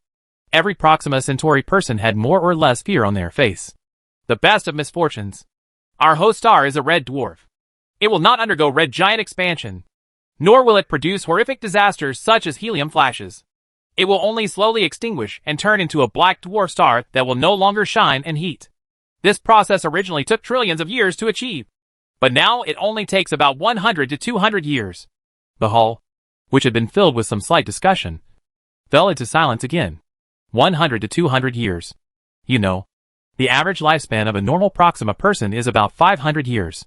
100 to 200 years is too short for everyone present. Chapter 191 Death Spiral. Inside the black disc-shaped hall, everything was quiet. Only the sound of air coming in and out of the breathing holes was left. Every Proxima Centauri person is thinking about the meaning contained in this news. So, what should we do now? Rex's voice sounded again, attracting the attention of all Proxima Centauri people present. Facing Rex's inquiry, Lal restrained some of his disdain and contempt for the other Proxima Centauri people. He pondered for a moment and then said, Based on the current situation, interstellar immigration may be our only way to survive. Interstellar immigration? Rex narrowed his visual organs slightly. Our technological level shouldn't be able to lead all the Proxima Centauri people away. Right. Lal responded in a matter-of-fact tone. Of course. To be precise, we can only take away 100,000 Proxima Centauri people. After the words fell, there was a commotion in the hall. 100,000 Proxima Centauri. What does that mean? This means that more than 99% of the people in Proxima Centauri have to face the gradually extinguishing stars in their lives. This process is very torturous and painful. As the energy released by the host star gradually decreases, the surface temperature of Proxima Centauri B will become lower and lower. Even if a dense atmosphere can maximize heat retention, surface temperatures will quickly drop below freezing within a few decades. By that time, there will be no liquid water on the surface of Proxima b. This is undoubtedly a huge blow to the ecosystem of Proxima b. With the help of the energy generated by the fusion reactor, the Proxima people left behind can still live in the building, or in the underground city. But that's just the appetizer for the whole disaster. Over time, after 150 years, surface temperatures will drop to a critical point. That's the temperature at which most gases in the atmosphere liquefy or freeze. By then, Proxima Centauri b will have no atmosphere. Proxima Centauri people will also completely lose the right to survive on the surface. Once the situation develops to this point, the Proxima Centauri people left on Proxima b will have very slim hope of survival. Although the fusion reactor can maintain the temperature in the underground city, the raw materials for the fusion reactor are limited, especially after meeting the needs of the long-distance fleet. The helium-3 resources contained on Proxima Centauri are only enough to consume the entire civilization for several decades. Although there is a gas planet inside the Proxima Centauri galaxy, it contains extremely rich helium-3 resources. But based on the current productivity of Proxima Centauri, trying to obtain helium-3 resources from the gaseous planet is tantamount to wishful thinking. A few minutes later, Rex, wearing gray clothes, opened his breathing hole and took a deep breath. In that case, let's prepare an interstellar immigration plan as you said. It's just, dear Lyle, where are you going to choose your target? Lyle did not speak, but silently looked towards the direction of Atoka's execution. You mean the solar system? The smooth skin on top of Rex's thinking organ instantly turned into huge and fine pimples. Even though he was a member of the royal family and was used to seeing strong winds and waves, he was frightened by Lyle's idea. His breathing rate suddenly became faster, and a sharp voice rang out. This is asking for death. Seeing Lyle's slightly indifferent eyes looking at him, Rex felt a chill in his heart and quickly lowered his stance. Your Excellency Lyle. Forgive me for being unreasonable. It's just our genetic data. Lyle shook his head lightly. Rex, I know what you mean. But this is the only way for Proxima Centauri civilization to survive. Although the two stars closest to us, Namina A and Nanminma B, form a relatively stable binary star system, there are no planets for us to live there. Proxima Centauri A, Proxima Centauri B, and Proxima Centauri form the Centauria star. It is a triple star system. However, Proxima Centauri is far away from the other two stars and has a smaller mass. Therefore, it does not form the so-called with a three-body structure. The orbits of Namin-2A and Namin-2B are more inclined to a stable binary star system. Rex's eyes dimmed a little. Of course he knew this. Only, why not choose Barnard star? Like Proxima Centauri, it is also a red dwarf star. Rex continued to ask. According to our observations, the structure of Barnard star system is similar to that of Proxima Centauri. Both have a gas planet and a solid planet. La was silent for a moment. Rex, Do you know how far away Barnard Star is from us? Lyle's voice became sharp again. 6.55 light years. Damn it. That's 6.55 light years. Lyle's mood suddenly became intense. He angrily kicked some of the decorations around him to the ground. A harsh sound echoed within the disc-shaped building. The thinking organs of all the Proxima people present were more or less filled with a hint of fear. In their impression, Lyle would never show such a gaffe. The distance between us and the solar system is only 4.22 light years. Lyle continued hysterically. It's a full 55% increase in the itinerary. Tell me, how should we get there? Rex lowered his thinking organ and retorted in a low voice. Perhaps we can choose to bring fewer Proxima Centauri. Lyle's breathing holes opened slightly, and he let out a series of rapid and high-pitched screams. He walked up to Rex angrily, stretched out his thick forelimbs, and grabbed Rex's gray clothes. If we go to Barnard Star, we can only carry 10,000 Proxima Centauri. Do you know how many people are needed to maintain the current level of technology? At least 100 million Proxima Centauri people. 100,000 Proxima Centauri people. Even if these 100,000 people are all elites, our technological level will still suffer an unprecedented setback. 10,000 Proxima Centauri people. Do you want us to go back to the Stone Age? Rex did not answer Lyle's question, but just lowered his head and looked at the dark ground. At this moment, deep despair filled his thinking organ. A thought that made his hair stand on end gradually emerged. If the object that entered Proxima Centauri was intended to destroy the Proxima Centauri civilization, then it has obviously completed its mission. 100,000 Proxima Centauri people will never be able to support an interstellar civilization. Even if they manage to escape, they will fall into a death spiral of declining technology. In other words, unless a miracle occurs, the Proxima Centauri civilization has entered a countdown to its demise. Lyle let go of his forelimbs, and the breathing holes on his body opened and closed rapidly. He gradually calmed down. So, he glanced at the crowd with stern eyes and said in a deep voice, "Get ready for war. Everyone. I'm not kidding. This is the only way for Proxima Centauri civilization to survive." Chapter 192. Earth. Departure. Solar System. Earth. Professor. The time has come. A soft light lit up in the slightly dim office. Zero's avatar gradually appeared next to the desk. Most of the scientific researchers have evacuated. It's your turn and the congressman's turn to grow them. Lu Yongchong nodded silently, picked up the white coat hanging beside him, and put it on himself. Then, he walked toward the office door. The moment he put his hand on the doorknob, Lu Yongchong turned his head again and looked at the dim room. He looked straight toward the window. Outside the thick tempered glass is a hell-like scene. Clouds stretching for countless kilometers. Countless golden thunders dancing wildly. And unprecedented storms fill the entire world. Why? Lu Yongchong turned the door handle, turned around and walked out of the room. With the click of the door closing, the holographic image turned into light flakes and dissipated in the air, making the originally dark room look even dimmer. Jianmu, underground base. Because of the extremely harsh weather conditions outside, for the sake of safety, they chose to take the space elevator to the spaceport. Chairman Lu Yongchong, who came to the underground base, saw Congressman Li standing in front of a screen from a distance. Yongchong. Counselor Li turned his head and looked at Lu Yongchong. You are here. Look at this Earth. As Congressman Li spoke, he turned his attention to the screen on the side again. It's unimaginable that our Earth has become like this in just a few years. Seeing the pain in Counselor Li's eyes, Lu Yongchong fell into silence. After a long time, he sighed softly. Senior Counselor, there will be a chance to come back. The solar system will always be the home of human civilization. Counselor Li nodded lightly, walked directly into the space elevator without saying anything. Lu Yongchong looked back at the underground base again. The huge underground base was empty. Zero.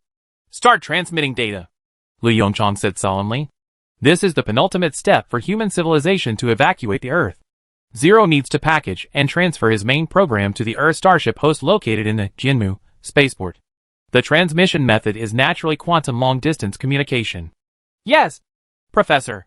Zero's voice sounded. Connecting to the Earth Starship. Connection successful. Data is being transferred. The next moment, the holographic image in the underground base quietly dispersed. Various facilities only have the most basic functions to maintain operation. The waiting time was not long. It only took more than 10 minutes. Professor, the transmission is completed. Zero's voice sounded again, and the holographic image unfolded again. Everything went well. Different from more than 10 minutes ago. Zero at this time was located inside the Earth starship at an altitude of 91,000 kilometers above the surface, communicating with Lu Yongchang through quantum ultradistance communication technology. Lu Yongchang nodded slightly, and his originally solemn expression suddenly relaxed a lot. This was the step he was most worried about, and the one most prone to accidents. Once something unexpected happens to Zero's main program during transmission, human civilization is basically doomed. He breathed a sigh of relief and stepped into the space elevator. The elevator was full of people, but it seemed unusually quiet. Scientific researchers, starship pilots, and members of the People's Federation. The last batch of evacuees sat quietly in their seats, silent and looking ahead distractedly, when they saw Lu Yongchang walking into the space elevator. At that moment, everyone looked at him. Familiar faces came into view. Fang Su, Tang Wenshan, Mao Xingji, Mo Ziyang, Kong Xingbang, Hong Qiming.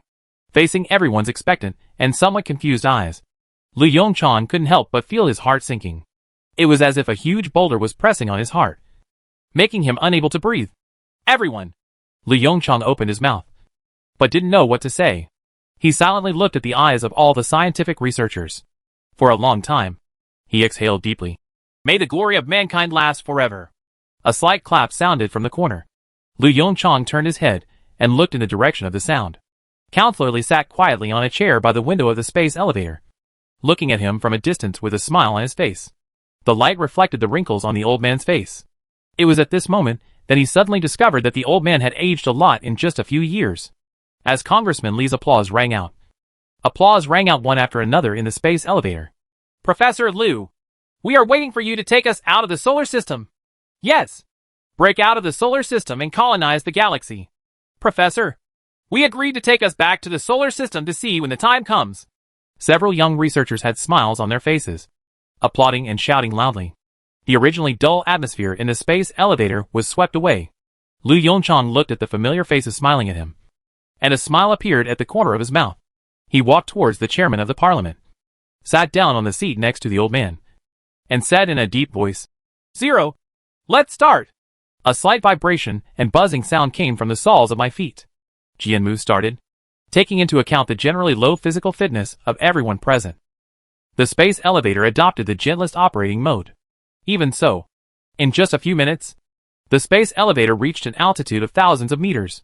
Lu Yongchang turned his head and looked toward the porthole. Outside the porthole window, there are layers of dense dark clouds.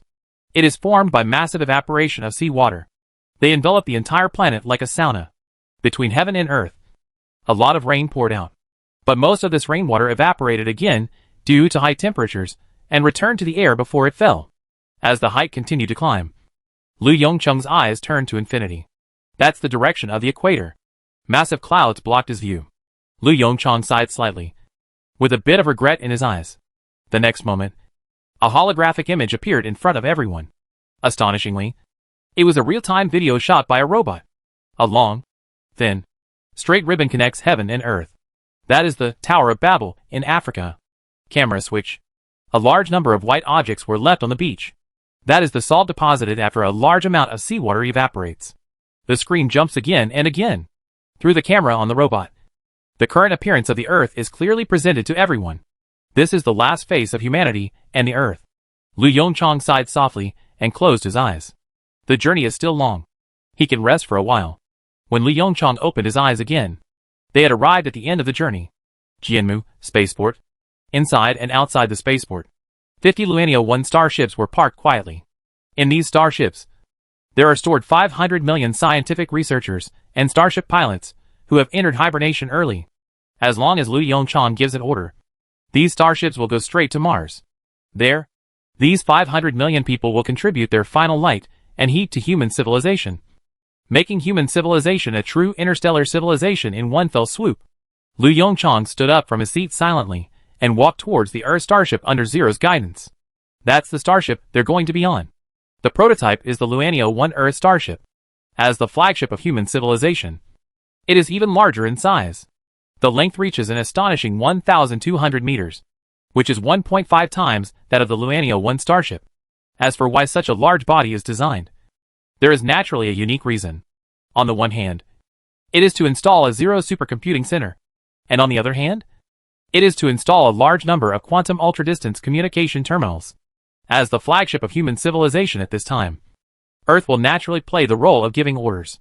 Can a piece of information need to go through several transfers to reach its destination? Looking at the majestic starship in the distance, Congressman Lee standing next to Lu Yongchang had some emotion in his eyes. Yongchang, it's time for us to set off, the old man said softly. Lu Yongchang nodded, stretched out his hand to support the old man, and walked step by step towards the interior of the starship with the help of electromagnetic boots. In the deep-sea cabin, Lu Yongchang took a deep breath of the deep-sea liquid, feeling the slightest coolness brought by the flow of liquid in his lungs. He silently issued the last command through the brainwave reading device on his head. Earth, let's go! Chapter 193 Mars Dust Storm. Professor, we are here. A familiar electronic synthesized sound came from the outside world. The sound seemed extremely distant. Lu Yongchang's consciousness gradually returned, and an unprecedented sense of heaviness and lag came from all parts of his body. It's like being in a slow-motion movie. The brain sends out an instruction, but the body executes it several beats slower. After some hard work, Lu Yongchang slowly opened his eyes under Ling's soft call. Seeing the pale yellow liquid in front of him, Lu Yongchang felt a flash of panic in his heart. But he quickly realized the situation he was in. Deep-sea chamber. In order to save supplies as much as possible, Lu Yongchang chose to enter hibernation after entering the deep-sea cabin and giving the departure order.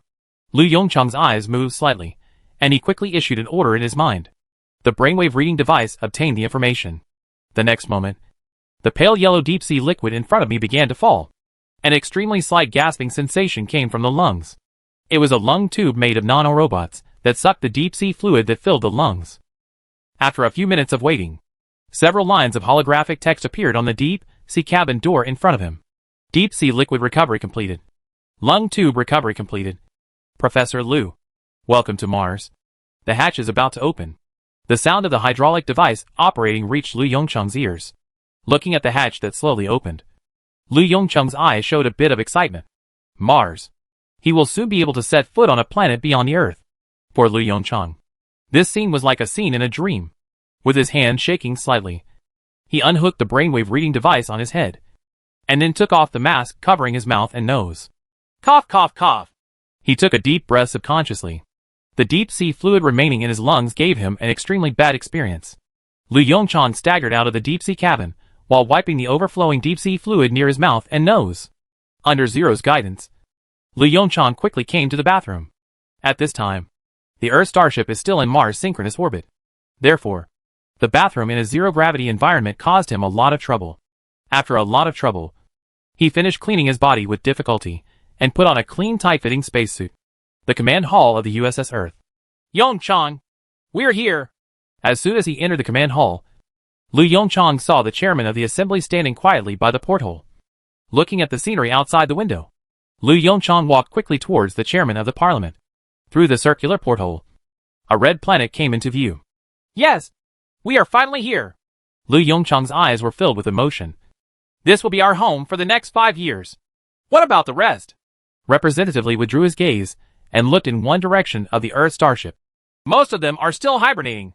The second batch of landing personnel will not wake up until we get down. Lu Yongchang nodded gently. 2.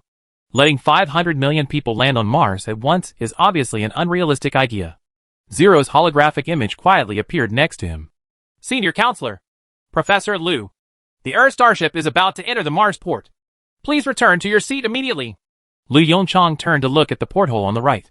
Outside the porthole, a disc-shaped building similar to the Jinmu spaceport was floating quietly in the deep space. Marsport, a place where humans build starships in the future. Below the Marsport, there is also a straight and slender ribbon. The ribbon stretches straight to the ground. That is the space elevator, Xuanmu, set up in the center of Mars City. Sunmu, the big tree of mythology. From the classic of mountains and seas, overseas northern classic. Xuanmu, space elevator. Lu Yongchang supported the chairman of the parliament and slowly walked into the space elevator. He silently glanced around the crowd. Perhaps because they were about to set foot on alien soil. The faces of every scientific researcher were filled with smiles of excitement and anticipation. Infected, a smile gradually appeared on Lu Yongchang's face.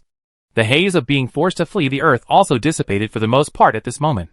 He found the seats where he and the chairman of the parliament were sitting. And after fastening his seat belts, Lu Yongchang took a deep breath and issued the landing order. 0. Activate Xuanmu. Copy that. Zero's voice sounded quickly.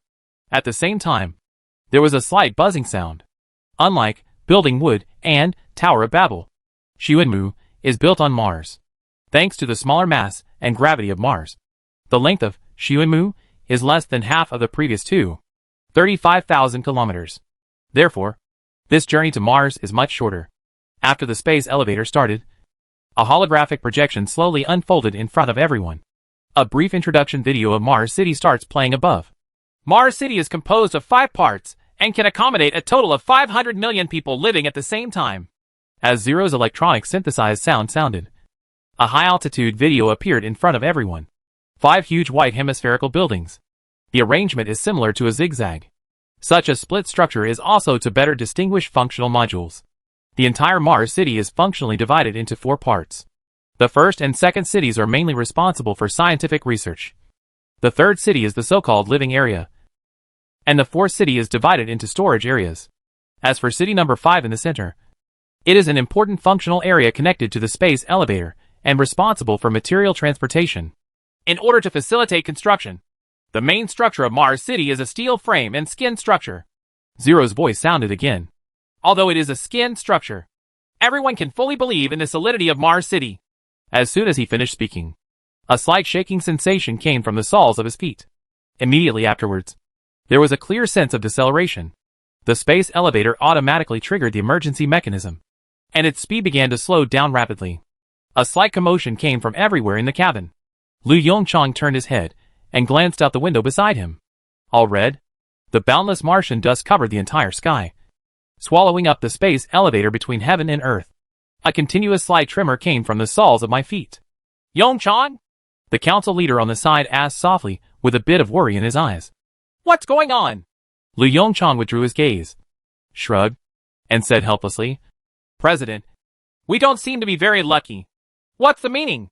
After hearing Lu Yongchang's words, the anxiety on the old man's face became more intense. This is a space elevator. If something unexpected happens, the old man didn't even dare to think about what happened next. Senior counselor, it's a Martian dust storm. Before Lu Yongchang could speak, Ling took the initiative to speak. After Zero finished speaking, the discussion in the elevator cabin became more obvious. Chapter 194. There is an important task. Mars dust storm?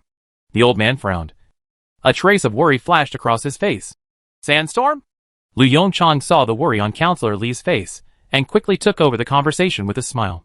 President, don't worry. Unlike dust storms on Earth, Martian dust storms are an extremely common phenomenon on Mars. Every Martian year, hundreds of regional dust storms will occur on Mars, and these regional dust storms will combine to form global dust storms by chance. According to observational data, a global dust storm occurred on the surface of Mars in 1971. It was the largest Martian dust storm ever observed by humans.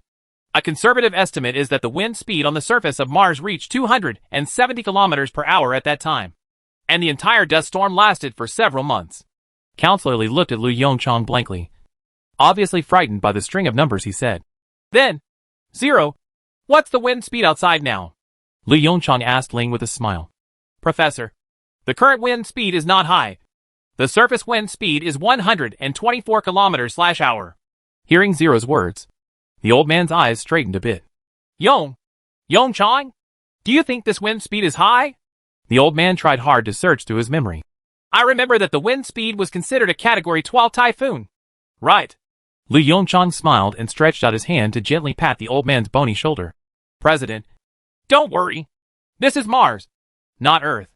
The atmosphere of Mars is thin, with a density of only 1% of the Earth's atmosphere. Although the wind speed looks scary, it is not actually very powerful. Lu Yongchang's explanation dispelled the old man's worries. According to model calculations, Mars City can withstand Martian dust storms with a speed of more than 1,000 kilometers per hour. Zero's voice sounded just right. Such a dust storm is basically impossible to occur on Mars. Time passes bit by bit. The operation of the space elevator that has reduced its speed is obviously much more stable. Unknowingly, the red scene outside the porthole changed quietly. Professor, we're here. Zero's reminder sounded. Xuanmu, The door of the space elevator slowly opened, and a thin layer of crimson Martian dust fell on the ground in front of everyone. Lu Yongchang took the lead in unbuckling his seatbelt, stood up, and walked towards Mars City. The moment he helped the old man through the hatch and stepped on the Martian dust into the Martian city, several familiar figures appeared in front of him. Professor, long time no see. Bai Yishuan stood there upright, grinning and saluting the chairman of the parliament and Lu Yongchang with a standard military salute. Report. The Mars City construction plan has been successfully completed. Please give instructions from the chief.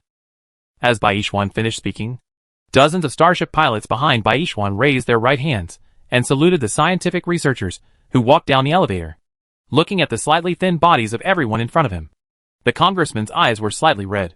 He silently let go of Lu Yongchang's hand supporting him, stood up as straight as possible, raised his wrinkled right hand, and saluted everyone. Thank you for your hard work. Professor, do we still have a mission now? Perhaps because they saw new compatriots for the first time in a few months, Bai Yishuan and others were obviously much more excited. Seeing Hong Fan's excited look, Lu Yongchang's eyes moved slightly, and a meaningful smile appeared on the corner of his mouth. There is indeed something important, and you are the most suitable candidates for this matter. Bai Yishuan looked serious. Professor, we are willing to accept the task. The two Zun-2s faced the crimson-red Martian dust in the sky, dragging blue flames from their tails as they flew into the sky. In the first Zun number 2, Hong Fan sat in his seat with dull eyes. Brother Fan, Xiao Wenyi's voice sounded. When you see Professor Lu in the future, you'd better stop talking. When Hong Fan heard this, the corners of his mouth twitched, and the light in his eyes became dimmer. Hey! Bai Yishuan sighed deeply. I'm so stupid. Really. I should have asked clearly about the mission before speaking. Andrew's voice came from the team radio. Guys, where are our first stops? I can't wait to prospect on Mars. Hearing the voice on the radio, Hong Fan's eyes became increasingly gray. He moved his lips slightly and murmured to himself. Why? After we have been going around for a long time, do we still have to drill holes on Mars? Mount Sharp, officially known as Mount Yolin, located in Gale Crater on Mars. The mountain is 5,500 meters high, which is considered a small mountain on Mars. The two Zun-2 starships slowly landed at the foot of Mount Sharp. The hatch slowly opened, and 6 astronauts wearing light spacesuits walked out of the starship with light steps.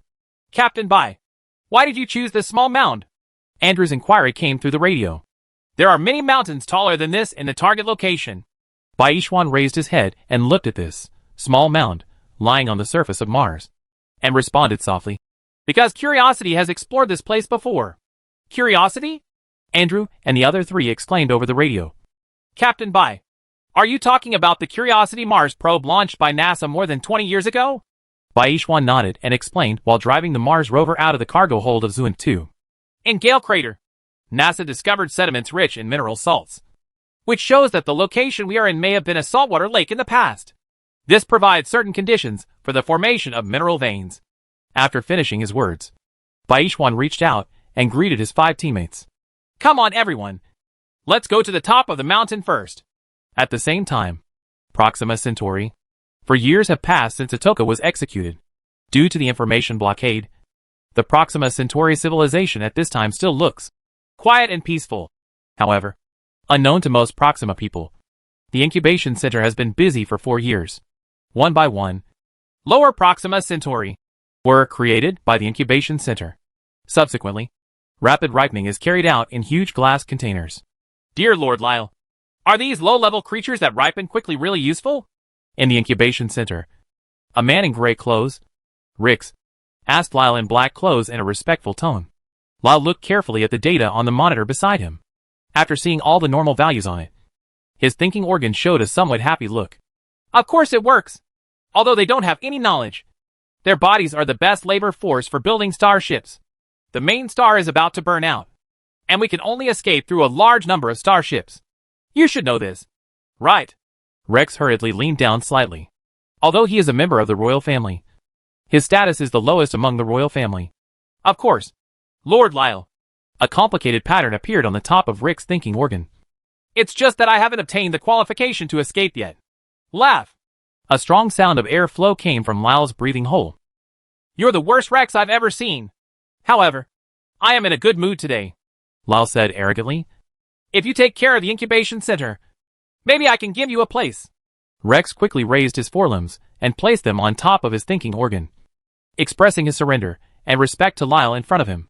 The voices of the two Proxima Centauri gradually faded away. A thin, lower, Proxima Centauri trembled slightly and widened his 3 pairs of visual organs. Chapter 195 Gale Crater. Maris, what are you doing? A deep voice came from behind, frightening the body of the thin and low-level Proxima Centauri to tremble violently. Malice. That is the collective name for these low-level Proxima Centauri hatched by the incubation center. Congenital deficiencies, coupled with various acquired factors, result in their extremely thin bodies. They generally have low IQs and are located at the bottom of Proxima Centauri civilization, responsible for the simplest and most tiring work. Atoka, who was executed a few years ago, is one of the thousands of Maris. The skinny Malice didn't have time to think too much. He quickly turned around and placed his forelimbs on top of the thinking organ. There is no other reason. The only people who call them that are the superior Proxima Centauri. Sir, Malice didn't even dare to look up to see the identity of the speaker. His body was shaking violently, and his thinking organs were running at extremely fast speeds. But he couldn't find any reliable reason. For the first time, he hated his inferior thinking apparatus so much. Forget it. I'm in a good mood today, so I won't cause trouble for you. The deep voice gradually faded away along with the footsteps. Work hard. Otherwise, Malice breathed a sigh of relief and slumped to the ground. He cautiously cast his gaze in the direction where the sound went away. A touch of gray. There was a chill behind him. Mars. Inside Mars City No. 1. Professor Baishuan and the others have sent back the first test report. Zero's electronic synthesized sound sounded in Lu Yongchang's office. Lu Yongchang quickly raised his head and looked at the holographic image that lit up in front of him. Mount Sharp? Did they choose a location that NASA has explored? Lu Yongchang nodded secretly. It's a good choice. Rather than trying your luck aimlessly, it is better to start from a place with some data to support it. What are the test results? Zero quickly projected the result in front of Lu Yongchang. Looking at the data displayed above, a look of surprise flashed in his eyes. Calcium sulfate, magnesium sulfate, and some fragmented iron ore. Lu Yongchang immediately sat up straight and read the report carefully. Sulfur, nitrogen, hydrogen, oxygen, phosphorus and carbon. He frowned and muttered to himself. These elements are incredible. They are all key chemical ingredients for the existence of life. Thinking of the geographical location of Mount Sharp and the previous detection reports of NASA's Mars probe, Lu Yongchang couldn't help but frown. Could it be said that Mars was really a vibrant world like the Earth before? After pondering for a while, he frowned and said to Zero. Zero, let them go drill over there in Gale Crater. Mount Sharp. Baishuan sat on the Mars rover, silently waiting for the response from Mars City. Soon, his watch vibrated slightly. Come to respond. Baishuan's eyes moved slightly, and he quickly lowered his head to look at his watch. When he saw the information displayed on the watch, a look of surprise flashed across his face. Everyone, we have to go down. Baishuan adjusted his mood, stood up, and looked down at the Gale Crater at his feet. Professor Lu asked us to go to Gale Crater and have a look. Team leader? As teammates who had been with Baishuan for several years, Hong Fan and Xiao Wani naturally noticed Baishuan's surprise at that moment and immediately asked, Did the professor say something? Facing the inquiry from his old teammate, Baishuan hesitated for a moment. It's not that important. The professor said that based on the sample analysis we just conducted, there is a possibility of life in Gale Crater. Of course, not now, but before, Baishuan quickly added, as if fearing that his teammates would misunderstand. I'm not talking about the fungal life discovered last time when I drilled a hole, but life similar to the one on Earth. Hearing this, a look of shock flashed across the faces of the 5 teammates. Similar to Earth? Captain, are you sure? Hong Fan smacked his lips and turned to look around. Inside Gale Crater, the eyes were red. In addition to fine gravel, there are large rocks everywhere. In such an environment, could life like Earth be born? Baishuan shrugged. Professor Lu said, but don't have high hopes. The probability of this happening is very small. The foot of Mount Sharp.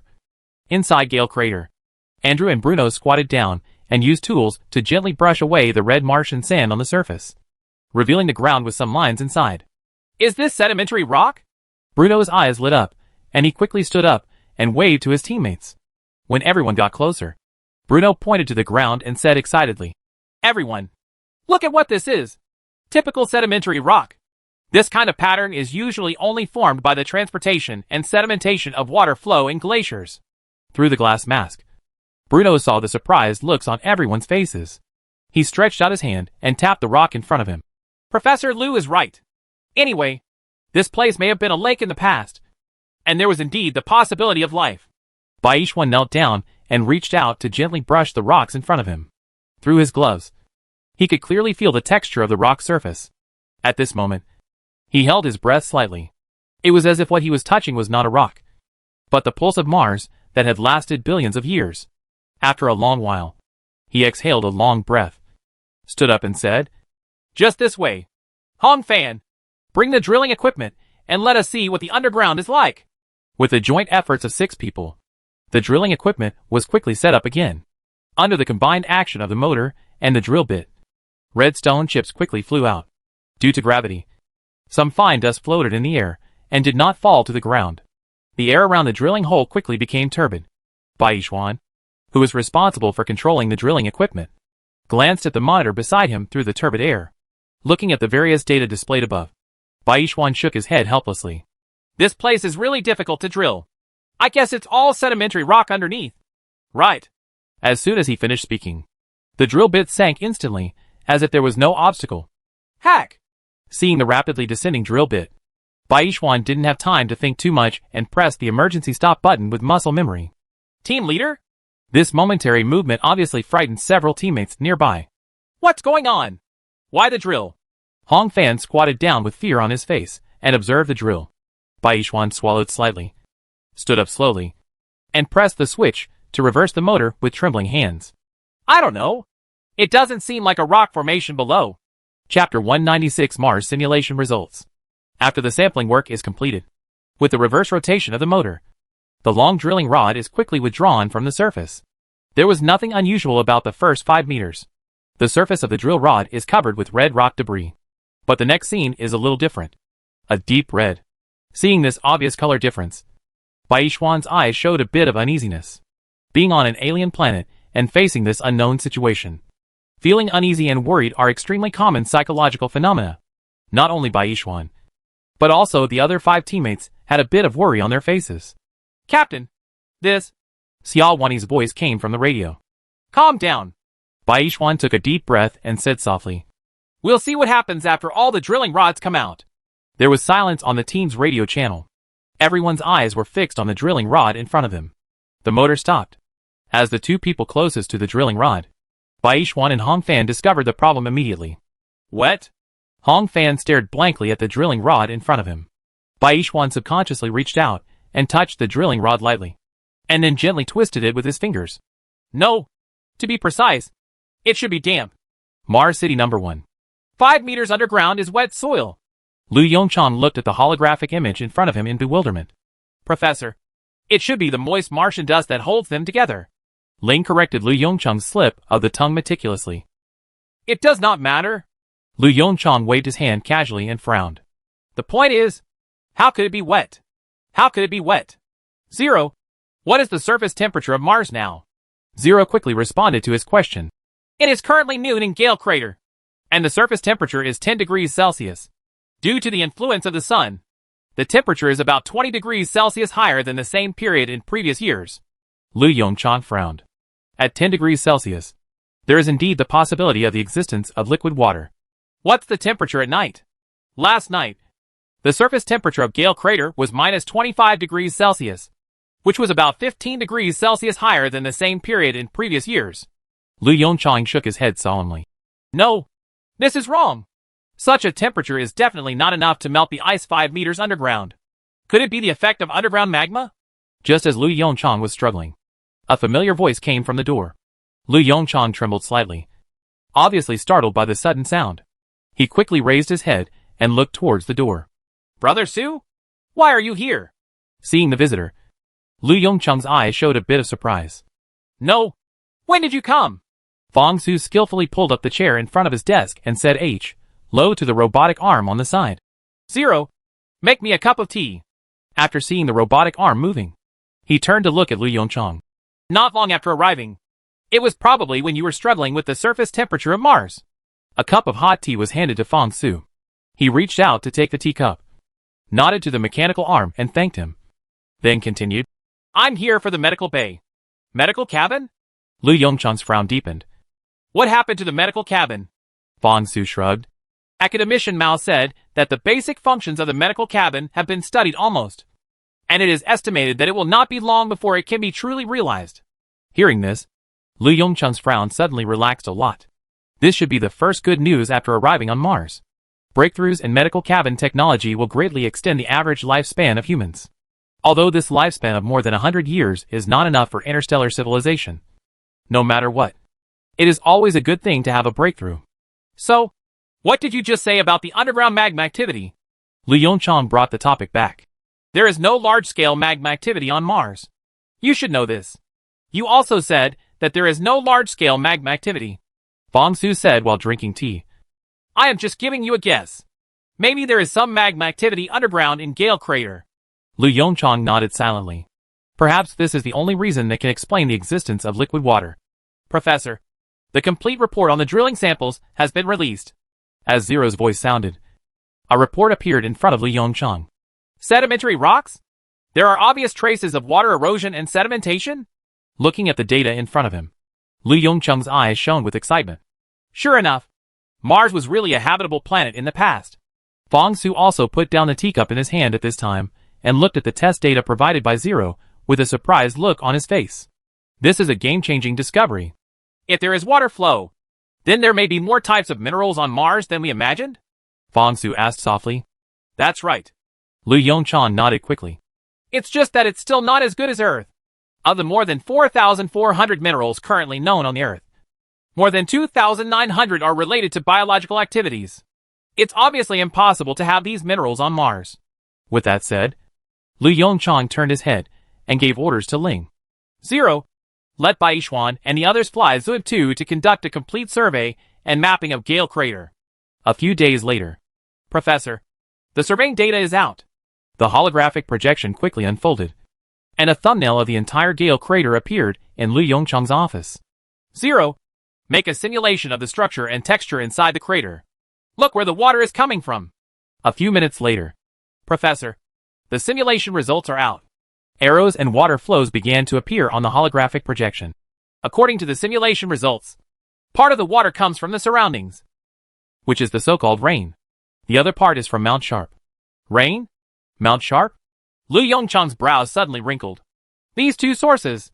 Mount Sharp is easier to explain. After all, during the drilling inspection of Mount Sharp, the presence of a large amount of underground ice was indeed detected. It is also possible that there were glaciers on Mount Sharp in ancient times. Just rain. Lu Yongchang's eyes moved slightly, and he whispered. Zero. Continue the simulation, and the surface temperature of Mars rises by 70 degrees Celsius. What will be the result? As he finished speaking, a red image of Mars appeared in front of him. Over time, the ice caps at the poles of Mars melted rapidly, releasing large amounts of carbon dioxide and methane. The injection of greenhouse gases has greatly improved the warmth-keeping ability of Mars' atmosphere. Later, water vapor began to condense, and rain appeared on Mars. Oceans and lakes appeared. A blue and red planet appeared in front of him. Chapter 197 Andrew. Please reply when received. The fantastic scene in front of him did not surprise Lu Yongchang. In other words, such a scene is actually quite normal. Water is not uncommon in the solar system. However, due to temperature reasons, most of them exist in solid form. Various signs in Gale Crater have shown that liquid water existed on Mars in the past. According to past inferences from the scientific community, there was core activity on Mars 4 billion years ago. Thanks to this, although it is not as good as the Earth, the environment of Mars will not become what it is now. At least, it should be possible for liquid water to exist on its surface. Lu Yongchang couldn't help but fell into deep thought. What is the reason that caused Mars to become what it is now? Professor, according to the latest news sent back by Captain Baishuan, a huge flood occurred in Gale Crater about 3.9 billion years ago. Zero's voice sounded again. Then scenes appeared in the holographic image. This is... Lu Yongchang frowned tightly as he looked at the giant wavy pattern in the picture. The height of a single reverse dune is about 9 m, and the distance between each reverse dune is about 140 m. Zero quickly marked the detailed data of these wavy patterns on the holographic projection. According to calculations, these are leftovers from the Great Flood. Markov. After this Great Flood, the liquid water on Mars quickly disappeared and became what it is now.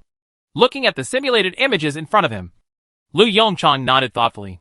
The Great Flood 3.9 billion years ago. He murmured to himself. Zero. I remember that the largest crater on Mars, the Greek Basin, was probably also formed 3.9 billion years ago. Right? Yes, Professor. Faced with such coincidental data, he suddenly had some unreliable guesses in his mind. Zero. First simulate a Mars whose core has not yet cooled down. As he finished speaking, a crimson planet with a thicker atmosphere and a slightly bluish surface appeared in front of him. Lu Yongchang nodded with satisfaction. 4-0, who has mastered a large amount of data. This level of simulation is relatively easy and accurate. If no unknown accidents occurred, this should be Mars 4 billion years ago. At this time, Mars was just 500 million years old. Conservative estimates suggest that there should be no life on Mars at this time. The reason is simple. The time is too short. Even the Earth was born 4.6 billion years ago. But signs of life did not appear until 4 billion to 3.8 billion years ago.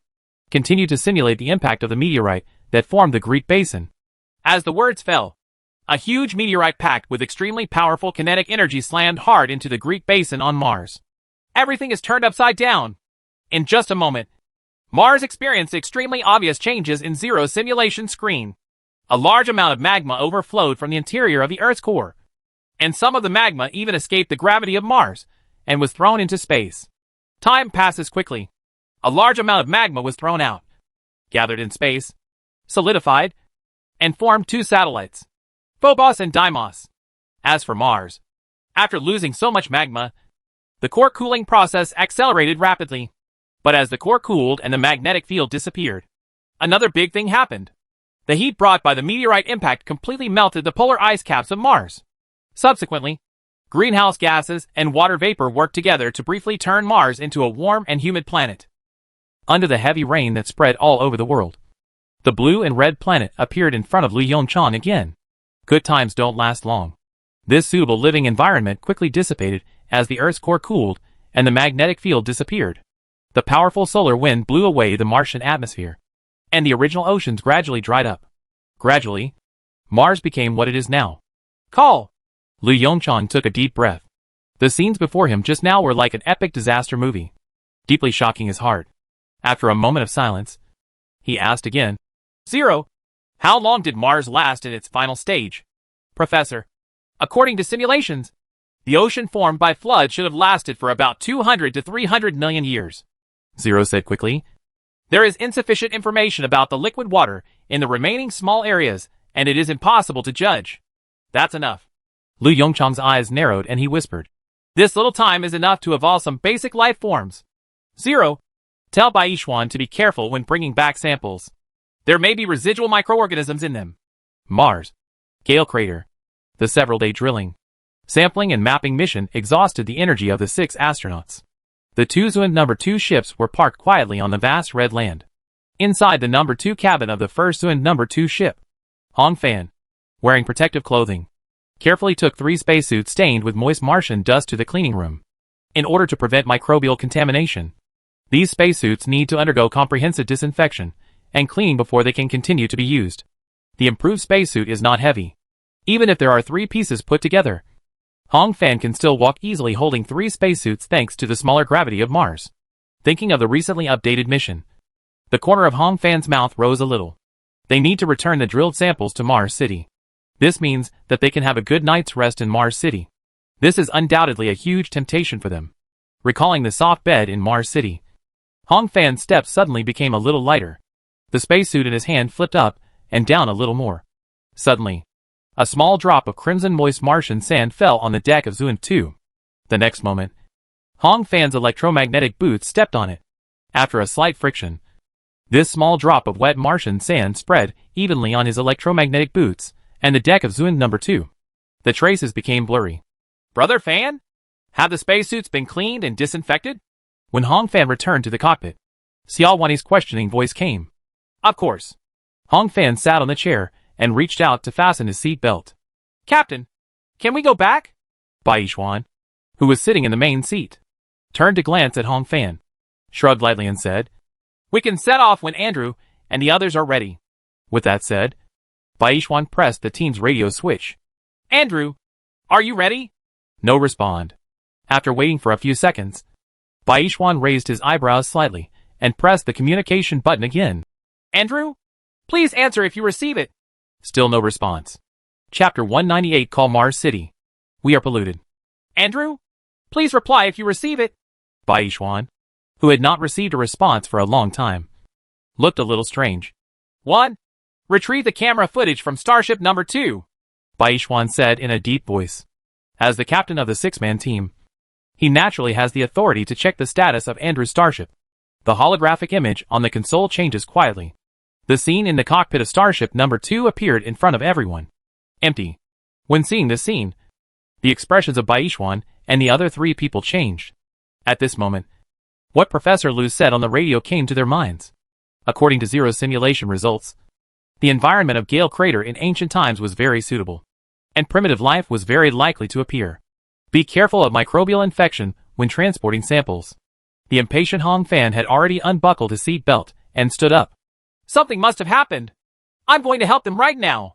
With that said, Hong Fan turned around and walked towards the cabinet on the side. In the cabinet, there are 3 clean spacesuits. Stop! Baishuan's face darkened and he shouted loudly. Hong Fan! Come back! The situation is not clear yet. So don't act rashly. Hong Fan turned his head and looked at the gloomy Baishuan anxiously.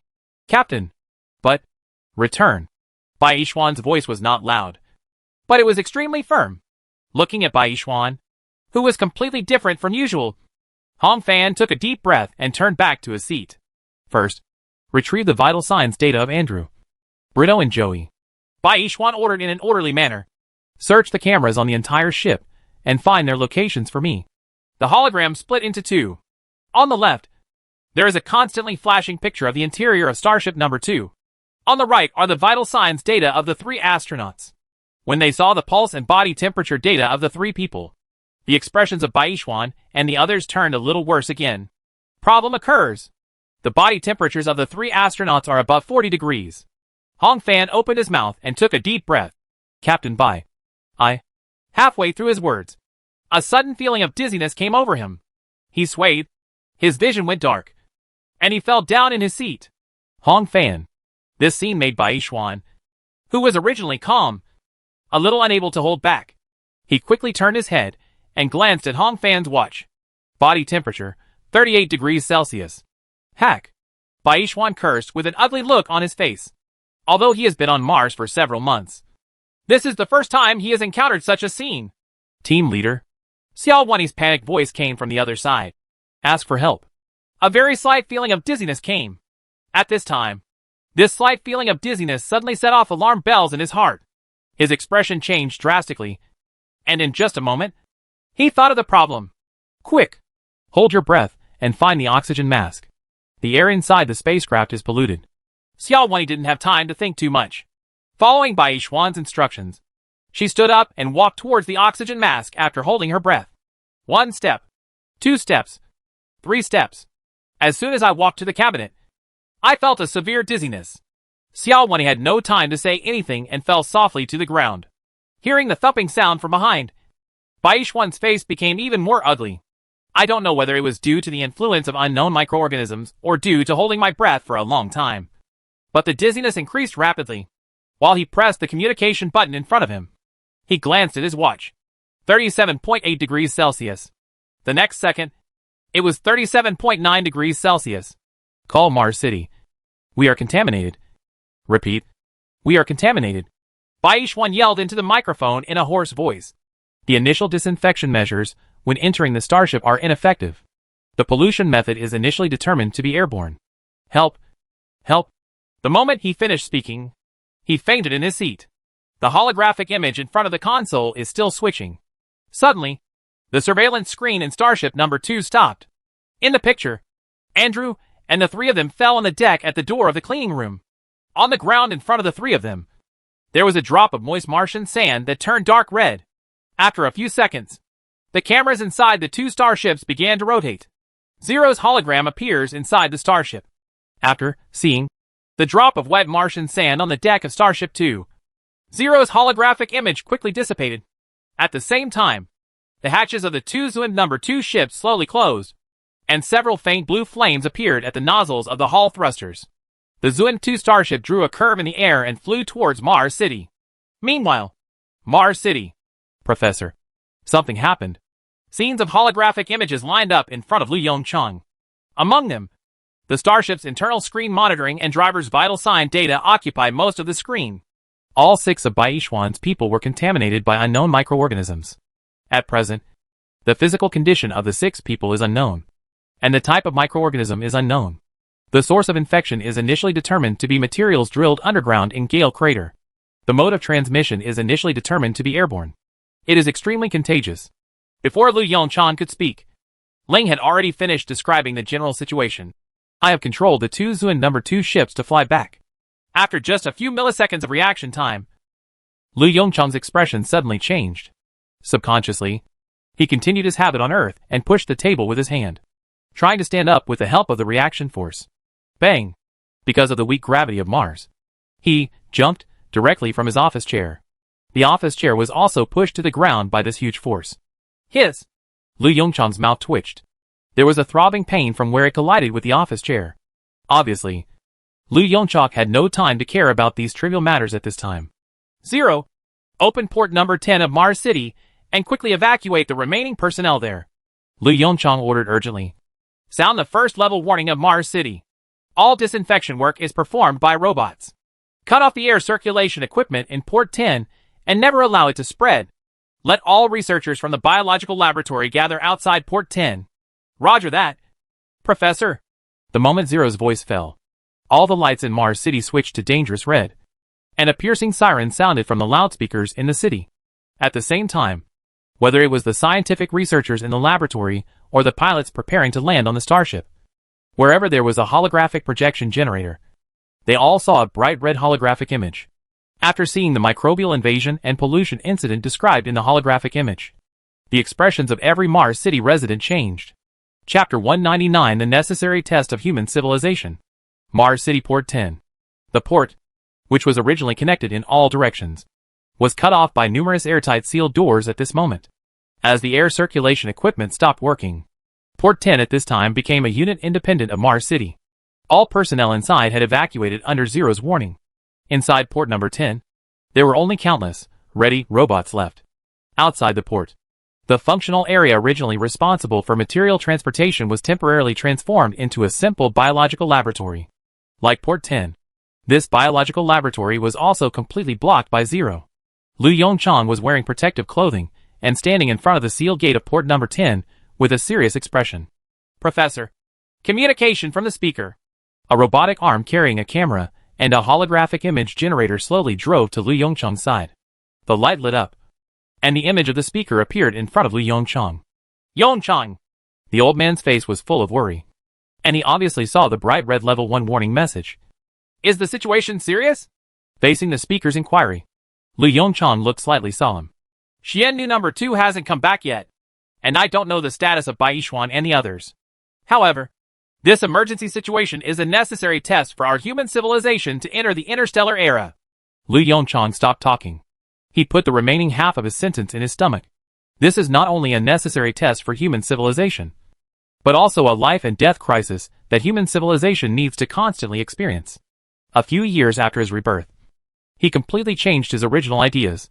Life is not uncommon in this universe, facing all kinds of strange life forms. Human civilization will need to withstand more and more stringent tests in the future. Any mistake will be a huge blow to human civilization. Then, after a moment of silence, the speaker's voice came again. Do you need me to do anything? Lu Yongchang chuckled. President, you just need to appease the emotions of the residents of Mars City. Hearing this, the old man suddenly showed a bitter smile on his face. To calm down? I feel that. At least for now. The residents of Mars City don't need me to calm their emotions. Lu Yongchang was stunned for a moment, then burst into laughter. That's right. Apart from scientific researchers, the only residents in Mars City are countless starship pilots. The quality of these people is destined to not be like ordinary people when facing this kind of disaster. The originally tense atmosphere faded a little with Lu Yongchang's laughter. Professor. Zero's voice sounded just right, adding a little catalyst to the slightly dull atmosphere. It is expected that Zuin 2 will enter port number 10 in 1 minute. Yongchang. The old man looked slightly solemn, raised his right hand, and gave a standard military salute to Lu Yongchang, who was wearing protective clothing. Human civilization. I leave it to you. After speaking, the speaker took the initiative to cut off the communication. Looking at the blank holographic image in front of him, Lu Yongchang was slightly startled and then quickly reacted. Zero. Everything is going according to plan. When the two Zuin 2 ships, stained with red Martian dust, entered the spaceport, Lu Yongchang's mental concentration reached its peak in an instant. Professor Lu. The sealed door behind him opened, and Mao Jingji's voice came. We are here. Where are the experimental samples? Lu Yongchang did not look back, but pointed at the huge holographic image in front of him. The screen is divided into 3. On the far left is the exterior view of the two Zuin 2 ships. Robots are spraying a large amount of disinfectant on the outer SH. Ella Zuin 2. In the middle and right side of the picture are scenes inside Zuin number 2. Seeing the 6 pilots lying unconscious on the ground, Mao Jingji took a slight breath. When he saw the vital signs data displayed on the side, his eyes were filled with anxiety. 40.5 degrees Celsius? Mao Jingji, who was in the protective suit, said anxiously, his tone changing. Professor, let the robot take them out. With this body temperature, if we wait any longer, we may be dead. The moment the words fell, all the robots stopped spraying disinfectant. The hatch opened, and robots quickly rushed into the starship under Zero's control. 6 starship pilots were quickly carried out. Academician Mao? Lu Yongchang also lacked experience in this situation. To be precise, all scientific researchers present, including medical staff, lacked experience in dealing with this situation. After all, this is the first invasion of alien microorganisms in human history. Anyway, let's cool down physically first. A slightly unfamiliar voice came from the side. At present, we don't know the specific situation, so we can't use medicine rashly. Lu Yongchang quickly looked in the direction of the sound and saw an old man with gray hair. This is Academician Ding Xueming of Infectious Diseases. Lu Yongchang showed a difficult smile at the corner of his mouth, nodded towards the old man and said, Academician Ding, I leave it to you to handle the 6 pilots. Ding Xueming nodded seriously. Don't worry, Professor Lu. I will do my best to save their lives. Lu Yongchang pondered for a moment, then spoke again. Zero. Let the robot take out the samples from Gale Crater. Also, test the blood samples of 6 drivers. I want to see what kind of microorganism can be so lethal. More than 10 minutes later, an isolation door connecting port 10 to the laboratory slowly opened. A robot walked steadily to Lu Yongchang holding a large box. Brother Mao, be careful. Lu Yongchang, who was in the protective suit, looked very serious and said to Mao Jingji beside him. According to Baishuan, it withstood the disinfection measures when entering the starship. Even if we take a variety of disinfection measures, there is still a possibility that the air around us will be contaminated. Mao Jingji looked stern when he heard this. The starship can survive the first disinfection measures. The abilities of this microorganism are extraordinary. As the most important barrier, ultraviolet rays combined with high-concentration disinfectants can basically eliminate all microorganisms on the Earth. Mao Jingji took a deep breath. After being mentally prepared, he reached out to open the box and took out a sample. The hologram lights up. A thumbnail of Gale Crater appears in front of everyone. Later, Zero marked the source of this sample on the map. Huh? Lu Yongchang looked at the data on the map and raised his eyebrows slightly. Is this a sample from the foot of Mount Sharp? Yes, Professor.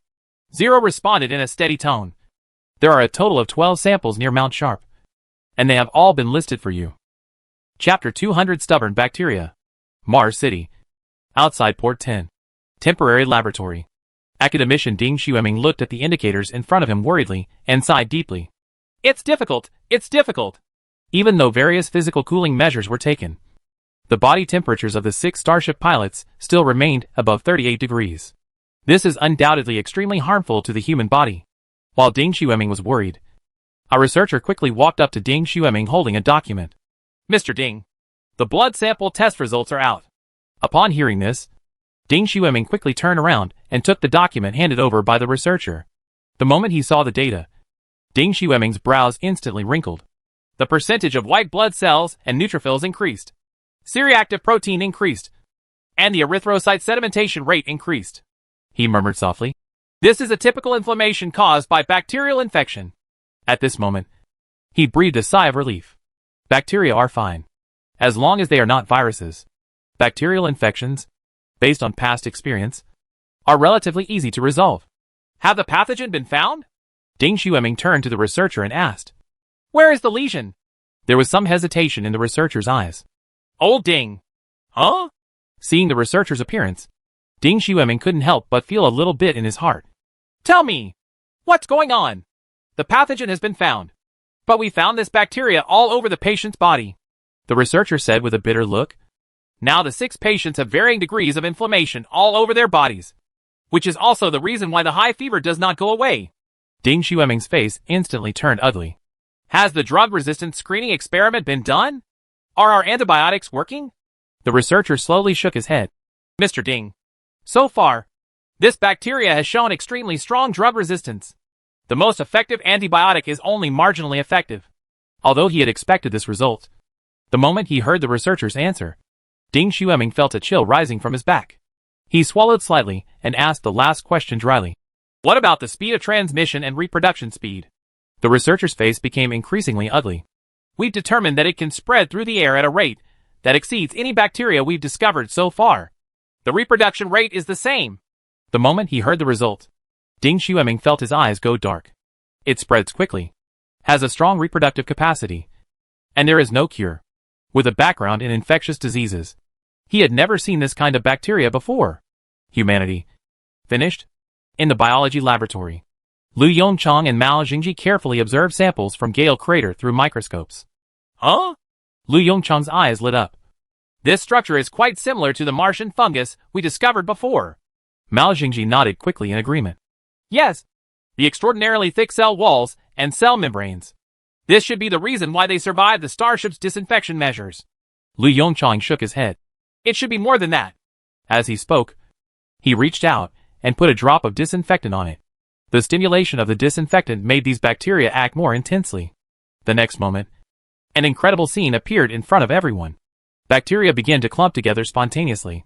Just like ants encountering a flood, countless ants will immediately huddle together to form air chambers to protect the important queen and some ants. Even if the ants on the periphery will be washed away by the flood, there will still be a steady stream of ants going to fill the gap without hesitation. The reason is simple. As long as the queen ant and the middle ants are kept alive, their population will not be destroyed. The behavior of these bacteria is similar to that of ants. No wonder. Looking at the scene in front of him, Lu Yongchang murmured to himself. No wonder they can survive the disinfection measures of Zuid number 2. Yes. There was some emotion in Mao Jingji's eyes. They're just trying to survive.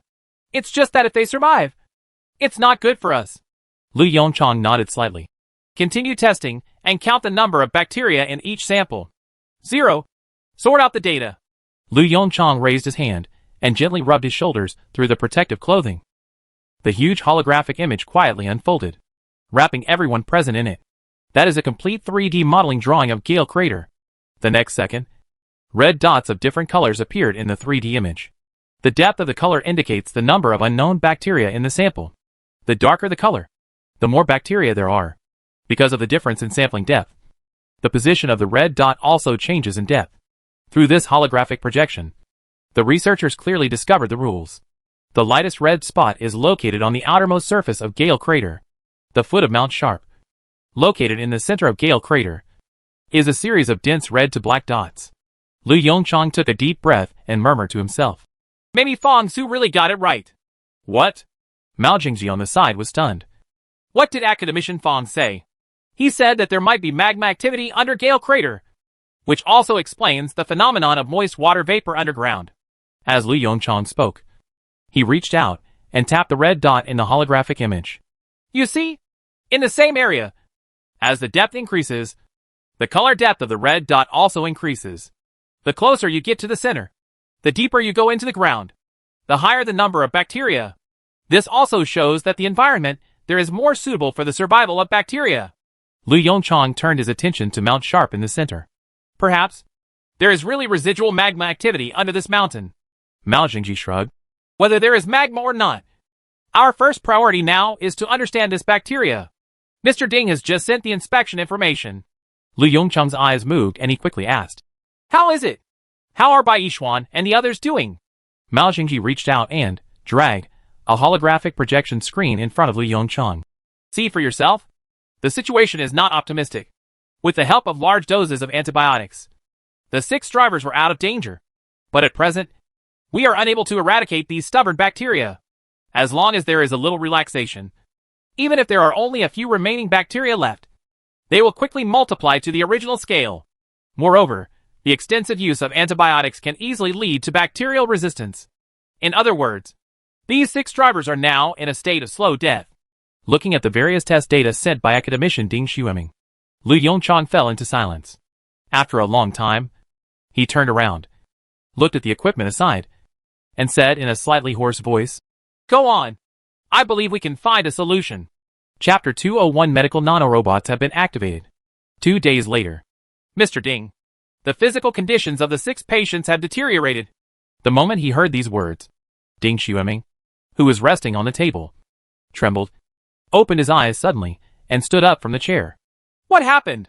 Ding Xueming hurriedly walked to the holographic image. When he saw the vital signs data jumping all over the screen, his face instantly turned pale.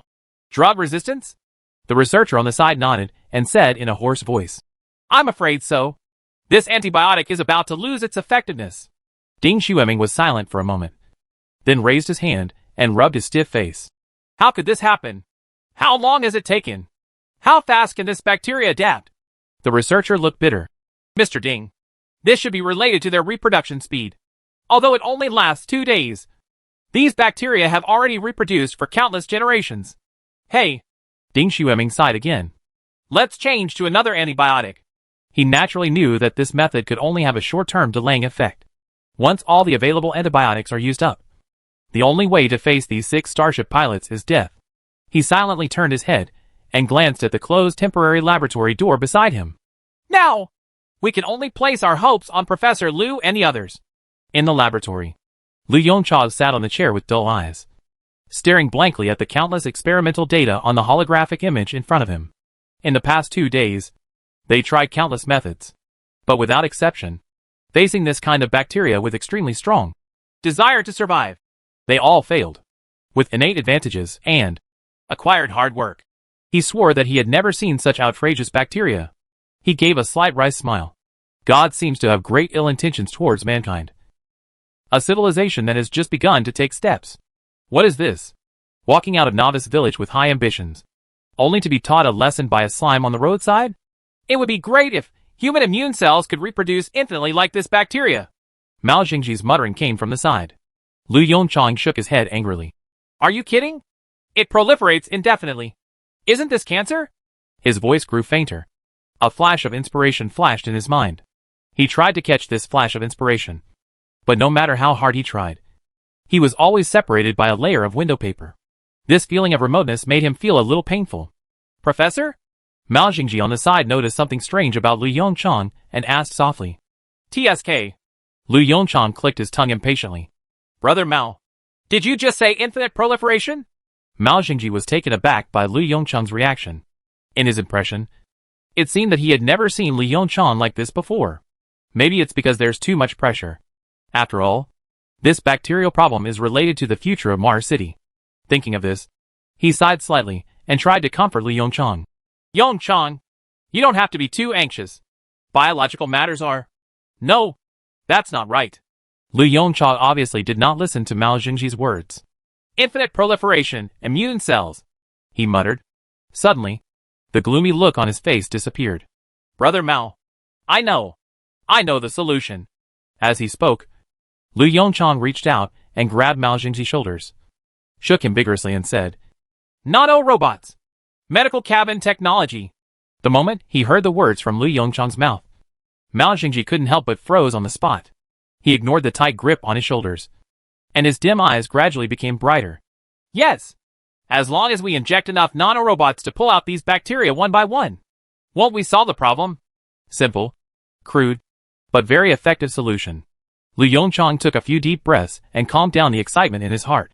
Brother Mao. Over there in the biological laboratory. How far has the medical cabin progressed? Mao Xingji showed a bit of embarrassment on his face.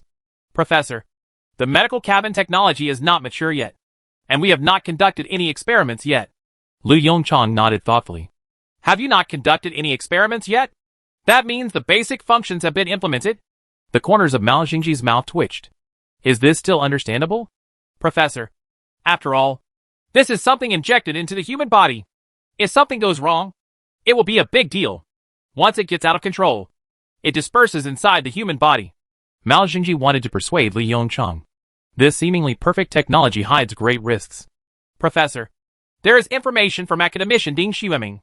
Zero's voice interrupted the argument between the two. The bacteria in Gale Crater have become resistant to the first batch of more effective antibiotics.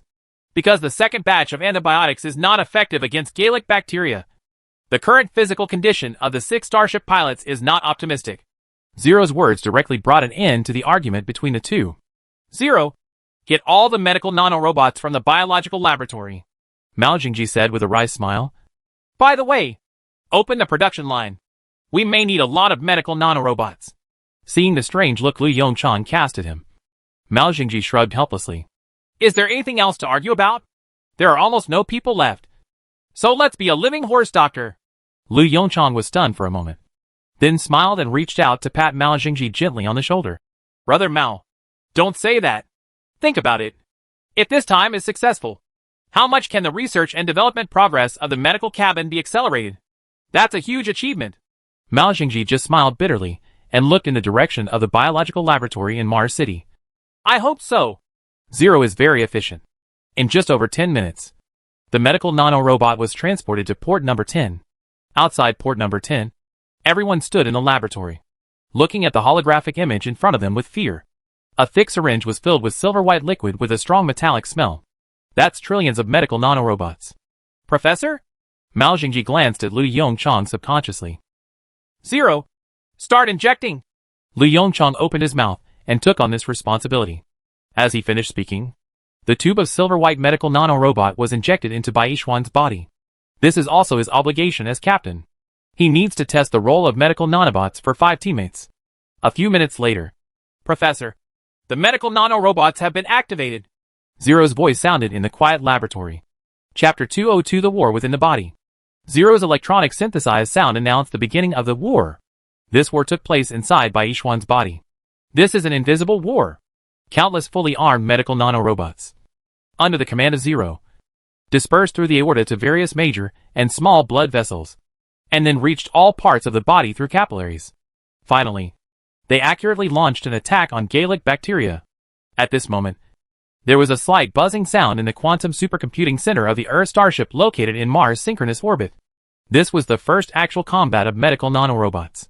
Because he lacked the necessary experience, Lu Yongchang chose to use computing power to crush everything. As long as he succeeds this time, Zero can properly program the nanorobots so that they can autonomously identify enemies, like real immune cells. The holographic image in front of everyone changed quietly. The outline of Bai Xuan's body appears on the projection. The light blue body outline is filled with dense red dots. That's billions of Gaelic bacteria. Then, a stream of silver-white substance appeared on Bai Xuan's right hand. That's a medical nanorobot injected into Bai Xuan's body. In this light blue outline, the silver-white nanorobots occupy only a small area. Judging from the picture alone, there seems to be an extremely huge gap in strength between the two. Professor, the nanorobot has identified Gaelic bacteria. The electronic synthesized voice sounded again. Are you starting it? Lu Yongchang turned his head and stared at the surveillance screen beside him. In the picture, Bai Xuan is wearing a respiratory mask. His eyes are closed, and he is lying motionless on the hospital bed. He didn't know what impact his order would have, but whether it was for the 6 infected starship pilots or for all mankind, he had to give this order. Let's start. Lu Yongchang's lips trembled slightly, and he said in an angry voice. After the words fell, some subtle changes appeared on the screen. The silver-white nanorobot passes through the blood vessels and draws beautiful curves within the light blue human body outline. In the area where the silver-white curve passes, the red dot gradually fades until it disappears. In Bai Xuan's body, countless nanorobots swarmed up, tearing apart and swallowing the hard sh. Led Gale bacteria one by one. Facing these unethical nanorobots, Gale's bacteria were obviously stunned. When they sense their population is plummeting, Gaelic bacteria resort to the same old strategy again. Huddle together for warmth. But obviously, this method is not very effective for medical nanorobots. The moment the outer layer of Gaelic bacteria acting as a protective shield was shredded layer by layer, the outcome of this war was already doomed. In the laboratory, the silver-white color on the holographic projection occupies an increasingly larger area, and the status of the two has undergone earth-shaking changes in just half an hour. This scene put a bit of smile on the faces of everyone present. It works! Yong-Chang, did you see it? As the person in charge of the medical cabin technology, Mao Xingji was obviously more excited than others. The successful operation of medical nanorobots means that in the near future, medical cabins can also be successfully launched. This is an extremely important technological invention for the entire human civilization. I saw it! Lu Yongchang breathed a long sigh of relief and sat back in his seat. The crisis has basically been resolved. In the vast universe, the threats facing human civilization have once again been reduced. After an hour, Professor, the Gaelic bacteria in Bai Yishuan's body has been eliminated. The electronic synthesized sound sounded in the laboratory, lifting everyone's spirits. How is his physical condition? Lu Yongchang stood up from his chair and asked in a deep voice. Did the nanorobot cause any accidental injuries during the process of removing bacteria? Lu Yongchang's question also attracted the attention of other people in the laboratory. 3 drug. No matter how good the medicine is, it will inevitably cause slight damage to the human body during the treatment process. Therefore, if medical nanorobots accidentally damage a large number of human cells during the process of removing bacteria, the application scenarios of this technology will be greatly limited. Almost at the moment Li Yongchang finished speaking, a statistical chart appeared in front of everyone. According to current data, a total of 1,295 human bodies' own cells were ruptured and killed during the entire removal process. Considering that all nanorobots are fully controlled by me, the removal accuracy is relatively high. After switching to program control, a whole body scale lesion removal is expected to cause the rupture and death of 10,000 to 50,000 human bodies' own cells. 10,000 to 50,000. It seems like a lot. But for the entire human body, this number of cells is simply not worth mentioning. According to research, a normal adult has more than 30 trillion cells in his body. 10,000 cells. Even less than the number of dead cells caused by scratching the skin. A faint smile appeared on Lu Yongchang's face. Next is the last step of the entire treatment process. His tone was slightly more relaxed. 0. Send Bai Yishuan to the sterile room first. Remember not to cause secondary infection. Then take out all the medical nanorobots and try not to leave any residue. This step is also to prevent unexpected situations in the future. Currently, they are under zero control, and there is a high probability that there will be no problems. But don't be afraid of 10,000. Just in case. Who knows if there will be any bugs in these nanorobots after Zero's control is interrupted. What's more, this technology will also encounter ethical issues. For example, the cyborg transformation of humanity. As chief scientist, Lu Yongchang must take all possible outcomes into consideration. Copy that, Professor. In port number 10, a temporarily renovated sterile room. Bai Yishuan, who was lying on the hospital bed, slowly opened his eyes, looking at the unfamiliar environment around him. There was some confusion in his eyes. The next moment, a strong feeling of fatigue came from deep in the body. Where is this? The moment he said the words, he was startled by his own voice. Extremely hoarse. The light of the holographic projection generator quietly lit up. Lu! Professor Lu? Looking at the picture on the holographic image, Bai Yishuan shouted in a low voice. How do you feel now? Lu Yongchang smiled gently and explained straightforwardly. There are bacteria left over from the ancient times of Mars under Gale Crater. And you are all infected. Bai Yishuan's expression changed slightly. He remembered. After calling for help, he lost consciousness. Professor, where are my teammates? How are they? The smile on Lu Yongchang's face became even brighter. Thanks to you. They are all out of danger now. Chapter 203 The Beginning of Chaos. There was some confusion in Bai Yishuan's eyes, and he subconsciously looked down at his body. Professor? What does this mean? Lu Yongchang smiled and explained about nanorobots. Bai Yishuan was silent for a moment. As captain, this is what I should do. Proxima Centauri Galaxy. Proxima Centauri b. Incubation Center. A thin Proxima man struggled to swing his slightly weak lower limbs back into a small room. That is the group dormitory for the Maris who work in the Incubation Center. Call. The door was closed, and under the dim light inside, he opened his breathing holes slightly and exhaled a breath of thick air. 12. A listless voice came from the side. Why did you come back so late today? Hearing his code name, he turned his head and looked in the direction of the sound. An equally skinny Proxima man was lying on the dirty bed, looking at him with a faint expression. That's number 2, the oldest one among their group of Maris. Number 12? Came the urging voice of number 2 Maris.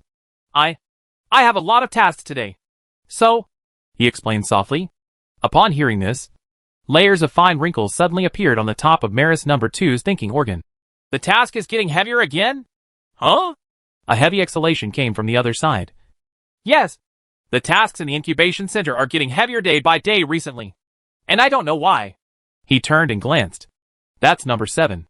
As the voices of the 3 people chatted, figures hidden in the darkness gradually emerged. There were 11 Malice in total, all crowded into this small and dark room. As the last one among the 11 people, Maris number 12 did not speak, but quietly retreated to his bed. But obviously, his wish to hide himself was not realized. Hey, number 12, you came back last today. Did you hear what those adults said? Number 7 asked him in a low voice. The moment he heard these words, he felt his thinking organ tremble suddenly, involuntarily. He remembered the conversation he heard at the incubation center. No, he said in a quick, high-pitched voice. Number 7 was startled by his words, and then said in a dissatisfied tone, No. Why are you so excited? He didn't speak, but shrank towards his bed again. I'm a little tired. Let's rest first. The other 10 Maris ignored him and started chatting again. By the way, do you remember that Atoka? Atoka who was executed a few years ago. Hey, why are you mentioning that unlucky guy? Didn't you say that he made huge negligence in his work? I heard that it had a great impact on our detectors. And he deserves to die. Lower your voice. I heard another theory recently. Huh? Come on. Tell me. I heard that Atoka likes to use an astronomical telescope to observe stars. He discovered something while observing the main star. After reporting it, Lyle snatched away his observation results. How is this possible? How could Lyle steal Atoka's things? You should make up a decent story. Maris number 12 was lying on the bed, silently listening to everyone's discussion. When he heard the words, main star, his thinking organ couldn't help but think of the conversation he overheard. The main star is going out. We are going to build a lot of starships, and they are the best workforce. Hey! Number 12! A shout interrupted his thoughts. What do you think about Atoka? It was Maris number 7 who was still asking him questions. His 3 pairs of narrow visual organs trembled slightly. I think it is possible. I heard a conversation today. Before anyone could speak, he continued. It was said by a Lord Rex. There was silence in the small room. The remaining 10 Malice all looked at him with their visual organs widened. Number 12, don't be pretentious. Just say it directly. Maris, number 2, seemed to be a little impatient and said with some dissatisfaction. He glanced around at the people in front of him, opened his breathing holes, took a deep breath, and then explained. There was dead silence. There was silence for several minutes. In the entire room, the only sound left was the breathing of 11 Malice. After a long time, number 7's deep voice sounded. Number 12? You mean, Master Rick said that our main star is about to burn out? And, are they planning to build a starship to escape on their own? Faced with the doubt, Maris number 12's limbs trembled slightly, and said in an extremely weak voice. This is all what I heard. And I just heard you say that Atoka, who was executed, discovered something on the main star. Could it be? At this point, he stopped in time. There was dead silence again. Although there was no sound, he could feel from the gradually changing atmosphere around him that everyone present believed his words. Bang! A dull slapping sound came from Maris number 2. How so? We were abandoned like this? He lowered his thinking organ and looked at the ground silently. I'm afraid it's not just us. Number 7's deep voice sounded again. According to number 12, they should have given up on most of the Proxima Centauri people. Not just us Malice. Then, what should we do? Are you just waiting to die? No, I don't want to die. What else can we do but wait to die? We are just Malice. Look at your arms. They are only half as thick as normal Proxima Centauri people. We are just a group of inferior creatures. A commotion broke out instantly. Okay. Be quiet. Malice number 2 narrowed his narrow visual organs and shouted in a low voice. Silence returned to the room again. On the 12th. Let me ask you. Are you sure these things are true? Facing the inquiry from Maris number 2. His 3 pairs of visual organs showed a little uneasiness and panic. Yes. It's true. Malice number 2 did not speak, but silently closed his visual organs. For a long time. Perhaps there is a way to gain some chance of survival. Malice number 2 murmured to himself. The impatient number 7 quickly turned around and asked. What method? What do you think will happen if we spread this news? Chapter 204, Start the Wake-Up Process? Mars. More than 2 months have passed since the Gale Crater bacterial crisis. The medical cabin project headed by academician Mao Xingji was finally announced to be completed. In Mars City number 2. In the biological sub-laboratory.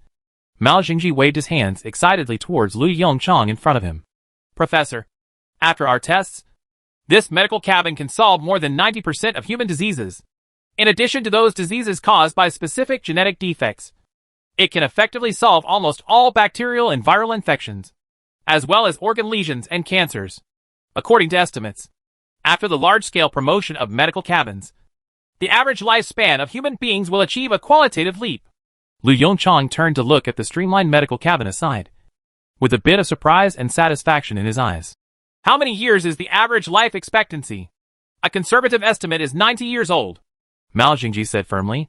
If regular physical examinations are added, the average life expectancy may be increased to over 95 years old.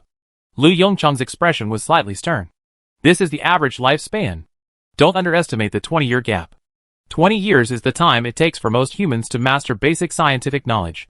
This means that humans will have more time to pass on and learn knowledge. 0. Notify Mo Ziyang and ask him to bring Mr. Lin. Lu Yongchang's eyes moved and he said softly. It's time for Mr. Lin to wake up. More than 10 minutes later. Professor Liu. The door of the biological sub-laboratory was pushed open, and Mo Ziyang's excited and expectant voice came from afar. Professor, I brought Mr. Lin. Lu Yongchang and Mao Xingji turned to look in the direction of the door at the same time. I saw several robotic arms carrying an old-fashioned hibernation capsule into the biological sub-laboratory. As for Mo Ziyang, he stood behind the old-fashioned hibernation cabin with an excited look on his face, extending his hand to say H, low to Lu Yongchang. Seeing the bright smile on Mo Ziyang's face, Lu Yongchang also showed a faint smile on his face. When the old-fashioned hibernation cabin passed the door, Mo Ziyang hurriedly jogged all the way to Lu Yongchang's side. He first glanced at the streamlined hibernation cabin next to him, and then turned to glance at the old-fashioned hibernation cabin that looked like a coffin. The smile on his face was gradually replaced by worry. Professor, can Mr. Lin wake up? Mo Ziyang asked softly.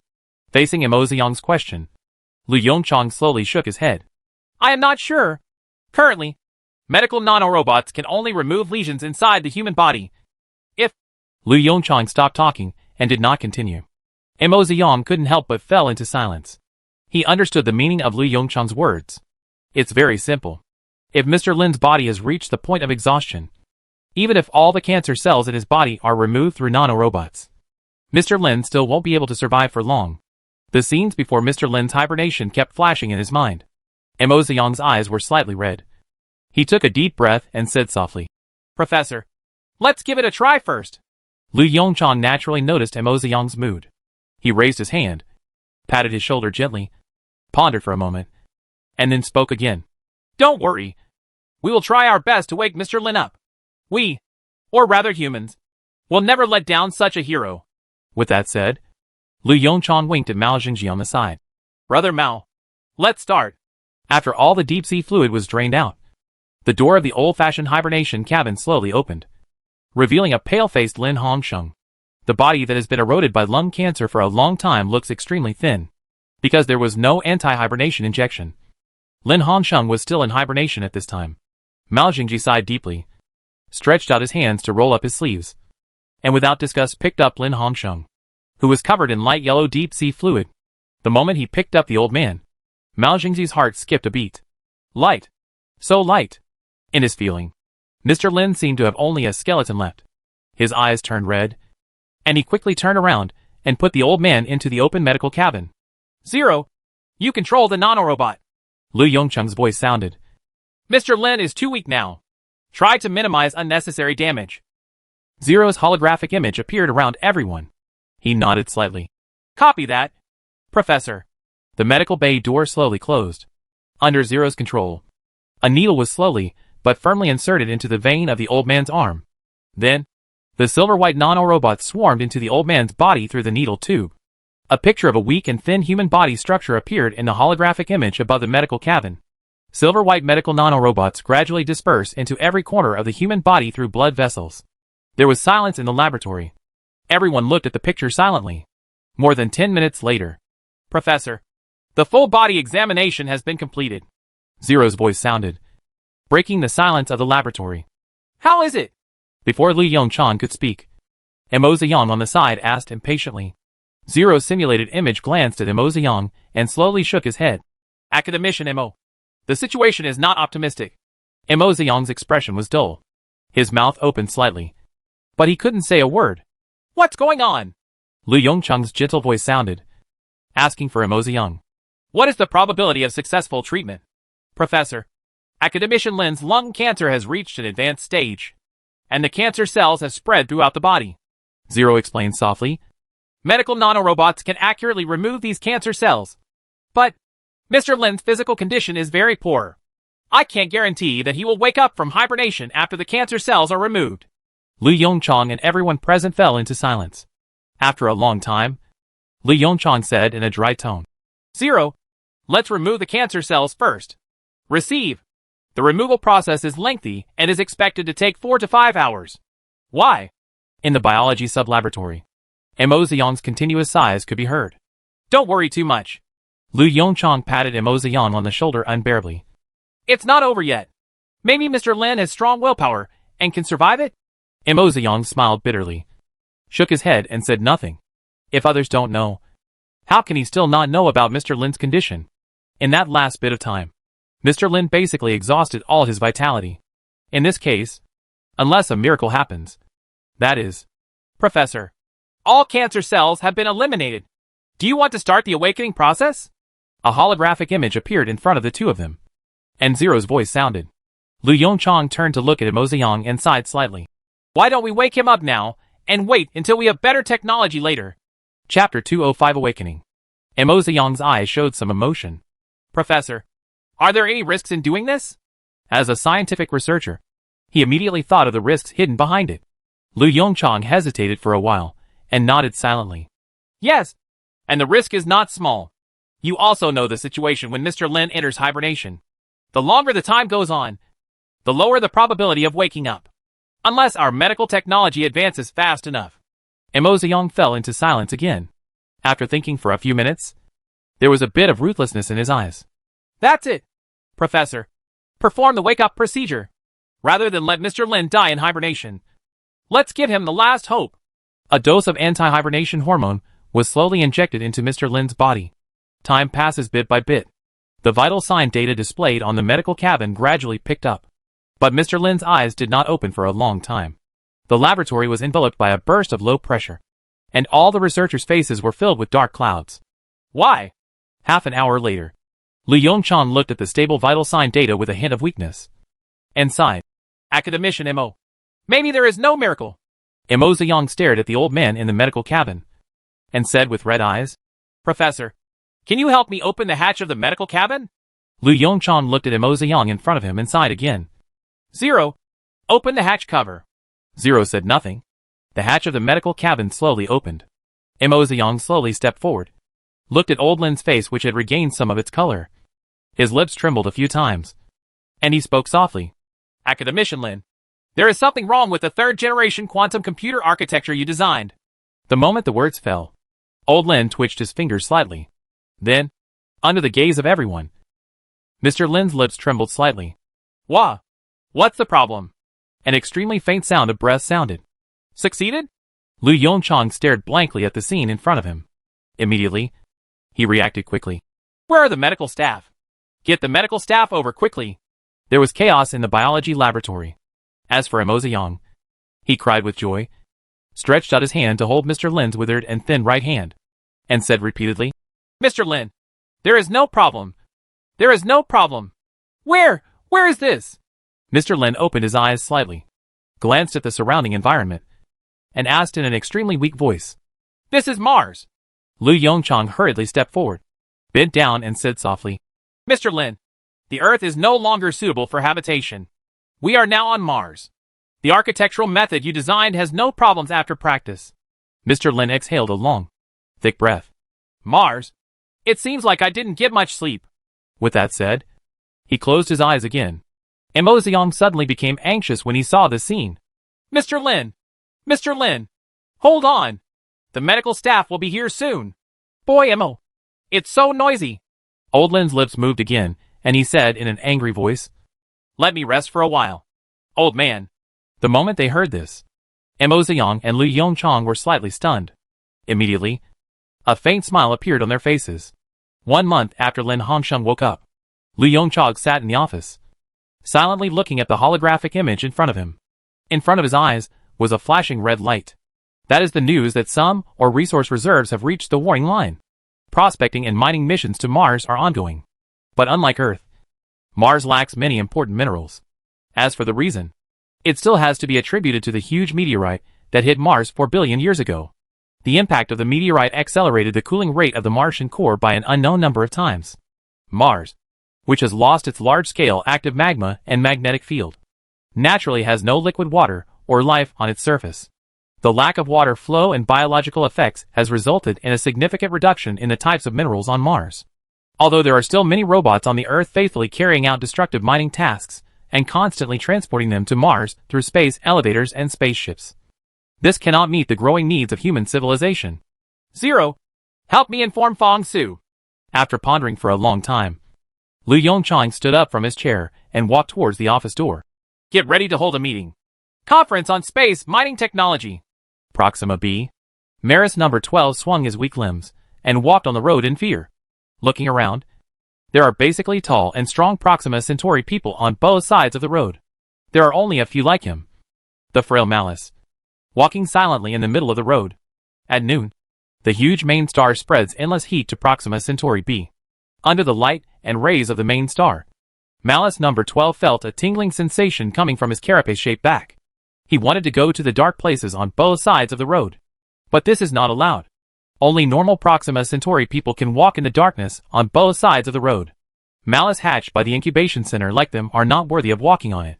Call! Maris number 12's breathing holes opened slightly and let out a thick breath. I really don't want to go out. But there is no way. This is his job today. Go purchase some supplies for the adults in the incubation center. Of course, it is not the materials of the incubation center. The materials in the incubation center are delivered by a dedicated Proxima person. He is a small Malice and is not qualified to do this job. As for what to purchase, they are nothing more than daily necessities for adults. After all, life inside the incubation center is boring, and it's natural for the adults to want to have some fun. Under the light of the main star, his mind couldn't help but recall the conversations he had had at night a few days ago. When Malice number 2 proposed to spread the news, tiny knots appeared on the tops of all Malice-thinking organs present. Are you crazy? Maris number 7 shouted in fear. If this kind of thing is discovered, Atoka who was executed will be our fate. Maris number 2 glanced at Maris number 7. So what? Are we just going to continue to stay in the incubation center and continue to work for those adults so that they can escape from this planet? Maris number 7 was speechless for a moment. This. Malice number 2 narrowed his 3 pairs of eyes slightly and said in a low tone, Since no matter what we do, it will be a dead end. Why don't we make the matter bigger? Silence. Unprecedented silence. In the small room, one could not even hear anyone breathing. Perhaps realizing the seriousness of the matter, all Malice present involuntarily held their breath. Every once in a while, those adults will send a Maris out to purchase supplies. Maris number 2 said calmly. At that time, we can find an opportunity to spread the news. As for whether it has any effect, it depends on our luck. Chapter 206 A Smooth Arc. Number 12 Maris shuddered slightly. Even under the blazing light of the main star, he still felt a little chill coming from behind. Especially when he thought about the plan proposed by Maris number 2. He couldn't help but curl up his back a little while walking in the middle of the road. He glanced furtively around him. The tall Proxima people on both sides of the road obviously didn't bother to pay attention to the Maris in the middle of the road. As for the Malice in the middle of the road, facing the blazing light of the main star, their faces were ashen, as if they were walking mechanically on the hot road. And they obviously had no mood or energy to pay attention to him. Call!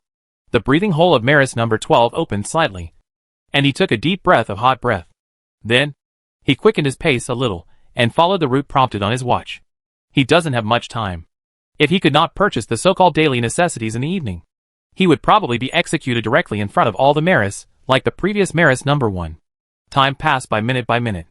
The road became narrower and narrower, and there were fewer and fewer Proxima Centauri people on both sides, leaving only the expressionless Maris in the middle of the road. Maris number 12 turned his head and glanced casually. When he saw the number of Maris in the middle of the road, his 3 pairs of visual organs couldn't help but reveal a bit of surprise. So much? He raised his head, looked at the only dark black, round cake-shaped building in front of him, and swallowed lightly. These Malice should be here to purchase supplies for those superior Proxima people. Right? Before he had time to think, he was pushed into the pancake-shaped building by the Maris behind him. Following the guidance on his watch, he moved forward. Finally, we stopped in front of a neat and tidy shop. Looking at the tall and spacious facade in front of him, he couldn't help but pause. This is the first time he has gone out to purchase supplies. Therefore, he didn't know what to do next. Just walk in, or wait at the door. Or is there a small door just for Maris to walk through? He had no idea. The smooth skin on the top of Maris number 12's thinking organ is constantly wrinkled, and the nervous and uneasy emotions are clearly visible. Hello! A shout came from the shop in front of him. The slightly high-pitched voice scared Maris number 12 to tremble. He quickly raised his head and looked in the direction of the sound. A tall female Proxima Centauri looked at him, and a smooth arc was revealed on the top skin of her thinking organ. That's the Proxima Centauri's smile. Smile? He was at a loss for a moment. Is this smile released to myself or to someone behind me? He subconsciously turned his head and looked behind him. There was not a soul in sight. Hey! It's you? The sound came again, and at the same time, a burst of footsteps came. Are you here to purchase supplies from the incubation center? The female Proxima Centauri leaned down slightly, and the curvature of the top of her thinking organ became more and more obvious. She said softly, If yes, just come in. Calculating the time.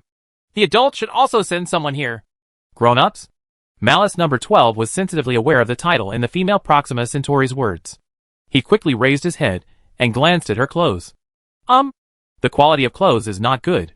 It seems that this female Proxima Centauri belongs to the group with the lowest status among normal Proxima Centauri, and is also the group with the largest number. That is the so-called ordinary people.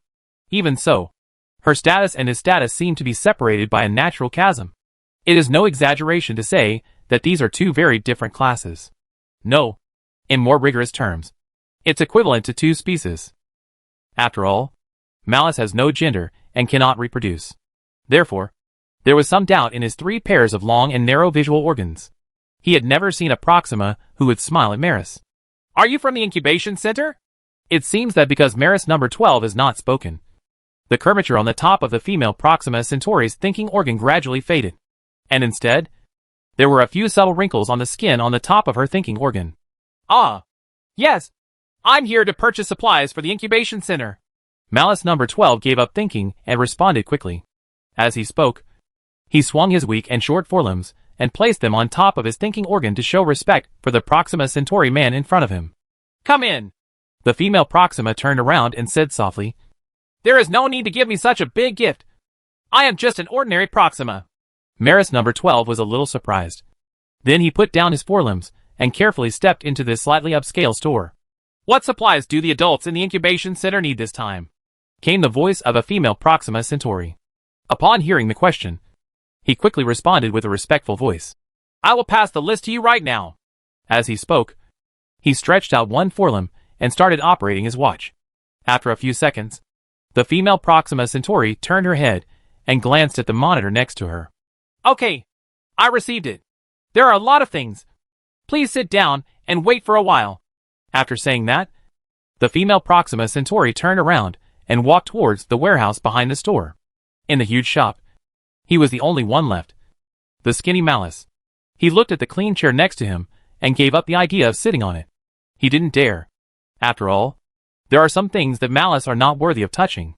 The waiting time was extremely long. Maris number 12 raised his forelimbs and looked at the time on his watch, with a bit of worry in his eyes. Time is running out.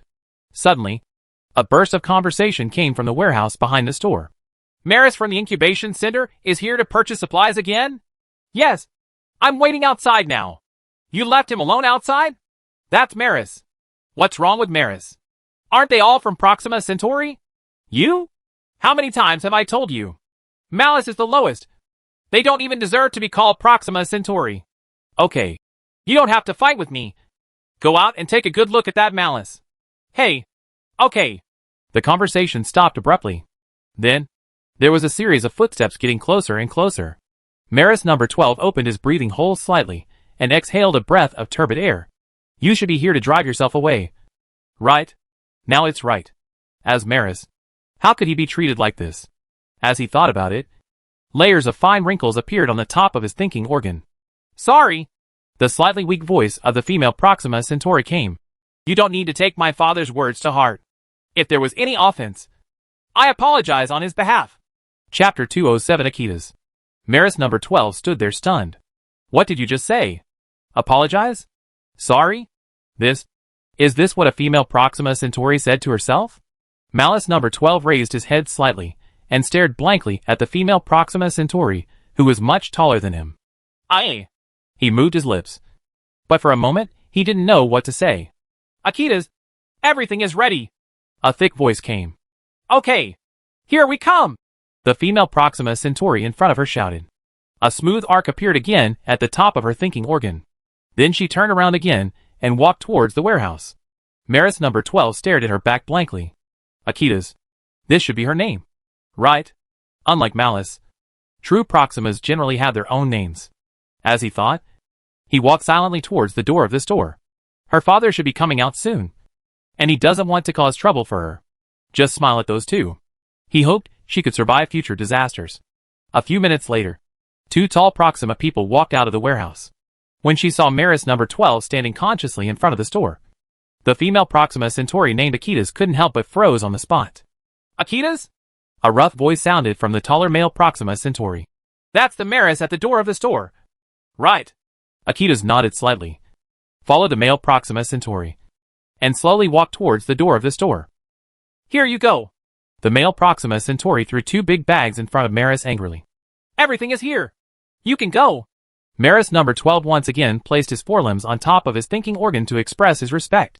Thank you. That's right. The male Proxima Centauri looked at the figure of Maris number 12, then at the two huge bags on the side, and pointed nonchalantly to the side of the store. There are moving tools over there. You can take them. Go use it and remember to bring it back next time. Maris number 12 was once again stunned. After a few seconds, thanks you. He hesitantly walked towards the moving tools aside. It was a crude cart, but even so, this trailer helped him a lot. He struggled to put the two bags on the cart one after another. When he was about to leave, there was some struggle in his three pairs of visual organs. Just leave like this? No, it can't be done. He let go of his short forelimbs and ran back to the shop. Huh? The male Proxima Centauri's visual organs suddenly narrowed. Maris, what else do you want to do? He felt the hostility of the male Proxima Centauri in front of him. Even so, he still placed his forelimbs on top of the thinking organ and said in an extremely respectful tone, Please don't misunderstand me.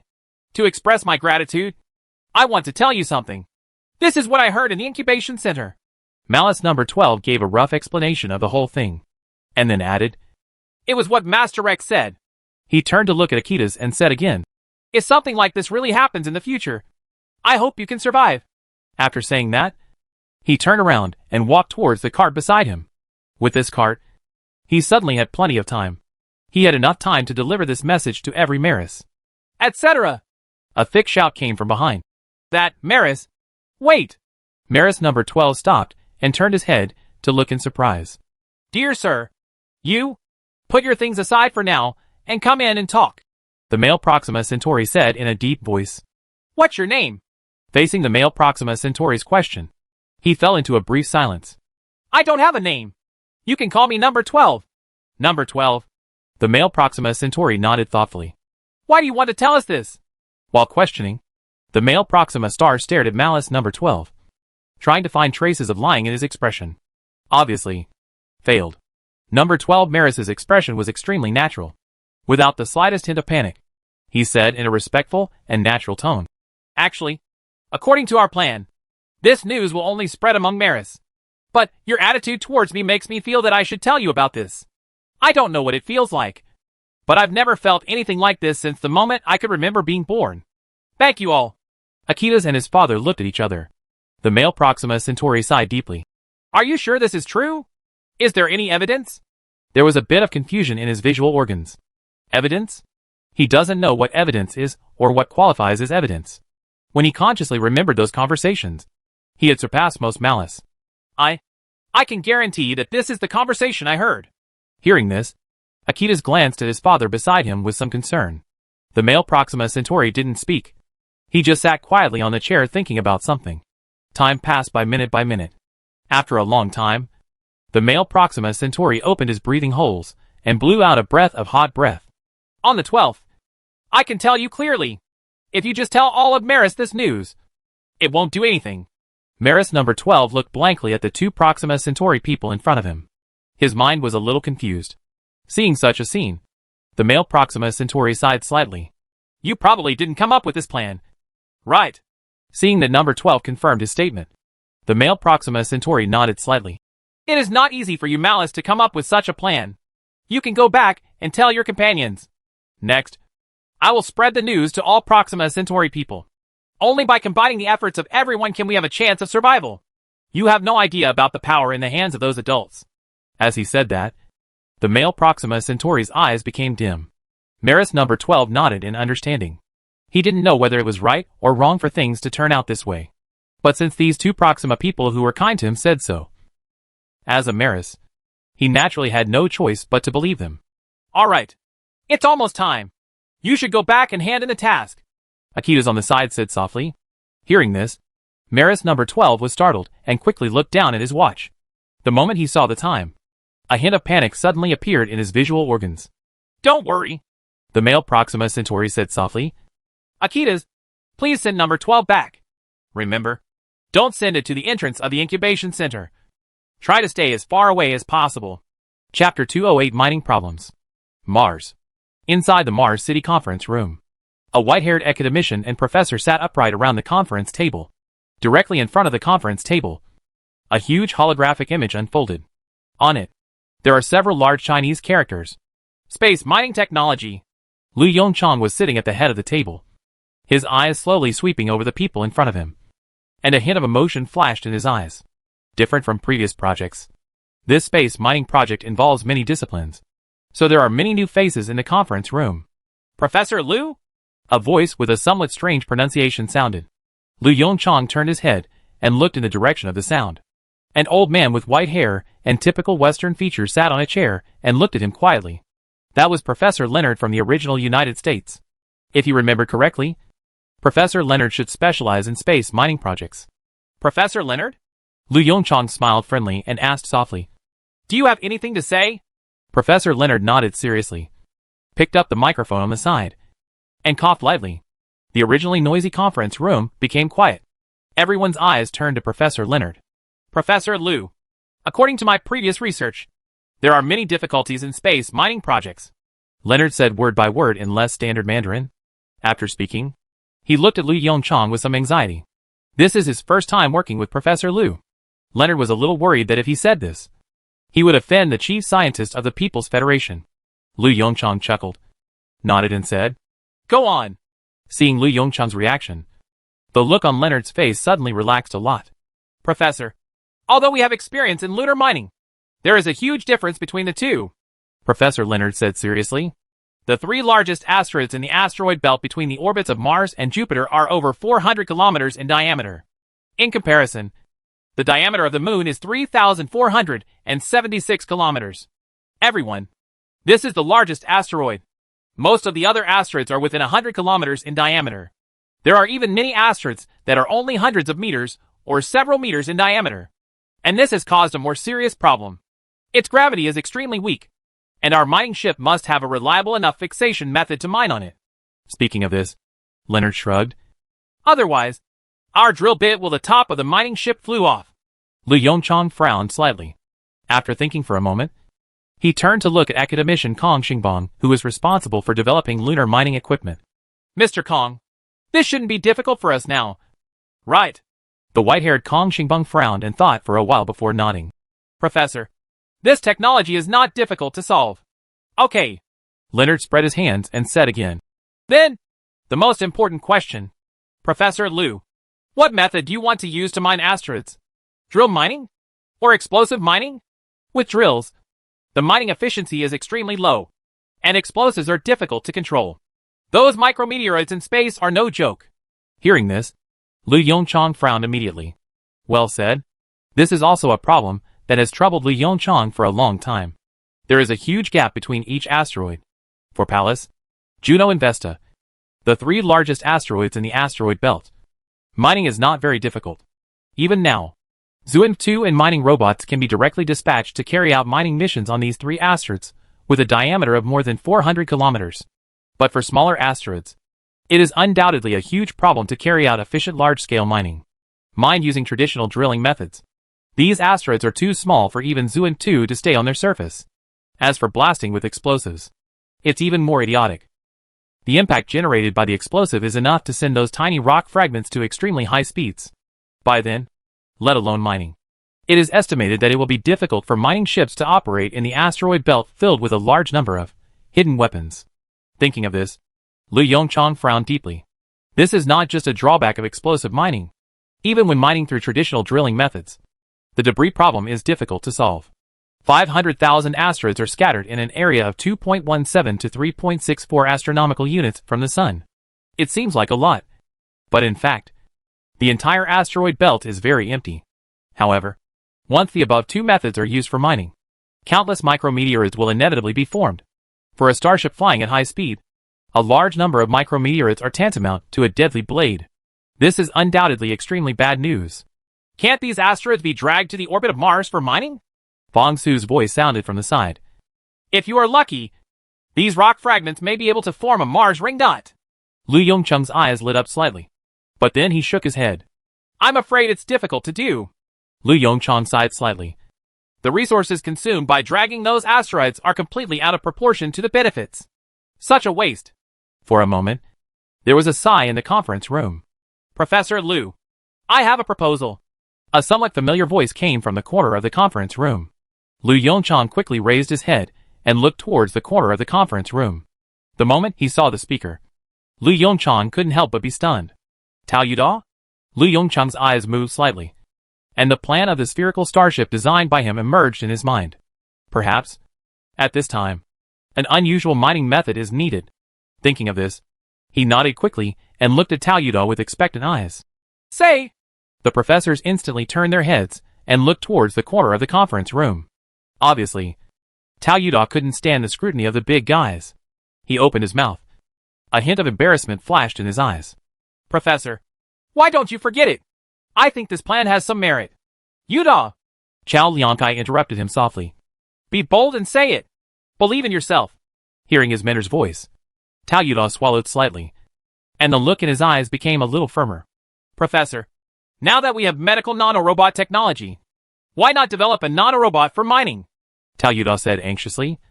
I also thought of scenes from some previous science fiction movies and came up with this idea. Use a large number of nanorobots to eat the ore veins in the asteroid directly, and then have these nanorobots spit out the ore and then smelt it. This can take into account both efficiency and safety. Chapter 209 Chairman, I'll take you out to relax. The picture described by Tao Yuda appeared in the minds of academicians and professors. The light in Lu Yongchang's eyes became brighter and brighter. Professor, I'm done. Feeling the strange atmosphere in the conference room, Tao Yuda swallowed slightly and whispered. There was a brief silence in the conference room. Just when Tao Yuda was feeling uneasy, a slight burst of applause sounded. Tao Yuda looked in the direction of the applause in surprise. It's Professor Liu. I saw a slight smile on Lu Yongchang's face, and his eyes were full of appreciation. Not bad.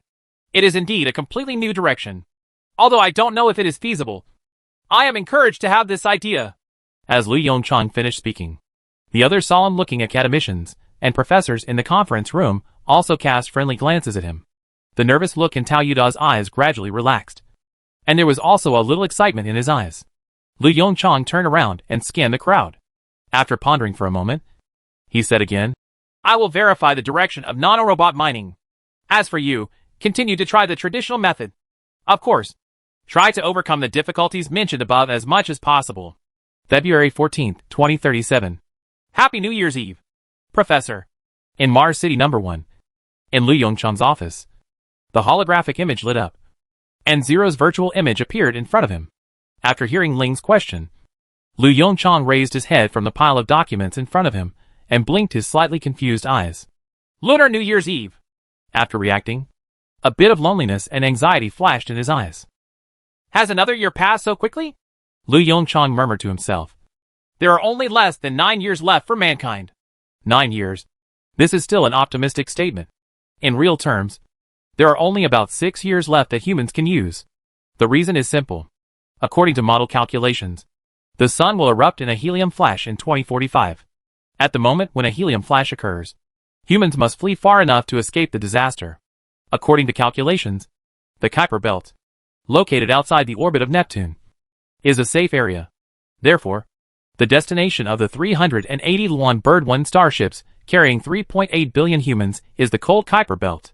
As a result, including the time for stockpiling supplies and interstellar navigation, the time left for mankind to develop technology and build interstellar spacecraft is only the last 6 years. 6 years? Lu Yongchang murmured to himself, with a hint of sadness flashing through his eyes again.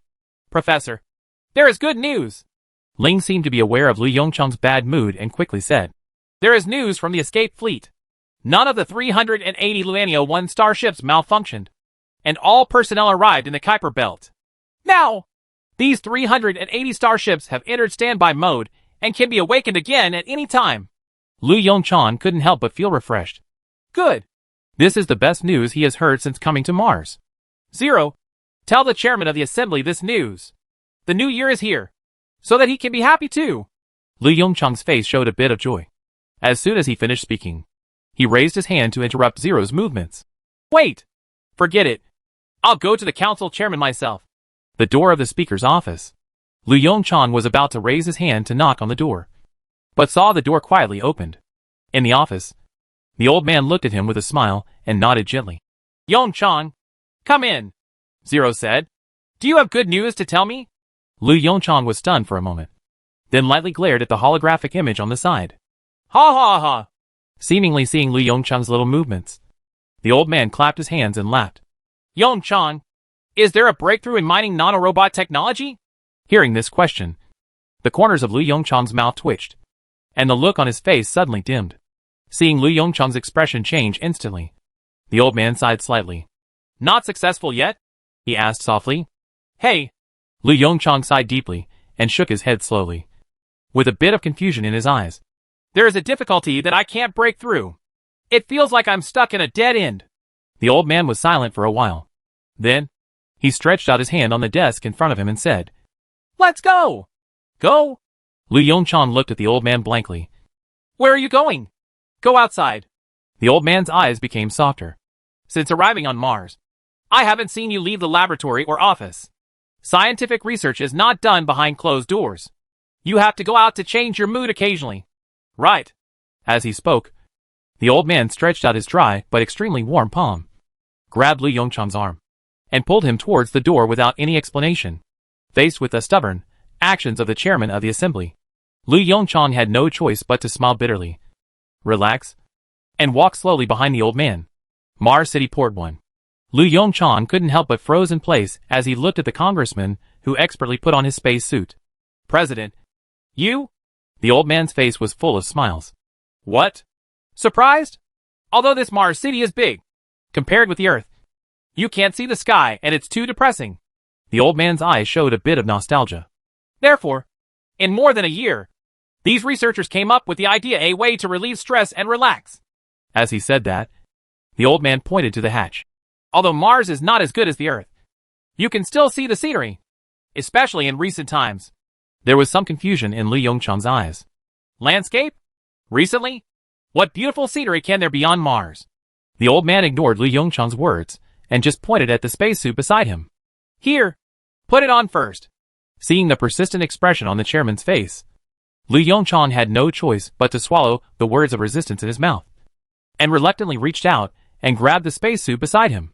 More than 10 minutes later, looking at Lu Yongchang, who was fully armed, a satisfied smile appeared on the old man's face behind the mask. Let's go. I'll take you out to relax. The old man skillfully controlled the radio in the spacesuit and spoke to Lu Yongchang using the team radio. Then, he pressed the button on the side. The pressure is balanced. As the beep sounded, the green indicator light indicating safety lit up on the airlock door. The old man refused Lu Yongchang's help and struggled to turn the last door of the airlock cabin. No need to help. As I said, I'm taking you out to relax. The old man said cheerfully as he turned the hatch. Just be responsible and enjoy it. Looking at the old man's slightly skinny back, Lu Yongchang couldn't help but fall into silence. The hatch opens quietly. A stream of crimson Martian dust blew into the airlock cabin along with the breeze, lightly hitting the masks of the two people. Chapter 210: The Resurgent Mars. At this time, not long after the sun sets, Martian night has fallen. But outside Mars City, the lights were bright. Rows of high-power street lights illuminate this desolate land like daylight. Lu Yongchang looked up. At the end of his sight, there was still deep darkness.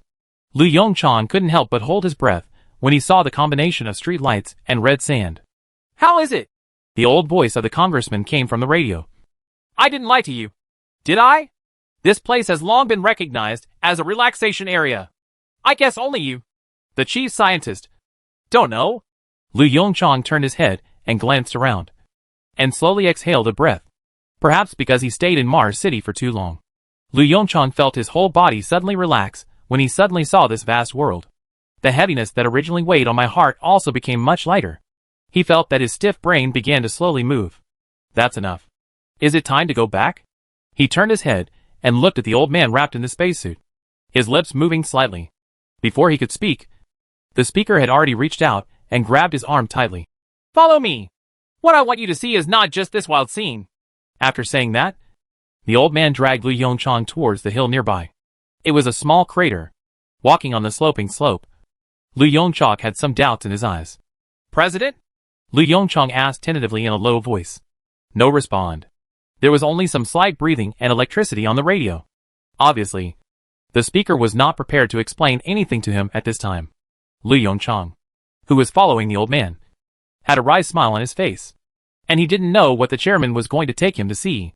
He put aside the doubts in his heart and followed the old man silently, his mind involuntarily thinking about the problems that had troubled him for a long time. Arrive. The old man's voice came from the radio again. Lu Yongchang, who had lowered his head and was thinking silently, suddenly raised his head. His eyes suddenly widened, sparkling. A small lake appeared in front of him. On the lake, there were twinkling stars and the lights of Mars City. Looking at the scene in front of him, Lu Yongchang's eyes flashed with a hint of trance. If it weren't for the red soil around him that reminded him all the time, he would have thought he had traveled back to the previous Earth. This lake slowly appeared more than a month ago. The old man's voice sounded again. At first, the soil was just a little wet, so we didn't pay much attention. But who knew that as time went by, it would slowly accumulate a small lake. The underground ice has begun to melt. Lu Yongchang was silent for a while and asked softly. The old man nodded silently. After the sun began to become a red giant, the surface temperature of Mars continued to increase. The underground ice in this crater also began to gradually melt. And finally this lake was formed. That's what the scientific researchers told me. The old man shrugged and added, I don't know this either. I only know that this is a good scenic spot. A faint smile appeared at the corner of Lu Yongchang's mouth. Then, he remembered a question. Have they tested for biological conditions? It won't be any harm. Right. The old man waved his hand and said with a smile. Don't worry. Everything has been tested. Since the Gale bacteria incident, Mars City's disinfection measures have been strengthened a lot, with the use of medical nanorobots. These microorganisms will not be brought back under normal circumstances. Not to mention, Zero is monitoring this area all the time. Hearing this, Lu Yongchang breathed a sigh of relief and looked up at the lake again. Suddenly, his eyes moved slightly. He seemed to see something by the lake. President? Lu Yongchang frowned slightly and pointed at a shadow in the distance. Did you see that? The old man's laughter came over the team radio. Lu Yongchang's frown deepened. Did he see it wrong? Just as he was struggling, the old man's voice sounded again. You finally found it. Lu Yongchang's eyes became more confused. The old man did not tell the answer, but walked silently towards the small lake. Lu Yongchang, who was afraid of an accident, hurriedly followed the old man's pace. As the distance got closer, Lu Yongchang gradually discovered the true identity of the circular shadow. A plant. No. To be precise, it should be fungi. Just like mushrooms on Earth. Only larger. The purple-red cap, which is more than 1 meter in diameter, lies quietly on the ground. Is this the fungus we discovered before? Lu Yongchang walked quickly to the fungus, turned to the old man and asked, Is it revived? The old man smiled and nodded slightly. Yes. It's the fungus that provides hibernation. Life will always look for that glimmer of hope when facing desperate situations. Lu Yongchang's eyes were filled with wonder. The miracle of life was completely revealed in front of him at this moment. Even after countless millions of years of changes, life underground on Mars still survives in an extremely tenacious way. In the past month, traces of these fungi have been found in many places near the equator of Mars. The old man walked up to Lu Yongchang, stretched out his hand and gently touched the purple-red cap. According to Zero's calculation, over the next year, Mars' underground ice and polar ice caps will gradually melt. Mars will even become a second Earth in the next few years. It's a pity. Lu Yongchang stood up and exhaled a long breath before saying, The good times don't last long. When the helium flash breaks out, these lives that have finally waited for a second spring will still be in dire straits. Yes, it is indeed a pity. The old man nodded with emotion. Then, the old man put his hand on Lu Yongchang's shoulder and patted it twice. Don't put too much pressure on yourself. You have done well enough. Lu Yongchang nodded silently, staring deeply at the purple-red fungus in front of him.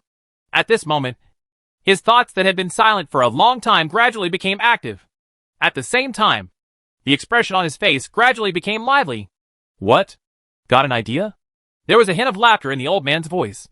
Lu Yongchang nodded vigorously and cast a grateful look at the old man. Okay. The old man laughed, turned around, and walked towards the road he came from. Now that we have an idea, it's time for us to go back. Yongchang, remember? Don't push yourself too hard. You have done well enough. Even if humans can only go so far, I believe no one will resent you. Chapter 211 Spiritual Star. 2 months later. The night trip to Mars on New Year's Eve obviously relieved Lu Yongchang's tense nerves. Thanks to this, the subsequent research and development process became much smoother. In just 1 month, under the leadership of Lu Yongchang, the mining nanorobot research and development project has made a huge breakthrough. Mars Port 1.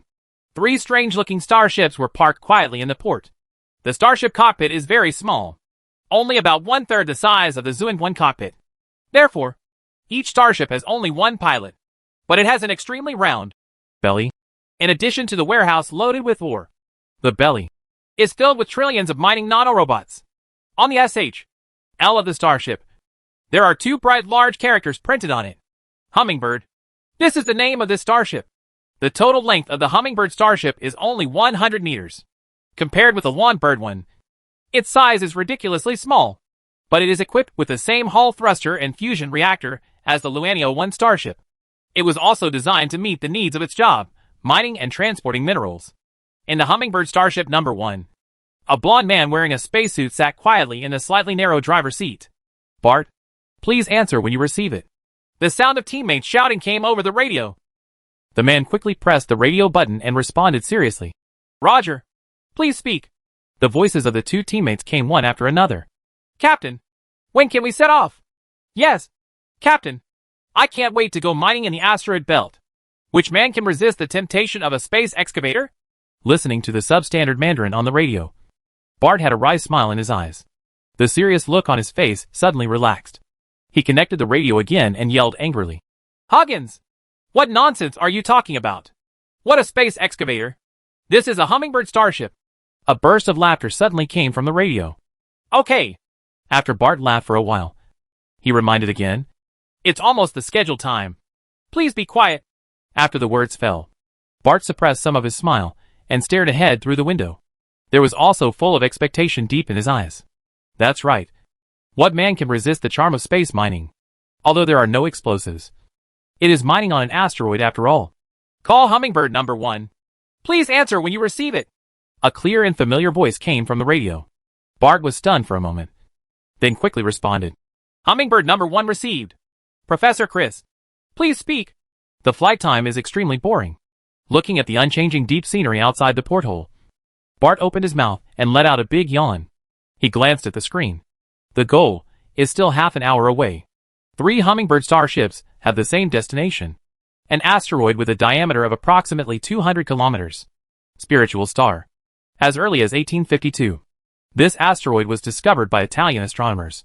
Because of the large amount of minerals it contains, it has always been coveted by humans.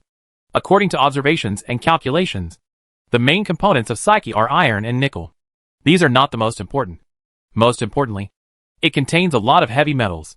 Gold, platinum, copper.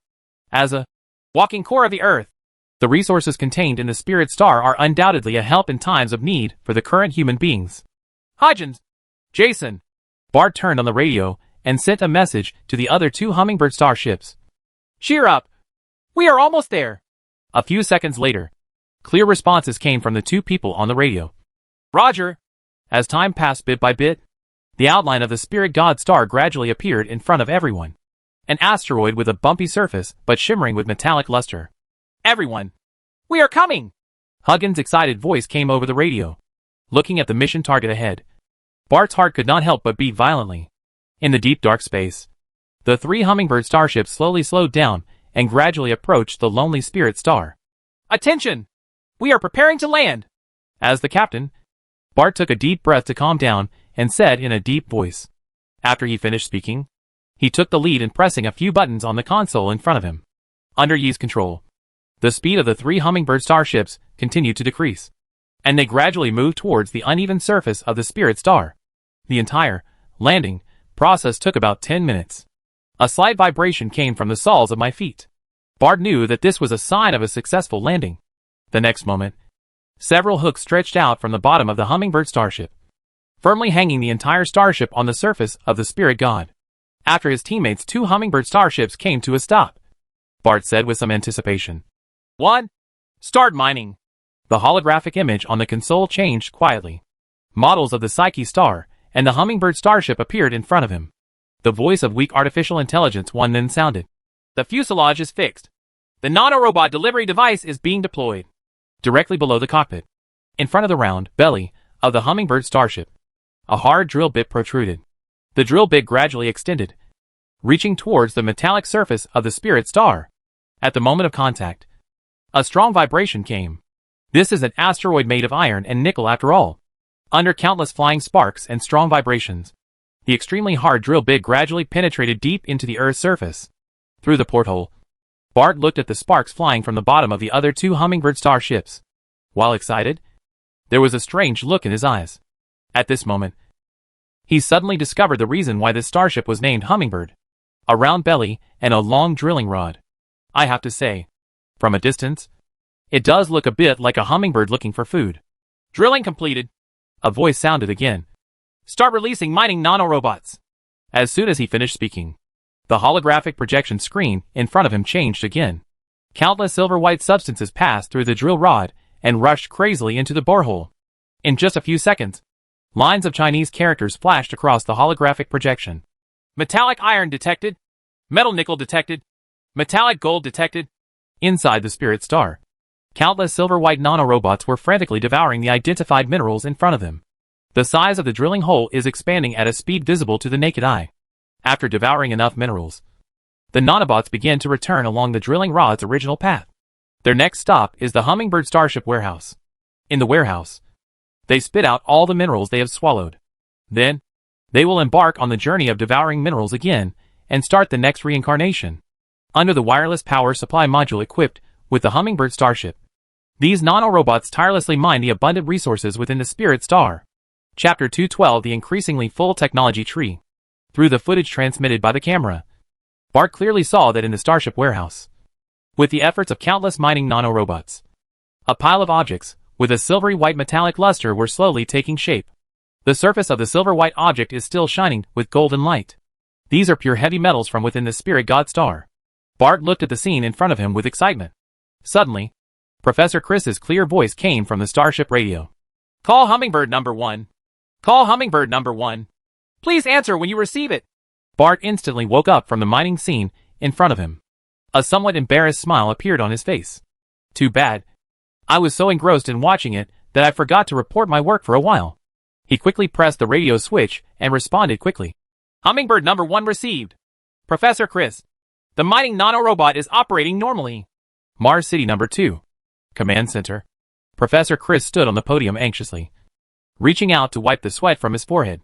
Even though the temperature in the command center was at the most comfortable temperature under zero control, he still felt a little too hot. There is no other reason. A famous boss was sitting nearby, staring at him. Professor Lu Yongchang, chairman of the assembly. It can be said that the trial operation of the Hummingbird mining ship attracted the attention of most high-level officials in Mars City. This is related to a series of plans for the future of mankind. What about breaking out of the solar system and colonizing Proxima Centauri? Without sufficient mineral resources, all this would be empty talk. After all, without resources, they simply cannot build a super-large starship capable of traveling across star systems. As the original person in charge of NASA's Mars Pathfinder program, Professor Chris is actually a scientific researcher who has held important responsibilities. But this time the burden is really big. While looking at the 3 Hummingbird starships that were motionless after arriving at their destination on the holographic image in front of him, he kept reaching out to wipe the sweat on his forehead. Hiss! Professor Chris glanced at Lu Yongchang and said to himself with an uneasy look on his face, Why hasn't the news come back yet? Calculate the time. It should be enough. Lu Yongchang didn't speak, just sat quietly in his seat, eyes closed, facing him calmly. But this attitude undoubtedly increased the pressure on Professor Chris. He reached out to wipe his sweat more frequently. While he glanced at Lu Yongchang from the corner of his eye, he sighed with a wry smile in his heart. When the People's League was not yet established, he regarded Lu Yongchang as his old enemy. The dispute between the United States and Xia in the aerospace field was started by Lu Yongchang. But now, looking at Lu Yongchang, who was sitting in the seat far away, exuding a strong oppressive aura even with his eyes closed, Professor Chris felt even more bitter. He couldn't help but whisper in his heart to complain about the 3 starship pilots. I don't know what I'm doing. It has been more than 20 minutes since we arrived at Spirit Star, and I am so stunned that I can't even fart.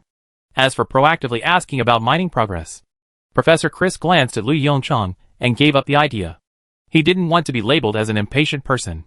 After all, this experiment of the Hummingbird mining ship was also the ladder for Chris to climb up. As for Lu Yongchang, at this moment, he did not care about the experimental progress of Professor Chris and the Hummingbird mining ship. While everyone was waiting, his consciousness had come to the technology tree space again. Against the fluorescent green background, a tree-like figure flashing with crystal white light came into view. As time goes by, the technology tree of this first-level civilization becomes more and more full. The technology tree that originally only had a trunk now has countless small branches extending out. Those are all subsidiary technologies of first-level civilization, with the main technologies already in place. It is only a matter of time before these detailed technologies are completed. Only. Lu Yongchang frowned and looked to the upper left of the technology tree. There is a relatively large vacancy over there. It corresponds just below the energy weapon technology of the second-level civilization. Lu Yongchang focused his attention on the empty space. After a short wait, some realization flashed through his mind. He slowly opened his eyes, revealing some thoughts deep in his eyes. Yongchang, will something happen to the Hummingbird starship? A slight questioning voice came from the parliament chairperson. Lu Yongchang was stunned and looked in the direction of Professor Chris. He was sweating profusely looking at the holographic image in front of him, like an ant on a hot pot. Professor Chris. Lu Yongchang glanced at the time, frowned slightly, and shouted, Here, here! Suddenly hearing Lu Yongchang's voice, Professor Chris' expression changed slightly, and he responded with a hint of panic in his tone. Professor, don't worry. A gentle smile appeared on Lu Yongchang's face, and he said softly, Ask them. I guess I forgot because I was busy with mining. Okay. Facing Lu Yongchang's gentle expression, Professor Chris' anxiety gradually eased a bit. He cleared his throat and sent a question to Bart and others who were far away in the asteroid belt. At the same time, the chairman of the council turned his head and frowned slightly and said, Yongchang, why does this Chris look a little unreliable? I remember that something happened to the Pathfinder project he was originally responsible for. Right. Lu Yongchang was stunned for a moment. And then a thick smile appeared on his face. President, don't worry. We should leave small things of this level to them and treat them as cultivating talents. The smile on Lu Yongchang's lips became stronger. With Zero's existence, there won't be any big problems. The congressman understood and nodded silently. By the way, after the mining project is successful, we should start preparing for the research and development of the interstellar starship. Right. The congressman seemed to have remembered something, and turned around again and asked, We don't have much time left. Right. Lu Yongchang frowned slightly, and the reminder he just received flashed in his mind again. The research and development of starships can start with the power system. My first priority now is to research weapons suitable for interstellar civilization. Currently, our weapons are too backward. When we get to Proxima Centauri, no matter what the opponent's attitude is, in the end, we have to rely on our fists to do the talking. The counselor nodded with understanding. Truth is everywhere within cannon range. This is not said for nothing. The People's League is not established just by shouting. At the same time, Hummingbird number 1 received. Professor Chris, the mining nanorobot is operating normally. Bart's voice came over the radio. Lu Yongchang showed a bit of relief on his face. The stuck mineral problem has been solved. It seems that the progress of human civilization will not stop for the time being. Chapter 213 Changes in Proxima Centauri. Proxima B. Time flies. It has been half a year since I last went out to purchase supplies. Maris number 12 stayed beside his bed with a worried expression. Inside the dormitory, the atmosphere was gloomy. Number 12, are you sure those 2 Proxima Centauri people are really trustworthy? The voice of Maris number 2 broke the silent atmosphere inside the dormitory. This is the 873rd time Maris number 2 has asked this question. Number 12 Malice released his breathing port and exhaled a deep breath. I think it can be believed. This is also the 873rd time that Maris number 12 has answered this question. After the words fell, the interior of the dormitory fell into silence again. Time passed by minute by second. And just when Maris number 12's eyelids became heavy, a piercing alarm sounded. At the same time, countless white lights symbolizing danger lit up. Maris number 12 opened his eyes in horror and jumped off the bed. On the smooth skin on top of his thinking organ, waves of fine pimples suddenly appeared. Like him, the other Malice also jumped off the bed immediately. What's going on? Maris number 7 looked at the flashing white light in front of him in horror and shouted. What happened?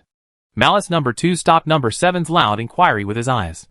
Then, he quickly walked to the door, opened a slight gap with his forelimbs, and took a look outside. Dazzling white light. There were also violent explosions. Bang! He closed the door and looked at his companions in horror. Come on! Something big happened. Late at night, outside the incubation center, a strong and powerful Proxima man gradually gathered together. Time passed slowly, and more Proxima Centauri people gathered outside the incubation center. With the help of several Proxima people engaged in information work, surveillance measures outside the incubation center did not detect their presence. As organizers, Akitas and her father Levi were at the front. Levi gave it a cursory glance. About there, most of the Proxima people in the purchasing market have arrived. Among the tall Proxima Centauri, there are also a large number of short Malice. Father, do we really want to attack from the incubation center? Akitas asked the doubts in the hearts of all the Proxima people present. Yeah, Levi. Even if we occupy the incubation center, what's the use? The Proxima people standing aside also asked. Why don't we just rush to the damn Academy of Sciences and the Royal Palace and let them know the consequences of cheating us? There was a chorus of agreement around him. Yeah.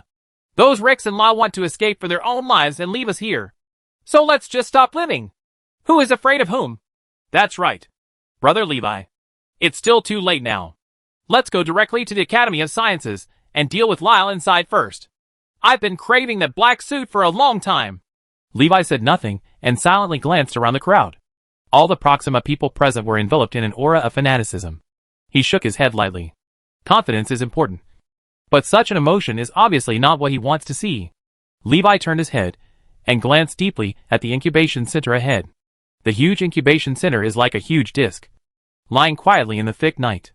Everyone, according to the information we heard, the incubation center is only equipped with some basic weapons. According to our current strength, directly attacking the Academy of Sciences and the Royal Palace is tantamount to seeking death, Levi said solemnly. Not to mention those laser cannons. Even those electromagnetic rifles are enough to teach us a painful lesson. After the words fell, the fanatical expressions on everyone's faces gradually cooled down a bit. Plus, there's another benefit to having an incubation center. Levi narrowed his 3 pairs of eyes slightly and whispered, Unlike other facilities, there is only one incubation center on the entire Proxima Centauri. Those upper-class people want to manufacture spaceships. They must rely on the incubation center to create a large number of labor forces.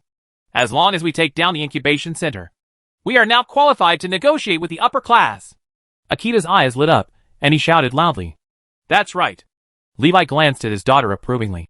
In addition, there are high-power communication equipment in the incubation center. We can fully expose this matter to all Proxima Centauri people. Under the pressure of tens of millions of Proxima people, I believe that those Lyle and Rex will take our needs into consideration. Of course, in addition to the above reasons, there is also a more personal factor in choosing the incubation center.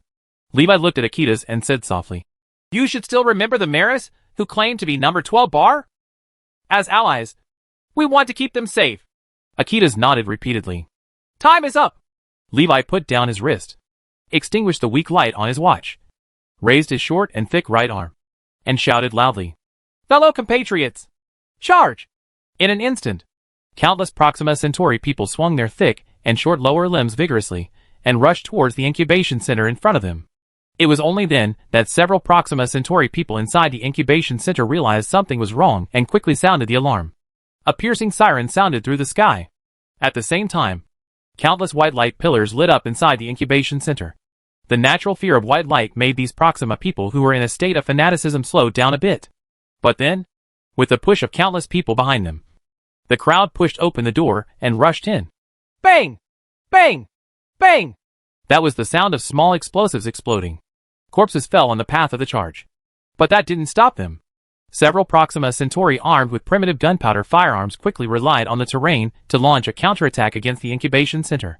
Although gunpowder firearms are weak, they are still extremely destructive weapons at such a close range.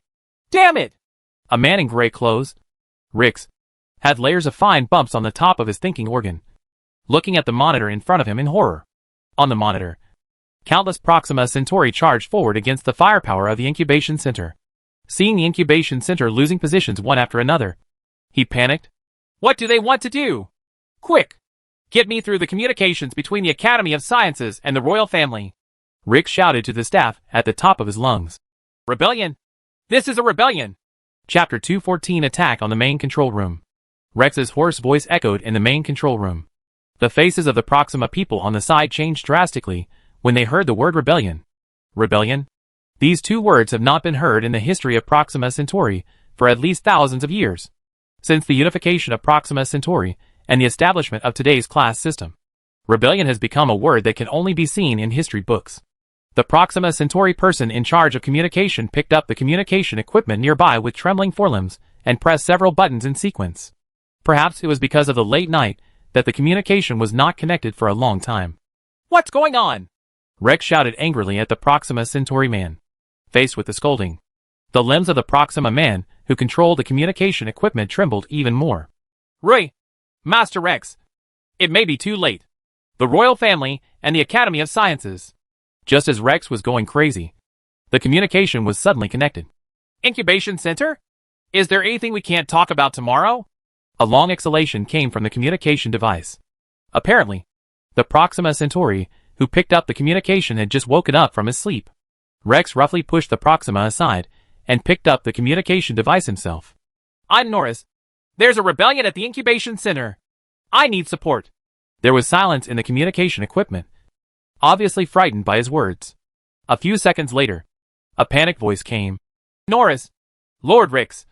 I'll go ask Lord Lau right now. Norris turned his head to look at the monitoring equipment that had returned to normal, and the look of panic in his eyes became more intense. In just a few minutes, these lowly Proxima Centauri people have occupied the entire first floor of the incubation center. Inside the entire incubation center, the explosions of small explosives and the sounds of old-fashioned gunpowder firearms were heard one after another. A few minutes later, a burst of leisurely footsteps came from the communication device. Norris, long time no see.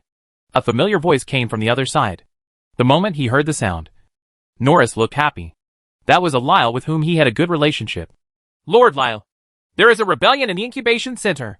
There are many rebels, and they have captured the first floor of the incubation center. Norris didn't have time to say low, so he shouted directly into the communication device. Calm down, Norris. Lyle's voice was a bit strange. Rebellion? Are you sure it's a rebellion? Our civilization hasn't had a rebellion in thousands of years. If it's just some Maris who resist, you can just kill them. Why bother calling the Academy of Sciences? Norris' expression froze. Lord Lyle. No, it's not malice. It's a Proxima person. It's an Orthodox Proxima person. As he spoke, a violent explosion came from the first floor of the incubation center.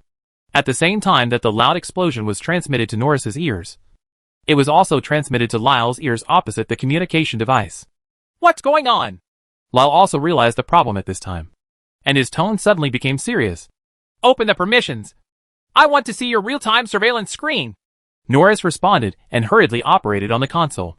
Tens of seconds later, an exclamation came from the communication device. Norris, support from the royal family and the Academy of Sciences will arrive soon. Lyle's urgent voice came. Hang on! At the same time, the riding Proxima Centauri people had already rushed to the second floor of the incubation center. At the beginning of the head-on conflict, the white flashing warning lights overhead were shot to pieces with firearms. The interior of the hall was dark, with only a few faint emergency lights on. Bang! The flames from the explosion of a small explosive illuminated the side of Levi's face. His face was stained with some blue blood, whether it was the enemy's or his own. Brother Levi! A cry came from the side. What should we do? Many of our brothers have been injured. Levi reached out and wiped the blue blood, opened his breathing hole, and took a deep breath, forcing down the fear in his heart. Yes, it is fear. When have the Proxima people, who have been at peace for thousands of years, ever seen such a battle? When explosives and firearms made loud noises, almost every Proxima person present was startled. Fortunately, the people on the other side were just as timid as they were. Levi looked at the other side through the firelight splashing everywhere. They are located right at the junction of the first and second floors. Due to its geographical location, this area is easy to defend but difficult to attack. The other side successfully blocked them here, with just a few dozen Proxima Centauri people. Levi gritted his teeth bitterly. Still not enough firepower. If they have powerful weapons. Continue. He shouted loudly with a hint of ruthlessness in his eyes. We have no way out. Either rush over before reinforcements arrive, or die here. As he spoke, Levi grabbed an old-fashioned gunpowder firearm with his thick and short forelimbs and rushed out of the corner. Compatriots, follow me.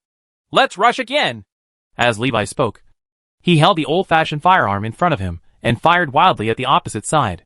Seeing this scene, the Proxima Centauri, who was a little timid at first, once again ignited a flame in his heart. Come on! The sound of small bombs echoed inside the incubation center again. Every fire means the death of several rebels under the third charge of a group of Proxima Centauri people. The second floor of the incubation center was finally chewed down. The price is corpses all over the ground. Most of them are the rebellious Proxima Centauri. Levi reached out and wiped the blue blood on the surface of his thinking organ and cast an angry gaze above his head. Over there is a monitoring device. He didn't speak, but quietly gestured towards it in a threatening gesture. Then, he raised the old-fashioned firearm in his hand and knocked down the monitoring device with one shot. Everyone! Levi glanced around at the Proxima people standing in front of him with a solemn expression and pointed to the top of his head. We are only half a step away from success. Maybe it was because they were frightened by Levi's momentum. Or maybe because all the Proxima Centauri people inside the incubation center were wiped out. The next stretch of the journey seemed particularly easy. Everyone and Levi arrived at the door of the main control room without even encountering any obstacles. Looking at the closed door in front of him, Levi tightened the old-fashioned firearm in his hand and kicked the door hard. Boom! There was a dull sound, and a few slight screams came from inside. The door didn't move at all. That's normal. After all, this is the door to the main control room. Levi turned his head and glanced behind him, winking at a Proxima man. Chapter 215, Stand Up. Malice, the Proxima man who received the signal, under the gaze of everyone, pursed his lips hard and walked forward quickly. He skillfully took out a thin personal terminal from the backpack behind him and connected it to the identifier next to the door in front of him. Then, the Proxima Centauri man quickly waved his forelimbs and struck the keys like a keyboard in front of him. Can it be done? Levi asked in a deep voice, looking at the preoccupied Proxima people in front of him. Faced with the inquiry, the Proxima Centauri man did not raise his head. While typing on the keyboard quickly, he said aloud, "Don't worry. The algorithm we use has not been changed in 150 years. Levi frowned. What if they changed the algorithm recently? Those Lyles from the Academy of Sciences wouldn't do such thankless things." The Proxima man who was typing on the keyboard said angrily. "Otherwise, how do you think I control these monitoring devices?" The next moment, he slightly narrowed his 3 pairs of visual organs and hit a button hard. "All right." The moment the words fell, the heavy main control room door slowly opened, revealing a frightened Rix inside, wearing gray clothes. The first floor of the incubation center. Akitas walked among the corpses, 1 foot deep and 1 foot shallow. She resisted the constant nausea and kept squatting down, resisting the nausea and turning over the bodies of the thin Malice. The surface of the corpse was covered with greasy blue blood, plus some exposed organs. An unusually soft and smooth organ slipped past her fingertips. "That's the thinking organ." Akitas couldn't help but vomit it among the corpses. Even so, she still didn't give up. Once, twice, 3 times. She kept rummaging through the bodies in front of her. Not this one. Neither is this one. As more and more bodies were rummaged through, Akita's inner uneasiness and irritability gradually increased. Where did that number 12 Maris go? Thinking that Maris, who told him the information, might be shot to death here. A strong sense of guilt arose in her heart. Looking at the few remaining bodies of Malice in front of him, Akita silently closed 3 pairs of eyes. She wanted to give up. "Who? Come out!" Several loud shouts came from far away. Akitas was stunned for a moment, with a bit of vigilance in his eyes. Could it be? Are there any hidden enemies on the first floor of this incubation center? The next second, a high-pitched voice sounded. We are Malice. Don't kill us!" Hearing this familiar voice, Akita's heart beat violently. She remembered this voice. It's that number 12 Maris. She quickly moved her short lower limbs and ran in the direction of the sound. When she saw Malice number 12 standing obediently by the wall, a round arc appeared again on the skin on the top of her thinking organ. Then, under the gaze of all the Proxima people, she rushed to Maris number 12, squatted down slightly, and hugged him tightly. "Wow! Woohoo! TSK! TSK! Tisk!" A series of sighs came from the side. As for Maris number 12, his brain capacity is obviously not enough to handle so many complex events. He stood there blankly, feeling an unprecedented warmth coming from his body. After coming back to his senses, Akitas let go of his hand in embarrassment, stood up slowly, and glared at the nearby Proxima Centauri who were watching the excitement. "This is number 12 who risked his life to tell us the news." After hearing Akita's explanation, the surrounding Proxima people looked at number 12 with a bit of surprise and curiosity. I don't know since when. A Proxima man faced Maris number 12, spontaneously raised a hand and placed it on the top of his thinking organ.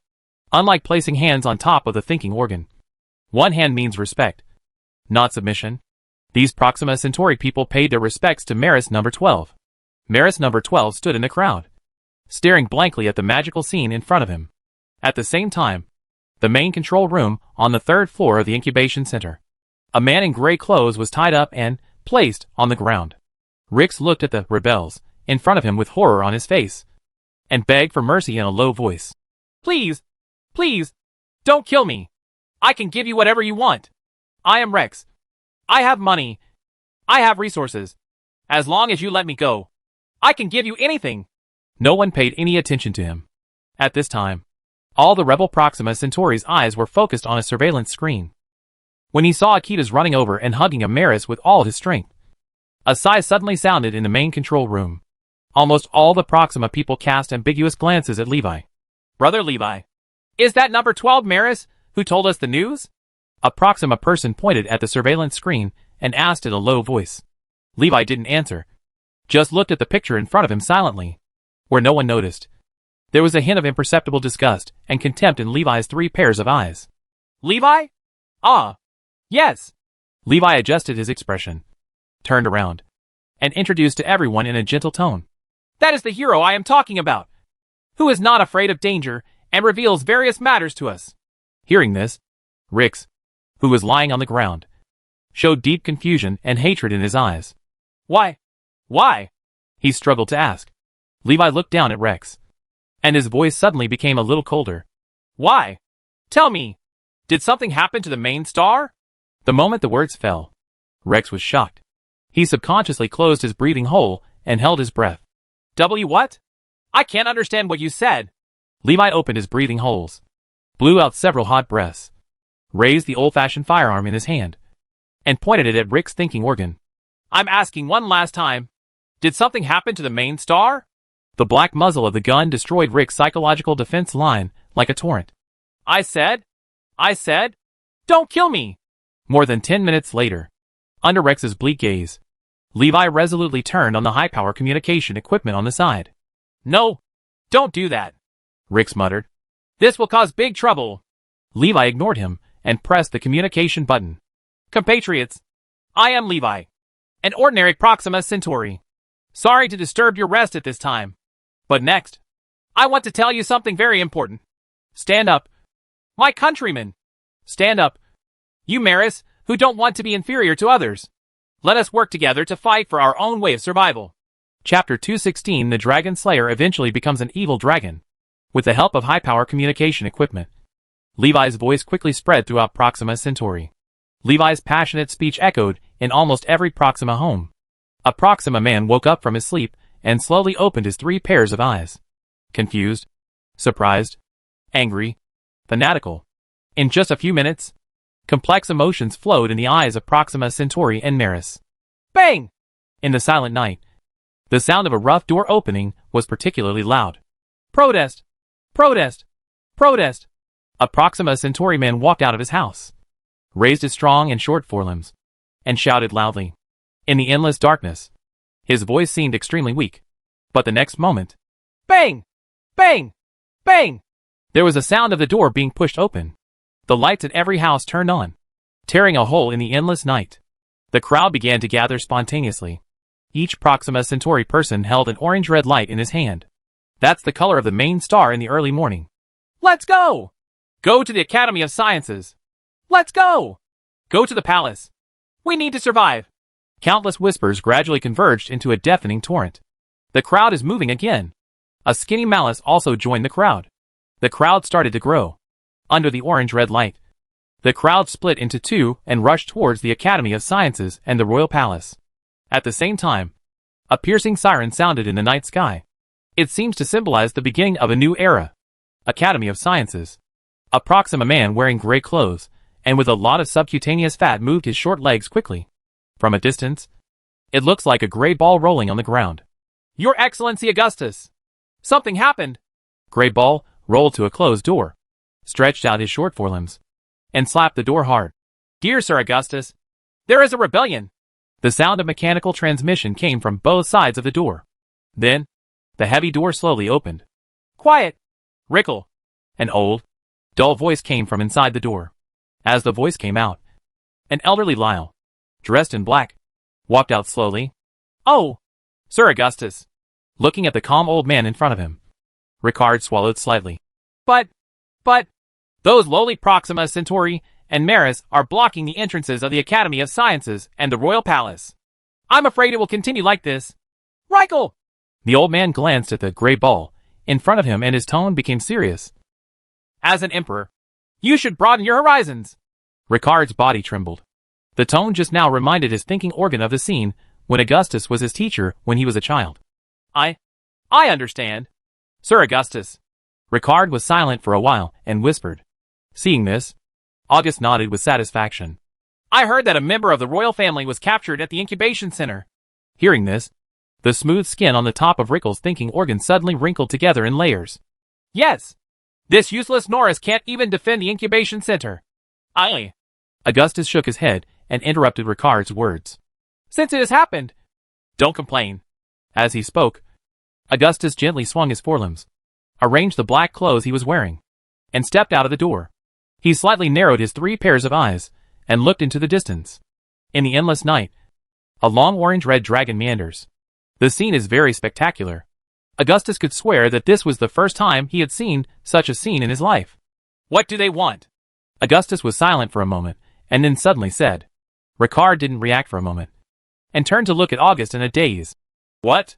August, who was wearing black clothes, seemed a little impatient and repeated his question again in a hurried tone. As he spoke, August's eyes were fixed on the long orange dragon in front of him. Only then did Ricard realize the meaning of August's words. But thinking of the rebel leader's request in the communication device, waves of knots appeared on the top of Rickel's thinking organ. What's going on? Augustus noticed Ricard's fear and asked immediately. Are their demands too excessive? Your Excellency Augustus, I don't think this can be described as excessive. Ricard opened his breathing hole and took a deep breath. They want to take over the manufacturing of starships, and they require to bring them with them. Everyone fled. At the end, Ricard added again, including Malice. Silence. Augustus did not speak, but silently looked at the endless orange-red light in the darkness in front of him. Ricard looked at Augustus in front of him with fear, fearing that this old man with the highest status in the Proxima Centauri civilization would vent his anger on him. But it was beyond Ricard's expectation. Not only was the old man lifeless, there was even a faint arc on the top of his thinking organ. Interesting, Augustus said calmly. Your Excellency August. Ricard swallowed slightly and asked in a low voice. What should we do? August glanced at Ricard beside him with a faint expression. What do you think? Rickel looked stern, narrowed his 3 pairs of eyes slightly, and said in a deep voice, High-energy laser weapons and space-based weapons are ready and can be launched at any time. It's just, there is only one incubation center in Proxima Centauri, and it would take too long to rebuild one. This will greatly delay the manufacturing process of the starship. August shook his head slowly.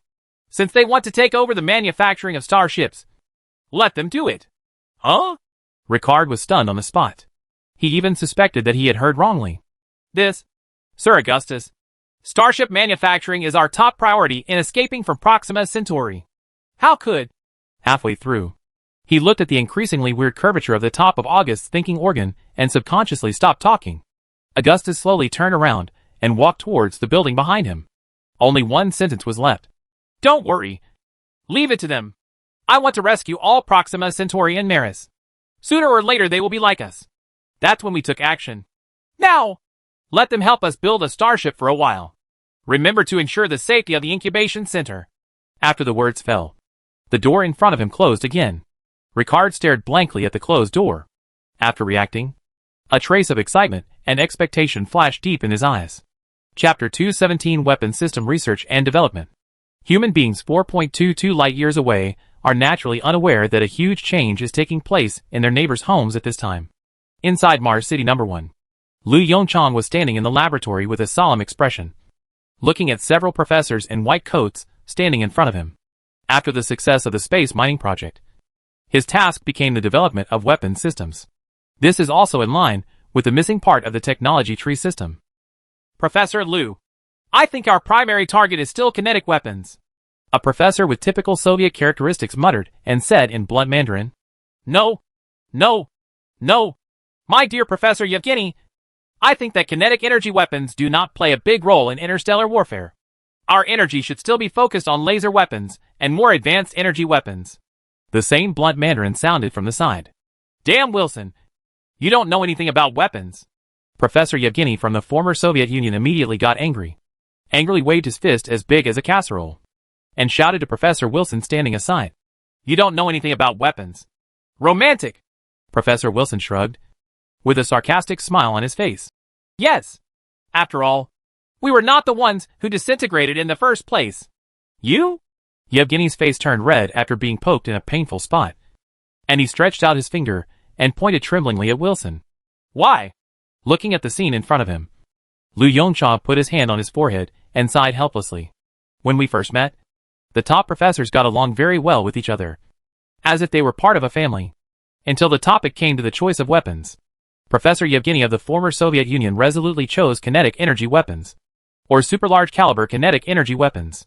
Caliber is truth. Range is justice. As for Wilson, formerly of the United States, he fully expressed his disdain for such backward weapons. At the same time, he believed that in interstellar wars, energy weapons that can reach the speed of light are the most suitable option. Then, the two started a close argument until Wilson said the last words that broke the defense. Okay. Seeing that the two were about to stage a real-person PK in the laboratory, Lu Yongchang quickly scolded. Please calm down. Otherwise, you two won't be needed for this weapon development. The moment the words fell, Yevgeny and Wilson quickly distanced themselves and stood there with stiff expressions. Professor Liu, believe me, kinetic weapons are a man's choice. Yevgeny obviously wanted to continue to promote the theory that caliber is truth. But he was glared at by Lu Yongchang. Lu Yongchang looked at the two people in front of him silently, pondered for a while, and then he slowly said, Laser weapons and energy weapons are our next key research directions. Interstellar wars are different from wars on Earth.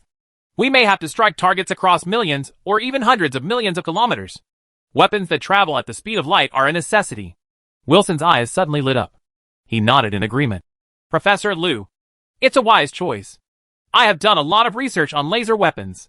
You can safely leave this task to me. Completely different from Wilson's reaction. Yevgeny's face looked ashen at this time, like a defeated rooster. Lu Yongchang glanced at Yevgeny, chuckled and said, As for kinetic weapons, we can't give up. After all, in close contact, the power of kinetic energy weapons is quite good. This is also the result of what he thought about for a long time last night. Before the so-called protective shield technology, there was no doubt about the ability of kinetic energy weapons to cause damage in close contact. The greater the mass and the faster the speed, the higher the energy it carries. The characteristics of energy weapons are indeed more suitable for interstellar combat. But according to the current laser technology that humans have mastered, it is estimated that it is really not enough to see in the universe. If I have to draw an analogy, the laser technology currently mastered by humans is like a water gun in the battle between interstellar civilizations. It's not very harmful. It's very insulting. Therefore, before the prospect of energy weapons is clear, high-intensity kinetic energy weapons are undoubtedly the best choice for mankind at present.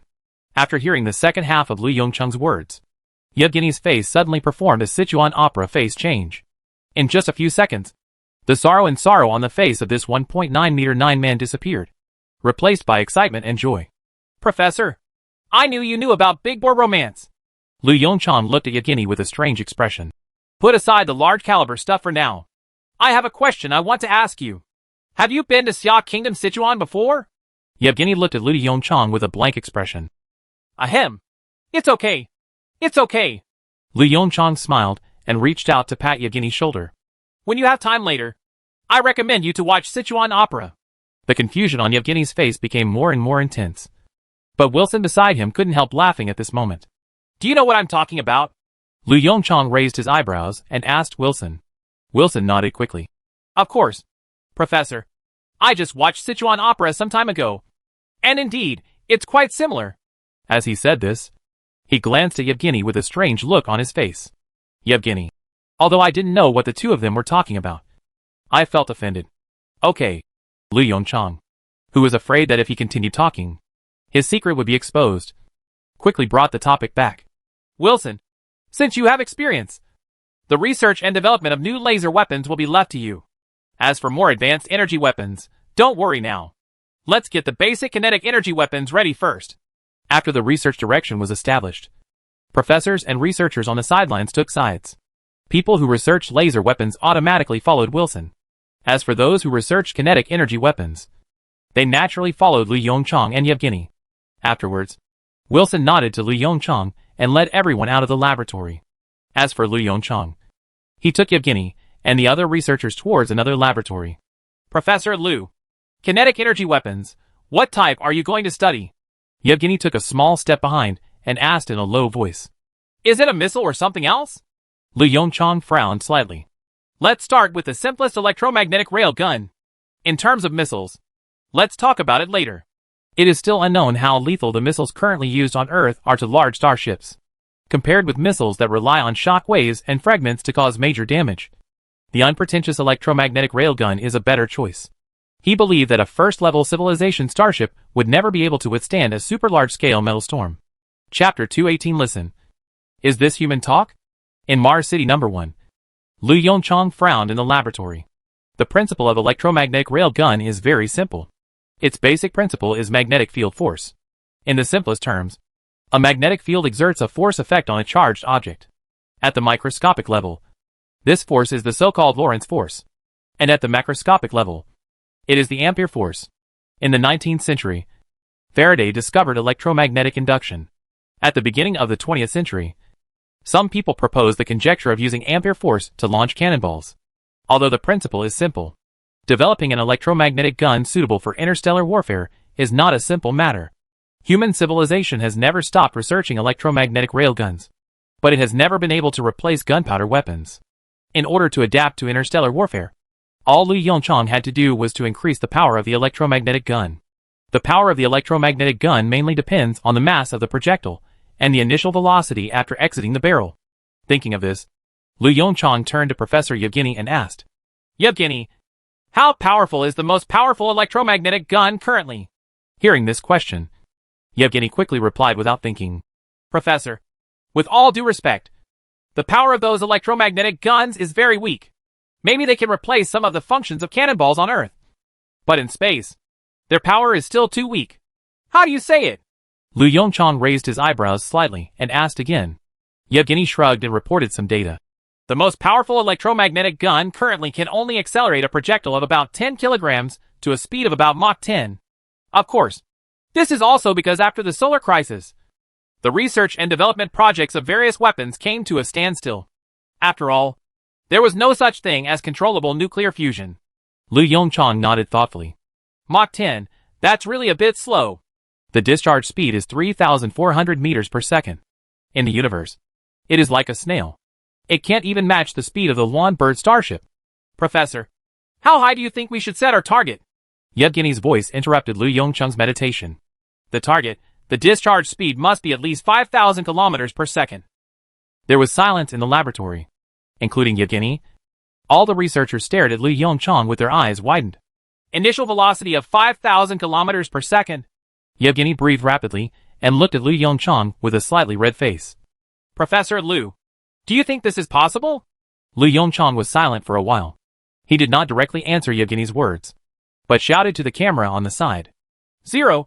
According to ideal conditions, how much can the fusion reactor on the Luania starship increase the initial speed of the electromagnetic gun? The holographic image unfolded instantly. A string of data flashed across it. 0 responded in a calm tone. Professor, according to calculations, if the starship power and various problems are not considered, it can accelerate a standard projectile to 20,000 kilometers per second. Here, a faint smile appeared at the corner of Lu Yongchang's mouth. Look, 5,000 kilometers per second is relatively low. Yevgeny looked at the calculation process on the holographic image and swallowed slightly.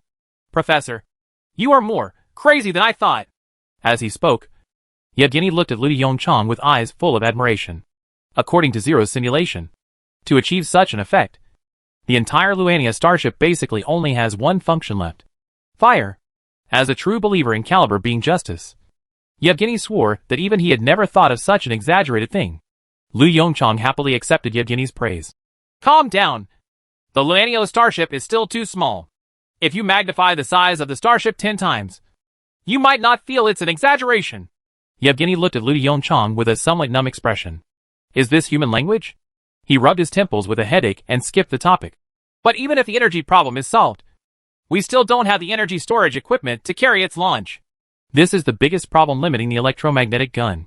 Energy storage. Needless to say, electromagnetic guns require extremely fast energy discharge and charging technology. The energy discharge problem is related to the power of the electromagnetic gun. The electromagnetic gun requires instantaneous power, and the energy storage device needs to release its stored electrical energy at once in a very short time. The charging problem is related to the continuous combat capability of the electromagnetic gun. You can't have a buffer time of several hours after firing a SHL, right? Of course, on the premise of fast charging and discharging. Energy storage equipment also has a hard requirement: the capacity of the energy storage device. I want to take into account these 3 requirements. Yevgeny is certain that human beings currently have absolutely no such exaggerated energy storage technology. Faced with Yevgeny's doubts, Lu Yongchang nodded calmly. Don't worry. There is no need to worry about energy storage technology. I already have a solution. What you have to do is complete the basic structure of the electromagnetic gun. Yevgeny, at this moment, his eyes were filled with doubts about himself. When did he take over such an easy research and development task? As long as the basic structure of the electromagnetic gun is completed. That's it? He took a deep breath and nodded silently. Professor, I listen to you. Lu Yongchang smiled and patted the strong back of the Sioux man in front of him. Come on. I hope to see results within half a month. After saying that, He turned around and walked quickly towards his office. He needs to realize the inspiration that flashes through his mind. Yevgeny's face froze. Now, he decided to take back his previous exclamation. Is this a task that humans can accomplish? Wait, Professor. Half a month? Did you tell the wrong time? Yevgeny followed Lu Yongchang in a hurry and asked. Naturally, Lu Yongchang did not stop. He just waved his hand and left a message. Believe in yourself. You can definitely do it. Seeing Lu Yongchang's retreating figure, the corners of Yevgeny's eyes twitched violently twice. Calm down, Professor Yevgeny. A researcher from the former Xia kingdom took a step forward and patted Yevgeny on the shoulder comfortingly. Just get used to it. Professor Lu's scientific research mission has always been this way. It's okay if we sleep less in the past half month. Yevgeny turned his head and looked numbly at the smiling researchers. Are you always like this? Several yellow-skinned scientific researchers nodded with smiles and said in unison. Of course. Yevgeny's face became darker and darker. Chapter 219 Superconducting Magnetic Energy Storage Device. When Lu Yongchang returned to the office, he picked up the pen on the table, pulled out a brand new A4 paper, and began to write and draw. It didn't take long and a standard sketch appeared on the paper. The camera on the side turned its angle and carefully observed the patterns on the paper. Professor, do you want to use a superconducting magnetic energy storage device? The moment Lu Yongchang put down his pen, Zero's voice rang out. Hearing Ling's question, Lu Yongchang's eyes showed a bit of surprise. This should be the first time Zero took the initiative to speculate on what he had drawn on the drawing. Zero, do you know this? As soon as he finished speaking, Lu Yongchang showed a somewhat self-deprecating smile on his face. Also, how could Zero not recognize this thing? At present, all human data is basically stored on Zero. This energy storage facility, which has been proposed for a long time, is naturally in its database. Yes, Professor. There is information about it in the database. Zero didn't know what Lu Yongchang was thinking, so he answered clearly. The so-called superconducting magnetic energy storage device has a very simple principle, which is a coil made of superconducting materials. The grid feeds electric current into it, creating a magnetic field in the coil, thereby storing energy. And because of the characteristics of superconducting coils, current will always exist in the closed coil. Until needed, the current will be released. Such a cycle constitutes an energy storage device with a simple principle. Compared with ordinary energy storage devices, superconducting magnetic energy storage devices have many advantages. First, it can store energy without loss for a long time. The second is what Lu Yongchang needs: fast response speed, strong charging and discharging performance. Based on the above 2 points, it can be said that this is the perfect electromagnetic gun energy storage device. As for why previous electromagnetic guns did not use this device, the reason is naturally very simple. In the absence of room temperature superconducting materials, superconducting magnetic energy storage equipment is expensive and consumes a lot of money. It can be said that the gain outweighs the loss. Lu Yongchang put back the thoughts in his mind, relaxed slightly, lay back on the office chair, and said softly, Since you have information in the database, please help me simulate it. How large a scale of superconducting magnetic energy storage equipment can meet the needs of the electromagnetic gun? Roger that, Professor. As Zero finished speaking, the holographic image flickered, illuminating the somewhat dim room.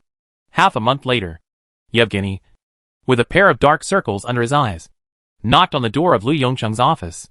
Professor, Yevgeny shouted in an extremely weak voice. Click. There was a sound of the door lock twisting, and the door opened automatically. Hack! When he saw Yevgeny outside the door, Lu Yongchang let out a soul-stirring sigh. Professor Yevgeny, what's wrong with you? Upon hearing Lu Yongchang's inquiry, Yevgeny twitched the corners of his mouth weakly and showed a forced smile. No, it's nothing. It's just that I worked overtime for half a month. It doesn't matter. By the way, Professor, we have completed the basic structure of the electromagnetic gun according to the task you assigned. Looking at the exaggerated acting skills, Lu Yongchang's eyes twitched. Lu Yongchang sighed softly and stood up from his seat with a concerned look on his face. It's a pity. I originally wanted you to come with me to test the performance of the energy storage equipment. Now it seems that you need a vacation. That's it, Professor Yevgeny. You go back and rest first. I will arrange for someone to continue the second half of the electromagnetic gun development. Yevgeny stood there with a confused look on his face. This energy storage equipment completed? In just one sentence? He was completely dismissed? What a joke. If he couldn't see the scene of this electromagnetic gun firing, he would die with his eyes open. He quickly stretched out his generous palm and rubbed his cheek vigorously. Professor Liu, you misunderstood me. I feel like I'm in good spirits now, and don't need any rest at all. Lu Yongchang's eyes were full of smiles, because the research and development progress was perfectly in line with expectations. Lu Yongchang, who was in a good mood, joked to Yevgeny. Seriously? Don't worry about my opinion. If you are tired. No. Yevgeny said anxiously in his native language. Professor, believe me, I'm definitely not tired. Listening to the rapid snapping sounds, Lu Yongchang laughed and walked out of the office. Yevgeny was left standing blankly at the door of the room, staring blankly at Lu Yongchang's retreating figure. What are you doing standing still? Lu Yongchang's voice came from the front. Follow me to the testing site. The confusion in Yevgeny's eyes dissipated instantly. He responded and chased after Lu Yongchang. Professor, is this a superconducting magnetic energy storage device? When he saw a huge device made of coils on the testing ground, Yevgeny's eyes showed a bit of astonishment and asked in a low voice. That's right. Lu Yongchang patiently explained the reasons for choosing this device. I see. Yevgeny suddenly realized. So, with room temperature superconducting technology, this thing is indeed the perfect energy storage device for the electromagnetic gun. Lu Yongchang nodded slightly and said directly without saying any more nonsense. 0. Are the electromagnetic gun simulation calculations completed? Calculation completed. Zero's voice rang out from the speaker. And then the holographic image listed the calculation results in front of the two of them. Looking at the demand for energy and energy storage equipment above, Yevgeny smacked his lips lightly. This is exaggerated data. In the past, he wouldn't even dare to think about it. But now, Yevgeny looked at the device in the distance with a hint of anticipation in his eyes. Maybe he can see the giant ship and cannon seen in his dream. 0. Start the first charge and discharge test. After seeing the data, Lu Yongchang raised his eyebrows slightly and spoke directly. The next moment, the lights in the venue dimmed for a moment. Not only the lights of the test site, but also the lights of the entire Mars city dimmed a bit at that moment. That is the charging performance of the superconducting magnetic energy storage device.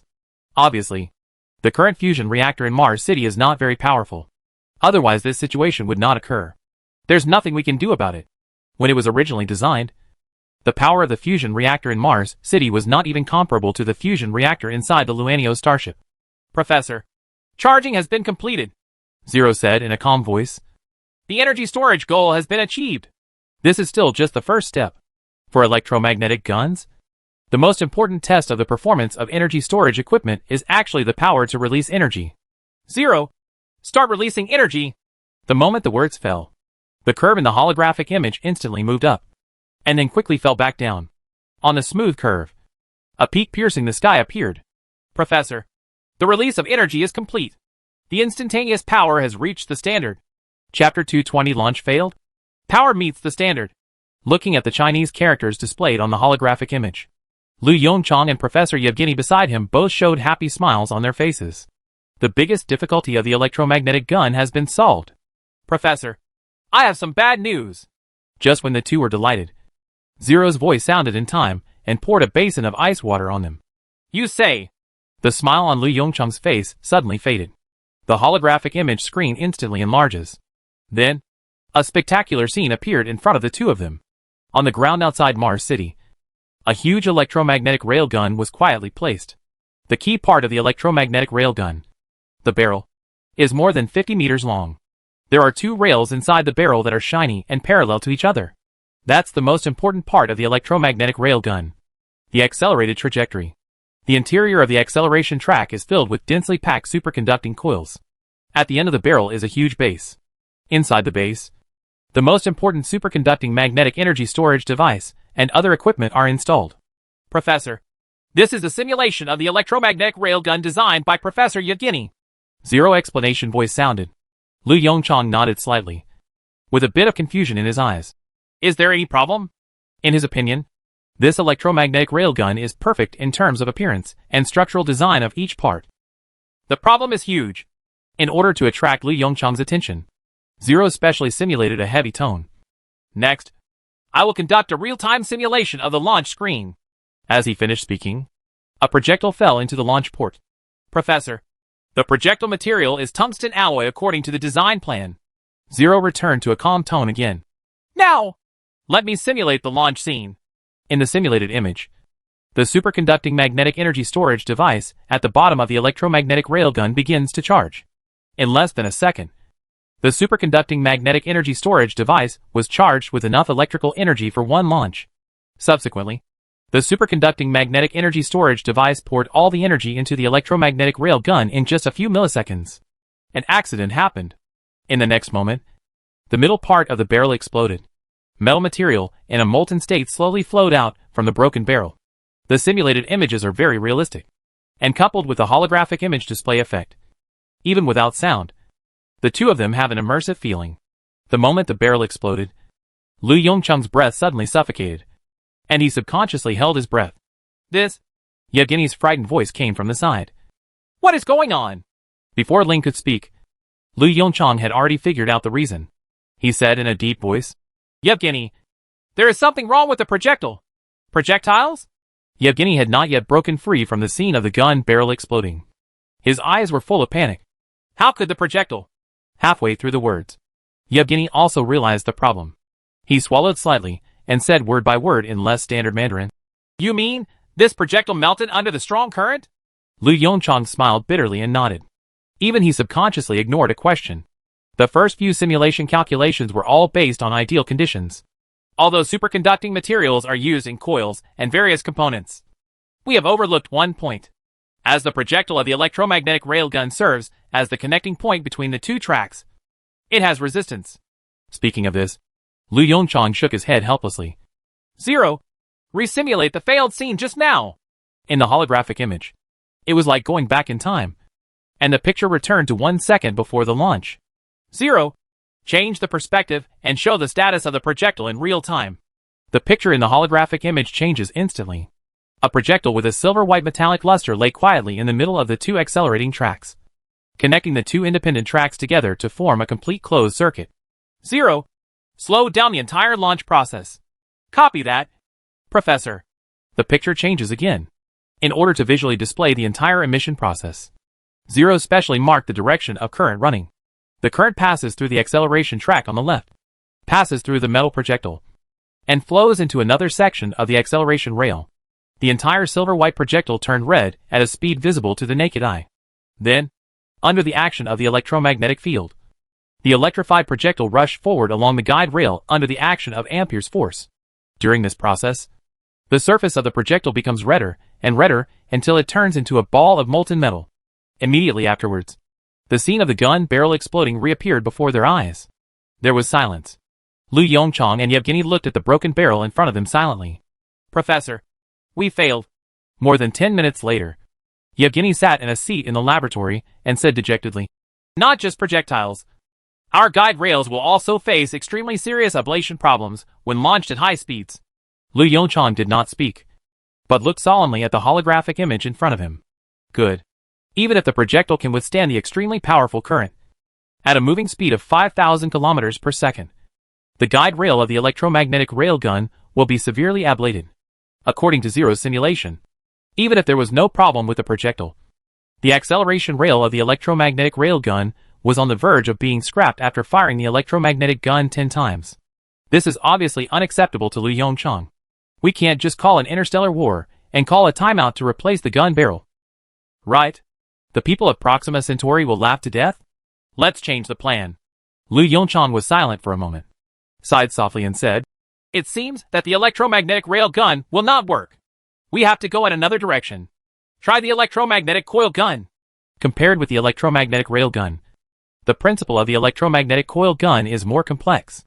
Unlike rail guns, electromagnetic coil guns are equipment that accelerate magnetic materials to extremely high speeds through a projection accelerator composed of countless coils. Although both are electromagnetic guns, the electromagnetic coil gun contains higher technological content. Coil gun? Yevgeny frowned, stood up and thought. Yes, coil guns can indeed avoid a series of accidents that occur on railguns. The projectile of the electromagnetic coil gun is made of magnetic material and does not come into contact with the barrel. To be precise, The projectiles of the electromagnetic coil gun are suspended in the barrel under the constraints of the magnetic field. This directly solves the problem of barrel ablation. There is no current flowing inside the projectile, and no heat is generated. Fundamentally solve the problem of rail gun explosion. Only, where there are advantages, there must also be disadvantages. Compared with electromagnetic rail guns, electromagnetic coil guns must have their disadvantages, due to issues such as structural complexity and coil synchronization. The stability of the projectile launch will not be very good. This is also the reason why humans chose to study electromagnetic rail guns in the past. Chapter 221 Electromagnetic Coil Gun. Professor, the stability of the electromagnetic coil gun. A trace of worry flashed in Yevgeny's eyes, and he said to Lu Yongchang, Interstellar warfare requires extremely high accuracy. Even if there is a slight change in the direction of the projectile launch, it will cause a huge error in the end. Lu Yongchang nodded. He naturally knew this, which was why he chose the electromagnetic railgun in the first place. A slight difference can make a huge difference. This sentence is very suitable to describe interstellar war. Even a deviation of 1 micron can cause an error of tens, or even hundreds of kilometers. After all, unlike missiles, electromagnetic guns can adjust their direction in real time. In space, projectiles without abnormal conditions will only travel in a straight line. Lu Yongchang pondered for a moment, turned to Ling and asked, Ling, can you complete this part of the work? After a short wait, Ling responded in a calm voice. Professor, there is insufficient experimental data to make a judgment. I need a lot of experimental data to improve the algorithm. Lu Yongchang nodded thoughtfully. If there is no direct veto, it seems that there is still a chance. 2037.7. 2 months after the establishment of the Starship Weapons System Research and Development Project. A section of gun barrel that is more than 30 meters long and has a caliber of 1.2 meters lies quietly in the factory in Mars City. Next to the gun barrel is a huge base and various parts. Lu Yongchang stood next to the barrel, reaching out and gently brushing the coal barrel, with a hint of emotion in his eyes. Professor, Yevgeny's excited voice came from the side. When will we test its power? Unlike Lu Yongchang, Yevgeny had only one idea about this giant cannon at this time: when can he fire it to test the effect? Lu Yongchang turned to look at Yevgeny, whose face was full of excitement, and shook his head with black lines on his head. What are you thinking about? This big guy definitely can't be launched on Mars.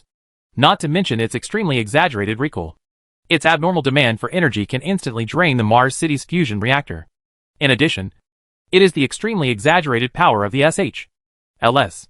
Compared with electromagnetic rail guns, electromagnetic coil guns have higher energy utilization efficiency. Thanks to this, in simulation calculations, the initial velocity of the projectile reached 6,000 km/second, with a SH/L speed of 6,000 km per second. If something unexpected happens, Mars City will not be able to withstand such a blow. For safety reasons, the best way is to temporarily modify a Luanio starship, install it on the Luanio 1 starship, and conduct test firings in space. Okay. A trace of disappointment flashed across Yevgeny's face, and he nodded slightly. Lu Yongchang looked at the unassembled electromagnetic coil gun in front of him, and the experimental prototype in the laboratory some time ago came to mind.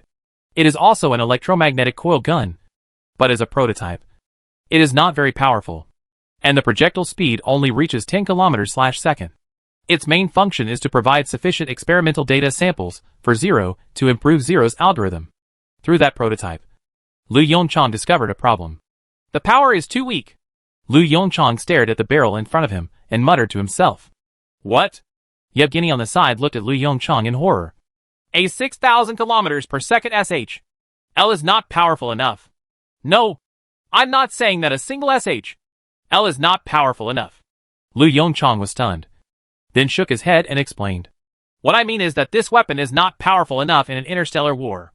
A metal projectile with a speed of 6,000 km per second and a diameter of 1 meter. Lu Yongchang believed that even a second-level civilization would not have many starship armors that could block this projectile. For a starship that can easily reach hundreds of meters, or even 1,000 meters, this small injury will not affect the battle situation at all unless it hits a key part. Unless it was exactly as he originally expected, using a metal storm saturation strike. However, in this way, the cost of a war may exceed his imagination. By then, humanity will be just a wandering civilization. After a journey of 4.22 light years, can it really still have so many ammunition reserves? Even if there is, Such an attack method will only be used at critical moments. Who is the winner at the beginning of landlord battle? Lu Yongchang sighed slightly, and briefly talked to Yevgeny about his concerns. Snapped. Yevgeny patted his thigh hard, and looked at Lu Yongchang excitedly. Professor, you should have told me earlier. I have an immature idea. Why don't you listen to it? Lu Yongchang looked at Yevgeny in front of him with suspicion. Thought for a while.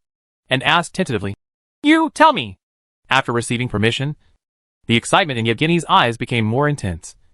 And he said happily, Professor, that's what I thought. Since you think it's not powerful enough, how about we just transform these projectiles into small nuclear bombs? Our current technology should be able to do this. Inside the factory, everything was quiet. Lu Yongchang looked at Yevgeny beside him in bewilderment. Can everything really be verified? However, after thinking about the previous incidents in which the Soviet Union used nuclear bombs to extinguish fires and hydrogen bombs to eliminate nuclear pollution, Lu Yongchang suddenly felt that everything made sense again. The corner of his mouth twitched slightly. Professor Yevgeny, the explosion power of nuclear bombs in space is not as powerful as on Earth. You should know this. Yevgeny didn't pay attention to Lu Yongchang's objection at all. He quickly turned his upper and lower lips and continued speaking at a very fast speed. Professor, we don't need that so-called shock wave to cause damage. Don't forget, fragments from exploding projectiles can also cause damage. In addition, there are nuclear radiation and electromagnetic pulses when a nuclear bomb explodes. There was a hint of emotion in Lu Yongchang's eyes. I have to say, he was moved. Ahem. He coughed hard and said with a somewhat unnatural expression. Well, let me verify it. If possible, we can make a batch of projectiles containing micronuclear bombs. Yevgeny's urgent voice sounded. Professor, don't worry. I have verified it with Zero. As he spoke, Yevgeny pressed the watch on his hand. A holographic projection appeared in front of Lu Yongchang. Looking at the detailed calculation process and simulation screen above, Lu Yongchang's eyes twitched again. Good guy. This is coming prepared. Zero. Lu Yongchang turned to the camera and said, How is the working condition of the mining robots on Earth? Zero's avatar appeared beside him. Professor, due to environmental influences, only a small half of the mining robots are still working. The Tower of Babel is no longer functioning. Jianmu is still functioning normally. Lu Yongchang looked stern. Let those mining robots go all out mining uranium. Chapter 222 Asteroid Attack.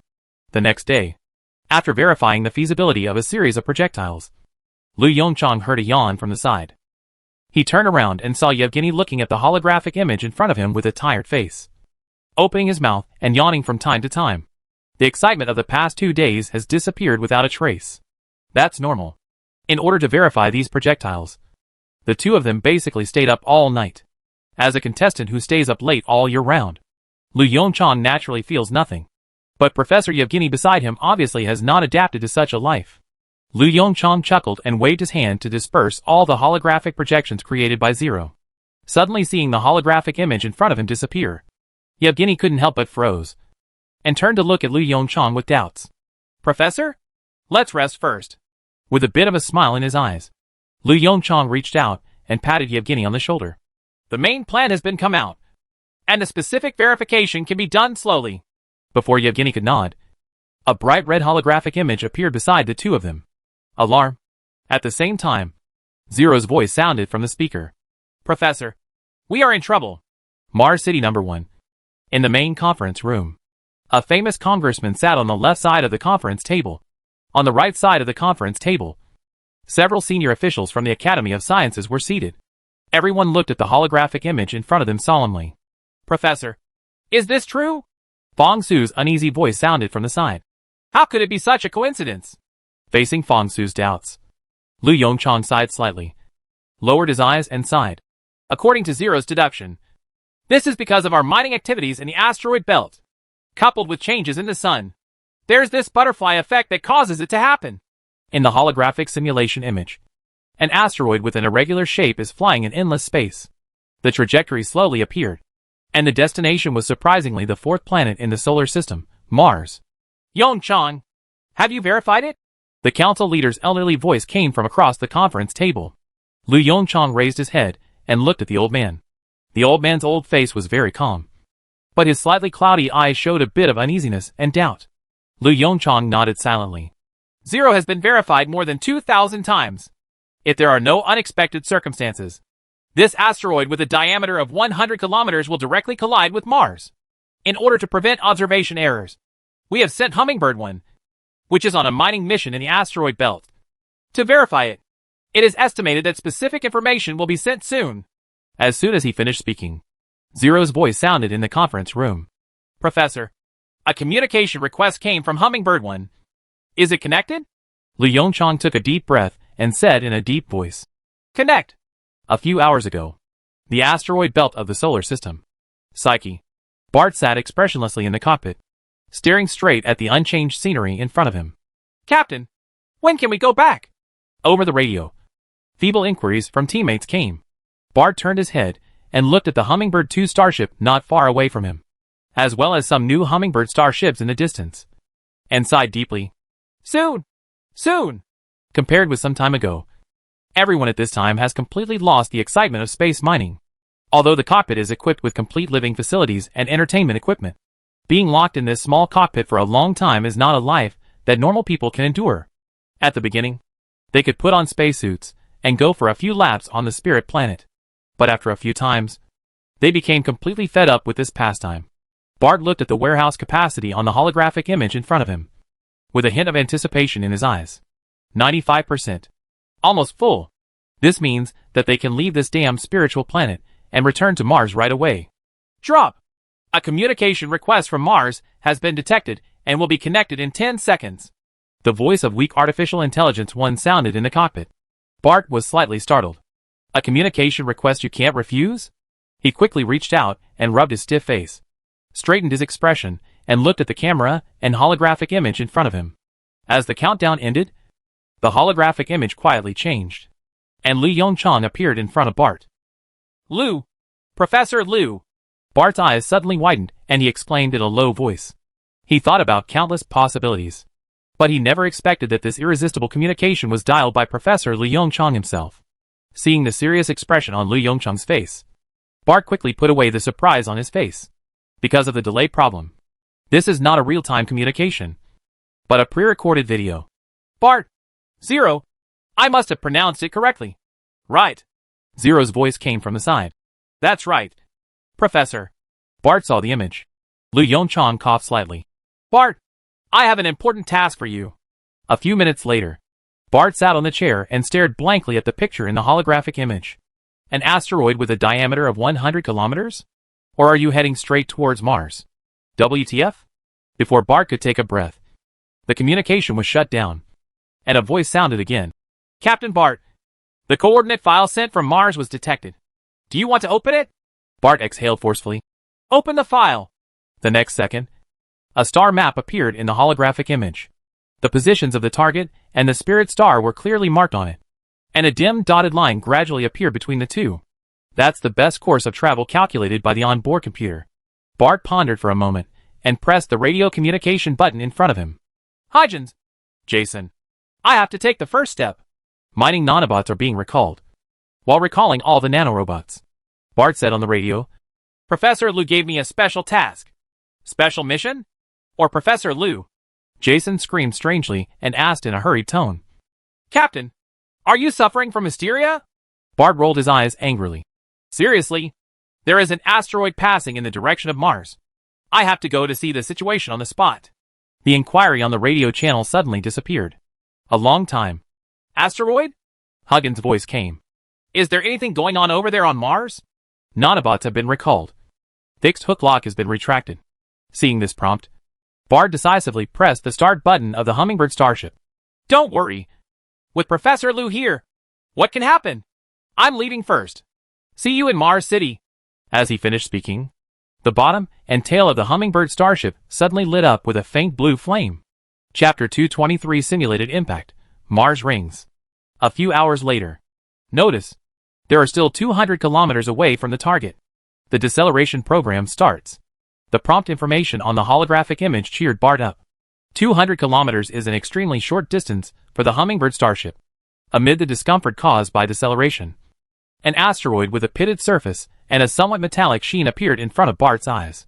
It is only half the size of the Spirit star, and the metallic luster on its surface is far inferior to that of the spirit star. 1. Start the docking process. Bart straightened up and stared fixedly at the ferocious-looking asteroid in front of him. According to Professor Liu's request, he needs to land on the asteroid and detect its internal material composition. Under Yi's control, the Hummingbird starship gradually slowed down and moved towards the asteroid. Mars City Number 1. In the main conference room. The moment the communication was connected, the true appearance of the asteroid appeared in front of everyone's eyes. The Hummingbird starship slowly docked on it. As the nanorobots were dispatched, rows of precise data appeared in front of Lu Yongchang. 30% iron and nickel, and 50% rock. Lu Yongchang put his hand on his chin and nodded thoughtfully. After a few minutes, the data transfer is completed. Professor Liu? Albert across the conference table looked at Lu Yongchang nervously. Can Mars withstand the impact of this asteroid? Hearing this question, Lu Yongchang couldn't help but be stunned. Then, he looked at Albert with a strange look on his face.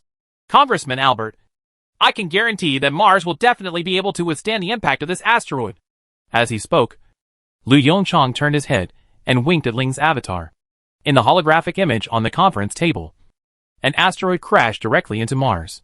Of course, we will definitely not be able to withstand the impact of this asteroid.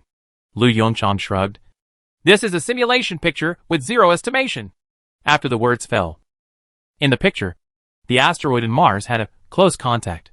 The area near the huge crater is filled with hot magma. That is the result of the kinetic energy carried by the asteroid being converted into internal energy. The environment on the surface of Mars has undergone earth-shaking changes. Even calling it H.L. is no exaggeration. At the moment of impact, countless rocks were accelerated to escape velocity and flew into space. Time starts to speed up. Under the influence of Mars' gravity, they formed a ring-like structure similar to the rings of Saturn. When the dust settled, Mars became the only solid planet with rings in the solar system. Looking at the simulation screen in front of him, Albert swallowed slightly. Yongchang, don't scare other members. The speaker's voice came. Is there any solution? Lu Yongchang smiled relaxedly and stood up from his seat. There are currently 2 solutions. First, send a large number of Hummingbird mining starships to disintegrate them all before they arrive. The members of the House of Representatives nodded. This is a good solution. Lu Yongchang changed his voice. However, there is a problem with this plan. According to the mining speed of the Hummingbird starship, even if we send all the Hummingbird starships in the asteroid belt, there will still not be enough time. Therefore, I prefer the second option. As he spoke, Lu Yongchang stretched out his hand and drew it in the air. A brand new holographic projection screen appeared in front of everyone. In the picture, a ferocious-looking starship was parked quietly next to the Mars spaceport. On the front section of the starship, 5 thick gun barrels are arranged in sequence. Is this a one bird? The council member frowned and asked softly. Lu Yongchang's eyes lit up, and he nodded towards the old man. Congressman, you have good eyesight. You can recognize this Luenio starship after its change to this. The old man smiled and shook his head. So, what can this modified starship do?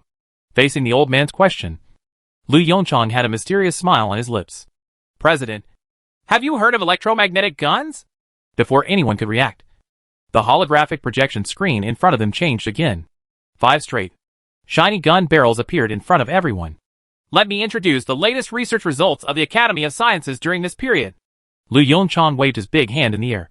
Electromagnetic coil gun.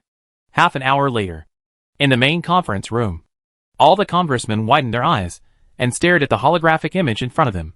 Professor Liu, is this data reliable? Jingpu's eyes were slightly red, and he was breathing rapidly. Can the speed of artillery LS really reach 6,000 kilometers/second? There is also a miniature nuclear bomb inside? This isn't the power of this shot. Jingpu took a deep breath and exclaimed in an exaggerated tone. Destroy the world? Jingpu's eyes showed a look of relief and satisfaction. As the former president of the Soviet Union, the moment he saw this rough barrel, he felt that his life had been sublimated. Lu Yongchang's mouth twitched. Congressman Jingpu's expression at this time was exactly the same as that of Yevgeny a few days ago. Member Jingpu, calm down. Lu Yongchang sighed softly. This thing is not as powerful as you think. Maybe it's not bad for dealing with asteroids. But in an interstellar war, this thing cannot play a decisive role. Jingpu's expression froze. Before he could continue speaking, the voice of the parliamentarian came again. Yongchang, How is the manufacturing progress of this Luanio? Hearing this, Lu Yongchang's face became embarrassed. Ahem. He coughed hard twice. Manufacturing progress. Currently, the Luanio starship has entered the Mars spaceport. The main conference room was quiet. Fong Su, who was sitting next to Lu Yongchang, silently reached out and covered his eyes. What is this? You mean, the transformation hasn't started yet? The chairman was silent for a while, and then confirmed again with a strange expression. Lu Yongchang nodded silently. The atmosphere in the conference room became increasingly weird. But it's not a big problem. Lu Yongchang smiled awkwardly, slid his hand in the air, and switched the holographic projection screen. According to calculations, the asteroid will arrive near Mars in 1 month.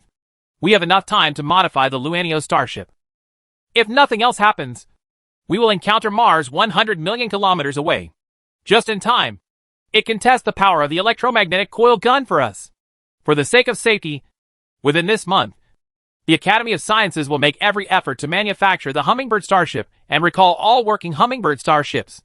Once the electromagnetic coil gun fails to intercept, we can also break it into pieces that are less lethal. Chapter 224 The Sound of Shattered Dreams 2037.8 Half a month after the plan was finalized. Outside the Mars spaceport, the tail of a strange-looking starship lit up with faint blue flames and slowly sailed towards the endless deep space. The starship, as a whole, can vaguely see the shadow of the Luanio starship. This is also thanks to the structural design of the Luanio starship. The fusion reactor is installed at the rear of the starship. As a result, this strange-looking starship completely retained the butt of the Luanio 1 type.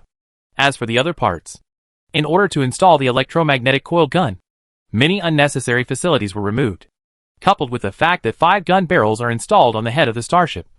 The shape of the starship looks particularly strange. There is an indescribable weird splicing style.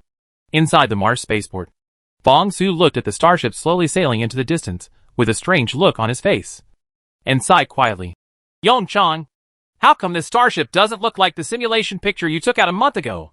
Lu Yongchang turned his head and glanced at Fong Su beside him with a look of helplessness. This is the nth time he has heard this question. In the past few days, a member of the House of Representatives and a researcher expressed their curiosity about the appearance of this starship. There's no way. Time is tight. So it's good to be able to transform it into this.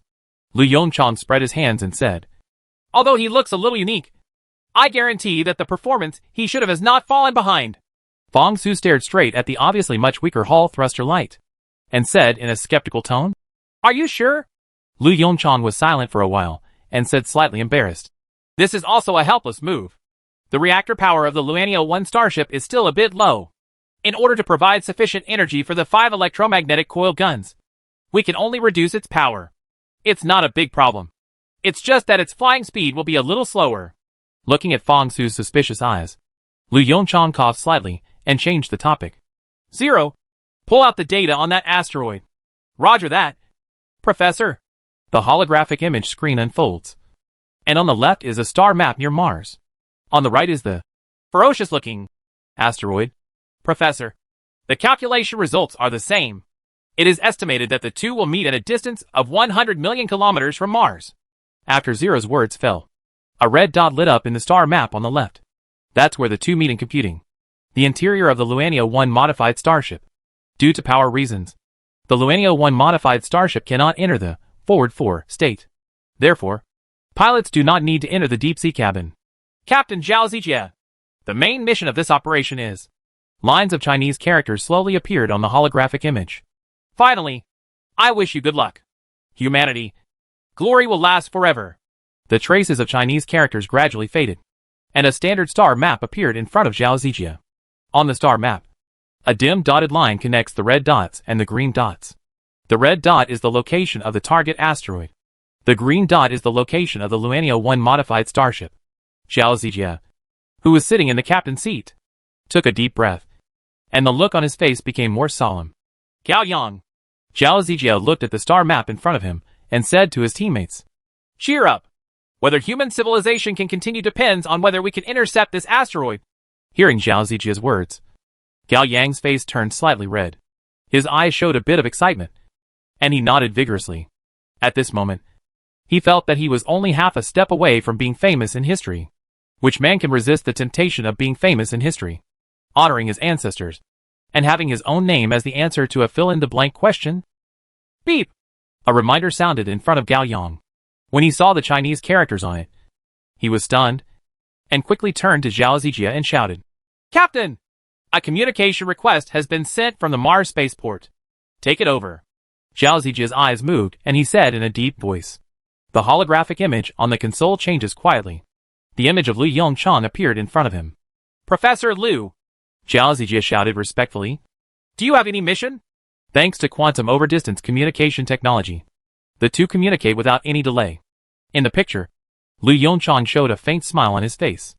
Zhao Zijia, relax. Your mission this time is actually to test the power of this weapon. Zhao Zijia's eyes widened slightly. Testing the power of weapons? Isn't it meant to intercept asteroids? Lu Yongchang smiled and nodded. There is also a need in this regard. But relax. Even if you fail, nothing will happen to Mars. The Hummingbird starship has arrived at the scheduled location. So, be brave and fire when it's time to fire. For weapons testing, you have to fully demonstrate its performance. Zhao Zijia stared blankly at the holographic image in front of him. Can it still be like this? He subconsciously turned to look at Gao Yang aside, trying to get some feedback from his teammates.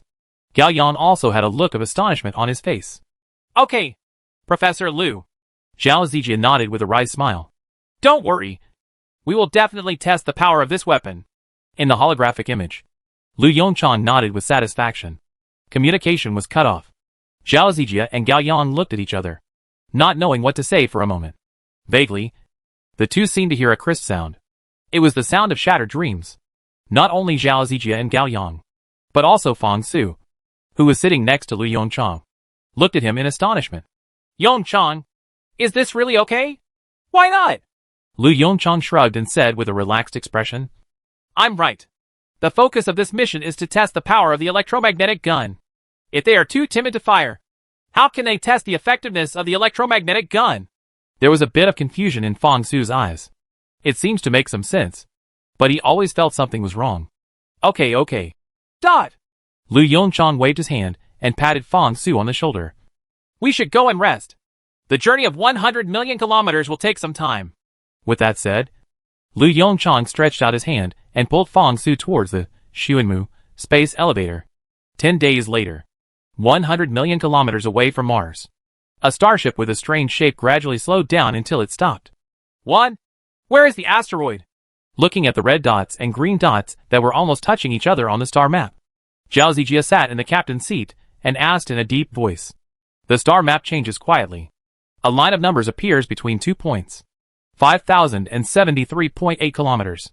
As time goes by, this number continues to shrink. Gao Yang, contact Mars. Zhao Zijia stretched out his hand to rub his stiff face, cheered up and said, It's time for us to get to work. Chapter 225 Main Gun Salvo. The communication was quickly connected. Professor Liu, we have arrived at the scheduled location. Seeing Lu Yongchang, Zhao Zijia asked urgently.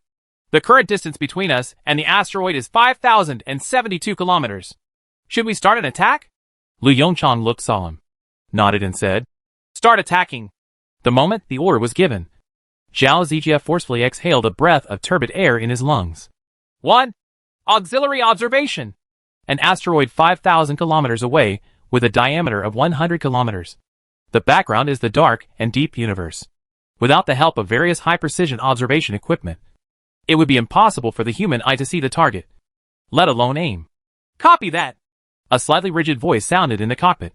Then, the holographic image on the console changed, and an irregular-shaped asteroid appeared in front of him. Zhao Zijia didn't hesitate at all. 1. Turn on the aiming assist function. A green crosshair suddenly appeared in the holographic image. Aim assist function is turned on. Zhao Zijia swallowed slightly, moved the joystick slightly, and pointed the green crosshair at the target asteroid. Gao Yang, activate an electromagnetic gun. Zhao Zijia stared at the holographic image in front of him and said in a deep voice, Don't start the other 4 yet. Let's try the power of a cannonball first. Under the watchful eyes of all the pilots in the starship, he pressed the button to launch the electromagnetic gun.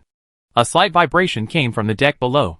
The operating power of the nuclear fusion reactor at the rear of the starship soared instantly. The most powerful energy in the star system is concentrated in the fusion furnace.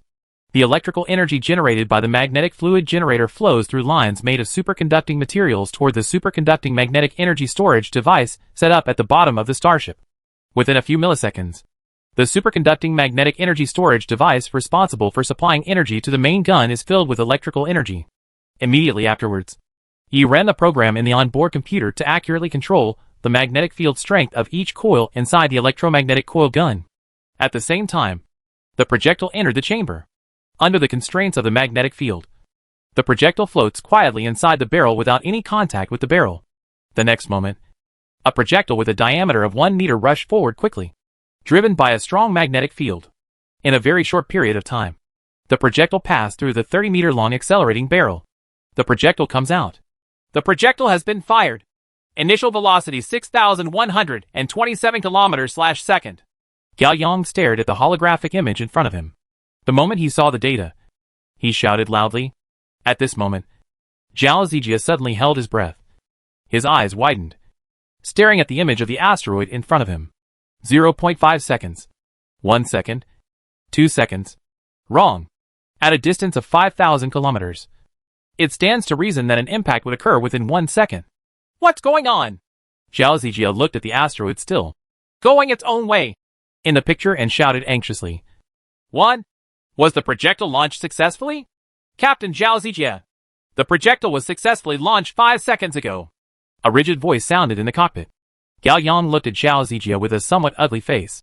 Captain, could it be that our fight was wrong? Zhao Zijia's face changed slightly, and he turned to look at the aiming screen. The asteroid sat quietly in the center of the crosshair. No, there's no problem with aiming. Zhao Zijia turned to the holographic projection aside for help. In the projection screen, Lu Yongchang sighed slightly. Sure enough, the control of this electromagnetic coil gun is still a big problem. 0. Take control. The moment he finished speaking, a familiar electronic synthesized sound sounded inside the starship. Roger that. Professor, starship control has been taken over and the trajectory of the previous projectile is being analyzed. The control program is being adjusted. Adjustment is complete. Continue firing. Before Zhao Zijia could react, another projectile rushed out of the barrel. 1 second later, the launch was successful but missed the target. Readjusting data. As Zero's voice continued to sound, the main gun barrel fired more than 10 projectiles in sequence. Zhao Zijia's eyes twitched, and after looking at Gao Yang beside him, he sighed helplessly. This precision. Wouldn't it be too bad? Just when everyone was disappointed with the performance of the electromagnetic gun, a powerful flash of light appeared on the asteroid in the holographic image. While countless rock fragments were scattered, the asteroid's trajectory changed dramatically. The 16th test. The projectile was launched successfully and hit the target. Ling Shanshan's voice reporting was late. Okay. Successful? Zhao Zijia's Adam's apple twitched and his eyes were fixed on the holographic image in front of him. The light gradually dissipated. A huge crater appeared on the surface of the asteroid. Although this projectile did not disintegrate the asteroid, everyone could still feel the huge power of the electromagnetic gun. Wait, why is there a flash? Gao Yang asked belatedly. It seems that the effect is almost the same as an explosion? It's very simple. Lu Yongchang's explanation voice sounded from the side. We have installed micronuclear bombs inside these projectiles. They are not very powerful. About the same as the one in Hiroshima. Gao Yang. Zhao Zijia. Nuclear bomb? Gao Yang's eyes showed deep fear. Professor Lu, are you saying that the tens of thousands of projectiles we brought are all filled with nuclear bombs? Zhao Zijia looked towards the cabin behind him with a pale face. They actually spent more than 10 days with tens of thousands of nuclear bombs. Calm down. Calm down. Lu Yongchang said cheerfully. It's not that exaggerated. Out of tens of thousands of projectiles, only a few hundred projectiles have micronuclear bombs loaded inside. Don't worry. We have taken adequate safety measures, and everything will be fine. There was silence in the starship. Zhao Zijia took a deep breath to calm down the agitated mood in his heart. Teach. Professor, are we going to continue firing projectiles now? Of course. Lu Yongchang looked surprised in the projection screen. What? You still want to bring these nuclear bombs back? Activating all koi guns. The lights in the cockpit dimmed. Main gun salvo.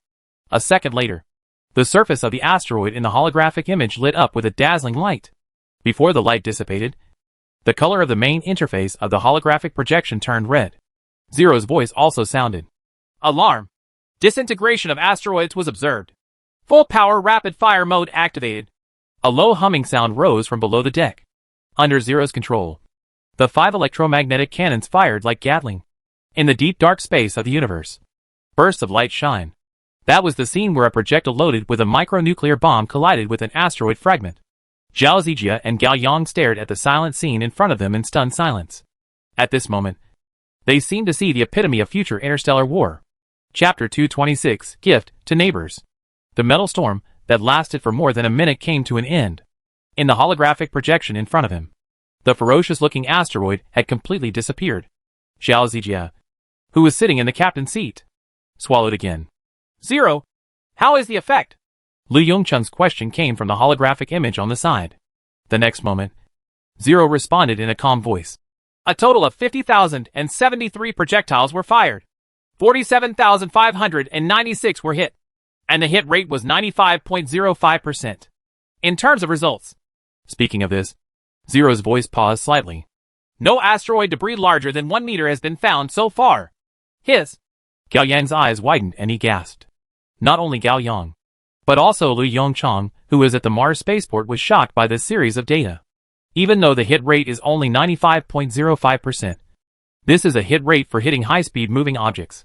The moment the asteroid disintegrated, I don't know how many large and small debris flew out, driven by the explosion of the micronuclear bomb. The speed of these debris far exceeded the original flight speed of the asteroid. With 5 electromagnetic guns, such appalling results can be achieved.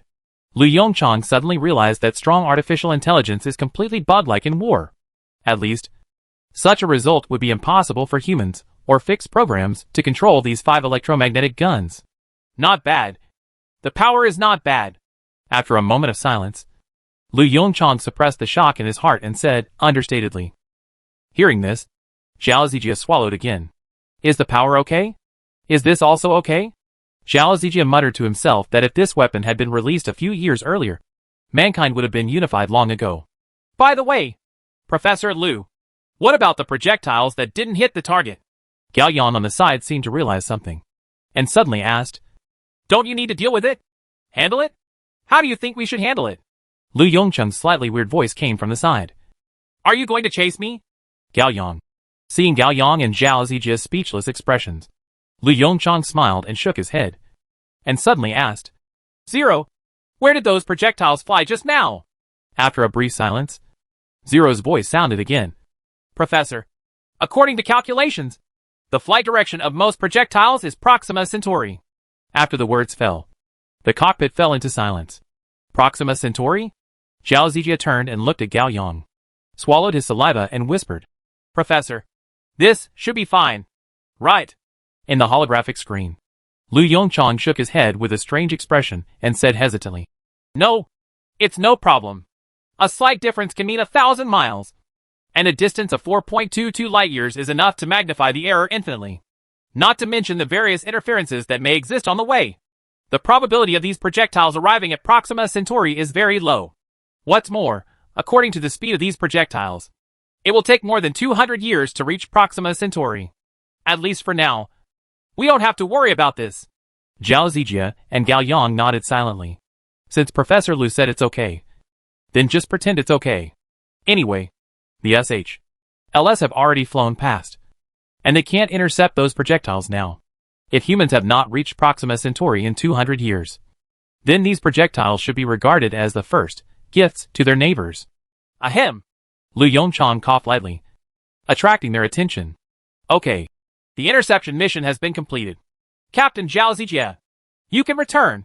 As soon as he finished speaking, Lu Yongcheng directly cut off the communication.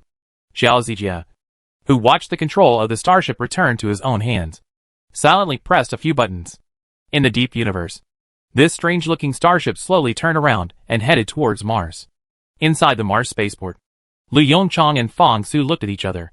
After a long silence, Yongcheng, Fang Su broke the silence. Those projectiles.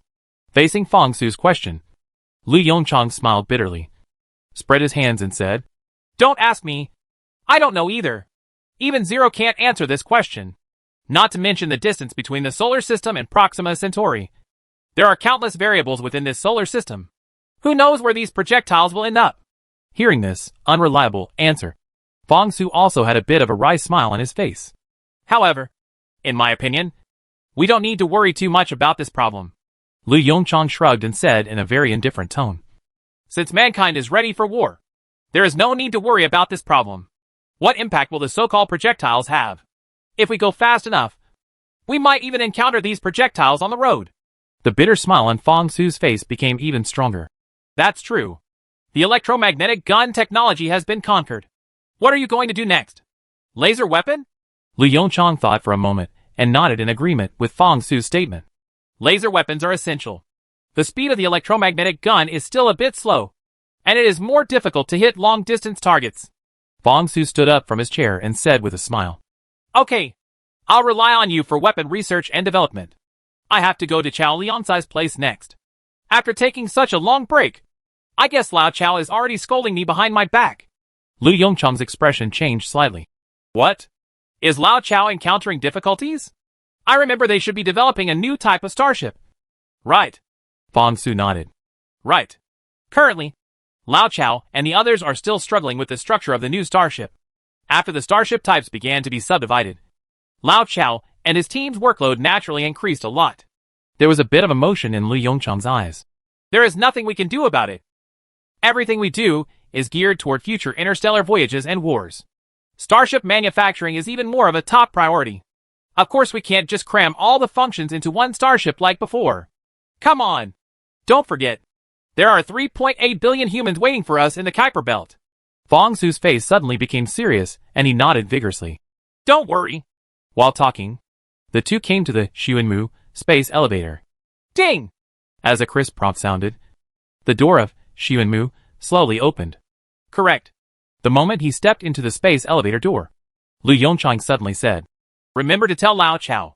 Tell him not to forget the chicken drumstick rice he owes me. A trace of astonishment flashed in Fong Su's eyes, and then he laughed and nodded.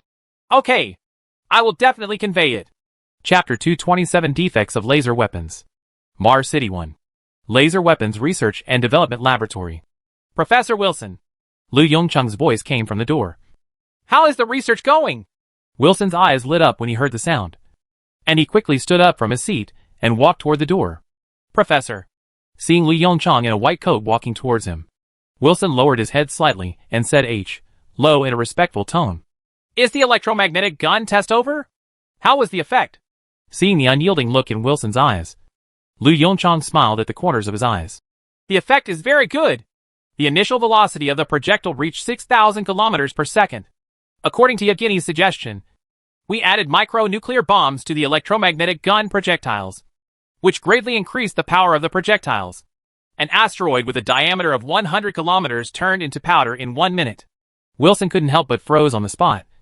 A trace of wavering flashed in his eyes, and he muttered to himself, Is this electromagnetic gun so powerful? At this moment, Wilson even pictured Yevgeny showing off in front of him in his mind. What about your side? How powerful is the laser weapon? Lu Yongchang's voice interrupted Wilson's. Revelation. Professor, I'm about to go find you. Wilson said softly with a bit of embarrassment in his eyes. Currently we have made a laser weapon. But Lu Yongchang looked a little happy. Have you already achieved results? Take me to see it quickly. With that said, Lu Yongchang walked directly towards the laboratory. Wilson quickly followed behind Lu Yongchang. Professor Lu, the current effective attack range of our laser weapons is only about 50,000 kilometers. Once it exceeds 50,000 kilometers, the power of laser weapons will rapidly decay. In addition, in order to improve the power of the laser, Holy shit! Lu Yongchang's soul-stirring exclamation sounded in the laboratory. So big? We slightly adjusted the size of the laser transmitter. Wilson added in a low voice. Lu Yongchang stared blankly at the laser transmitter that occupied most of the laboratory. You call this a slight adjustment? The radius of this laser transmitter must be 10 m. Right. To be precise, it is 9.5 meters.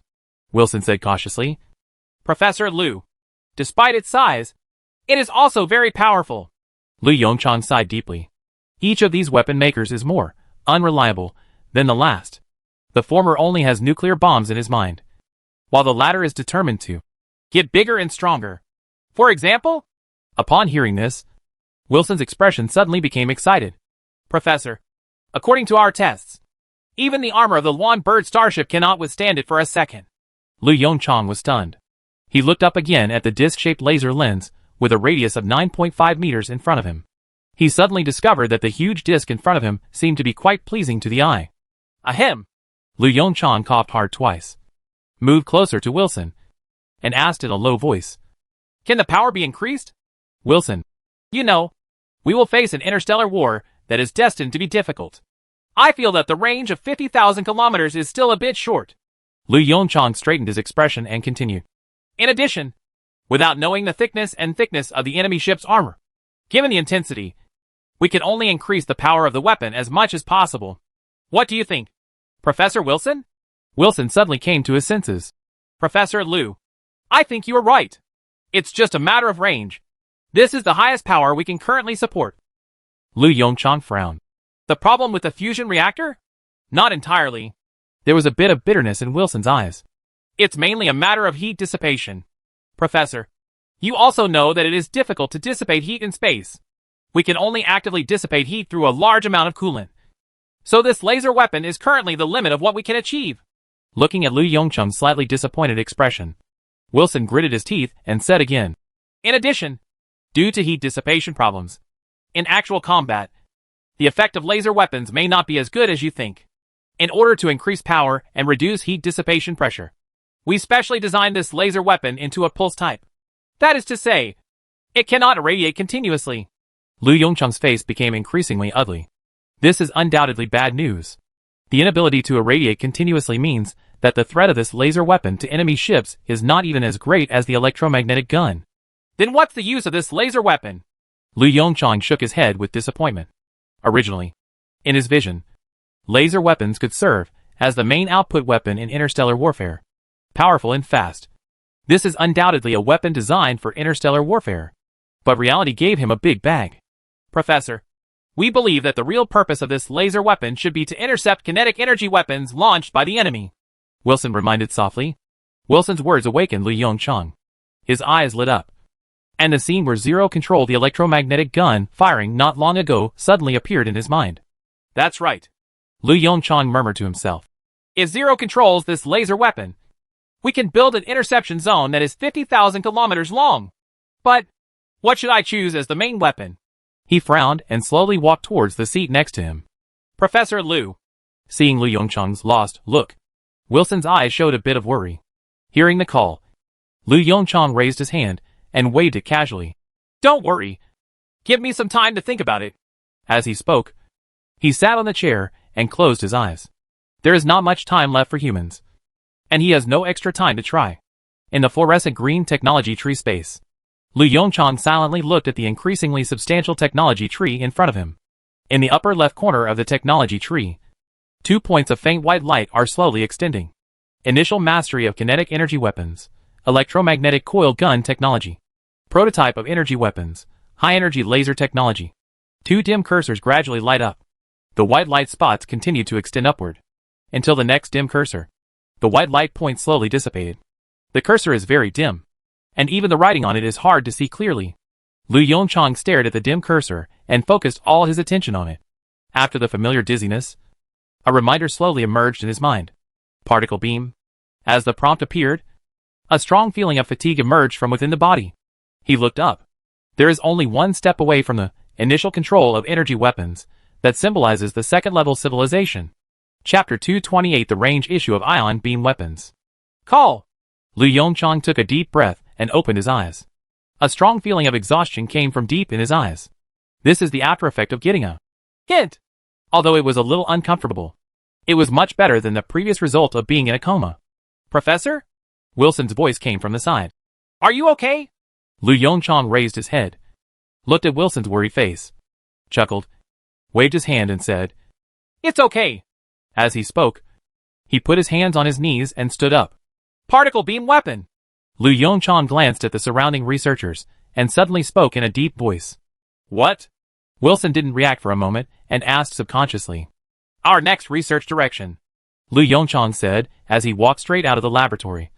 Wilson, Follow me. Looking at the figure gradually disappearing, Wilson was slightly startled, then quickly followed him. Particle beam weapon? Wilson looked at the holographic image data presented in front of him, frowned, and muttered to himself. Lu Yongchang on the side nodded and said, To be precise, it's an ion beam weapon. After all, we cannot yet accelerate electrically neutral particles such as neutrons. This is also one of the directions we need to study in the future. Imagine it. Lu Yongchang's tone suddenly became a little excited when he spoke. If we could manipulate a large number of neutrons to accurately attack enemy ships, we can completely bypass the armor and directly attack the personnel inside the enemy ship. Like a neutron bomb. Wilson took a slight breath. Of course. This is just my assumption. Lu Yongchang shrugged, with a bit of regret in his eyes. At present, this technology is still some distance away from us. We can only accelerate charged particles now. Wilson pondered for a moment, with a bit of hesitation on his face. Professor, I have learned about weapons in this area before. It's just compared to lasers. Ion beam weapons seem to have a shorter range. Once the ion beam leaves the emitter, it begins to spread on its own due to the dispersion effect. Facing Wilson's question, Lu Yongchang smiled bitterly and nodded. I know this too. But ion beams have more advantages than laser weapons. For example? Wilson's eyes became more confused. First, durability. Lu Yongchang breathed a long sigh of relief. On this point alone, laser weapons cannot match it. A wry smile suddenly appeared on Wilson's face. He stretched out his hand to touch the tip of his nose awkwardly, and nodded repeatedly. As a developer of laser weapons, he is naturally aware of the biggest drawbacks of laser weapons. Second, although the speed is not as fast as that of lasers, sublight ion beams have advantages that laser weapons cannot match. Lu Yongchang raised the corners of his mouth slightly and continued. It has quality. You can think of it as a weapon that combines the advantages of laser weapons and kinetic energy weapons. Wilson couldn't help but froze on the spot. That's right. This is the biggest difference between laser weapons and ion beam weapons. And also the biggest advantage of ion beam weapons. E equals mc? The mass energy formula determines that it can carry a large amount of energy, compared with the attack method of laser weapons burning the surface. The way ion beam weapons cause damage is more rough and weird. The specially modulated ion beam can completely pass through the starship armor and directly attack the internal facilities or personnel of the starship, when it cannot penetrate the starship armor. Its main damage is similar to that of a laser. It releases a large amount of heat and burns directly through the armor. Then, what should we do? Wilson asked with a slightly short breath. It's very simple. Lu Yongchang smiled and stretched his hand across the air, turning on a holographic projection. What we have to do is reduce its dispersion effect and extend its range. 2037.12. In the laboratory, Wilson sighed slightly and turned off the small particle accelerator nearby. Professor, failed again. Wilson smiled bitterly and shook his head. I think we chose the wrong direction. Changing the types of ions is not the right direction for research. Lu Yongchang did not speak, but frowned at the experimental data in front of him. During this time, they tested a large number of different types of ions, trying to find one with the weakest dispersion effect. At present, the best performing ions can maintain an effective killing range of about 500 kilometers in space. This distance is obviously not enough. However, the experiment was not fruitless. At least, after so many experiments, Lu Yongchang probably knows what type of ions to choose as ammunition. Not protons, not electrons. They are too light, heavy ions. Simply put, it is an ion with an atomic weight greater than that of a helium atom. Of course, heavier is not always better. On the one hand, the heavier the ions are, the weaker the dispersion effect and the longer the range. On the other hand, the heavier the ions are, the more energy is consumed in acceleration, and the slower the ion beam speed is, and the killing effect will even decrease instead of increasing. In addition, light ions are more likely to penetrate starship armor and cause internal damage, while heavy ions are more likely to cause damage to starship armor. This requires them to find a balance in the middle. TSK. Lu Yongchang clicked his tongue a little irritably. There's so much to consider. And more importantly, they haven't addressed the most basic issues yet. Range problem. You can't just hit the output when the time comes. Right? Just when Lu Yongchang was agitated, Zero's holographic image suddenly appeared. Professor, there is something I need to remind you. Lu Yongchang, whose thoughts were interrupted, looked at Ling impatiently. He frowned and asked, What's the matter? If it's not something important, you can just go to Fong Su. Zero's tone did not fluctuate at all, and he said calmly, Professor, in 1 week, the sun will completely swallow Mercury. In the laboratory, silence fell again. Wilson looked at Zero's holographic image with a horrified expression. Although we know that this is an inevitable phenomenon in the solar red giant process. But, when things really happened, Wilson had to admit that the news was still too shocking for humans. Lu Yongchang sighed forcefully, stretched out his hand to rub his cheek, and stood up from his seat. Time flies so fast. Zero, you can start preparing various protective measures, Lu Yongchang said in a deep voice. In addition, always monitor the conditions of Mercury and the sun. Receive. The holographic image dissipated instantly. Chapter 229 Mercury falls into the sun. A week later. The time on the calendar has quietly arrived in 2038. January 2nd, 2038. The second day of the new year. Inside Mars City Number 1. Professor, the time is up. Wilson looked up at the time displayed on the laboratory wall and reminded softly. Mercury is about to fall into the sun. Lu Yongchang stopped the experiment in his hands, raised his head, and looked at the holographic image in front of him solemnly. Like Lu Yongchang, all the humans in Mars City looked up at the holographic image in front of them. The old parliamentarian sat on the chair, staring deeply at the scene in front of him, with a trace of pain in his eyes. In the holographic screen, a red fireball burned quietly in the dark universe. Next to the fireball, there is a small black spot. That's Mercury about to fall into the sun. Zero, enlarge the picture of Mercury a little more, Lu Yongchang said softly. The holographic image is divided into two. The right side shows the red giant sun, and the left side shows Mercury at this moment. This is image data from the Earth. So strictly speaking, this should be Mercury 5 minutes ago. Mercury, which is extremely close to the sun, has been completely melted by the high temperature of the sun. The originally gray Mercury has become a lava ball glowing with dim red light. As time passed, under the gaze of everyone, a dazzling light suddenly lit up around the small lava ball. It's beginning to contact the outermost atmosphere of the sun. Lu Yongchang sighed slightly. Mercury is going to disappear. Yes, Professor. Zero's voice sounded in the laboratory. According to calculations, due to the deceleration of the solar atmosphere, Mercury will completely fall into the sun in 30 minutes. At that time, a large solar storm will erupt in the solar system. How will it affect us? Lu Yongchang asked in a deep voice. Unlike Earth, Mars does not have a magnetic field. This means that Mars has no means of defense against the solar storm. Of course, like an asteroid impact, nothing will happen to Mars. But humans. The holographic image in front of him changed again, and the solar system star map replaced the original Mercury image. Professor, the impact is not big, Ling said in a calm voice. Mars is directly behind the sun, and Mercury, Venus, and Earth are directly in front of the sun. Although Mars does not have a magnetic field to protect it, we only have to deal with a very small fraction of solar storms. As he spoke, the relative positions of Venus, Earth, and Mars were marked on the star chart. Looking at the star map in front of him, Lu Yongchang was stunned. Are Venus and Mercury in a straight line now? Yes, Professor. Have to. Lu Yongchang shrugged. It seems that not only Mercury, but also Venus will be in trouble this time. Time passes minute by minute.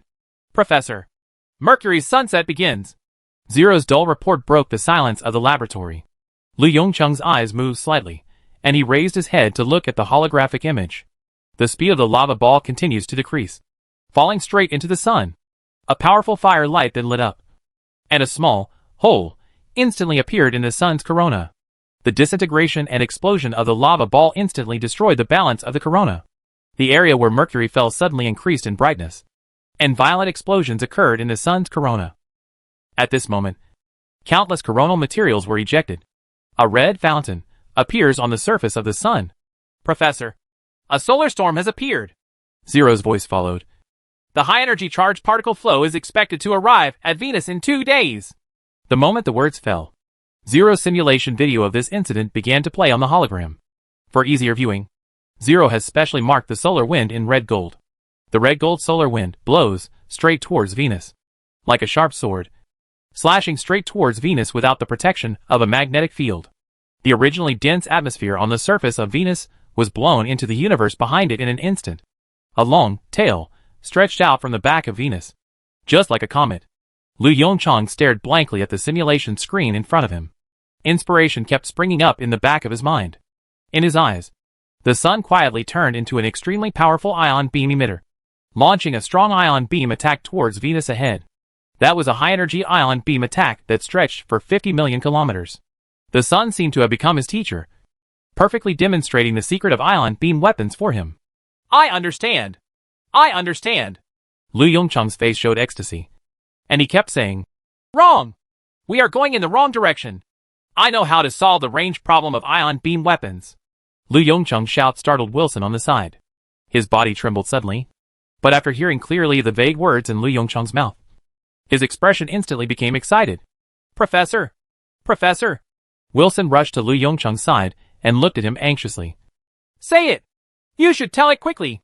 Hearing the urging from beside him, Lu Yongchang took a deep breath and suppressed the excitement in his heart. He pointed at the holographic image in front of him. Look! Look! What's this? Wilson looked confused. Isn't this a solar storm? No! This is an ion beam emitter. Lu Yongchang waved his right hand and said loudly, Tell me, Wilson, what does the solar wind consist of? Wilson's eyes moved slightly, and his expression gradually became excited. He somewhat understood what Lu Yongchang meant. Teach, Professor. It's protons and electrons.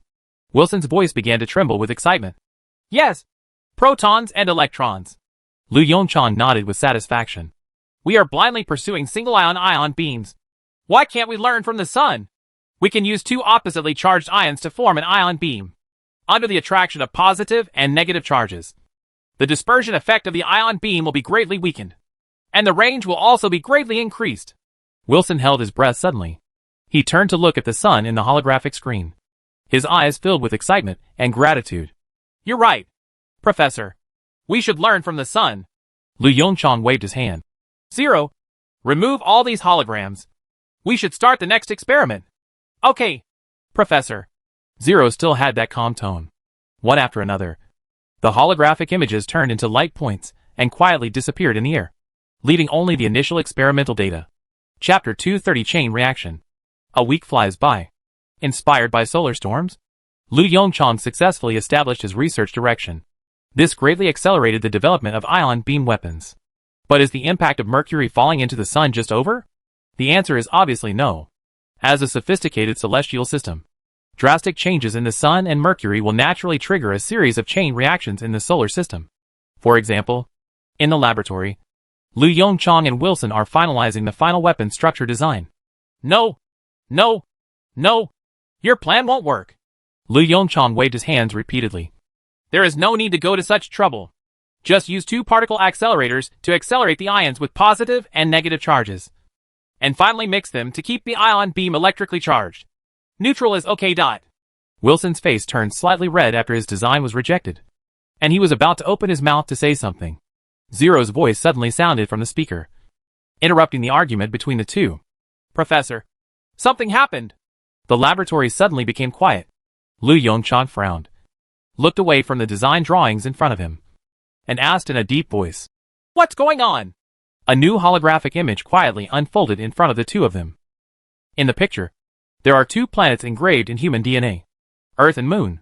The moment he saw the picture, Lu Yongchang felt his heart skip a beat, and a bad premonition arose spontaneously from the bottom of his heart. Zero, what happened to Earth? He asked in a deep voice. Professor, it's not the Earth. It's the Moon.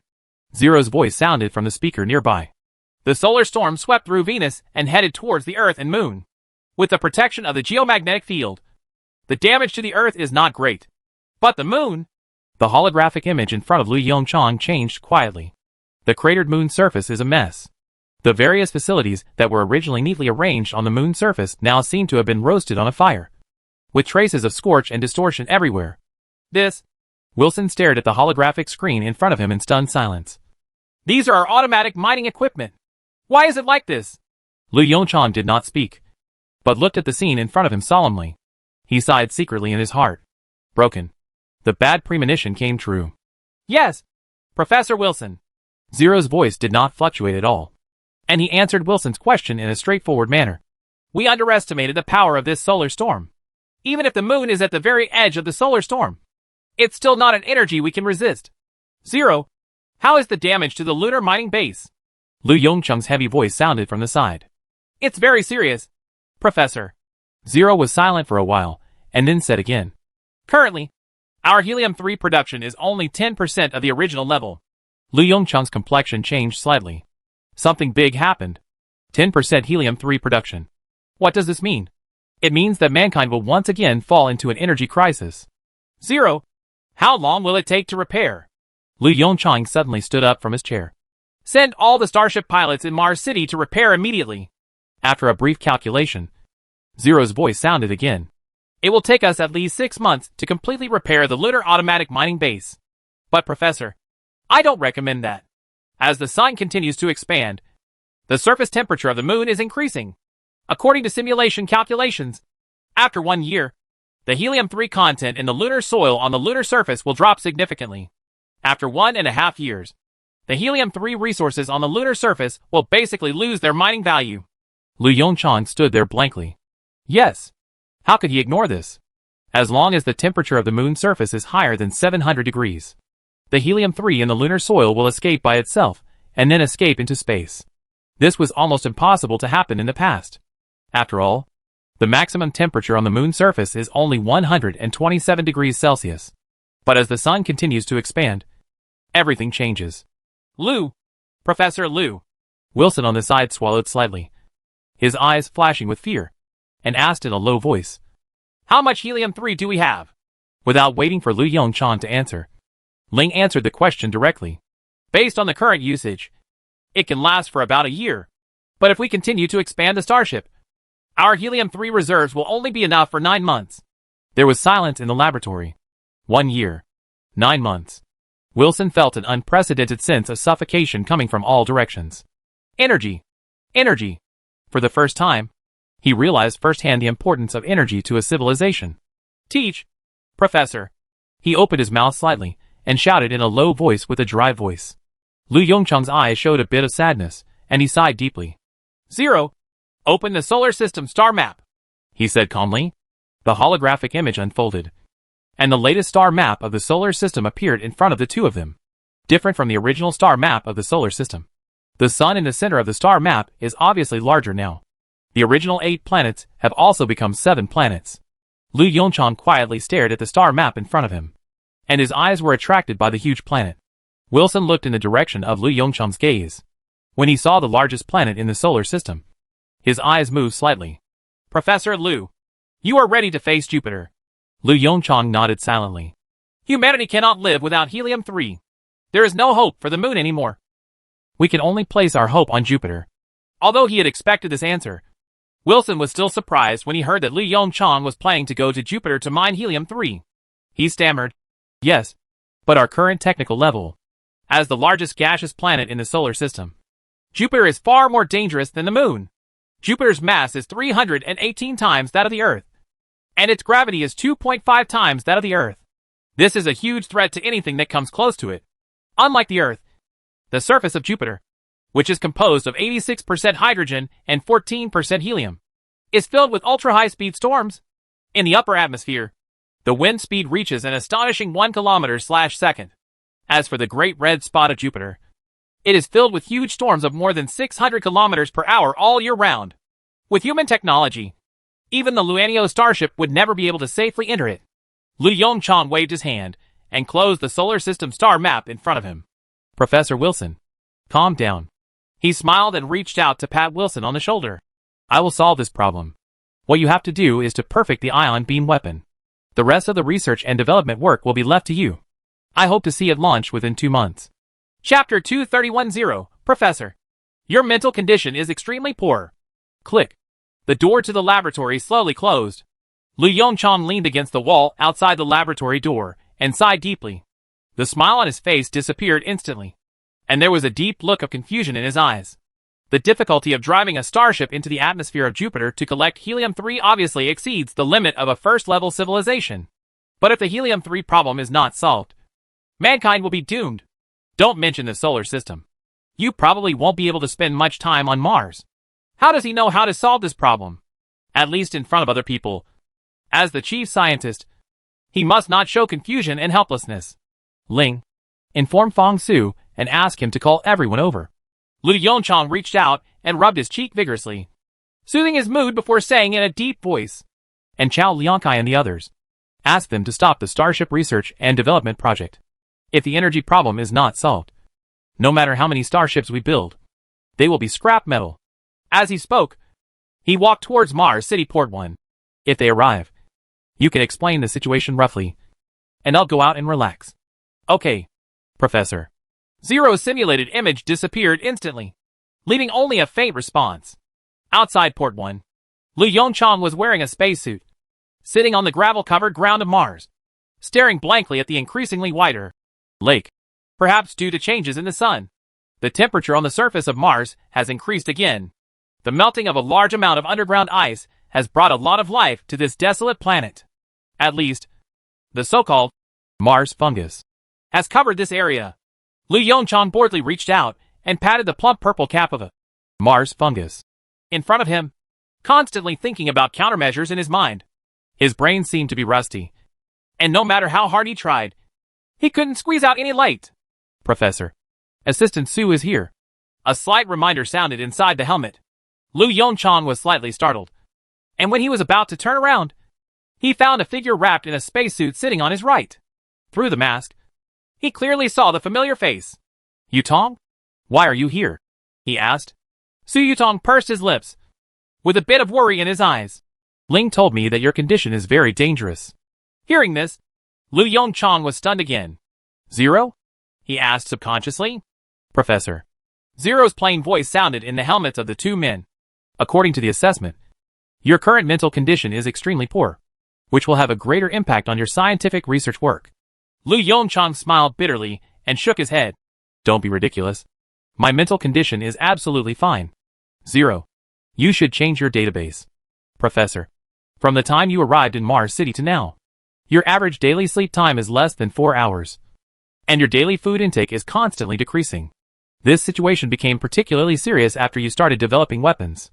In addition, you... Zero. Shut up. Lu Yongchang said gloomily. There was silence in the helmet. He stared blankly at the sparkling lake in front of him, and sighed deeply. Okay, he admitted. Zero was right. Since leaving the Earth, the pressure in his heart has been increasing. The reason is also very simple. After leaving the Earth, human beings became a wandering civilization, under the premise of being homeless. He also needs to face the Proxima Centauri civilization, which has a technological level slightly beyond his own, as well as an advanced civilization that he still doesn't know exists. This is also the reason for his crazy pursuit of the power of weapons. He needs more powerful weapons and more advanced technology to ensure the continuation of human civilization. Professor Lu, you? Su Yutong's voice came from the team's radio. Have you encountered any problems? I'm fine. Lu Yongchang turned to look at his assistant and said with an uncomfortable look. Zero is making too much of a fuss. Its database definitely needs to be updated. Su Yutong didn't speak, just looked at him quietly. After looking at Su Yutong for a few seconds, Lu Yongchang was defeated. He silently looked away. Okay, I admit, there is indeed a problem. More than 10 minutes later, Su Yutong frowned slightly. Thinking seriously, Lu Yongchang didn't say anything, but silently turned his head again to look at the purple-red cap in front of him. Professor, I have a suggestion. Su Yutong's serious voice sounded on the radio. Suggestion? Lu Yongchang looked at Su Yutong next to him in surprise, and chuckled. Tell me about it. Just in time to let me see your recent learning results with Lao Chao. Professor, I think that since starships cannot directly enter the atmosphere to collect helium-3, we can completely change our thinking. We can choose to pump out the air. Lu Yongchang's stiff brain slowly started to rotate. The smile on his face gradually dissipated, and his expression became serious. He turned around, faced Su Yutong, and said in a deep voice, Keep talking. The so-called air extraction actually means to keep the starship in Jupiter's synchronous orbit. Use a long enough straw to directly extract Jupiter's atmosphere, and then separate and purify the extracted gas. Su Yutong's voice paused slightly. In this way, we can completely avoid contact between the starship and Jupiter's atmosphere, greatly reducing the risk and difficulty of the project. Lu Yongchang was silent for a moment, going over the plan proposed by Su Yutong in his mind. He was moved. This is indeed a good trick. Although the collection efficiency will be reduced a lot, for current humans, This may be the most appropriate way. It seems that you learned a lot from Lao Chao. Lu Yongchang sighed as he stood up from the ground. Su Yutong had a faint smile on his face. Professor, it's not just you. Each of us is fighting for the future of mankind. Lu Yongchang nodded silently, turned around and walked towards Mars City. Let's go. Brother Su and Lao Chao are probably impatient. In the conference room, a holographic image quietly unfolded. There were several large characters written on it. Jupiter Helium-3 Collection Plan. Lu Yongchang stood in front of everyone and exhaled hard, as if he wanted to exhale all the anxiety in his heart. Everyone, you should all know the situation of the moon. In order to ensure our energy reserves, I announce that starting today, all departments will unconditionally cooperate with this plan. Fong Su, who was sitting in the deputy seat, nodded solemnly. Yongchang, do you have a plan? Jupiter is not as docile as the moon. If something goes wrong... Lu Yongchang stretched his hand across the air and opened another holographic image with gestures. In the picture, a starship is hovering quietly in the synchronous orbit of Jupiter. From its abdomen, a long tube extending for more than 100,000 kilometers protruded and penetrated into the atmosphere of Jupiter. The collection ship itself is not difficult to solve. Our current technology is sufficient to manufacture a starship of this level. The focus is on the helium-3 collection tube. My personal preference is carbon nanotube materials. Chapter 232 The ion beam weapon was successfully developed. The helium-3 collection ship in the holographic projection slowly orbits Jupiter. The laboratory was quiet, and everyone frowned. Seeming to be digesting the plan, Li Yongchang said. After a long time, Chao Liangkai moved slightly, and the chair under him made a slight friction sound. Seeing other people's eyes on him, Chao Liangkai coughed lightly. I think this plan has certain feasibility. It's just that some details still need to be carefully considered. For example, how can these more than 100,000 kilometers of ducts overcome Jupiter's gravity and suck up the helium-3 in them? Lu Yongchang was silent for a moment. This is also the question he has been thinking about just now. To overcome Jupiter's terrifying gravity, the suction force required is extremely exaggerated. Professor, why don't you choose to mine helium-3 on other asteroids? Tao Yuda, who was sitting next to Chao Liangkai, asked softly. Lu Yongchang pointed at the calendar beside him. It's simple. It's a matter of time. The destruction of the lunar automatic mining base has greatly delayed the progress of our resource reserves. According to the plan, we need to leave Mars in 2042. Currently, we have 4 years left. In these 4 years, in addition to building giant starships, we also need to collect various resources needed for interstellar navigation. Lu Yongchang sighed slightly. In fact, in the original plan, I was also prepared to conquer the technology of mining gaseous planets. It's just that will be something we will consider after we successfully occupy the Proxima Centauri galaxy. Now it seems that we have to solve this problem in advance. Everyone present looked slightly gloomy. This clear 4-year deadline is like a big mountain, weighing heavily on the head of every scientific researcher. Looking at the holographic image in front of him, Lu Yongchang's eyes showed a bit of emotion. If there were no 0, let alone 4 years, even 400 years, humans might not be able to complete such a plan. He took a deep breath and said in a deep voice, "How about segmented suction?" Hearing this, Chao Liangcai's eyes moved slightly and turned to look at Lu Yongchang. Segmented suction? That's right. Lu Yongchang nodded lightly. Since we can't extract helium-3 from the interior of Jupiter at once, we can lower the target and divide this straw into compartments. At the same time, helium-3 is separated and purified to reduce the burden on the collection ship. With the joint efforts of everyone, useful suggestions were constantly put forward. In the holographic projection, the shape of the helium-3 collection ship is also constantly changing under Zero's control to adapt to everyone's suggestions. Professor Wilson sent a communication request. In the laboratory, a holographic image suddenly appeared next to Lu Yongchang, and Zero's voice also sounded. Lu Yongchang raised his head from the drawings in front of him and looked at the holographic image beside him in confusion. Wilson? Why did he come to me all of a sudden? Didn't he just complete the ion beam weapon development task a few days ago? Zero reminded softly. Professor, this happened a month ago. Lu Yongchang. Okay. He stretched out his hand and rubbed his stiff face. It seems I misremembered the time. Pick it up. The holographic image changed, and Wilson's wild and uninhibited appearance appeared in front of Lu Yongchang. Looking at Einstein's afro and the dirty beige white coat, he couldn't help but feel refreshed. Ouch! Lu Yongchang looked at the holographic image in front of him in horror. Professor Wilson, what are you doing? Did you touch the switch? Upon hearing Lu Yongchang's question, Wilson's originally excited expression couldn't help but suffocate, and his whole mood became a little incoherent. What? Touch the switch? Why should I touch the switch? Wilson's eyes showed deep confusion. With a smile on his face, Lu Yongchang pointed at his hair and said, Is this your new hairstyle? Wilson was stunned for a moment, and then realized the meaning of Lu Yongchang's words. He smiled bitterly, stretched out his hand, and pressed the straight hair on his head. But apparently, those hairs have a mind of their own. After some attempts, Wilson decisively gave up. He shook his head vigorously. Professor, I didn't tell you this. The ion beam weapon development project has been successful. I have to say, Professor, this is the most powerful weapon I have ever seen. Bar none. Look. As soon as he finished speaking, the holographic image screen turned.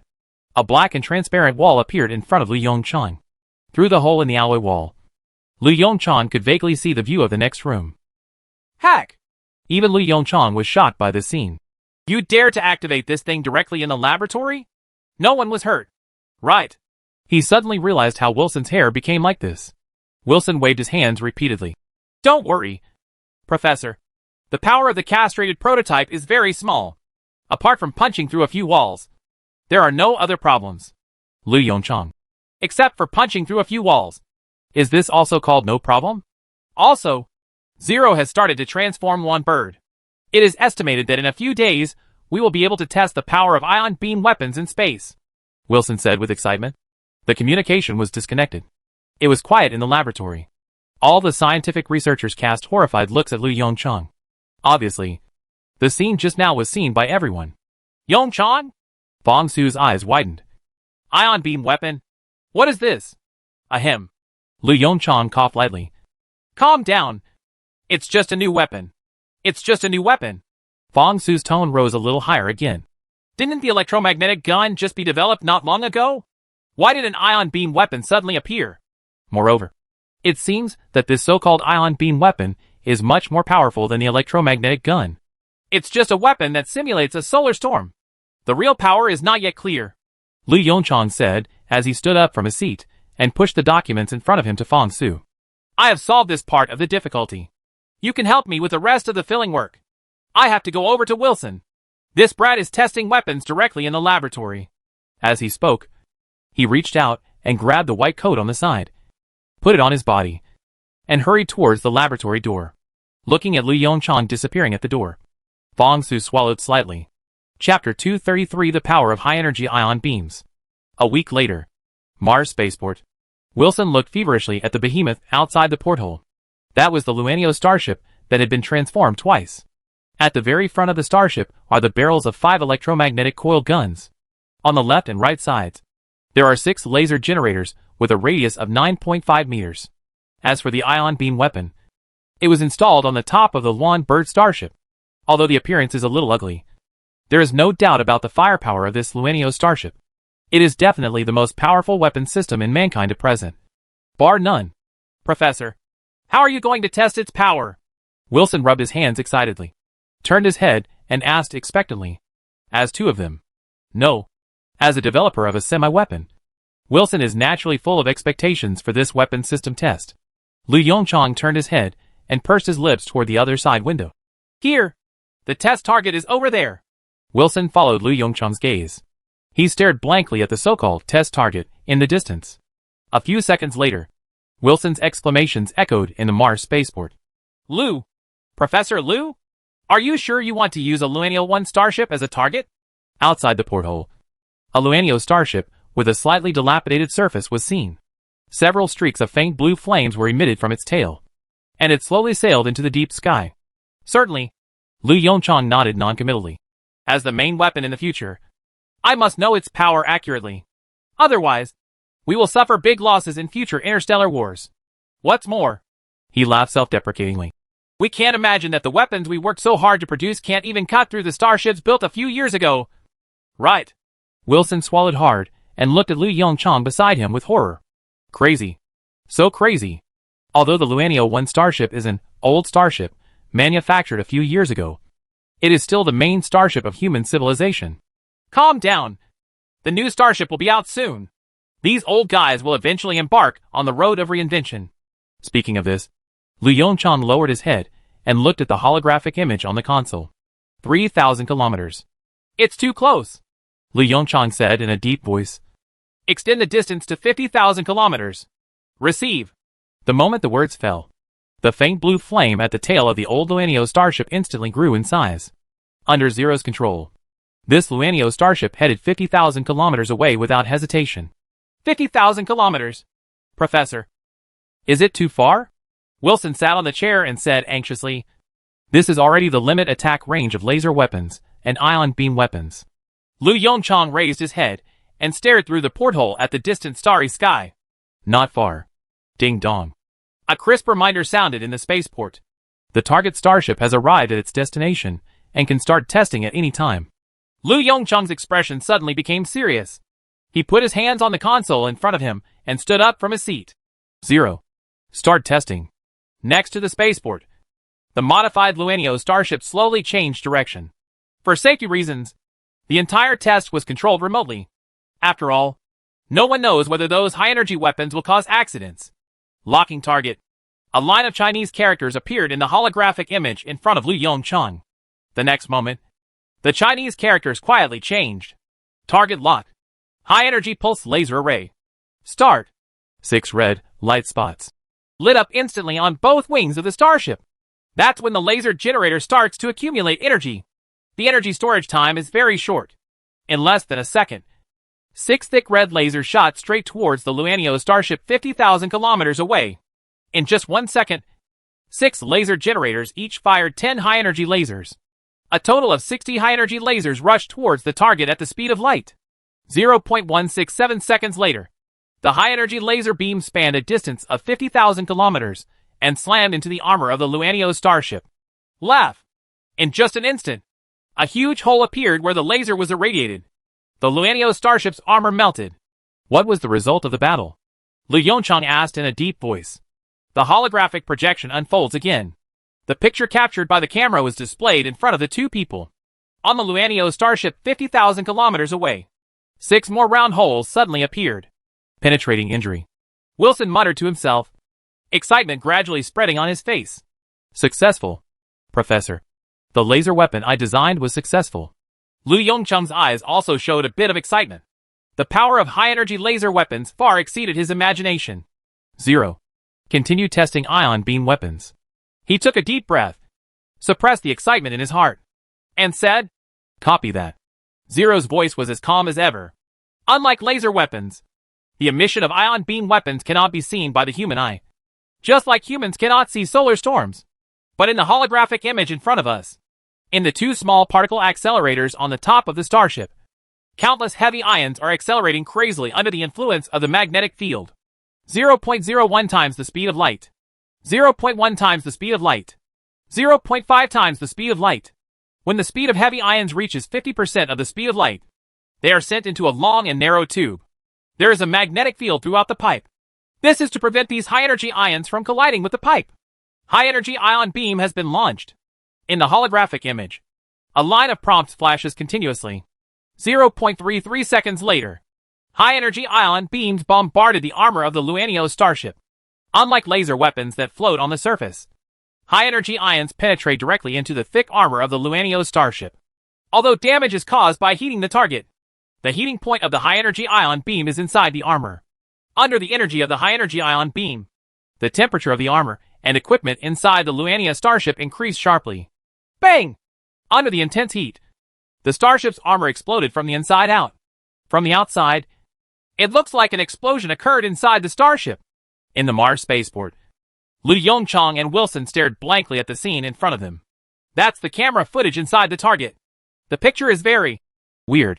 After the ion beam weapon is fired, there was no fire, no sound. But in just 1 second, the armor and equipment inside the starship melted. Out of thin air. Into a ball of hot molten iron. How deep is the attack? Lu Yongchang took a deep breath, suppressed the excitement in his heart, and asked in a deep voice. 30 meters. Zero responded quickly. The internal structure of the armor in the attack area was completely destroyed. and the internal devices of the starship were completely destroyed. Lu Yongchang did not speak, but his clenched fist showed his inner excitement. At this moment, the fear in his heart about the future war suddenly eased a lot. Chapter 234 Defense? Non-existent. In the holographic image, the Luan bird Type 1 still maintains its original posture after enduring a round of blows. For the Luanio 1 starship with a length of 800 meters, a few wounds of more than 10 meters are nothing. Without hitting the vital position, it can only be regarded as a little skin injury at best. But Wilson on the side was too excited to speak. Being able to cause such large damage to a starship 50,000 kilometers away has far exceeded his expectations. 0. Lu Yongchang thought for a moment, and then softly issued the last order. Saturation strike. Let me see how long it takes to destroy a Luan bird starship. As soon as he finished speaking, before Wilson could react, high-energy laser beams and tens of thousands of electromagnetic gun projectiles flew straight towards the Luanio starship. At the same time, the high-energy ion beam on the top of the starship also began to store energy for the second time. Countless lasers arrived at their destination first. Under the blast of a large number of pulse lasers, the armor on the outside of the Luanio starship melted instantly. High-energy ion beams follow. Explosions from the inside out again and again completely tore apart the thick outer SHL of the Luanio starship. A large amount of gas spewed out from inside, and the reaction force caused the entire starship to start spinning. A large number of parts and armor fragments were scattered around. As the power source of the starship, the positions of the hull thrusters and fusion reactors have received heat care. In less than a second, the hull thruster with its faint blue flame was completely extinguished. At this moment, this starship has officially become a large piece of scrap metal floating in space. It has lost momentum and, in a sense, has crashed. But the hardest, most violent blow has not come until now. A metal storm composed of tens of thousands of metal projectiles swept over it like a violent storm. Boom! Lines of fire lit up on the starship wreckage. Under the metal storm, the sturdy Luanio starship was like a thin piece of paper, torn into countless pieces in an instant. At this moment, Lu Yongchang suddenly understood the reason why Yevgeny admired kinetic weapons. Only by seeing this scene with your own eyes can you realize the beauty of kinetic weapons. Professor. Zero's voice broke the silence in the spaceport. The mission has been completed. It took a total of 15 seconds, and the target was successfully destroyed. Lu Yongchang looked at the various data in the holographic image in front of him with a slightly excited expression. 15 seconds. In just 15 seconds, they can completely destroy an 800-meter-long Luanio starship. Although there would not be such a perfect output environment in a real interstellar war, this can be called terrifying firepower, which gave Lu Yongchang plenty of confidence. Good. Lu Yongchang's breathing was slightly rapid, and he said in a deep voice, 0. Package this information and send it to the chairman of the parliament, so that he will be happy too. Okay, Professor. 0 was as calm as ever. The weapons system test was completed. The holographic image in front of him gradually dimmed, and the modified one bird beside him also slowly turned its direction and headed towards the spaceport. Everything came to an end, except for the dilapidated and almost broken Luanio 1 starship in the distance, which slowly floated away from Mars, seeming to tell the story of the tragedy that had just happened. Professor. Wilson's voice sounded from the side. Huh? Hearing the slightly trembling call, Lu Yongchang was stunned and turned to look at Wilson aside. Wilson's face was slightly pale, and his eyes were filled with complex emotions mixed with excitement and fear. Professor Wilson? Lu Yongchang frowned slightly and called softly. Professor. Wilson swallowed hard. Since we can destroy a Luan starship in 10 seconds, do you think the Proxima Centauri civilization can do the same? Lu Yongchang fell into silence. After a long while, he sighed softly. Although I really don't want to admit it, there is a high probability that the Proxima Centauri civilization also has such strength. Moreover, they have the advantage of fighting locally. I know what you want to say. Lu Yongchang sat back in his chair with a complicated expression. Defense technology. Right. Wilson nodded repeatedly. Lu Yongchang sighed again. The memories of the past few days slowly emerged in his mind. When high-energy ion beam technology broke through, he realized the problem of weak defense. So he entered the technology tree space again, trying to explore a higher level of technology. He searched through the technology tree of the first-level civilization, but he couldn't find a single defensive technology that could be used. Although he didn't gain anything in terms of defensive technology, he did gain extra in other aspects. because the research and development of ion beam weapons was completed. The dim cursor on the left side of the technology tree gradually became brighter. Prototype of energy weapons. Preliminary mastery of ion beam weapons. Then, the white light spot spread upwards, reaching straight towards the weapon that symbolized the second-level civilization. Preliminary mastery of energy weapons. Plasma weapons. He was moved at that time. After all, who would think that they don't have enough firepower? There's a saying that goes well. Offense is the best defense. As long as he wipes out the entire Proxima fleet first, the human fleet will not be harmed. So, suicide, once again focused his attention on the cursor of the second-level civilization. Then, there's no after that. The severe dizziness directly kicked him out of the technology tree space. Fortunately, he was not in a coma. Otherwise, he would probably have to face Dr. Win's strange eyes again. Lu Yongchang shook his head, pushed aside the distracting thoughts in his mind, and said in a deep voice, Professor Wilson, it will be difficult for us to implement such technology in a short time. Let's talk about the electromagnetic gun first. Faced with such a powerful metal storm, even if we use the best materials to build the SHL of the starship, we can't stop its attack. Let's talk about the ion beam. The defense method is most likely to use a magnetic field to deflect it. But we have no way to create a stable magnetic field shield around the starship. As for the laser... Speaking of this, Lu Yongchang showed a somewhat bitter smile on his face. Wilson's eyes showed a bit of confusion. Then we... Lu Yongchang reached out and patted Wilson on the shoulder. Relax. Although we don't have defense technology, if you think about it at best, there is a high probability that the Proxima Centauri civilization is just like us.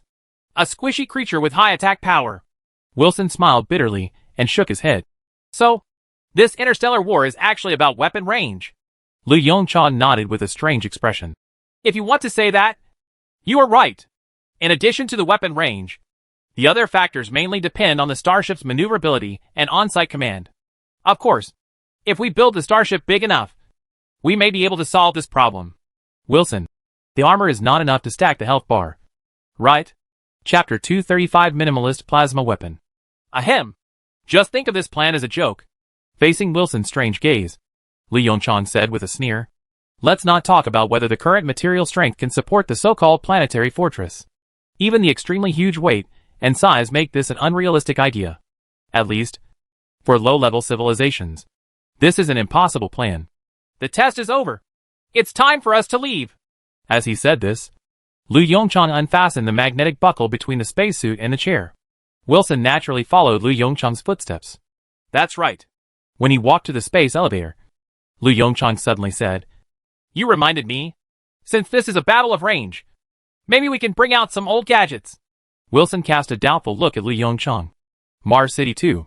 Inside an office. The office door slowly opened, and a young voice came from the door. Mr. Qian, are you looking for me? The old man behind the desk took off his glasses and slowly raised his head to look at the office door. After seeing the person clearly, a kind smile appeared on his wrinkled face. Xiaosheng, come in and talk. The young man standing at the door immediately walked into the office without any hesitation and sat respectfully on the chair in front of the desk. Teacher, what's the matter? Qian Zhengyang didn't speak, just looked at the young man in front of him silently. A few minutes passed, and Xiaosheng asked tentatively again. Teacher? Qian Zhengyang took a slow breath and said softly. Xiaosheng, from now on, you can go to Mars City number 1 and work for Academician Chao Liangkai. Teacher? Xiaosheng looked panicked and exclaimed. Did I do something wrong? The smile on Qian Zhengyang's face became softer, and he shook his head slowly. No, you did nothing wrong. On the contrary, you did a great job. Even if you stay in our deserted department, you can still calm down and do research. In the past few years, you should be the best student I have ever taught. Then, why? Xiaosheng's eyes were filled with confusion. Qian Zhengyang sighed again, waved his hand, and turned the holographic image in front of him to Xiaosheng. Look at this. You should understand. In the holographic image, it is the result of the weapon test just now. This, looking at the astonishingly powerful weapon in the picture, Xiaosheng couldn't help but froze on the spot. Did you see that? Qian Zhengyang shook his head helplessly. Times have changed, and missiles have become outdated. Xiaosheng didn't speak, just stared blankly at the fragments of the Luania starship flying around in the screen. So, what about you? Xiaosheng asked subconsciously. I. Qian Zhengyang shrugged with a smile. I'm an old man. What else can I do? Just in time. I can also enjoy my retirement life early. You are different. You are still young and can change directions. Don't worry. I will write you a letter of recommendation. Lao Chao and I have a good relationship. When you get there. Although Qian Lao's face was full of smiles, Xiaosheng could see the bitterness hidden under the smile. Xiaosheng opened his dry lips slightly, but didn't know what to say. Academician Qian Jingyang. There is communication from the spaceport. Is it connected? Ling's voice sounded from the side, interrupting Mr. Qian's chatter. Mr. Qian was stunned and subconsciously asked. Spaceport? Yes. It's a communication request from Professor Liu. Zero explained softly. The look of astonishment on Mr. Qian's face became more intense. Professor Liu? Quick! Help me get through. In the holographic screen, Li Yongchang smiled and said H. Lo to Qian Zhengyang. Professor Liu. H. Lo. H. Lo. Qian Zhengyang said with some respect in his eyes. I didn't know you were looking for me. Lu Yongchang's gentle voice came from the speaker on the side. Mr. Qian. That's it. Considering that the new weapon has a short range and can only pose a threat to enemy ships within 50,000 kilometers, I am ready to start the missile research and development project again. Qian Zhengyang stared blankly at the holographic image in front of him. For a moment, he actually felt a little dazed. Is the project resurrected? Are missiles not outdated? Can he continue to research missiles? Questions flashed through his mind. Mr. Qian? Mr. Qian? Lu Yongchang's voice came from the loudspeaker. Professor, I'm here. Qian Zhengyang responded quickly. Seeing Mr. Qian's expression, Lu Yongchang guessed the general reason. He chuckled and continued. Mr. Qian, let me tell you again. In order to adapt to interstellar warfare, we need to increase the cruising range and cruising speed of the missile. The cruising range must be at least 300,000 kilometers, and the cruising speed needs to be above 1,000 kilometers/second. Unlike those new weapons, due to speed limitations, missiles are mainly used for sneak attacks in interstellar wars. So missile concealment is more important. Are you confident in these? Mr. Qian stood up from his chair without any hesitation and said solemnly. Don't worry, Professor Liu. I will do my best to complete this task. Lu Yongchang nodded slightly. If you have any difficulties, please feel free to ask. By the way, there's one more thing. The power of missiles also needs to be further strengthened. I personally prefer EMP attacks and targeted nuclear weapons. There was some doubt in Mr. Qian's eyes. He knows EMP. But what is that directional nuclear weapon at the back? Lu Yongchang's voice paused and continued to explain. I won't say much more about EMP. You must understand. The main principle of directional nuclear weapons is to use external equipment to restrict the explosion direction of nuclear weapons. Through nuclear explosions, the intermediary material turned into plasma is sprayed towards enemy ships, thereby causing huge damage. This is also the plan that Lu Yongchang just thought of. Although he can't solve the problem of mediocre plasma weapons, he can use tricks. It is also an ultra-high temperature plasma. As long as it is operated properly, directed nuclear weapons can fully demonstrate the power of secondary civilization weapons at extremely close range.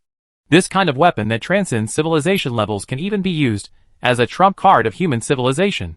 Qian Lao, who was behind the desk, was stunned for a while. Mr. Qian, I'm sorry to bother you about this matter, Lu Yongchang said with a serious expression. Especially directed nuclear weapons, which will be a trump card of human civilization. So we must pay attention to it. Qian Zhengyang looked stern and nodded slowly but firmly.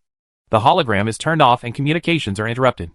Qian Zhengyang turned to look at Xiaosheng at the desk, laughed loudly and said, Why are you standing there in a daze?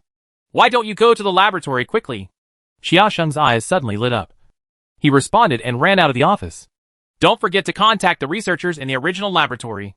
Behind him, Mr. Qian's shout came. Chapter 236 Starship, Ray. Time flies. Under the pressure of the energy crisis, almost all scientific researchers in Mars City risked their lives. Rest? Non-existent. Why sleep for a long time while alive?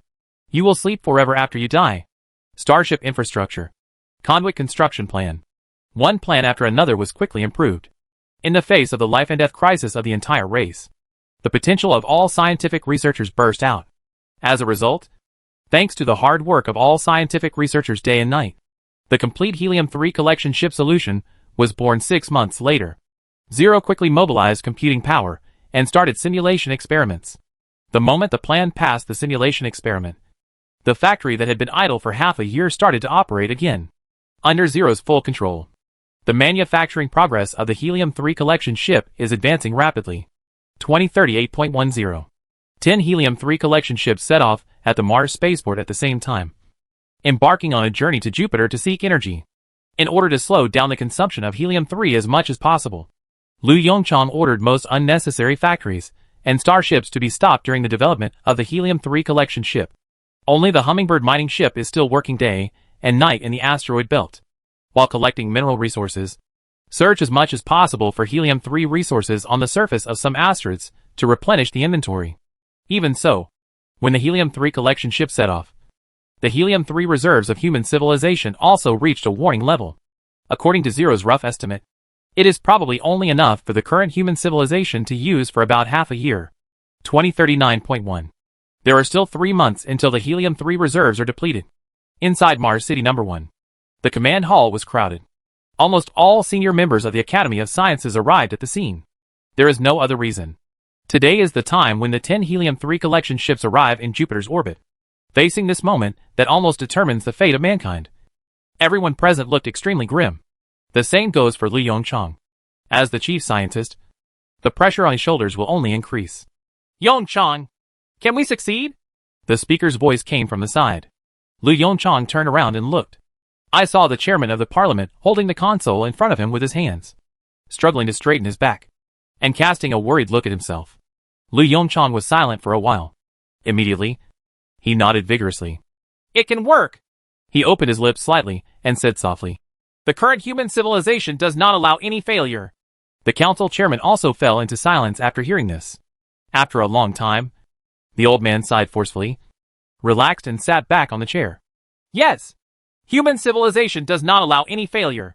The Helium-3 collection project must succeed. Looking at the old man's increasingly thin shoulders, Lu Yongchang suddenly felt a sense of sadness in his heart. The heavy burden of the past few years has almost overwhelmed the old man's body. President, please go back and rest first. I'm afraid it will take a few days before the results of the Helium-3 collection project are available. The chairman of the council slowly shook his head and looked firmly at the holographic image in front of him. Don't worry. I will accompany you. In the holographic screen, a starship shaped like a ray is slowly approaching the huge Jupiter. The belly of the ray starship is very bulging. Like a ball. Like a pufferfish that has been fully inflated. This design is, on the one hand, to load a large number of conduits, and on the other hand, to store more Helium-3. Call Mars Command Center. This is Ray number 1. Please answer when you receive it. Bai Yishuan's calm voice came from the speaker. Without any hesitation, Lu Yongchang quickly picked up the microphone and responded. Mars received it. Please speak. Jupiter's orbit. As time went by, Jupiter outside the porthole became larger and larger, gradually occupying the entire porthole. Looking at the huge planet with white, red, orange, brown and yellow stripes all over its surface, Hong Fan in the passenger seat took a deep breath. Speaking of which, we should be the first humans to arrive at Jupiter. Right? Team White. Do you think this incident will be recorded in the history books? Bai Yishuan, who was sitting in the main driver's seat of Ray number 1, rolled his eyes angrily and mercilessly exposed Hong Fan's inner fantasy. It will definitely go down in the history books. But we are definitely not the first humans to reach Jupiter. Hearing this, Hong Fan couldn't help but be stunned. Huh? Impossible? How is it impossible? Bai Yishuan said while looking down at the holographic image on the console. Have you forgotten the 3.8 billion humans brought by Kuiper? Their route happened to pass by Jupiter. Hong Fan's face suddenly fell, and he seemed to hear the sound of his own heart breaking. In the holographic image, a line of faint white highlighted fonts displays the remaining time to orbit. Remaining time into orbit, 1500 hours. Okay. Don't sigh. Bai Yishuan looked a little more serious. The 15-minute countdown is on. He stretched out his hand to turn on the communication device and said in a deep voice, Everyone, pay attention. We are about to enter the orbit of Jupiter. Cheer up. This operation must succeed. Familiar and friendly. Response came from the headphones in the helmet. Don't worry. Brother Bai. Aren't you still worried about what I'm doing? That's it. Brother Bai. Wait until this mission is completed. Hack. Jianwei. Please shut Wu Ran's mouth. This brat dares to say anything. It's going to kill you. That brat Wu ran. We haven't even reached the orbit of Jupiter yet. As the first gas giant planet explored by humans, Jupiter is extremely dangerous. Taking this into consideration, Mars City specially dispatched a group of more experienced starship pilots to operate these 10 Ray starships. Therefore, at the moment of departure, Baishwan suddenly discovered that the pilots of these 10 starships were basically his old teammates. Then, there is the above scene. Listening to the frolicking sound coming from the headphones, Baishwan's mouth corners slightly raised, and a gentle smile appeared on his face. During the boring sailing process, it was a good experience to have such a group of people chatting around me. Ahem. Watching the countdown decrease little by little, Baishwan coughed slightly and spoke again. Everyone, please be quiet. I'm going to contact the Mars Command Center. As soon as he finished speaking, the team's communication channel instantly returned to silence. Baishwan chuckled and activated the long-distance communication equipment in front of him. Call the Mars Command Center. This is Stingray 1. Please answer when you receive it. There was almost no waiting time before Liu Yongcheng's voice rang in everyone's ears. Mars received it. Please speak. Baishwan raised his head and took a deep look at the huge thing that occupied the entire porthole. The ray is ready to enter orbit. Please approve. Approved. Liu Yongcheng's voice came again. I wish you good luck. Chapter 237 Energy Crisis Resolved. After hanging up the communication, Baishwan reached out and pressed a few buttons on the console in front of him, and then leaned back on the chair again. The holographic image interface on the console changed quietly. The starship enters orbit. A faint feeling of deceleration followed. Under the control of the onboard computer, the 10 Ray starships started the orbit entry process in unison. Baishwan quietly stared at the slowly flowing color bands on the surface of Jupiter, which were huge, long-lasting storms on Jupiter. He closed his eyes and went through the steps of the entire collection project in his mind. The team communication channel was also quiet. Each starship pilot was silently recalling the next steps in his own way. Although Zero can remotely monitor and control all subsequent operations, every driver here does not want this to happen. The reason is also very simple. It is still a problem of computing power. Currently, Zero's computing power is sufficient, enough to control a large number of Ray starships for Helium-3 collection projects without a driver. But that is based on the premise that a large number of factories are shut down. Once the Helium-3 collection project is a complete success, humans will inevitably start manufacturing starships on a large scale again, while mining Helium-3 on a large scale. By that time, assuming there is no breakthrough in photonic computer technology, almost all computing resources will be allocated to various factories. At that time, any of their operations will not be guaranteed by Zero. Once you make a mistake, it may cause a small loss at least, or destroy the machine and kill people. Therefore, they must cherish this only opportunity to SL. Save/load. That is, saving and reading files. Ding dong. As a slight beep sounded in the cockpit, the holographic image interface on the console changed slightly again. The ray has entered orbit. Please ask the driver to start collecting Helium-3. White highlighted fonts flash before the eyes of all drivers. Baishwan reached out and turned on the long-distance communication device. Mars Command Center. The ray has successfully entered orbit. Mars received it and immediately started collecting Helium-3. Repeat it again and started collecting Helium-3 immediately. The moment Li Yongcheng's voice came, the expressions of the pilots in the 10 Ray starships suddenly became serious. Baishwan adjusted his sitting position, stretched out his hand to hold the joystick on the side, and prepared to release the collection tube inside the starship. Hong Fan, help me calibrate the angle, he said in a deep voice. Copy that. Hong Fan responded meticulously, reaching out and inputting several data into the onboard computer. The camera pans to the outside. Above the orbit of Jupiter, 10 inconspicuous starships float quietly. From the bottom of the starship, a slender conduit slowly stretched out. The entire conduit is 100,000 kilometers long. Within the duct, a partition will appear every 10,000 kilometers. At the partition, there are special suction and filtration devices to reduce weight and facilitate folding and portability. The catheter is made of a single-layer carbon nanotube material, although the tube wall is extremely thin. According to simulation calculations, it is tough enough to withstand the damage of Jupiter's upper atmosphere.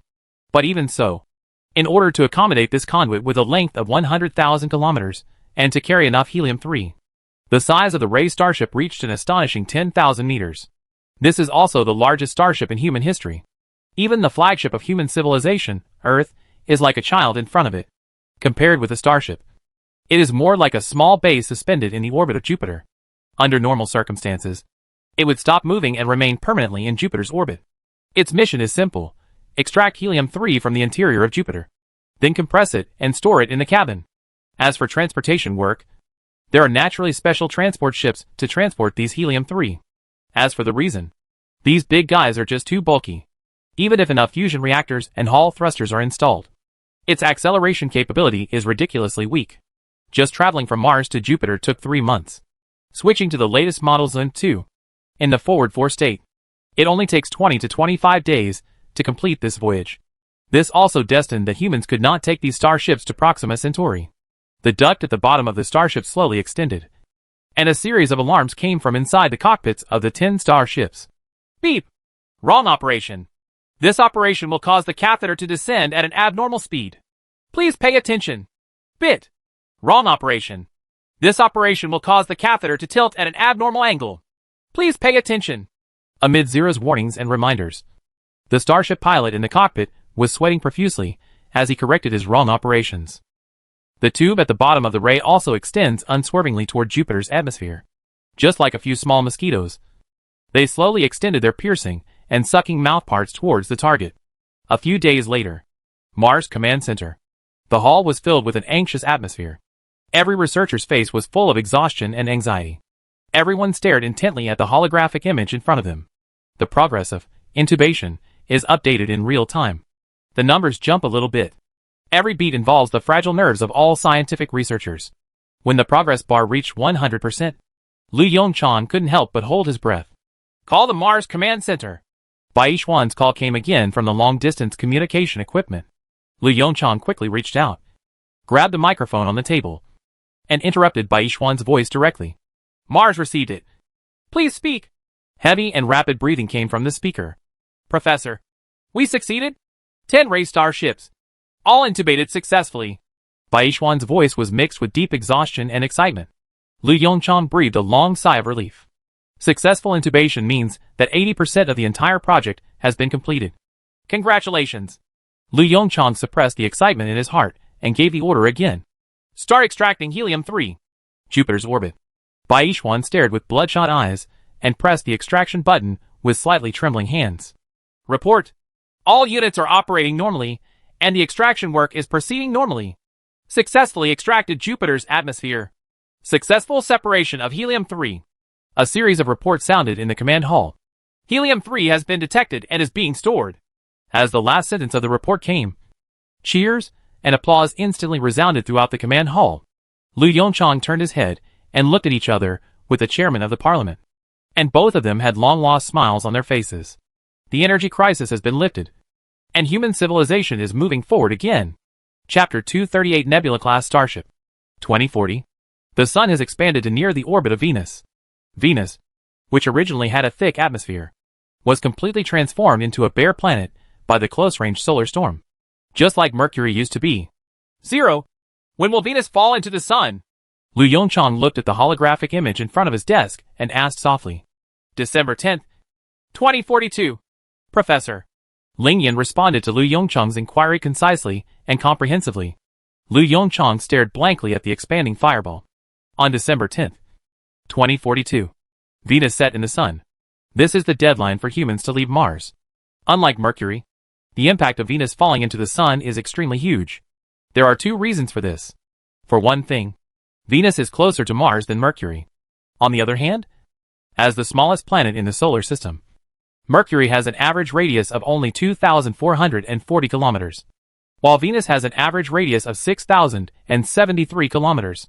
This means that when Venus falls into the Sun, it will cause a solar storm that doubles in power. If humans continue to stay on Mars, the outcome can be imagined. Zero. Where is the plan for heaven? Liu Yongchang was silent for a moment and asked again. A year ago, after the energy crisis was resolved, Liu Yongchang immediately made the decision and directly launched the Tianning project. After the Tianning project was launched, almost all of Zero's computing power was invested in various factories. As Liu Yongchang finished speaking, the holographic image in front of him suddenly changed. The original star map of the solar system disappeared. replaced by a scene outside the Mars spaceport.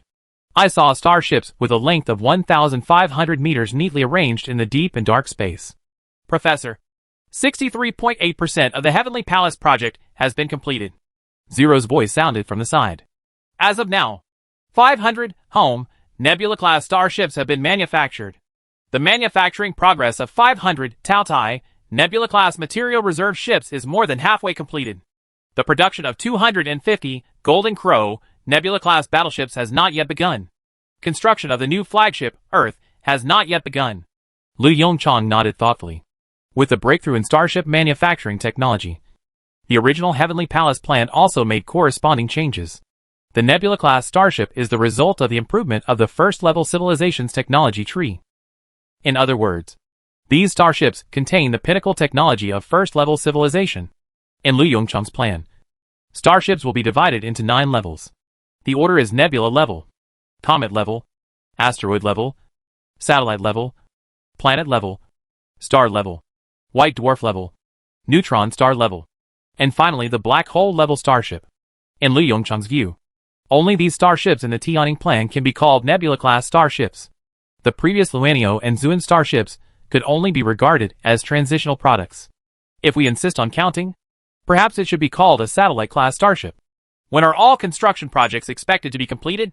Lu Yongchang asked directly. Zero's response followed. It is expected that all construction tasks will be completed by October 2042.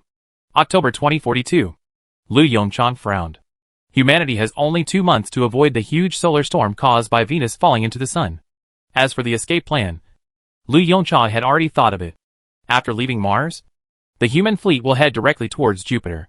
By then, 1,250 starships will hide on the backside of Jupiter, and then set off to the Kuiper Belt after the solar storm passes. Only, isn't 2 months too tight? Lu Yongchang frowned and asked in a low voice. Professor, there is enough time. Zero quickly presented a series of calculation and deduction results in front of him. According to calculations, we will arrive on the far side of Jupiter 1 week before Venus sets on the sun. Hearing this, Lu Yongchang's right eyelid twitched slightly. I hope so. The office fell silent again. Professor, there is bad news. Zero's voice sounded again. This familiar tone and voice made Lu Yongchang's right eyelid jump again. Hiss! He gasped sharply. How long has it been? Is this thing so effective? Tell me. Lu Yongchang put his hand on his forehead and said feebly. What's going on? Zero's tone was very calm. Professor, our hydrocarbon reserves have dropped to warning levels. Lu Yongchang couldn't help but be stunned. And then he realized. Hydrocarbons? How did this stuff drop to the warning level? The so-called hydrocarbons are nothing more than various hydrocarbon substances. Methane, acetylene, in addition to serving as fuel. These substances can also synthesize various chemical substances, which can be said to be indispensable raw materials for modern industry. According to normal conditions, under a complete industrial system, this thing will not be scarce at all. For example, methane can be synthesized by adding hydrogen to carbon dioxide and carbon monoxide. The synthesis rate problem, Zero explained softly. After the Tianning project was launched, our consumption rate was far greater than the synthesis rate. All right. There was a bit of helplessness in Lu Yongchang's eyes. These raw materials, which are extremely common on the Earth, are now even scarce. I'll find a way. After speaking, Lu Yongchang fell into deep thought. He subconsciously rapped his knuckles on the desk in front of him. Thoughts flashing through his mind one after another. On Earth, obtaining these hydrocarbons is extremely simple. Extracted from fossil fuels or biogas digesters. In summary, there are countless ways to obtain large quantities of hydrocarbons. But after leaving the Earth, these methods will not work. There is no such thing as fossil fuel on Mars. As for the biogas pool, now Mars City does not have so much organic waste to produce biogas. After thinking for a long time, he decided to set his sights on other planets. Zero, help me open the star map of the solar system and mark the location of Titan. The holographic image changes silently.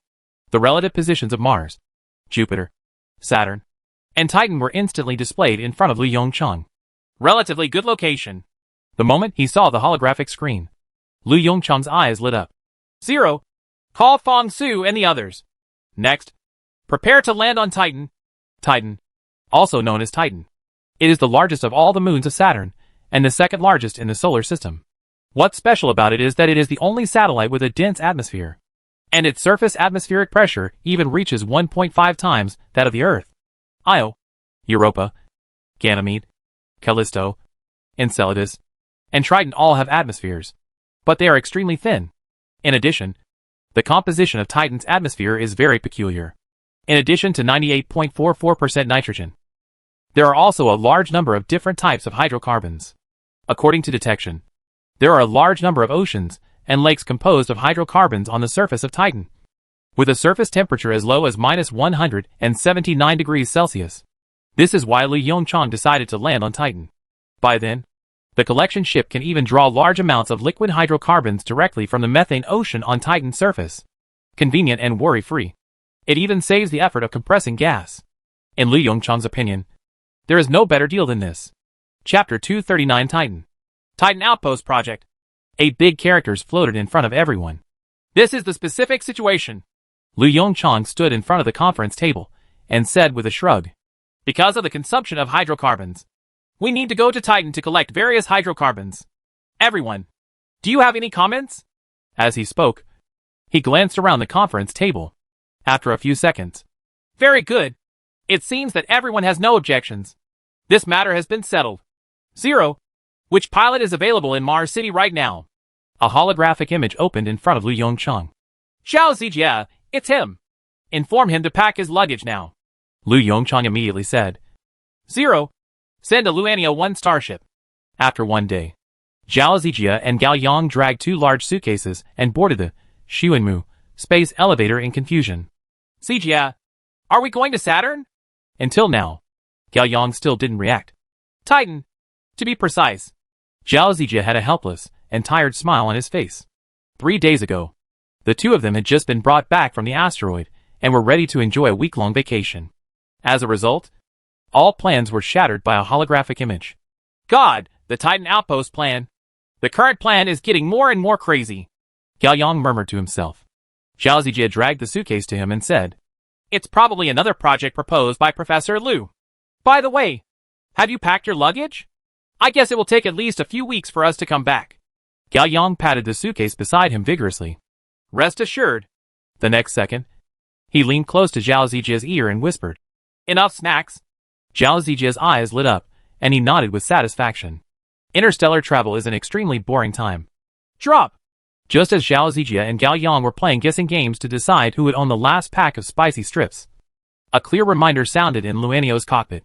Zhao Zijia quickly turned his head and looked at the holographic image in front of the console. About to reach the destination, Luanio Type 1 is about to start decelerating. Please enter the deep-sea cabin immediately. He subconsciously glanced at the surrounding portholes. A planet glowing yellow with a wide ring around it came into view. That's Saturn. Cough, cough, cough. As the deep-sea cabin door opened, Zhao Zijia coughed and looked up at the porthole. A small orange planet comes into view. Ahem. Is this Titan? Gao Yang's voice came from the side. Like Zhao Zijia, he was also struggling to cough up some deep-sea fluid remaining in his trachea. Although these deep-sea fluids can be absorbed by the human body, the feeling of them sticking to the trachea is hard to describe. Therefore, every starship pilot has developed the habit of coughing when leaving the cabin. Zhao Zijia stared at the small satellite through the porthole and nodded slightly. If the navigation is correct, that should be it. What are these yellow things? Gao Yang took a closer look and said with a frown. Why do they look similar to smog? Isn't it said that most of Titan's atmosphere is nitrogen and hydrocarbons? Faced with Gao Yang's question, Zhao Zijia shrugged. I heard it's an organic sediment called olin, which is similar to tar. Tallinn? What is this? Gao Yang's eyes became more confused. Zhao Zijia looked back at his teammates helplessly. How many exams have you taken in astrochemistry? Just passed. No wonder you don't know. Zhao Zijia looked relieved. Tallinn, a substance that exists on cold stars far away from its parent star. A mixture of simple organic compounds such as methane and ethane formed when exposed to ultraviolet light. It's usually light red or brown. And there should be a small amount of olin in Callisto, which is why it appears this color. Gao Yang nodded with confusion. At this moment, 3 ultimate questions of life flashed through his mind. Who I am? Where does it come from? Where to go? Okay, I won't talk to you about this anymore. Zhao Zijia turned and walked towards the locker room. Get ready. We are about to land. Titan's upper-level orbit. The 800-meter-long Luanio starship sailed slowly past. Land directly? Gao Yang looked back at Zhao Zijie, who was sitting in the captain's seat. Worriedly, the one bird has never landed on the surface of a planet. Don't worry. Zhao Zijie stared at the holographic image in front of him, adjusting each parameter. Without Zero's participation, the entire landing process is a bit more risky, although weak artificial intelligence exists. If we encounter extreme situations, weak artificial intelligence will never be able to solve the problem. Zero did a simulation before coming here. Titan is different from planets like Mars and Earth. It is just a satellite after all. According to testing, its gravity is about the same as that of the moon. Coupled with a dense atmosphere, landing is much easier. As he spoke, Zhao Zijie entered the last parameter into the onboard computer. Okay, it's time for us to land. The moment the words fell, the Luanio starship's nose sank slightly, and a feeling of deceleration instantly came. The Luania starship, which had been transformed into a streamlined fuselage, slowly dropped in height. At the moment it touched the atmosphere, a violent shaking came from the fuselage. Weak artificial intelligence one strictly followed the procedure and quickly adjusted the power of each hull thruster to maintain the balance of the starship as much as possible. As the altitude continues to drop, the orange color outside the porthole becomes more and more intense. When the starship was more than 10,000 meters away from the ground, the ship gradually returned to stability. Driven by the hull thruster, the 800-meter-sized Luanio starship used its streamlined hull to tear through the dense atmosphere and glide smoothly through the air at an altitude of 10,000 meters. Hack. Gao Yang looked at the picture from the camera and muttered to himself. This is not much different from the structure of the Earth. The holographic image displays Titan's surface image and various parameters. Surface temperature, minus 179.15 degrees Celsius. There are countless large and small lakes, meandering rivers, and land with less obvious ups and downs. Where are we landing?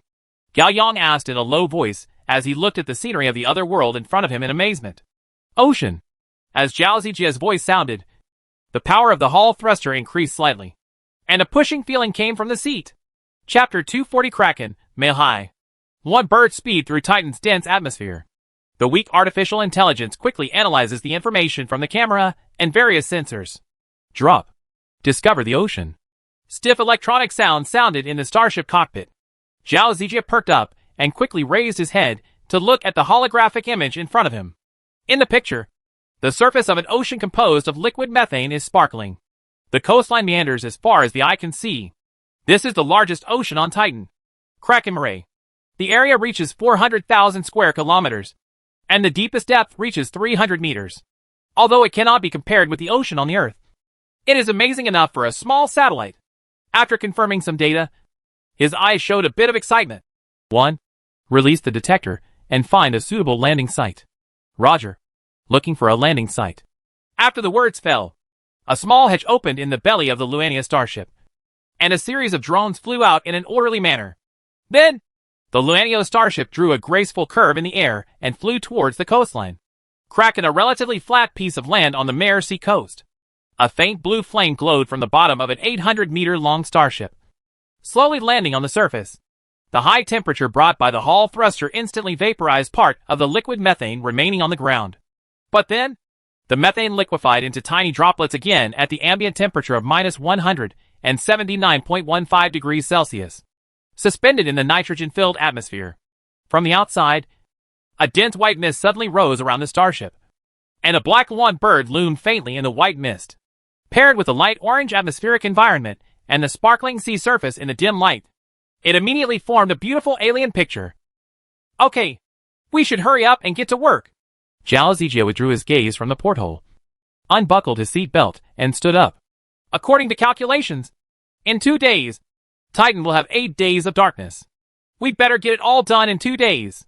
The duration of a complete day and night on Titan is 15.9 days. After dozens of minutes, the hatch on the side of the lawn bird slowly opened. 2 starship pilots, wearing tight spacesuits, slowly stepped off the starship and stepped on the frozen ground. Gorgeous. Zhao Zijie looked at the endless methane ocean and sighed softly in the team's radio frequency band. It's hard to imagine that this is just a small satellite. Gao Yang next to him nodded in agreement with Zhao Zijie's words while operating the transport equipment. Compared with the helium-3 extraction machine in Jupiter's orbit, The extraction equipment on the lawn bird is like a baby that is not yet a full moon. But even so, it took two people a lot of effort to drag the 2-meter diameter extraction pipe hundreds of meters away into the ocean. Zijia, where should the extraction device be placed? With the help of several robots, a huge piece of equipment was moved out of the starship cabin. Zhao Zijia turned his head and looked at the surrounding terrain, then opened his watch and checked it carefully. Then, he pointed at a flat rock dozens of meters away that was about 2 meters higher than the surrounding area. Just put it over there. According to one's calculation results, affected by the gravity of Saturn, the ocean here also has tidal phenomena. It should be a safer place over there. Although these liquid methane will not have any impact on the pumping equipment, it can even help it dissipate heat. However, when you are on a strange planet, you can never go wrong with being safe. Gao Yang nodded noncommittally and reached out to greet the robot following him. After installing all the equipment, the two returned to the Luanio starship. Looking at the gradually dimming scenery outside the porthole, Zhao Zijia slowly exhaled a breath. While pressing the switch of the suction device, he lay back on the seat and said, "Just wait. We can go back to Mars to rest in a month. I heard the next group on duty is Bart's team." A month later, a Taotai, Nebula-class material reserve ship will come to pick up the goods, and they can also take this opportunity to get a chance to return to Mars to rest. It's so boring. Gao Yang sighed and lay down on the chair. Just be content. Zhao Zijia glanced at his teammates angrily. How about you continue mining in the asteroid belt? Gao Yang shuddered slightly. Unlike the lawn bird, the hummingbird's cockpit is extremely small, allowing only one starship pilot to live. Small living space means greater psychological pressure and a more boring life. No. I suddenly felt that collecting methane on Titan would be a good job. Gao Yang waved his hand repeatedly. The cockpit fell silent again. Anyway, just as Zhao Zijia narrowed his eyes and was half asleep, Gao Yang's weak voice came from the side. There can't be life on Titan. Right. Zhao Zijia shuddered suddenly, and his sleepiness disappeared instantly. No. It's impossible. Right. What kind of creature can survive in this minus 179 degrees Celsius environment? As he spoke, he looked out the porthole. The searchlights around the Luanio starship have been turned on. There are some fine waves lapping on the methane ocean, and there is nothing on the surrounding ground except gravel and liquid methane. Gao Yang was startled by Zhao Zijia's actions, and he straightened up from his chair and looked out the window. After scanning for a week, he scratched his head with a smile. I just mentioned it casually. Think about it. This moon Titan looks similar to the Earth, with an atmosphere, rivers, lakes, and oceans. What kind of life might have been bred there? Zhao Zijia rolled his eyes and stood up from the chair. Okay, I'm going to bed. You can continue dreaming. Seeing Zhao Zijia leaving, Gao Yang quickly got up from his chair. Hey! Wait for me. Our bet on the spicy strips isn't over yet. Zhao Zijia did not look back, waved his hand, and said a word. A bet? What bet? I just know it's first come, first served. With that said, he quickened his pace a little and hurried towards the lounge. When Gao Yang saw this, he suddenly became anxious. Captain! Captain! You can't do this! The voices of Gao Yang and Zhao Zijia gradually faded away. Under Yi's control, the lights in the cockpit slowly turned off. The bright searchlights surrounding the starship silently dispersed the surrounding darkness. Under the light, the waves on the Krakenmare Sea seemed a little bigger. The sea level also began to slowly move up. Chapter 241 We are flooded. The next day, a piercing alarm sounded inside the lawn bird. Gao Yang and Zhao Zijia opened their eyes almost at the same time and looked at the holographic image next to the bed. Hack! What's going on? The picture from the camera on the bottom of the starship appeared in front of their eyes. Looking at the slightly weird picture, Gao Yang was slightly startled. After reacting, his expression changed drastically, and he exclaimed loudly. Holy shit! Are we flooded? What happened? Zhao Zijia asked directly. Is the calculation wrong? A mechanical and electronic sound immediately sounded. Affected by various complex factors. The scale of ocean tides is far greater than expected. Complex factors? What factors? Gao Yang asked subconsciously. The holographic image screen changed again. This time it shows the camera footage from the top of the starship. A huge wave rushed towards the camera, hitting the hard SHL of the lawn bird hard. Storm? Zhao Zijia muttered to himself. Yes. As Yi's voice sounded, A series of complex data appeared in the holographic image in front of the two people. Affected by Jupiter's gravity and temperature difference, relatively powerful hurricanes are generated on the surface of Titan. The density of the methane ocean is low, and it is easily affected by hurricanes, which leads to relatively large errors in the calculation results. Hiss! Zhao Zijie gasped. Don't say whether these are available or not. Just tell me how high the seawater will rise. Data is being recalculated. A simulation screen appeared in front of the two people. Bleach. Gao Yang looked at the simulation screen in front of him and swallowed hard. This damn thing. It directly drowned the Luan bird in half. First, assess the impact of this incident. After getting dressed, Zhao Zijie looked solemn and walked quickly towards the cockpit. The holographic interface followed his footsteps and floated in the air. Captain, the assessment results are out. Zhao Zijie turned his head and glanced at the evaluation interface. When he saw the result clearly, he couldn't help but stop. 1. Are you sure? Yes. Captain, I'm sure. Yi's response sounded again. What? What's wrong? What's the assessment result? Gao Yang hurriedly ran to Zhao Zijie and asked hurriedly. See for yourself. With that said, Zhao Zijie reached out and swiped the holographic interface and sent it to Gao Yang. No impact? Huh? Gao Yang's eyes widened, and he looked at the holographic interface in front of him with disbelief. According to the evaluation, the sealing performance of the Luanio starship and the extraction device is excellent. In addition, the seawater is composed of liquid methane, so there will be no problem even if the hull thruster is submerged. Zijie, what do you think? Gao Yang turned to look at Zhao Zijie beside him. Me? Zhao Zijie's mouth twitched. I choose to let Ling watch. 1. Send a communication request to Mars. So, there is nothing wrong with Yi's assessment? Zhao Zijie glanced at the rough waves outside the porthole and asked in a low voice. Is this incident really not going to have any impact on the starship and the extraction device? Yes, Captain Zhao Zijie. Zero's unique electronic synthesized voice sounded in the cockpit. Please don't be deceived by the external waves. Although the waves formed by liquid methane are powerful, they cannot shake the Luanio starship at all. As for the extraction equipment, the fixtures will keep it safe. Okay. Zhao Zijie turned his head again and glanced at the huge waves hitting the porthole. I have no problem. Okay. I wish you a happy life and smooth work. As soon as the voice fell, the overdistance communication was automatically cut off. Zhao Zijie turned around and looked at Gao Yang. Calm down. If nothing happens, just take a vacation at the seaside. Gao Yang. You call this a beach vacation? Countless waves spread on the starship's portholes. Torrential rains of methane fall from the sky onto Titan's surface. In the deep sky, dazzling lightning flashed from time to time. It's like a scene of the end of the world. Faced with Gao Yang's rhetorical question, Zhao Zijie shrugged helplessly and took out a bag of potato chips from the cabinet on the side. What else can I do? Since you can't resist, just enjoy it. What's more, according to Zero calculations, this storm will only last 3 days. The next day, it has to be said that human beings are extremely adaptable to the environment. Gao Yang, who was originally worried about the harsh environment outside, completely adapted to this violent environment after 1 day. He even took countless selfies while standing in front of the porthole. Say, why are you taking so many selfies? Zhao Zijie put the bag of potato chips into the garbage bag and said with his finger, You're not going to post it on Moments, are you? While Gao Yang was operating his watch, he said matter-of-factly, Isn't this nonsense? Look, the post I posted on Moments this morning has now received hundreds of likes. And many drivers have left messages below. What did you say?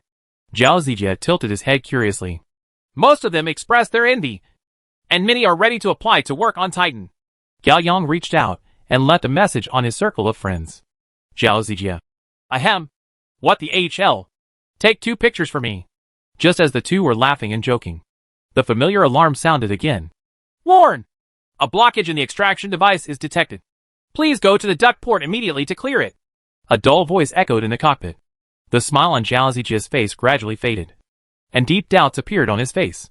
Clogged? Why is it blocked? He ran to the captain's seat in 3 steps and moved his hand through the air. The hologram immediately responded to his movements. The 3D modeling diagram of the entire extraction device appeared in front of the two people. A large red spot appeared at the open end of the catheter. That's where the blockage occurs. Is it sand? Zhao Zijie looked confused. It shouldn't be. Gao Yang frowned and whispered to himself. How could a pipe with a diameter of 2 meters be blocked by sand? Looking at the extraction device that had shut down in an emergency, Zhao Zijia's eyes became even more confused. Forget it. Don't guess what it is yet. We can't get out of the environment outside. Let's wait until the tide recedes. As he spoke, he reached out and pressed the button on the console, preparing to power off the extraction device. The blockage has been cleared. A rigid voice sounded again. The extraction device in the emergency shutdown state starts working again. Zhao Zijia and Gao Yang looked confused. What the hell? Is this considered recovered? Gao Yang said cautiously. Will there be any problems? As soon as he finished speaking, the alarm sounded again. A blockage in the extraction unit has been detected. What the hell? Zhao Zijia directly pressed the button on the console without any hesitation. After a few minutes, the siren stopped. The blockage has been cleared. A reminder sounded in the quiet cockpit again. Chapter 242. Do you have any way to catch one? The cockpit of the Luanio starship was eerily quiet. Zhao Zijia could even hear his heart beating violently in his chest. Gulu. The sound of Gao Yang swallowing his saliva came from beside him. What? What's going on?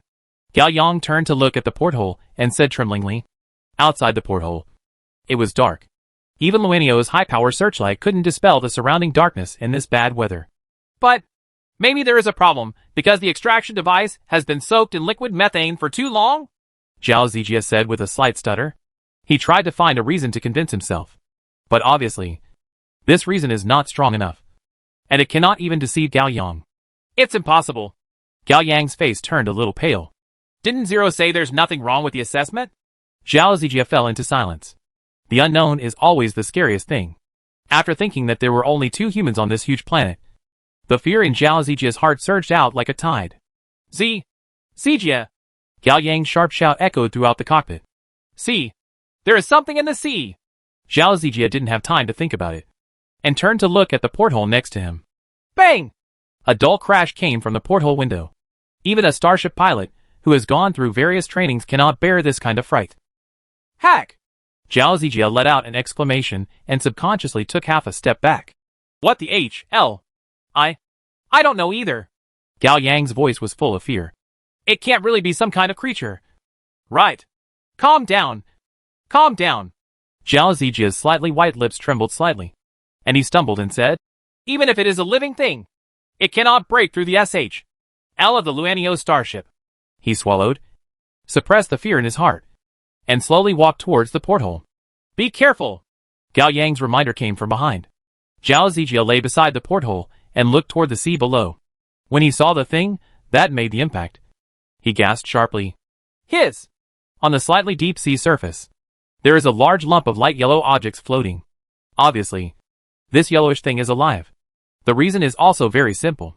Half of that damn thing is broken out of the sea and is stuck to the outer SHL of the Luanio starship. In fact, it is crawling upward at a slow speed visible to the naked eye.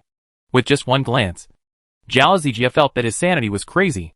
Sooner or later, Gao Yang's crow's beak will be torn off. While cursing in his heart, this thought flashed through Zhao Zijia's mind. Hack! He reached out and rubbed his eyes vigorously, trying to purify them. Gao Yang! Come and see! There was a sound of rapid footsteps. Hack! It's also a classic exclamation. What the hell is this? Gao Yang shuddered slightly. It feels so disgusting. It's kind of like a big moving piece of fat. Yuck! Seeing Gao Yang's queasy look, Zhao Zijia suddenly showed a satisfied smile on his face. That's fair. When you put it like that, it does seem a bit like it. He took a few steps back, stretched out his hand to touch his chin, and said thoughtfully, But I think this thing looks a bit like a jellyfish. To be precise, it should be the umbrella body of a jellyfish. At least, I haven't seen any tentacles underneath it yet. Gao Yang looked at it carefully and said with disgust, There seems to be mucus on the surface.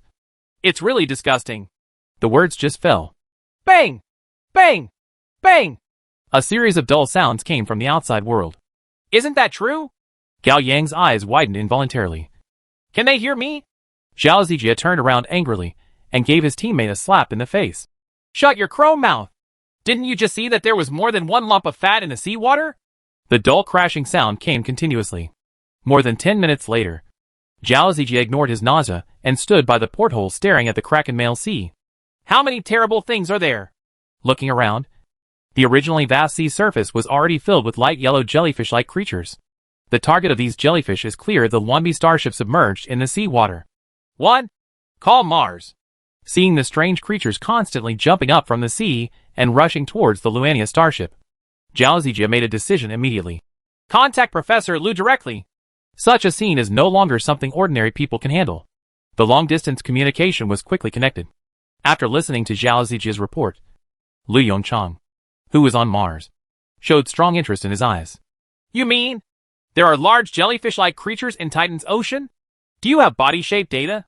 Zhao Zijia nodded quickly. Professor, I will transfer the camera footage to you right now.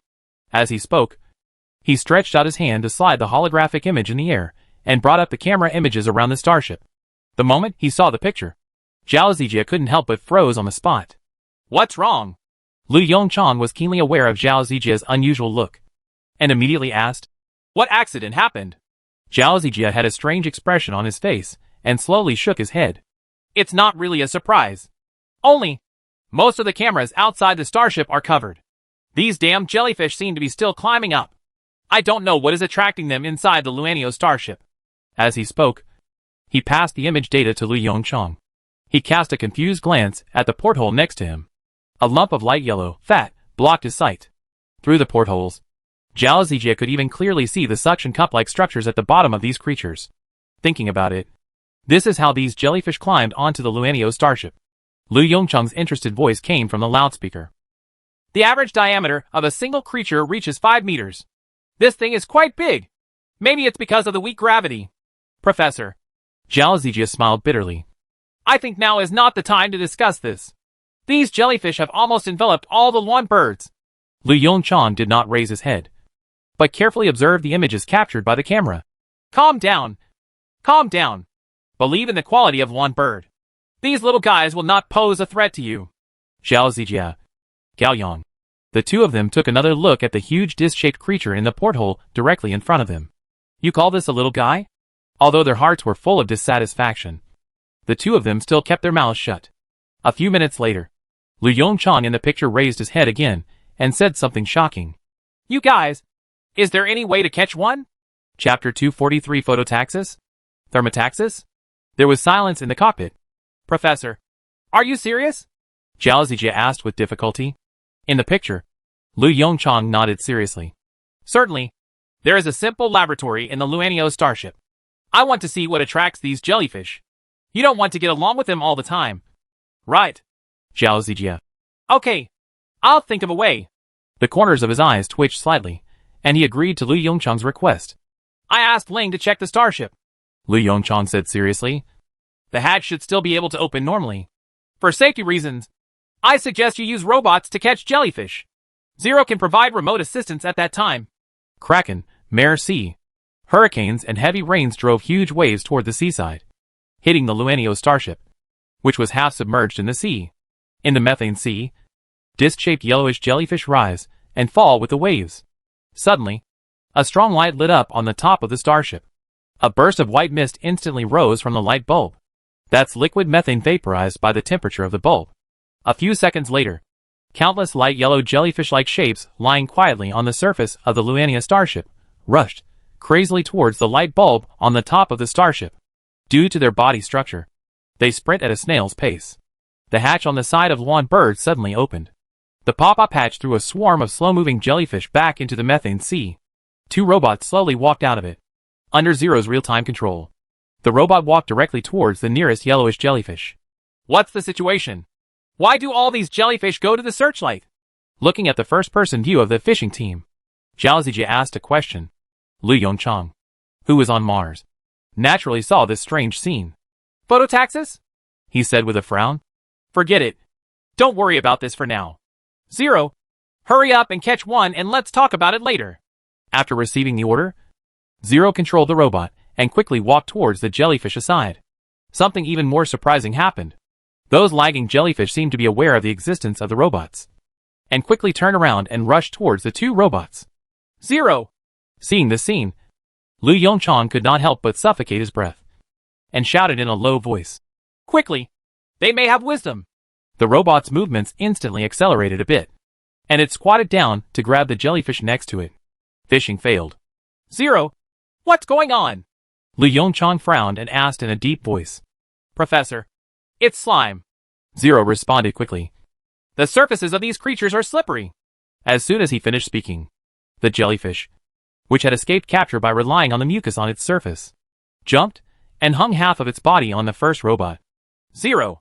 Before Lu Yongchang could give the second order, a series of light yellow jellyfish used their unique skills and rushed towards the robot. Alert! Low power. The holographic projection interface in front of him turned red instantly, and Zero's warning sound also sounded.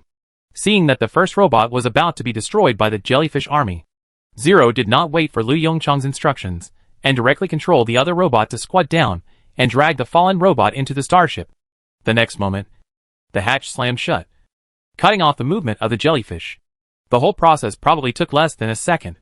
Lu Yongchang breathed a long sigh of relief and calmed his violently beating heart.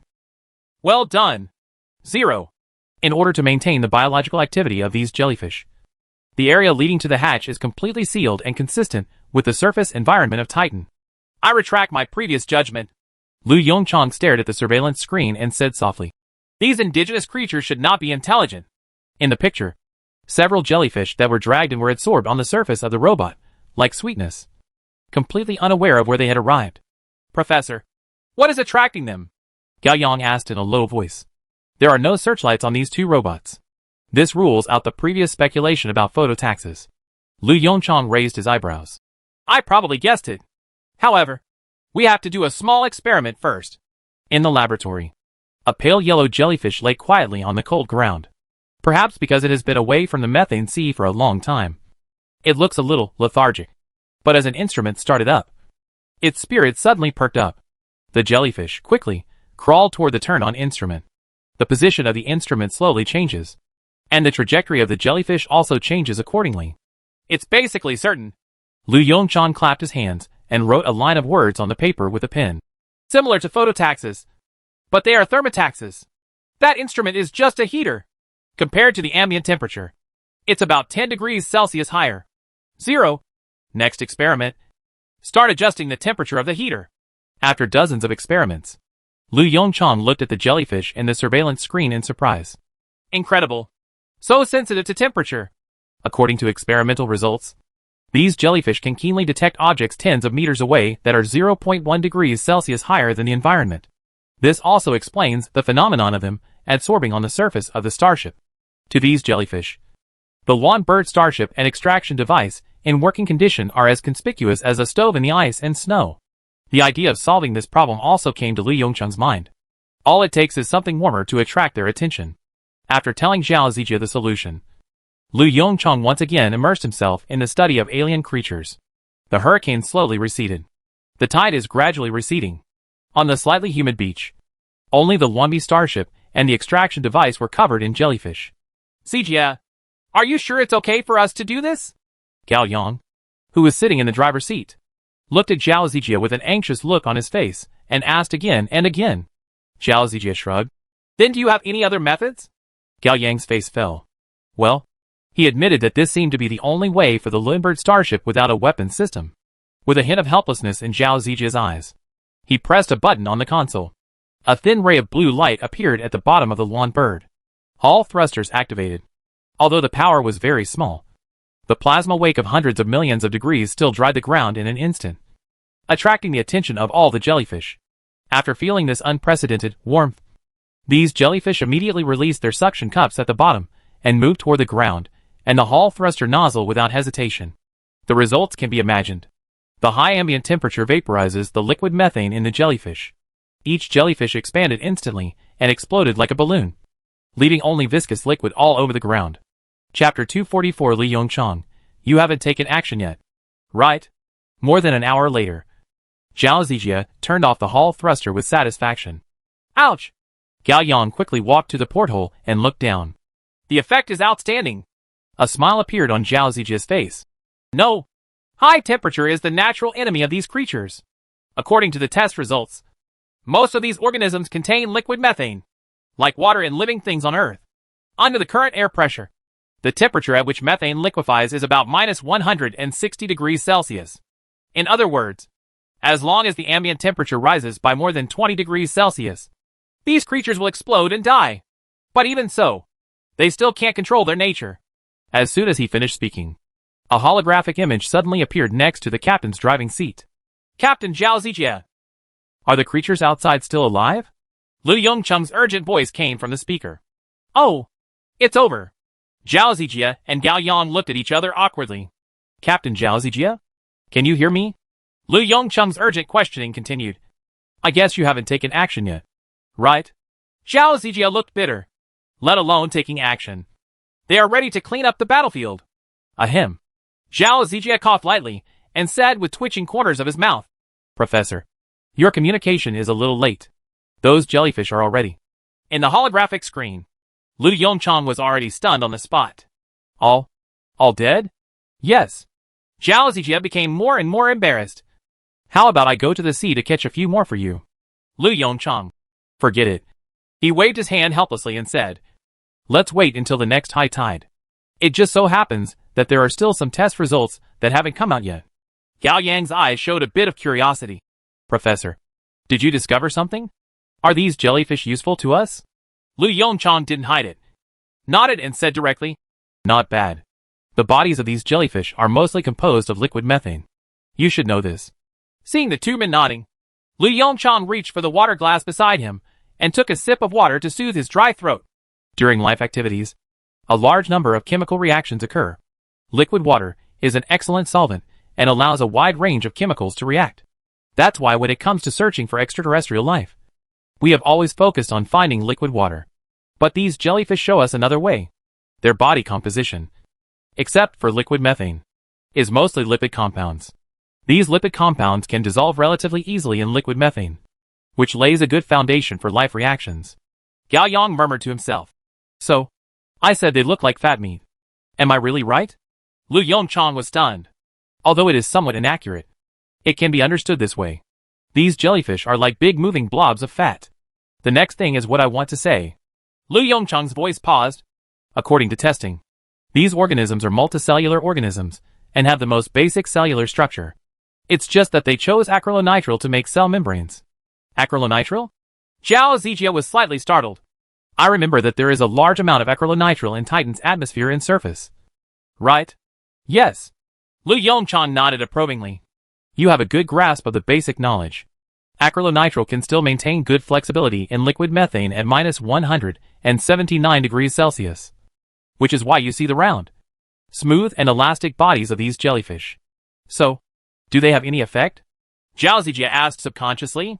Hearing this question, Lu Yongcheng's expression became strange. Remember what I told you just now? That their bodies are made of lipid compounds and liquid methane? Tests show that the mucus they secrete has a very strong lubricating effect and is very stable in nature, making it very suitable for use on starships.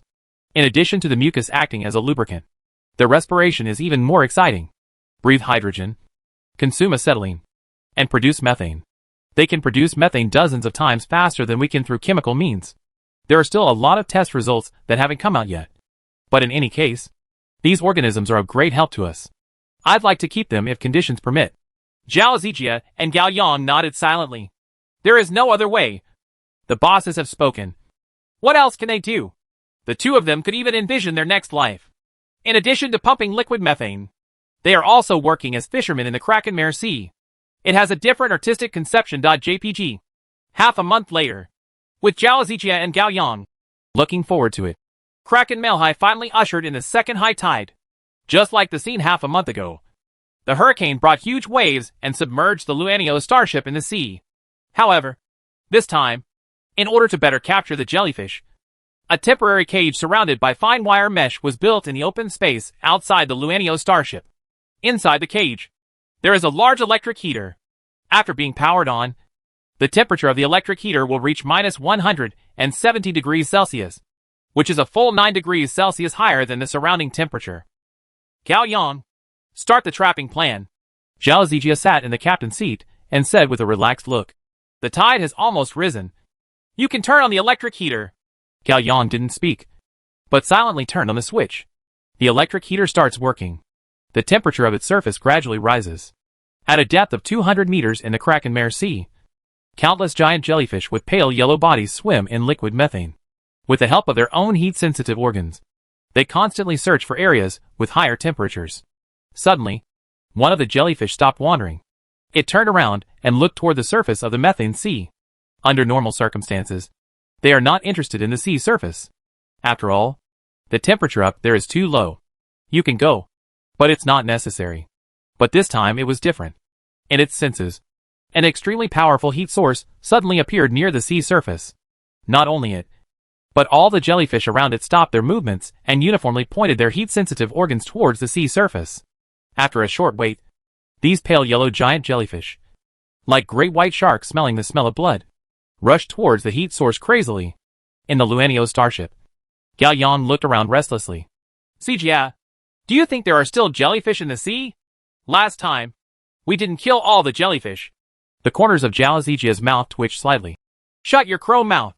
If that's the case, I'll tie you up and throw you out to attract jellyfish. Gao Yang. Chapter 245 The Abnormal State of Jellyfish.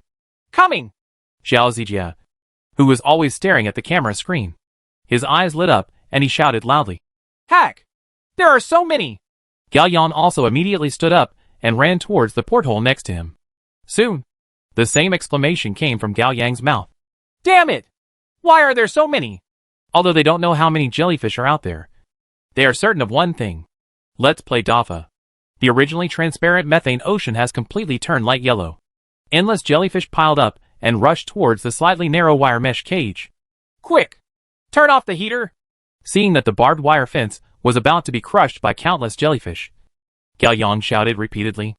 As he spoke, he reached out and touched the switch on the side. Click!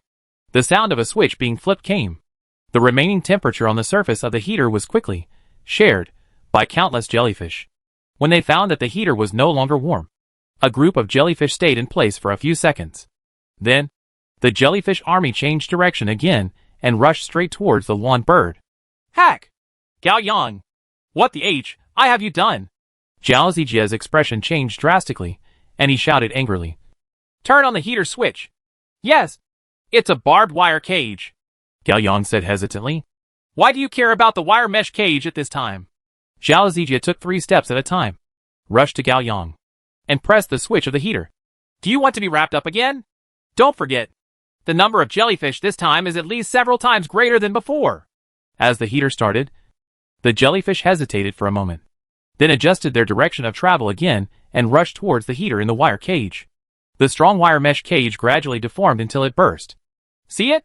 Zhao Zijia swallowed slightly and said with a trembling voice. If these jellyfish are to climb onto the lawn bird, we will probably end up with the same fate as this wire cage. So, what about the entrapment plan? Gao Yang asked with a pale face. Professor Lu asked us. Hearing this, Zhao Zijia couldn't help but fell into silence. Just catch as many as you can. Professor Lu probably didn't expect that there are so many jellyfish in the sea. The tide recedes. Most of the jellyfish left with the tide, leaving only some greedy jellyfish that were still attached to the electric heater. With the efforts of several robots, these jellyfish were moved into the starship. A corner of the starship was temporarily transformed into a breeding room. In order to ensure the survival rate of jellyfish, the environment in the breeding room is basically the same as the surface environment of Titan. After a busy day, Zhao Zijia sat on the chair with a tired face. 1. Open the monitoring screen of the breeding room. The holographic image unfolded, and dozens of surveillance images from different angles appeared in front of him. In the picture, more than 100 jellyfish stay quietly in the huge pool. Inside the pool is seawater extracted from the methane sea. Why do they feel a little sluggish? Zhao Zijia touched his chin, with a bit of confusion in his eyes. We won't raise them to death. Right. Gao Yang heard this, and hurriedly came over. That's not true. Is it? All indicators are the same as the outside world. How could something happen? I guess I'm just tired. I just need to rest for a day or two, and I'll be fine. Zhao Zijia. Do you want to raise goldfish? Forget it. I can't count on you for this kind of thing.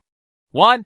Always pay attention to the status of these jellyfish and alert me immediately if there is any problem. Copy that, Captain. A rigid voice immediately sounded. A few days later, a rapid siren woke them both from their sleep. Captain, The jellyfish in the breeding room are in abnormal condition. A reminder sounded in Zhao Zijia's ears. At the same time, the holographic image displayed the surveillance picture in front of the sleepy Zhao Zijia. The moment he saw the picture, Zhao Zijia was instantly refreshed. Hack! Gao Yang! Something happened! Zhao Zijia and Gao Yang, wearing tight spacesuits, slowly walked into the breeding room. What's going on?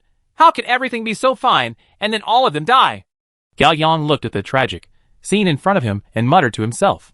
There were more than 100 jellyfish corpses floating on the surface of the pool. Perhaps due to death, the cell membrane lost its original activity, and the lipids in the jellyfish began to overflow. The originally clear and transparent seawater also turned into a light yellow. One, play back the surveillance video, Zhao Zijia said in a deep voice. The video was quickly retrieved and projected onto the transparent masks directly in front of their helmets. This is the scene from an hour ago. A voice came from the earphones. In the video, more than 100 jellyfish are quietly sinking to the bottom of the water. The same state as when it was first put into the pool. This is what happened 20 minutes ago. The video begins to speed up. A jellyfish located in the center of the bottom of the pool suddenly twitched, and a lump of light yellow substance slowly overflowed from its surface. After a few minutes, the jellyfish floated from the bottom to the surface. This seemed to be a signal. In just a few minutes, almost all jellyfish entered a countdown to death. After watching the entire video, Zhao Zijia looked at the pool full of jellyfish corpses with a gloomy expression. One, have they not moved in the past few days?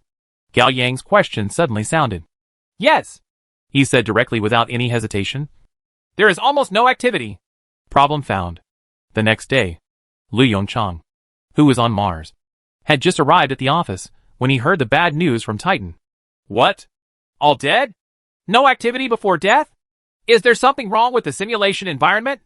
Immediately, Lu Yongchang set his sights on the simulated environment in the breeding room. Professor, there is nothing abnormal about the environment in the breeding room, Zero said while presenting various data in front of him.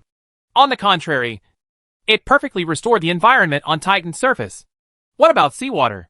Lu Yongchang frowned. Not enough hydrogen? Can't breathe? There is basically no such possibility. Zero once again rejected his guess. The seawater in the pool will automatically circulate every 2 hours. The extraction device will extract fresh seawater from the surface of the methane ocean. Also, etc. Lu Yongchang suddenly said. What did you just say? Fresh seawater on the surface? Yes, Professor, Zero said methodically.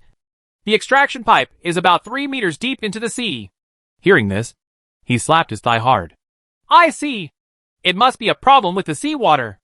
Zero, inform Zhao Zijia to send a few robots to the bottom of the sea to check the situation.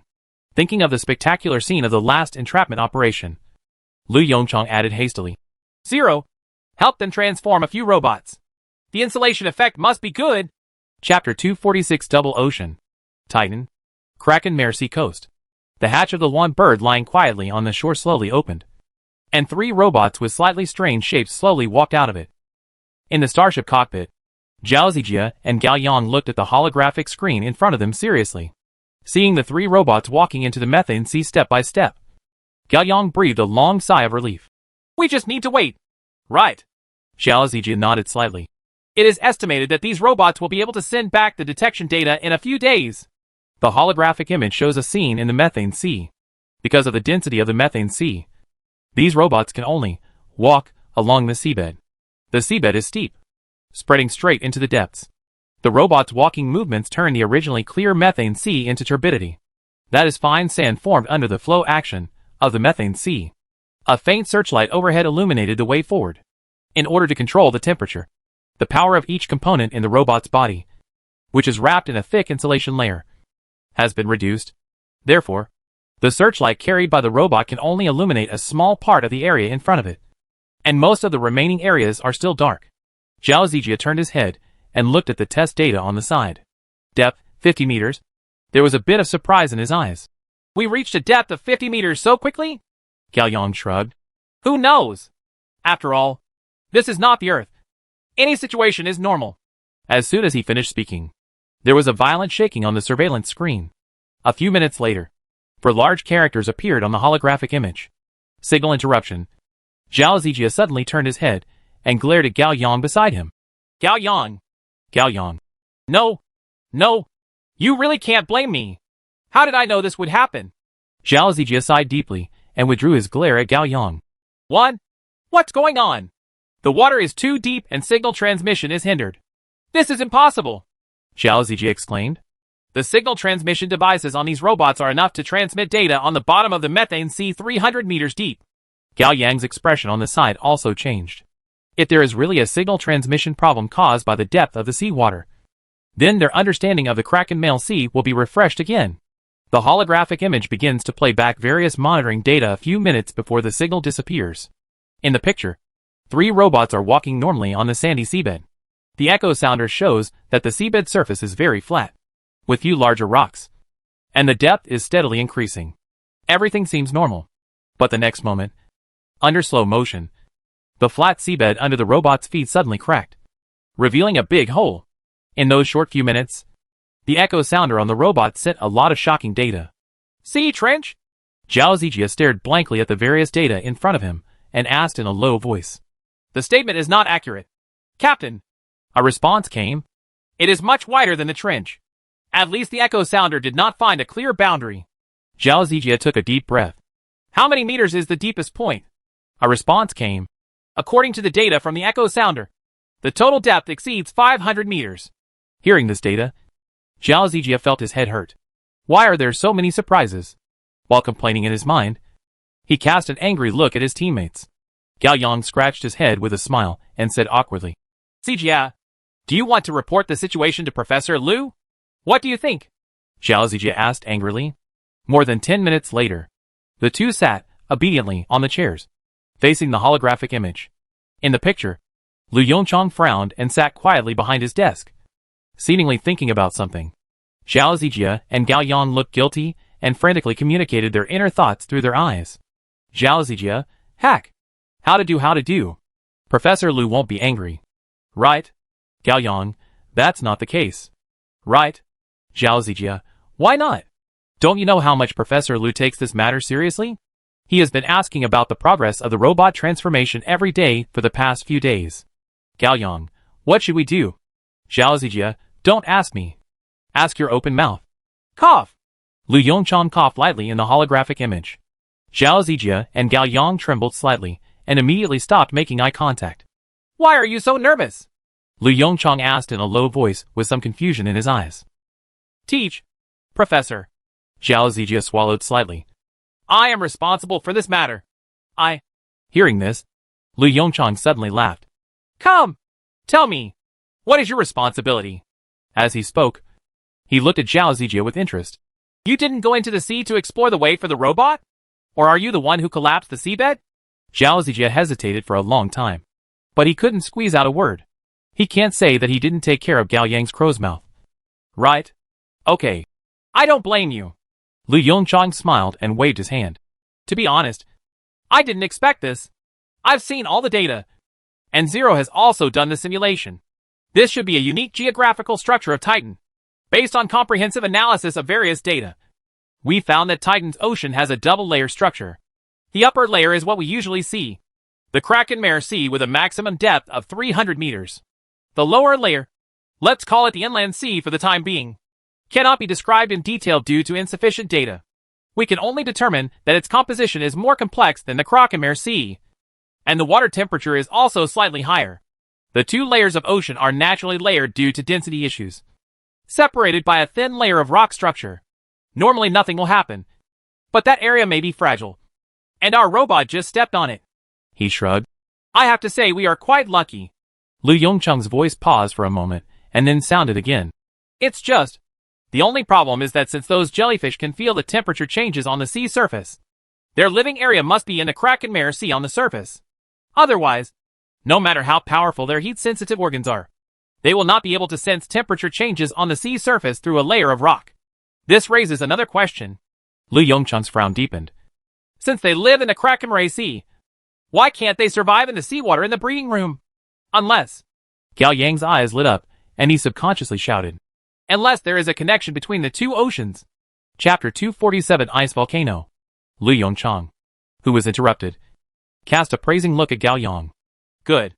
Although I don't know where or how they are connected.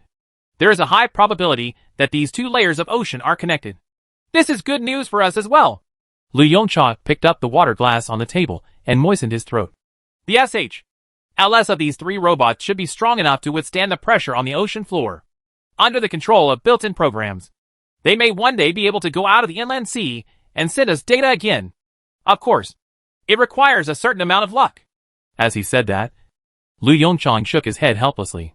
Apparently, he didn't believe it himself.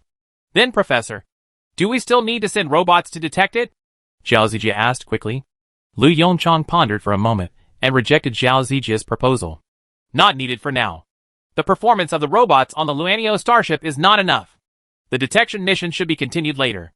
I will send Tao Tai with enough detection robots to pick you up. Half a month passed by in a flash. Zijie, Tao Tai hasn't arrived yet? Gao Yang sat in his seat and asked boredly. Zhao Zijie shook his head silently and turned to look at the holographic image on the side. Warehouse capacity, 80%. I guess the departure time was delayed in order to build the detection robot. Zhao Zijie shrugged and said with a hint of helplessness. But it just so happened that we were also delayed by tides and jellyfish. And the warehouse is not yet full. Gao Yang stood up from the chair, walked to the porthole, and looked at the sparkling sea in the distance. By the way, it's been half a month. It's time for those three robots to come out of that inland sea. Right. You can pull it down. Zhao Zijie curled his lips and said angrily. Do you really think you are the chosen one? I guess these three robots will last forever. Bip! Blop! Blop! A quick reminder interrupted Zhao Zijie's words. Robot communication signal detected. Zhao Zijie turned his head stiffly and looked at Gao Yang. What the HL? Gao Yang looked at the flashing holographic image in astonishment and murmured to himself. What? Don't be joking. Data transmission channel successfully established. Transferring storage data. Holy shit. Shit. Shit. Gao Yang. What the HL are you doing? Zhao Zijie burst out with a series of swear words.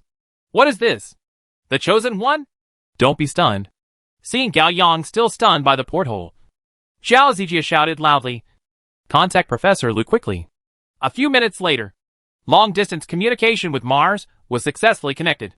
In the holographic screen, Lu Yongchang also looked at Zhao Zijie and Gao Yang as if he had seen a ghost. Are you sure these are the three robots that fell into the inland sea? Zhao Zijie swallowed and nodded subtly. Professor, if there are no others on this planet, I think it should be them. Hack. Lu Yongchang struggled for a long time, holding back two Chinese characters expressing surprise. What kind of luck is this? To be honest, after learning that the three robots fell into the inland sea, Lu Yongchang gave up the idea of waiting for the three robots to crawl out on their own. The reason is very simple. The terrain is unknown. There is no navigation, and relying only on the poor automatic program, the probability of the three robots climbing out on their own is infinitely close to zero. But it just happened. Where are they? Lu Yongchang reached out and rubbed his eyebrows, asking in a low voice, especially after knowing what Gao Yang said. He felt that his worldview was impacted. Zhao Zijie quickly reached out and clicked a few times on the holographic image. When he saw the result, a trace of surprise flashed in Zhao Zijie's eyes. Professor, it's not far from us. Just 100 kilometers away. Data transfer completed. A line of text flashed in the holographic image on the side. Professor, the data transmission is completed.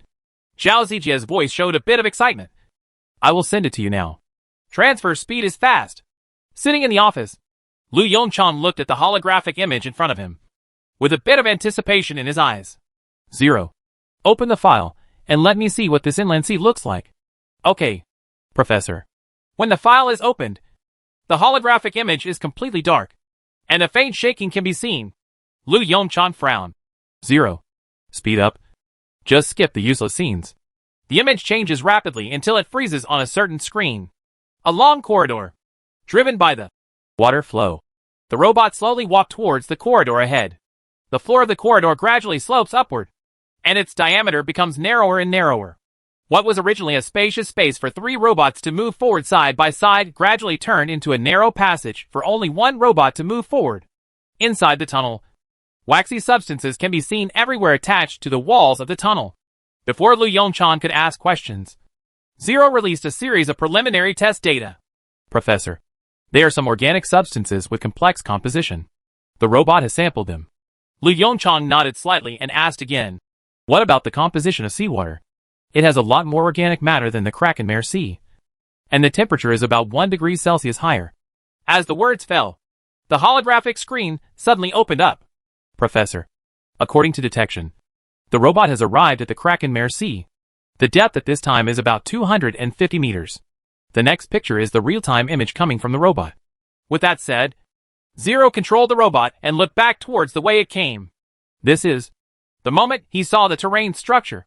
Lu Yongchang couldn't help but froze on the spot. Crater? Ice volcano? So that's it. The two oceans are connected through ice volcanoes. The so-called cryovolcano is a low-temperature volcano, and the explosive materials are usually water, ammonia or methane. At extremely low temperatures, liquid methane and other organic materials slowly flow out of the ice crater, like a volcano erupting. Zero. Control the robot and look around. Lu Yongchang suddenly said. Add the searchlight brightness to the maximum. Receive. After a few seconds, the originally dark screen suddenly lit up. Lu Yongchang's eyes showed a bit of joy. As expected, in the real-time video, endless yellowish jellyfish are swirling around the ice crater. The increased temperature after the searchlights were turned up seemed to attract their attention. Seeing those jellyfish swimming towards the robot, Zero quickly turned down the power of the searchlight. Fortunately, the warm liquid ejected from the ice crater attracted the attention of these jellyfish in time. And the three robots survived. Chapter 248 Hunting Plan. The real-time images returned by the three robots also caught the eyes of Zhao Zijia and Gao Yang. When he saw the overwhelming pale yellow jellyfish, Zhao Zijia couldn't help but hold his breath. I see! Lu Yongchang's soliloquy came from the loudspeaker. Zhao Zijia turned his head and looked at Gao Yang, with a bit of doubt in his eyes, and asked in a low voice, Professor, did you find anything? The questioning interrupted Lu Yongchang's thoughts. He raised his head and glanced at Zhao Zijia and Gao Yang in the picture, smiled and shook his head. It can't be called a discovery. I just want to understand some issues. Question? Gao Yang's tone was full of doubts. Yes. As he spoke, Lu Yongchang stood up from his chair and walked to the office window with emotion on his face. About the causes of death of the jellyfish we caught. Unlike the Krakenmare Sea, the sea water in the inland sea is warmer and contains more organic matter. And this inland sea material would be erupted through cryovolcanoes towards the Krakenmare Sea. As for the cause of the eruption, it is most likely the tidal effect caused by Jupiter. This also creates a phenomenon where the eruptions of these ice volcanoes are cyclical. For those jellyfish, the ice volcanoes distributed on the bottom of the Krakenmare Sea are like habitable spots with abundant supplies. They not only encourage them to move continuously, but also provide them with sufficient nutrients. Unless we can create a similar environment in breeding tanks, we will never be able to raise these amazing creatures. Zhao Zijia looked at the holographic image in front of him in confusion. Then our breeding plan. Give up. Lu Yongchang sighed forcefully. Even if we can simulate a similar environment, it would take too much energy and time. We can't do a loss-making business. Professor Lu, what should we do next? Zhao Zijia glanced at the picture sent back by the robot and asked again. According to experimental data, these pale yellow jellyfish are full of treasures. In addition to the fluid secreted by the body surface that can act as a lubricant, the body also contains a large number of organic compounds that humans need. After leaving the Earth, it has become much more difficult for humans to obtain large amounts of organic compounds. Before the interstellar voyage really started, these little creatures on Titan were like a gift from God to mankind. Lu Yongchang withdrew his gaze from the window. Prepare a killing plan. Lu Yongchang slowly squeezed out a few words from his mouth. Compared with capture and aquaculture, the killing plan is obviously much simpler. But the psychological test for the executor is also greater. After the long-distance communication was cut off, Gao Yang sat silently in his chair. After a long silence, he raised his slightly confused eyes and looked at his companion. Zijia, tell me, are we doing this right? Although these jellyfish are not intelligent now, a complete ecological cycle has been formed inside Titan's ocean. In time, they may also be able to develop advanced civilization, just like us. By doing that, we may have killed a future advanced civilization. Zhao Zijia breathed a long sigh of relief and shook his head firmly but slowly. Gao Yang, you can't say that. Now that we have stepped out of the Earth and become an interstellar civilization, the perspective of observing things must be from the perspective of human beings themselves. No matter what they are now, even if they have evolved intelligence. As long as they are useful to us. We must do this. There is a saying that I don't know if you have heard of. If you lose your humanity, you lose a lot. If you lose your animality, you lose everything. After saying that, he stood up and walked to Gao Yang, reached out and patted his teammate on the shoulder, then turned and left the cockpit. Mars. Lu Yongchang sat behind his desk and silently watched the images sent back by the robot. Countless pale yellow jellyfish swim in swarms on the Krakenmail seafloor. 0. After a long silence, Lu Yongchang suddenly said, Enter the information on these jellyfish into the core database. Do not delete voluntarily. In addition, this incident will be recorded in the annals of human civilization, and no later modifications will be allowed. A second later, Zero's avatar appeared next to Lu Yongchang. The mission has been completed. Professor. Lu Yongchang nodded and lay back on his seat. Although he was ready to fight the Proxima Centauri civilization and implement the civilization extinction plan. After all, it was a galaxy 4.22 light-years away. In his mind, life on Titan and Mars was completely different from the Proxima Centauri civilization. This is life born in the solar system, bathed in the light of the same star. Even the atoms that make up the body come from the same nebula countless years ago. To a certain extent, humans and them are like brothers. Life on Mars is destined to become extinct in the solar crisis. But life on Titan went extinct under his order. Lu Yongchang. Thinking of this, Lu Yongchang sighed again. Beyond Titan, a giant starship with a length of 1,500 meters slowly sailed towards the orange-yellow Titan. That is the Tao Tai, Nebula-class material reserve ship from Mars. Captain Zhao Zijia, please answer when you receive it. Bart's voice echoed in the Tao Tai cockpit. A few minutes later, the holographic image in front of Bart fluctuated slightly. My friend. Long time no see. The moment he saw Zhao Zijia, Bart, who was sitting in the captain's seat, laughed and said Lo. Zijia, you seem to be in good condition. How's it going? Are you living a comfortable life on Titan? Zhao Zijia, who had already adjusted his mood, rolled his eyes angrily. It's quite comfortable. At least, it's much more comfortable than mining in the asteroid belt. Bart, the corner of his mouth twitched slightly, and he directly chose to change the topic. Tao Tai is expected to enter Titan's orbit in 1 hour. Due to its mass and size, Tao Tai cannot enter the atmosphere. So you still want us to pick you up? Zhao Zijia looked at the holographic screen in front of him with disgust, interrupting Bart's words. Of course not. We will go down on Zund number 2. Bart glanced at Zhao Zijia in surprise. Tao Tai is equipped with 50 Zund 2 ships inside. They are used to transport methane.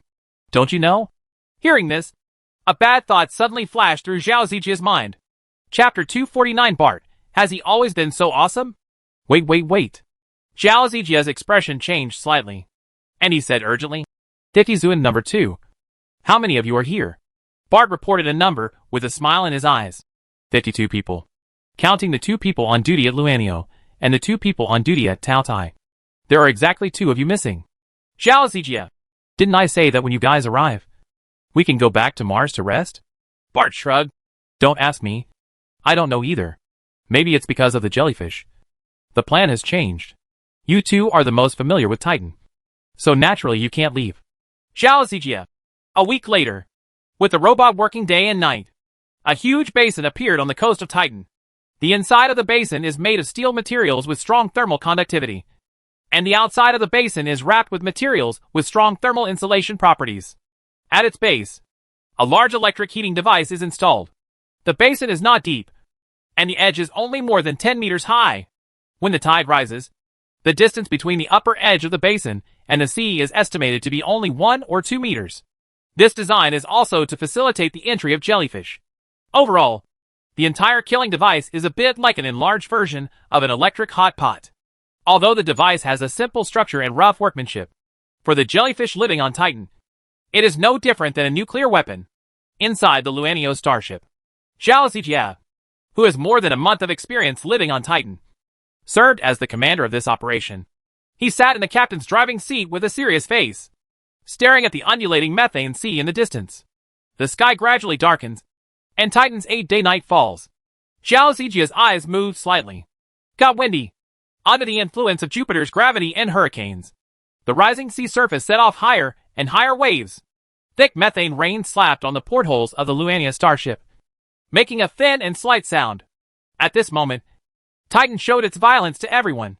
Here we come, Zhao Zijia said softly, reaching out and pressing the virtual button in the holographic projection.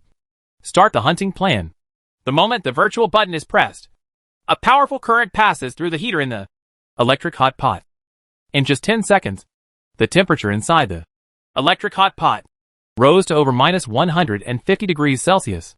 This unparalleled, high temperature instantly vaporized the methane rain falling from the sky. For a moment, clouds and mist were hovering above the electric hot pot. From a distance, it looked like the steam produced by the boiling hot pot. Gao Yang and Zhao Zijia obviously realized this, and they turned to glance at Bart beside them with strange expressions.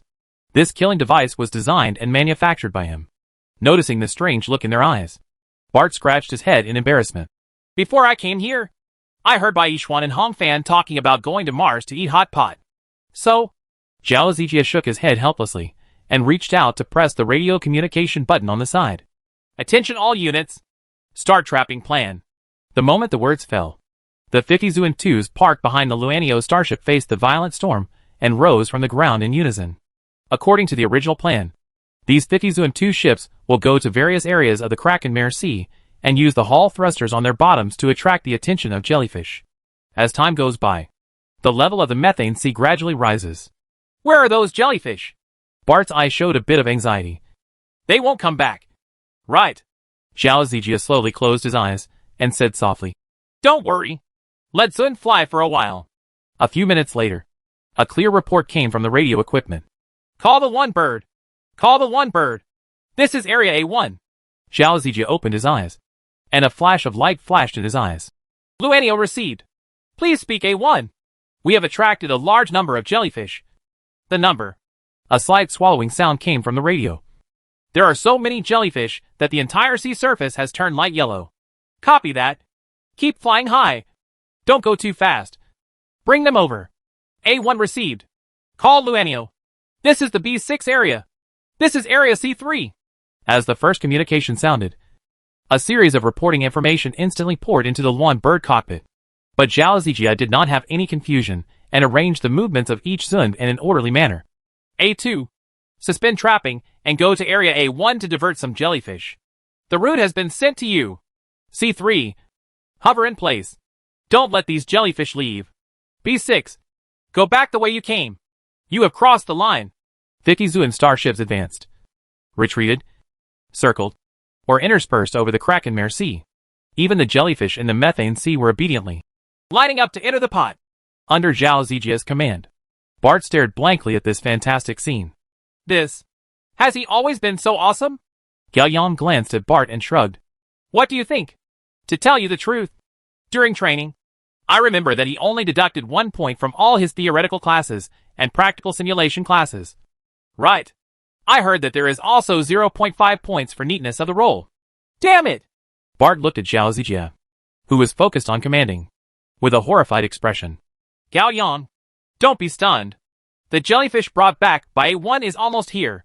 Pay attention to the status of the killing device and prepare to recover the jellyfish carcasses. Zhao Zijia's somewhat stern instructions came from the side. Gao Yang turned around and shrugged towards Bart to express his helplessness, but responded, Okay, let's go now. Before Bart could recover, Zhao Zijia's order came. And Bart, don't be idle. Go and see how the recovery device is doing. The high tide time is limited, so we have to hurry up. Bart, while Zhao Zijia was paying attention to the status of each Zun starship, he cast his gaze at the porthole directly ahead. At the end of the line of sight, a Zun number 2 was slowly flying over in the violent storm, and in the methane sea at its bottom, there are endless pale yellow jellyfish. Gao Yang, attention! The jellyfish swarm is expected to arrive at the killing device in 15 minutes.